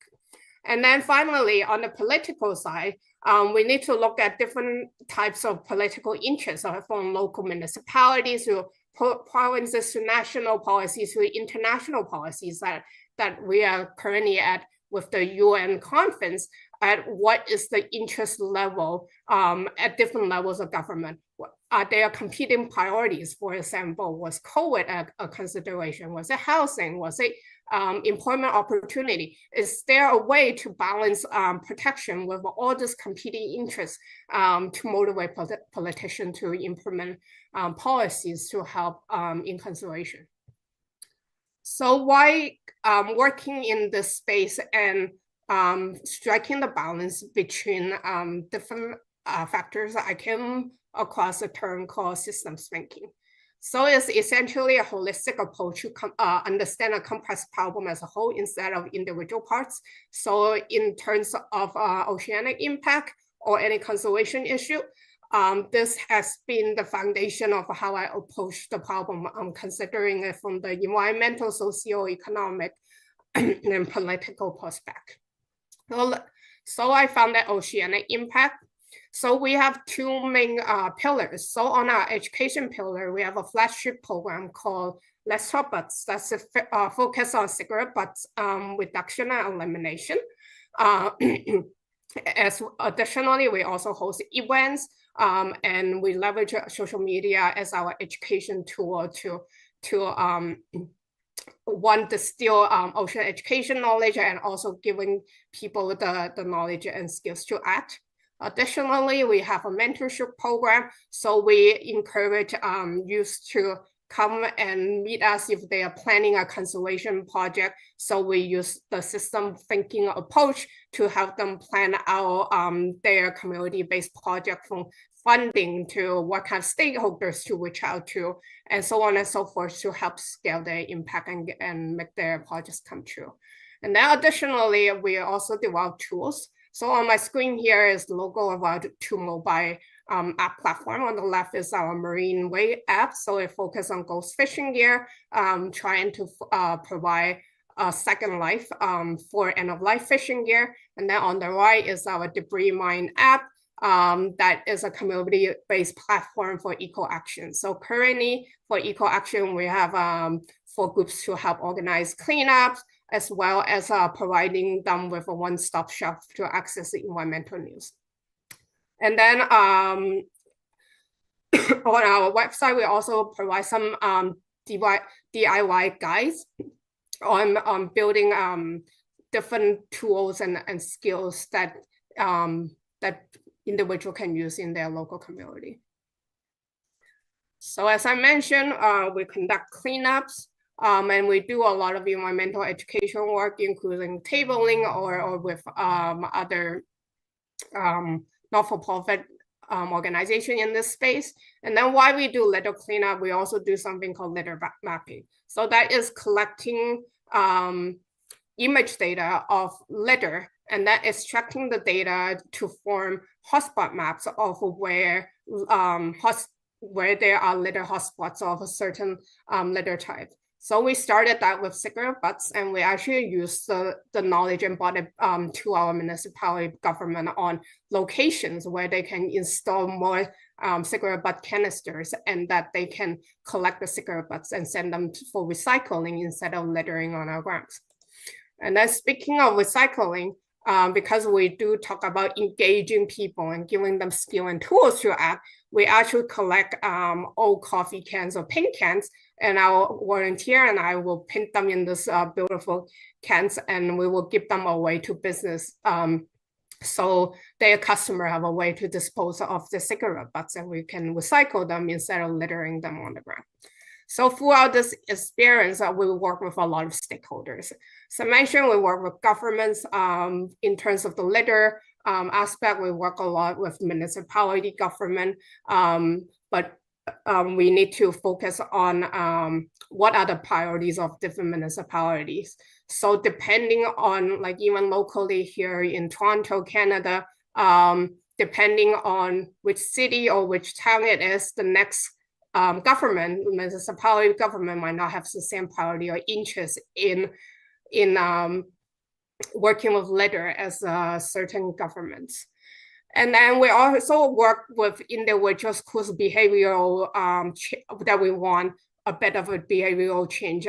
So they are our targets. So from working with them, we learn to talk in a non-offensive way. So not that we are blaming you for a certain ocean or environmental problem. It's more like, how can we work together to not impair your own habits or convenience, but also helping to protect the environment. And then for our funders, that depend on who our funders are. They all have competing interests and priorities. So the way we talk with them might differ. Some might interested in working with youth, some on environmental problems, some on social impact. So depending on who they are, we would change our messaging as well. And then for our volunteers and students, because they are volunteering our time for systems thinking network, I'm a strong believer of no one should work for free. So instead of them just volunteering our time, our first onboarding process is asking what they want out of their volunteering or their student internship process. And I would try to provide them with as much experience or exposure in that as possible, so that can involve learning more about environmental issues or ocean issues, or building up my portfolio of website, or building apps, or going to conferences. So that kind of thing. So so to make sure that they are motivated and that they are getting things out of programming. Then in terms of general public, if you stay around for the social marketing talk, there's no such a thing as a general public. So those would be our followers on social media, where we provide general messaging on things that people can do every day to act. So through this process, we actually encounter a lot of challenges in community engagement and waste management. So as I mentioned, there are a lot of competing priorities, especially working with government. And you are talking about litter, waste management, and so on. If you put it on par with housing and food, usually waste management, unfortunately, is not on the top priority of a lot of government. And then I found that it's often easier to engage with individuals. It's actually very hard to engage with larger organizations and government due to different layers. You don't know who to talk to, and a lot of bureaucracy and so on. And then when we were talking, dealing with, I mentioned talking about cigarette butts and recycling. So other than that, we actually look at a lot of different types of recycling as well, including fishing gear recycling. So there is a lot of logistical challenge with recycling all these products. So using system thinking, oftentimes I am stopped by the fear of, am I causing more harm than good? Because I have to ship this recycling product so far to get a recycling, and that there is a lot of contamination. And the funny story when we work with fishing gear is that we do have a paradoxical recycling system. That one is that we currently have a very linear product chain that people, things are not expected to last. If throw away, then they can produce more and sell more. And that hard to recycle items such as fishing nets are actually made to last. So that's why machines are very hard to process them. But at the same time, we also learn a lot of things. So marine debris, I learned, is not a first world problem. So a lot of our solution there is no one size fits all solution. We need very simple solutions that are scalable based on local context. And that, as I mentioned before, we need to understand our stakeholders' priority in order to get support and to leverage their support network. And then another thing I found is much easier to increase the locals' capacity to act instead of doing everything myself. So this can include providing language support, providing tools and a platform for them to act. And therefore, that was what got me into the ocean technology field on providing digital tools for individuals to act.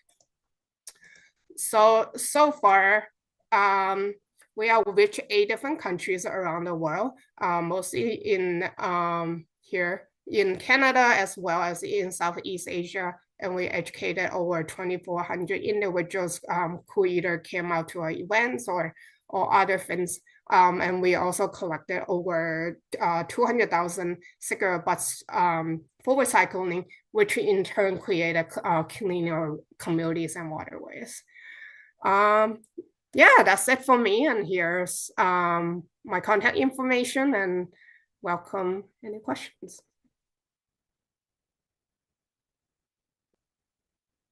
Thank you, Lisa. Any question from the audience?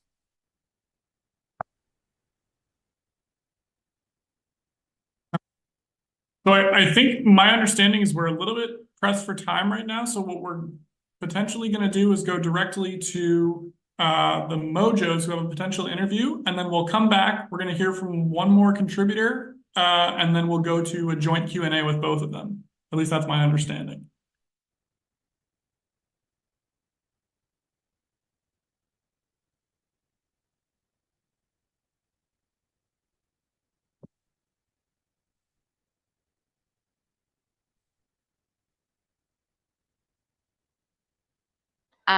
We are almost reaching to the end of the second day. And we have here Nicola Matovic with us. Would you like to introduce yourself? What do you work? And just a bit about yourself. Hi, I'm Nicola. I work at Technical University of Berlin. My work is concerned around verification and benchmarking of certification schemes and labels for bio-based products. So it's from different kind of sectors, including marine sectors. For example, if we have like macroalgae as a biological feedstock for producing some products from their byproducts, for instance. And what brought you to the Ocean Decade conference? What are your interests here? Well, yeah, basically I am interested in sustainability certification schemes and labels and how we can actually harmonize them, because there is proliferation of these schemes and labels in the market currently, and there is a lack of knowledge, and also like there is a proliferation. So we need to make like harmonization of these schemes and labels so we can actually see if they are really promoting the sustainability that they are meant to do. And this conference, the virtual one, is for ECOPs, and we were not so long time ago ECOPs. So what will be your suggestion or your advice for people that are looking for jobs, like for example like yours, to reach somewhere that they are looking for? Well, networking events such as this one, yeah, I think it's also quite important for you to get to know people who are working in the industry, especially things that you're passionate about, that you're interested in. So you can basically see who is working in this kind of field and maybe get to know them better, and how they work, actually like also maybe making some contacts for exchanging like yeah, LinkedIn contacts and so on. Yeah. What do you think ECOPs should bring to the table nowadays? What do you think it's important? What are the important skills for ECOPs to have? If, for example, they want to get into the system benchmarking. Well, I think most of all they should get acquainted with the topic. I think it comes from the research mostly. Like when you're when you're researching the topic, you get acquainted with it, you know what to look for, you can actually reach out to the stakeholders in the field, and yeah, get to know the basic like projects that are being done around these topics. And I think that's like to make a bridge between youth, if we are talking about young people that want to get their foot into business, and also the other sides like stakeholders, researchers, certification bodies, and so on. And we still have 3 days ahead with the conference. Tomorrow starts the plenary sessions. What do you think there will be the main topics or the highlights or outcomes of this Ocean Decade conference? That's a tough question. I think the main topic might be the ocean pollution and how to beat it, how to also mitigate climate change effects on the ocean, also ocean acidification as one of the emerging topics nowadays. And I hope there will be good dialogues, but also reaching out to policymakers, because they are actually like decision makers, and we need to translate the research into policy. And I think that's the way to go. And also, of course, public pressure on the policymakers and the support of researchers in this. Okay, thank you so much. And I pass it to our host. See you soon.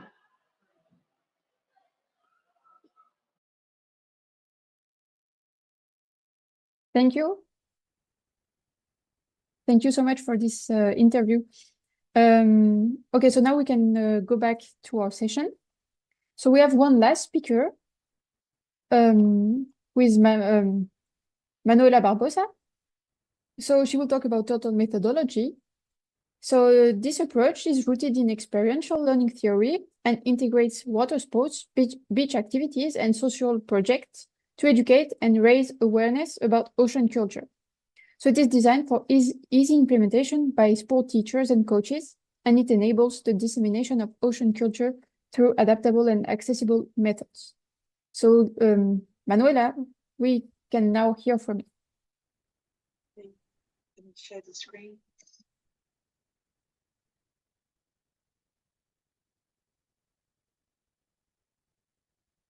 Can you all see? Is it full screen? Yes. So let's start. Hi everyone, I'm Manuela Barbosa, a Brazilian woman, graduated in oceanography. I'm also an environmental education, and I have sorry, got stuck here. There you go. Restarting. I graduated in oceanography, and I'm also a specialist in environmental education. I have coordinated social projects and recently finished my master's degree in sustainability science. But it's also important to highlight that sports are a big part of my life. I'm an amateur athlete in rowing, open water swimming, and rugby. And my perception was due to my professional life and personal life. I realized that sports could be a strong tool to build knowledge and promote education for ocean sustainability and also disseminate ocean culture. Therefore, for my thesis, I developed a methodology which I kindly named Turtle. But it does have a meaning behind it, and I can explain a little bit more later. With the main focus being applicable and structured process to turn sport experience into scientific knowledge. How? Turtle methodology is a step-by-step application based on a theory of experiential learning to apply on water sports, beach sports, and social projects for ocean culture education and awareness. You might have noticed that I'm using the term ocean culture instead of ocean literacy because I intend to express the concept of connecting people to ocean, building relationship based on knowledge, accessibility, and diversity while reinforcing a change of habits. So why sports? Sports create the feeling of happiness and pleasure, connects people to nature, and stimulate the sense of belonging. Therefore, the experience generated from sports trigger perception and of the surrounding, facilitating the construction of knowledge in favor of ocean sustainability. The steps are based on a theory of experiential learning by David Kolb. The Turtle methodology is an adaptation of Kolb's cycle, putting the sports practice at the center of the experience. We simply call the steps experience to facilitate, and then working through the process of learning using the individual's perspective, which we call the reflect step. And then we bring the person, so where we bring the persons out on what they observed and felt at the first step experience. Then scientific concepts, which we named think, to connect the perspective to facts. And lastly, reinforcing the knowledge with the practical application, which we call the act. I'll bring an example to try to make it more sense. A real example that happened in the rugby social project that I coordinated. In the picture, we have João, a teenage boy that played rugby at Ipanema's beach in Rio de Janeiro, Brazil. On almost every training, he would get injured by broken glass, wooden sticks, and other litter left on the beach. The teachers started to notice that we needed to educate him and his colleagues about the environmental preservation. So we applied the Turtle methodology once a week as a trial. One of the days that we applied, we focused on the main problem felt by the students, the litter left on the sand. So the experience, the first step, the experience, the teachers asked the class to be divided into 5 different groups. Each group had to collect the most litter at the beach they could in 30 minutes. Then we had to find one person also at the beach to interview about the perception of Ipanema's beach pollution. Then they followed for the next step, the reflect. So after they finished the task, in a circle, the teacher asked the students about what they felt during the activity, if they agreed with the person that they interviewed, and if what they heard concurred with what they saw and experienced at rugby practice. The next step was when all the students were already heard. The teachers introduced some information on theoretical knowledge, such as the period of decomposition of each litter, the effects of plastic on the ocean, health issues for the environment and for society. And the last was the act. The teachers asked the students to think of an acting, and that could help to solve at least one of the problems they just learned. The achievements. Through the total methodology, the rugby class became much more than just a sport.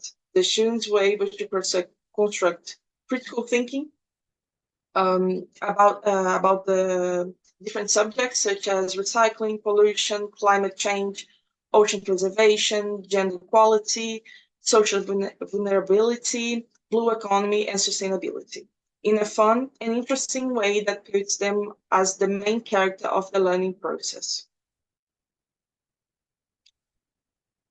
It's all very easy and simple to apply. The innovation comes from the transdisciplinary approach, bringing the context of sport to ocean sustainability through a structured process of learning. It is flexible to adjust to different sports and realities. And the most important, the main goal of all, this is to change humanity's relationship with the ocean. And quickly to explain the name, the relationship of the marine turtle with the ocean is developed by the sequence of life process. If one of these steps are missed out, it affects the turtle life cycle. If a baby turtle does not crawl on the sand all the way to the ocean, it won't recognize and locate the same beach after adults lay the eggs. The experience builds up knowledge to the turtle, like sports builds up knowledge to ocean sustainability. So thank you very much for listening. And if anyone needs to contact me, I'm Manuela Barbosa, my email address and social media.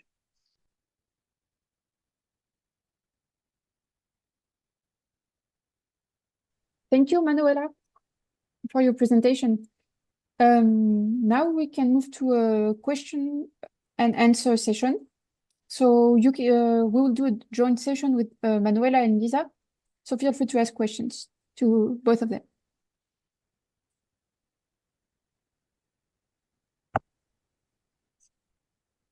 Okay, I guess I had a question to start off, and this one actually goes back to Lisa. First of all, thank you guys so much for being here and being able to present. It's truly valuable, and we greatly appreciate you coming in and being able to share these ideas and your insights with us. So Lisa, with regard to the Let's Talk Butts campaign, I'm curious, so what made you go down the avenue of choosing an initiative that involves like a wide variety of stakeholders? I know people can kind of get very narrow in terms of like where their focus is, but it seems like your program does a lot of outreach. And so what led you to that conclusion?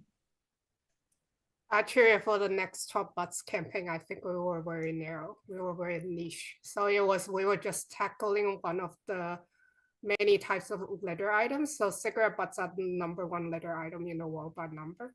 And then a lot of people don't know that they are actually recyclable or that they actually have a chemical and a physical impact on the environment. And because of the lack of awareness on the topic is kind of what motivated me to start. And then when I first started, it was meant to be a 60-hour volunteer project in my local community. As you can see, it actually scaled quite big. yeah, so not very an answer to your question, but we did start very small. But it was doing our learning and outreach that we started to scale and involve other stakeholders in the space.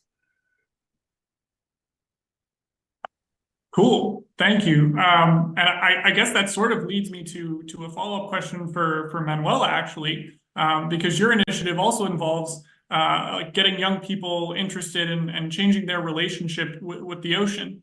And my question was, like, to what extent is it important to approach the ocean in a multitude of disciplines? Because we look at it from a scientific perspective, but then there's also this recreational aspect where you have people participating in ocean sports. And so I'm wondering if you could talk a little bit about that.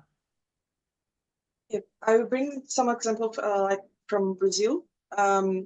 I believe that we all love soccer and sports, so it's much more accessible and easy to talk about sports in Brazil than environmental education, for example, and especially even though so bringing other aspects, so we include society and not just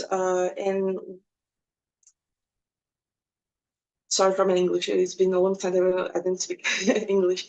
And so the process of bringing together other parts of society and trying to create a dialogue between science and those other aspects, just like sports, we can multiply and make people more interesting, because we're not just bringing theoretical information like scientific concepts that some parts of society are not interested in.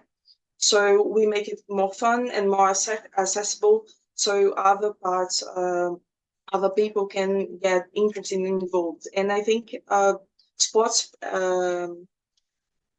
people in general that like sports, they are involved with nature, swimming or rowing or sailing at ocean. They have a different relationship already with the ocean, but sometimes they lack a bit of information of so I think they can bring that relation a bit more to the scientific aspect, and the science can bring a bit more of information to that part of the population.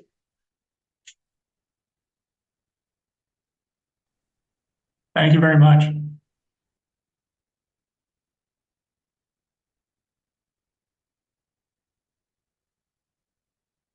Another question?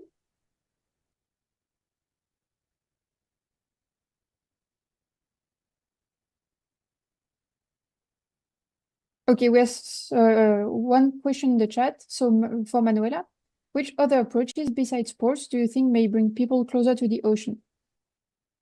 I really believe that anything can bring you closer to the ocean. Like the sports, the water sports are a bit more direct, like but I think art, music, anything can be built on and work together to create that sense of, it's not just like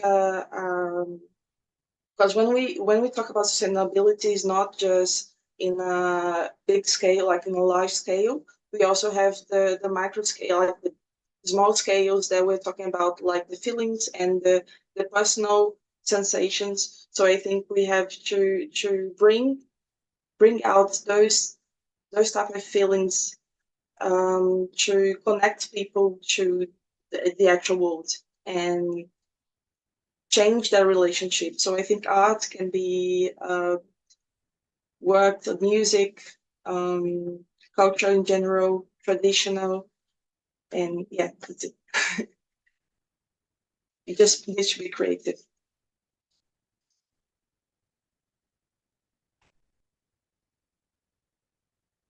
Thank you. Maybe one last question? Okay, if we have no more questions, then we will jump to an interview.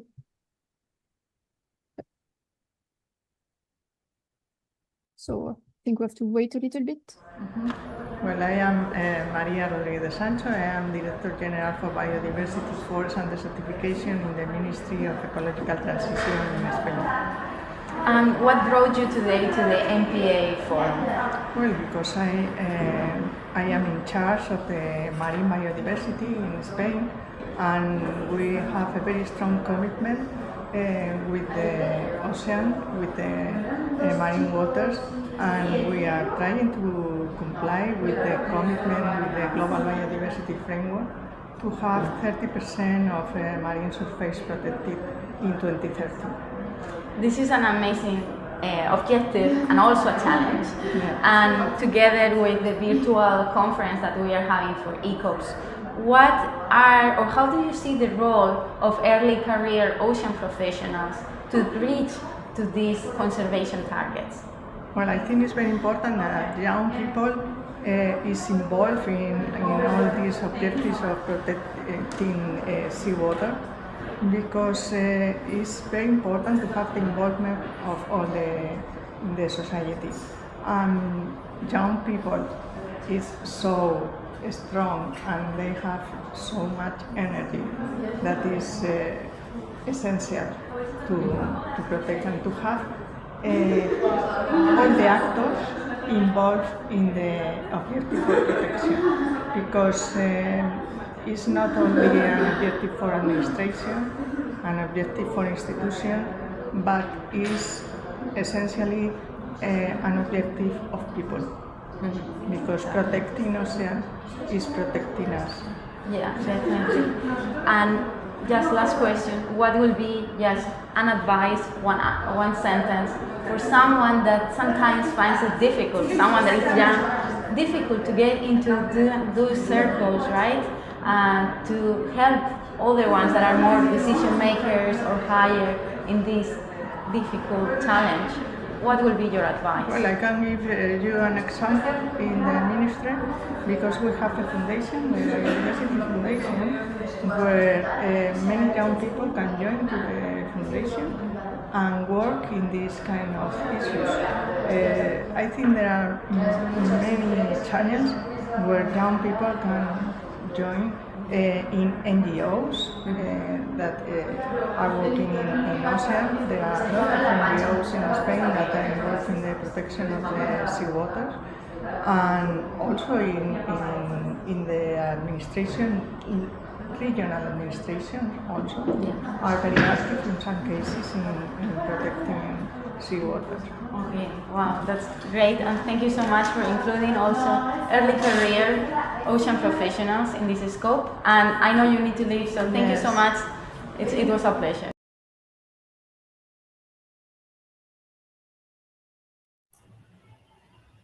Well, that was fantastic. Thank you very much, Veronica, for that interview that you show us. Well, it's the end of these sessions. We like to thank you, all of the ones who participated, see our sessions and the entire sessions of the day, actually. We would like also to give a special thank you to our contributors, to our journalists that make this interview happen and enlighten our sessions, also to the ones who engage with questions, the other hosts of other sessions that also jump in and contribute, and finally to our sponsors and all the organizers that make this event to happen. It's for us, early ocean professionals, so I hope you all enjoy it. And now we're giving the floor to our mojos also. Carson, if Manuel would like to add something, or we just continue, please feel free to do it. Sounds good. Thank you guys so much. Thank you so much.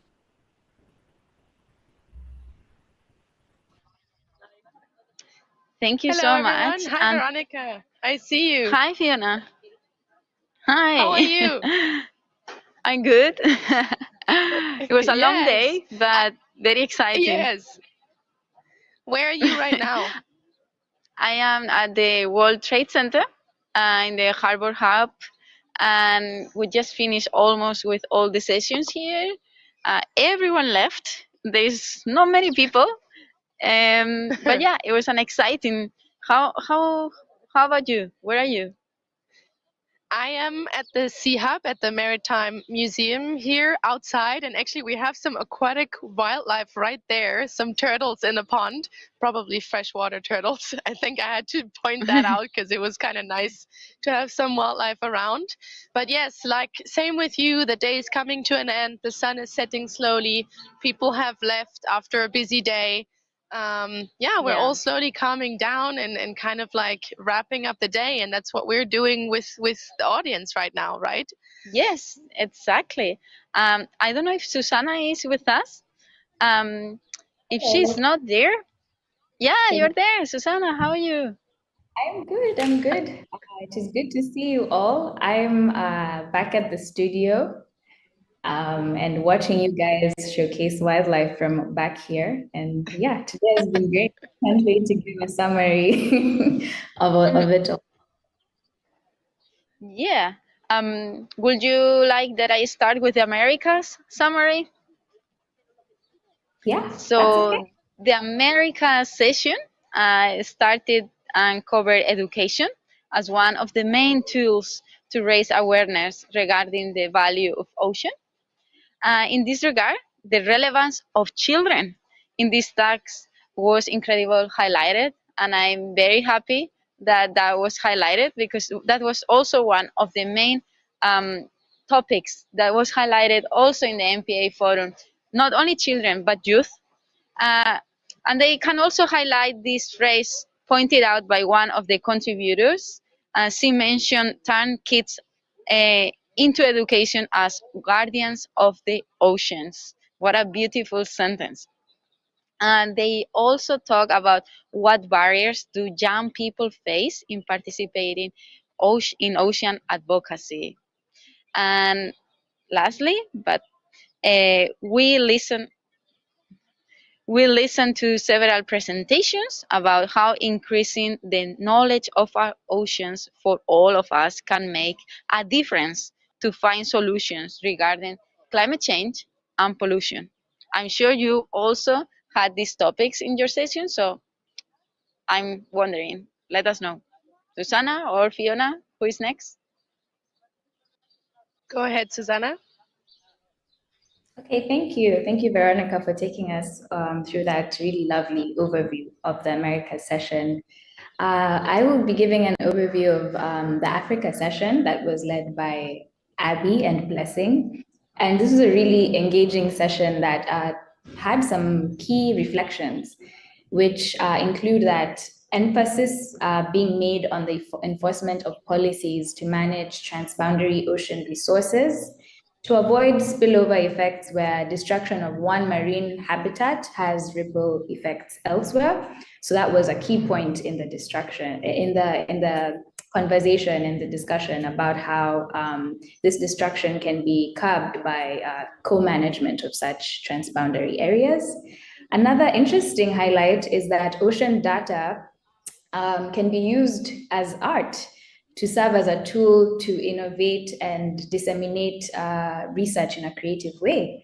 And this is really interesting because a lot of the sessions I attended today were focused on ocean literacy and communications and ocean communication. So it's interesting to see that ocean data can be turned into art, and this can be used for communicating science. Further, another key reflection is that ECOPs should not shy away from seeking funds and pursuing them in a quest to establish relevant, innovative ocean-related projects. So this was just that encouragement to ECOPs to seek out funds and to be out there and to engage in this space fully and lean into the space fully. Finally, the main highlight also from this session was that there's a need to promote synergistic and interdisciplinary research for the SDGs. And this also alludes to collaborations and sharing knowledge and learning together. So I think these are all key notes that we can all take home as summaries for highlights from this Africa session. Over to you, Fiona. Thank you very much, Susanna. Yeah, I'm excited to summarize the Asia session from this morning. So that was the very first session we started off with. And obviously it was very exciting because it started off with some introductions and interviews of different ECOP nodes all over the world. So that was great. And it was followed by the session called Knowledge Sharing with SIDS, LDCs, ECOPs, and Youth. And was followed by a next session about the status and future of marine protected areas. And I'm just going to summarize also the conversations that I've had today. And it was very inspiring to jump in with a couple of interviews and conversations, especially the one with Guillermo. I wanted to point out because that was a very enriching conversation we had. He was part of the very first establishment of the ECOP program while the Ocean Decade was still in the planning. And I think he had a very great message that he put out there, which was we have the responsibility, we are already privileged to have the knowledge about the ECOP program and to be present during the VCOP day and maybe here in Barcelona as well. And with that privilege, we kind of have a responsibility also to make sure our network is growing and to make sure that ECOP nodes that might not be established yet in any country around the world, because there's a lot of countries still missing, we have the responsibility to make sure this is started up. And yeah, it's probably going to be hard work, but we should not shy away from it because it's definitely a passion project for all of us. And I think that was a very powerful message. What do you think, Susanna? Oh, I resonate highly with that. I think that's more than a powerful message. It's like a call to action for all of us. And for sure, we all have homework to go and spread the message of ECOP back home. I really like that. Yeah, what was your impression of the day out here in Barcelona? I know it was a quick changeover arriving here and straight going into the satellite events. So how did that feel for you?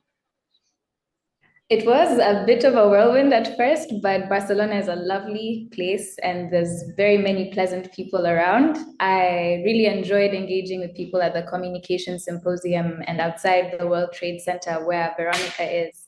Everyone was engaging to talk about, how they're using their platforms to incorporate ECOPs. And I really enjoyed my first interview with Dr. Nadim Nazrali from Mauritius.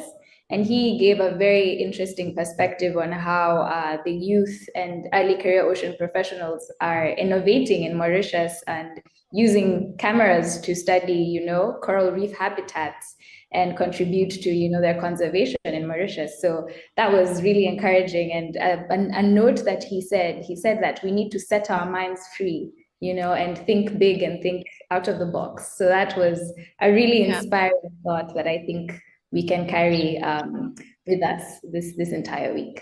Veronica, what was your highlight? I will say for me the highlight was the think out of the box was one of the sentences that was said the most among all my interviews. And it made me also think because there was one beautiful example that was given by, I think, Annie from Global Fishing Watch and also from Deirdre, that she's from Protected Seas.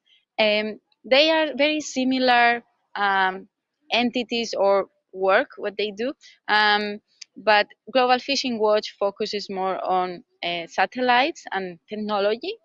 And one thing that they were saying is that, well, we think that maybe an organization or a company or an institution is very technological, because it's focused on satellites. But actually, there is a whole team behind, Not everyone needs to know about physics or engineers. No, they actually need a big team that are maybe communicators, researchers, even teachers.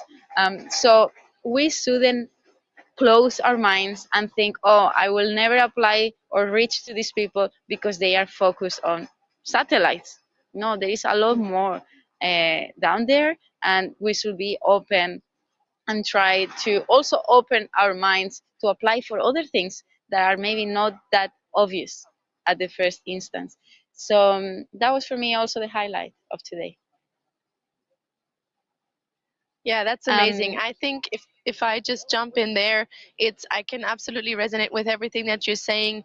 The energy that we have here, speaking to all the other people. I even spoke to some people that didn't even know about the ECOP program or the VCOP day that is going on, and they were so interested what we're doing here and absolutely engaged, and we're excited to check it out online as well.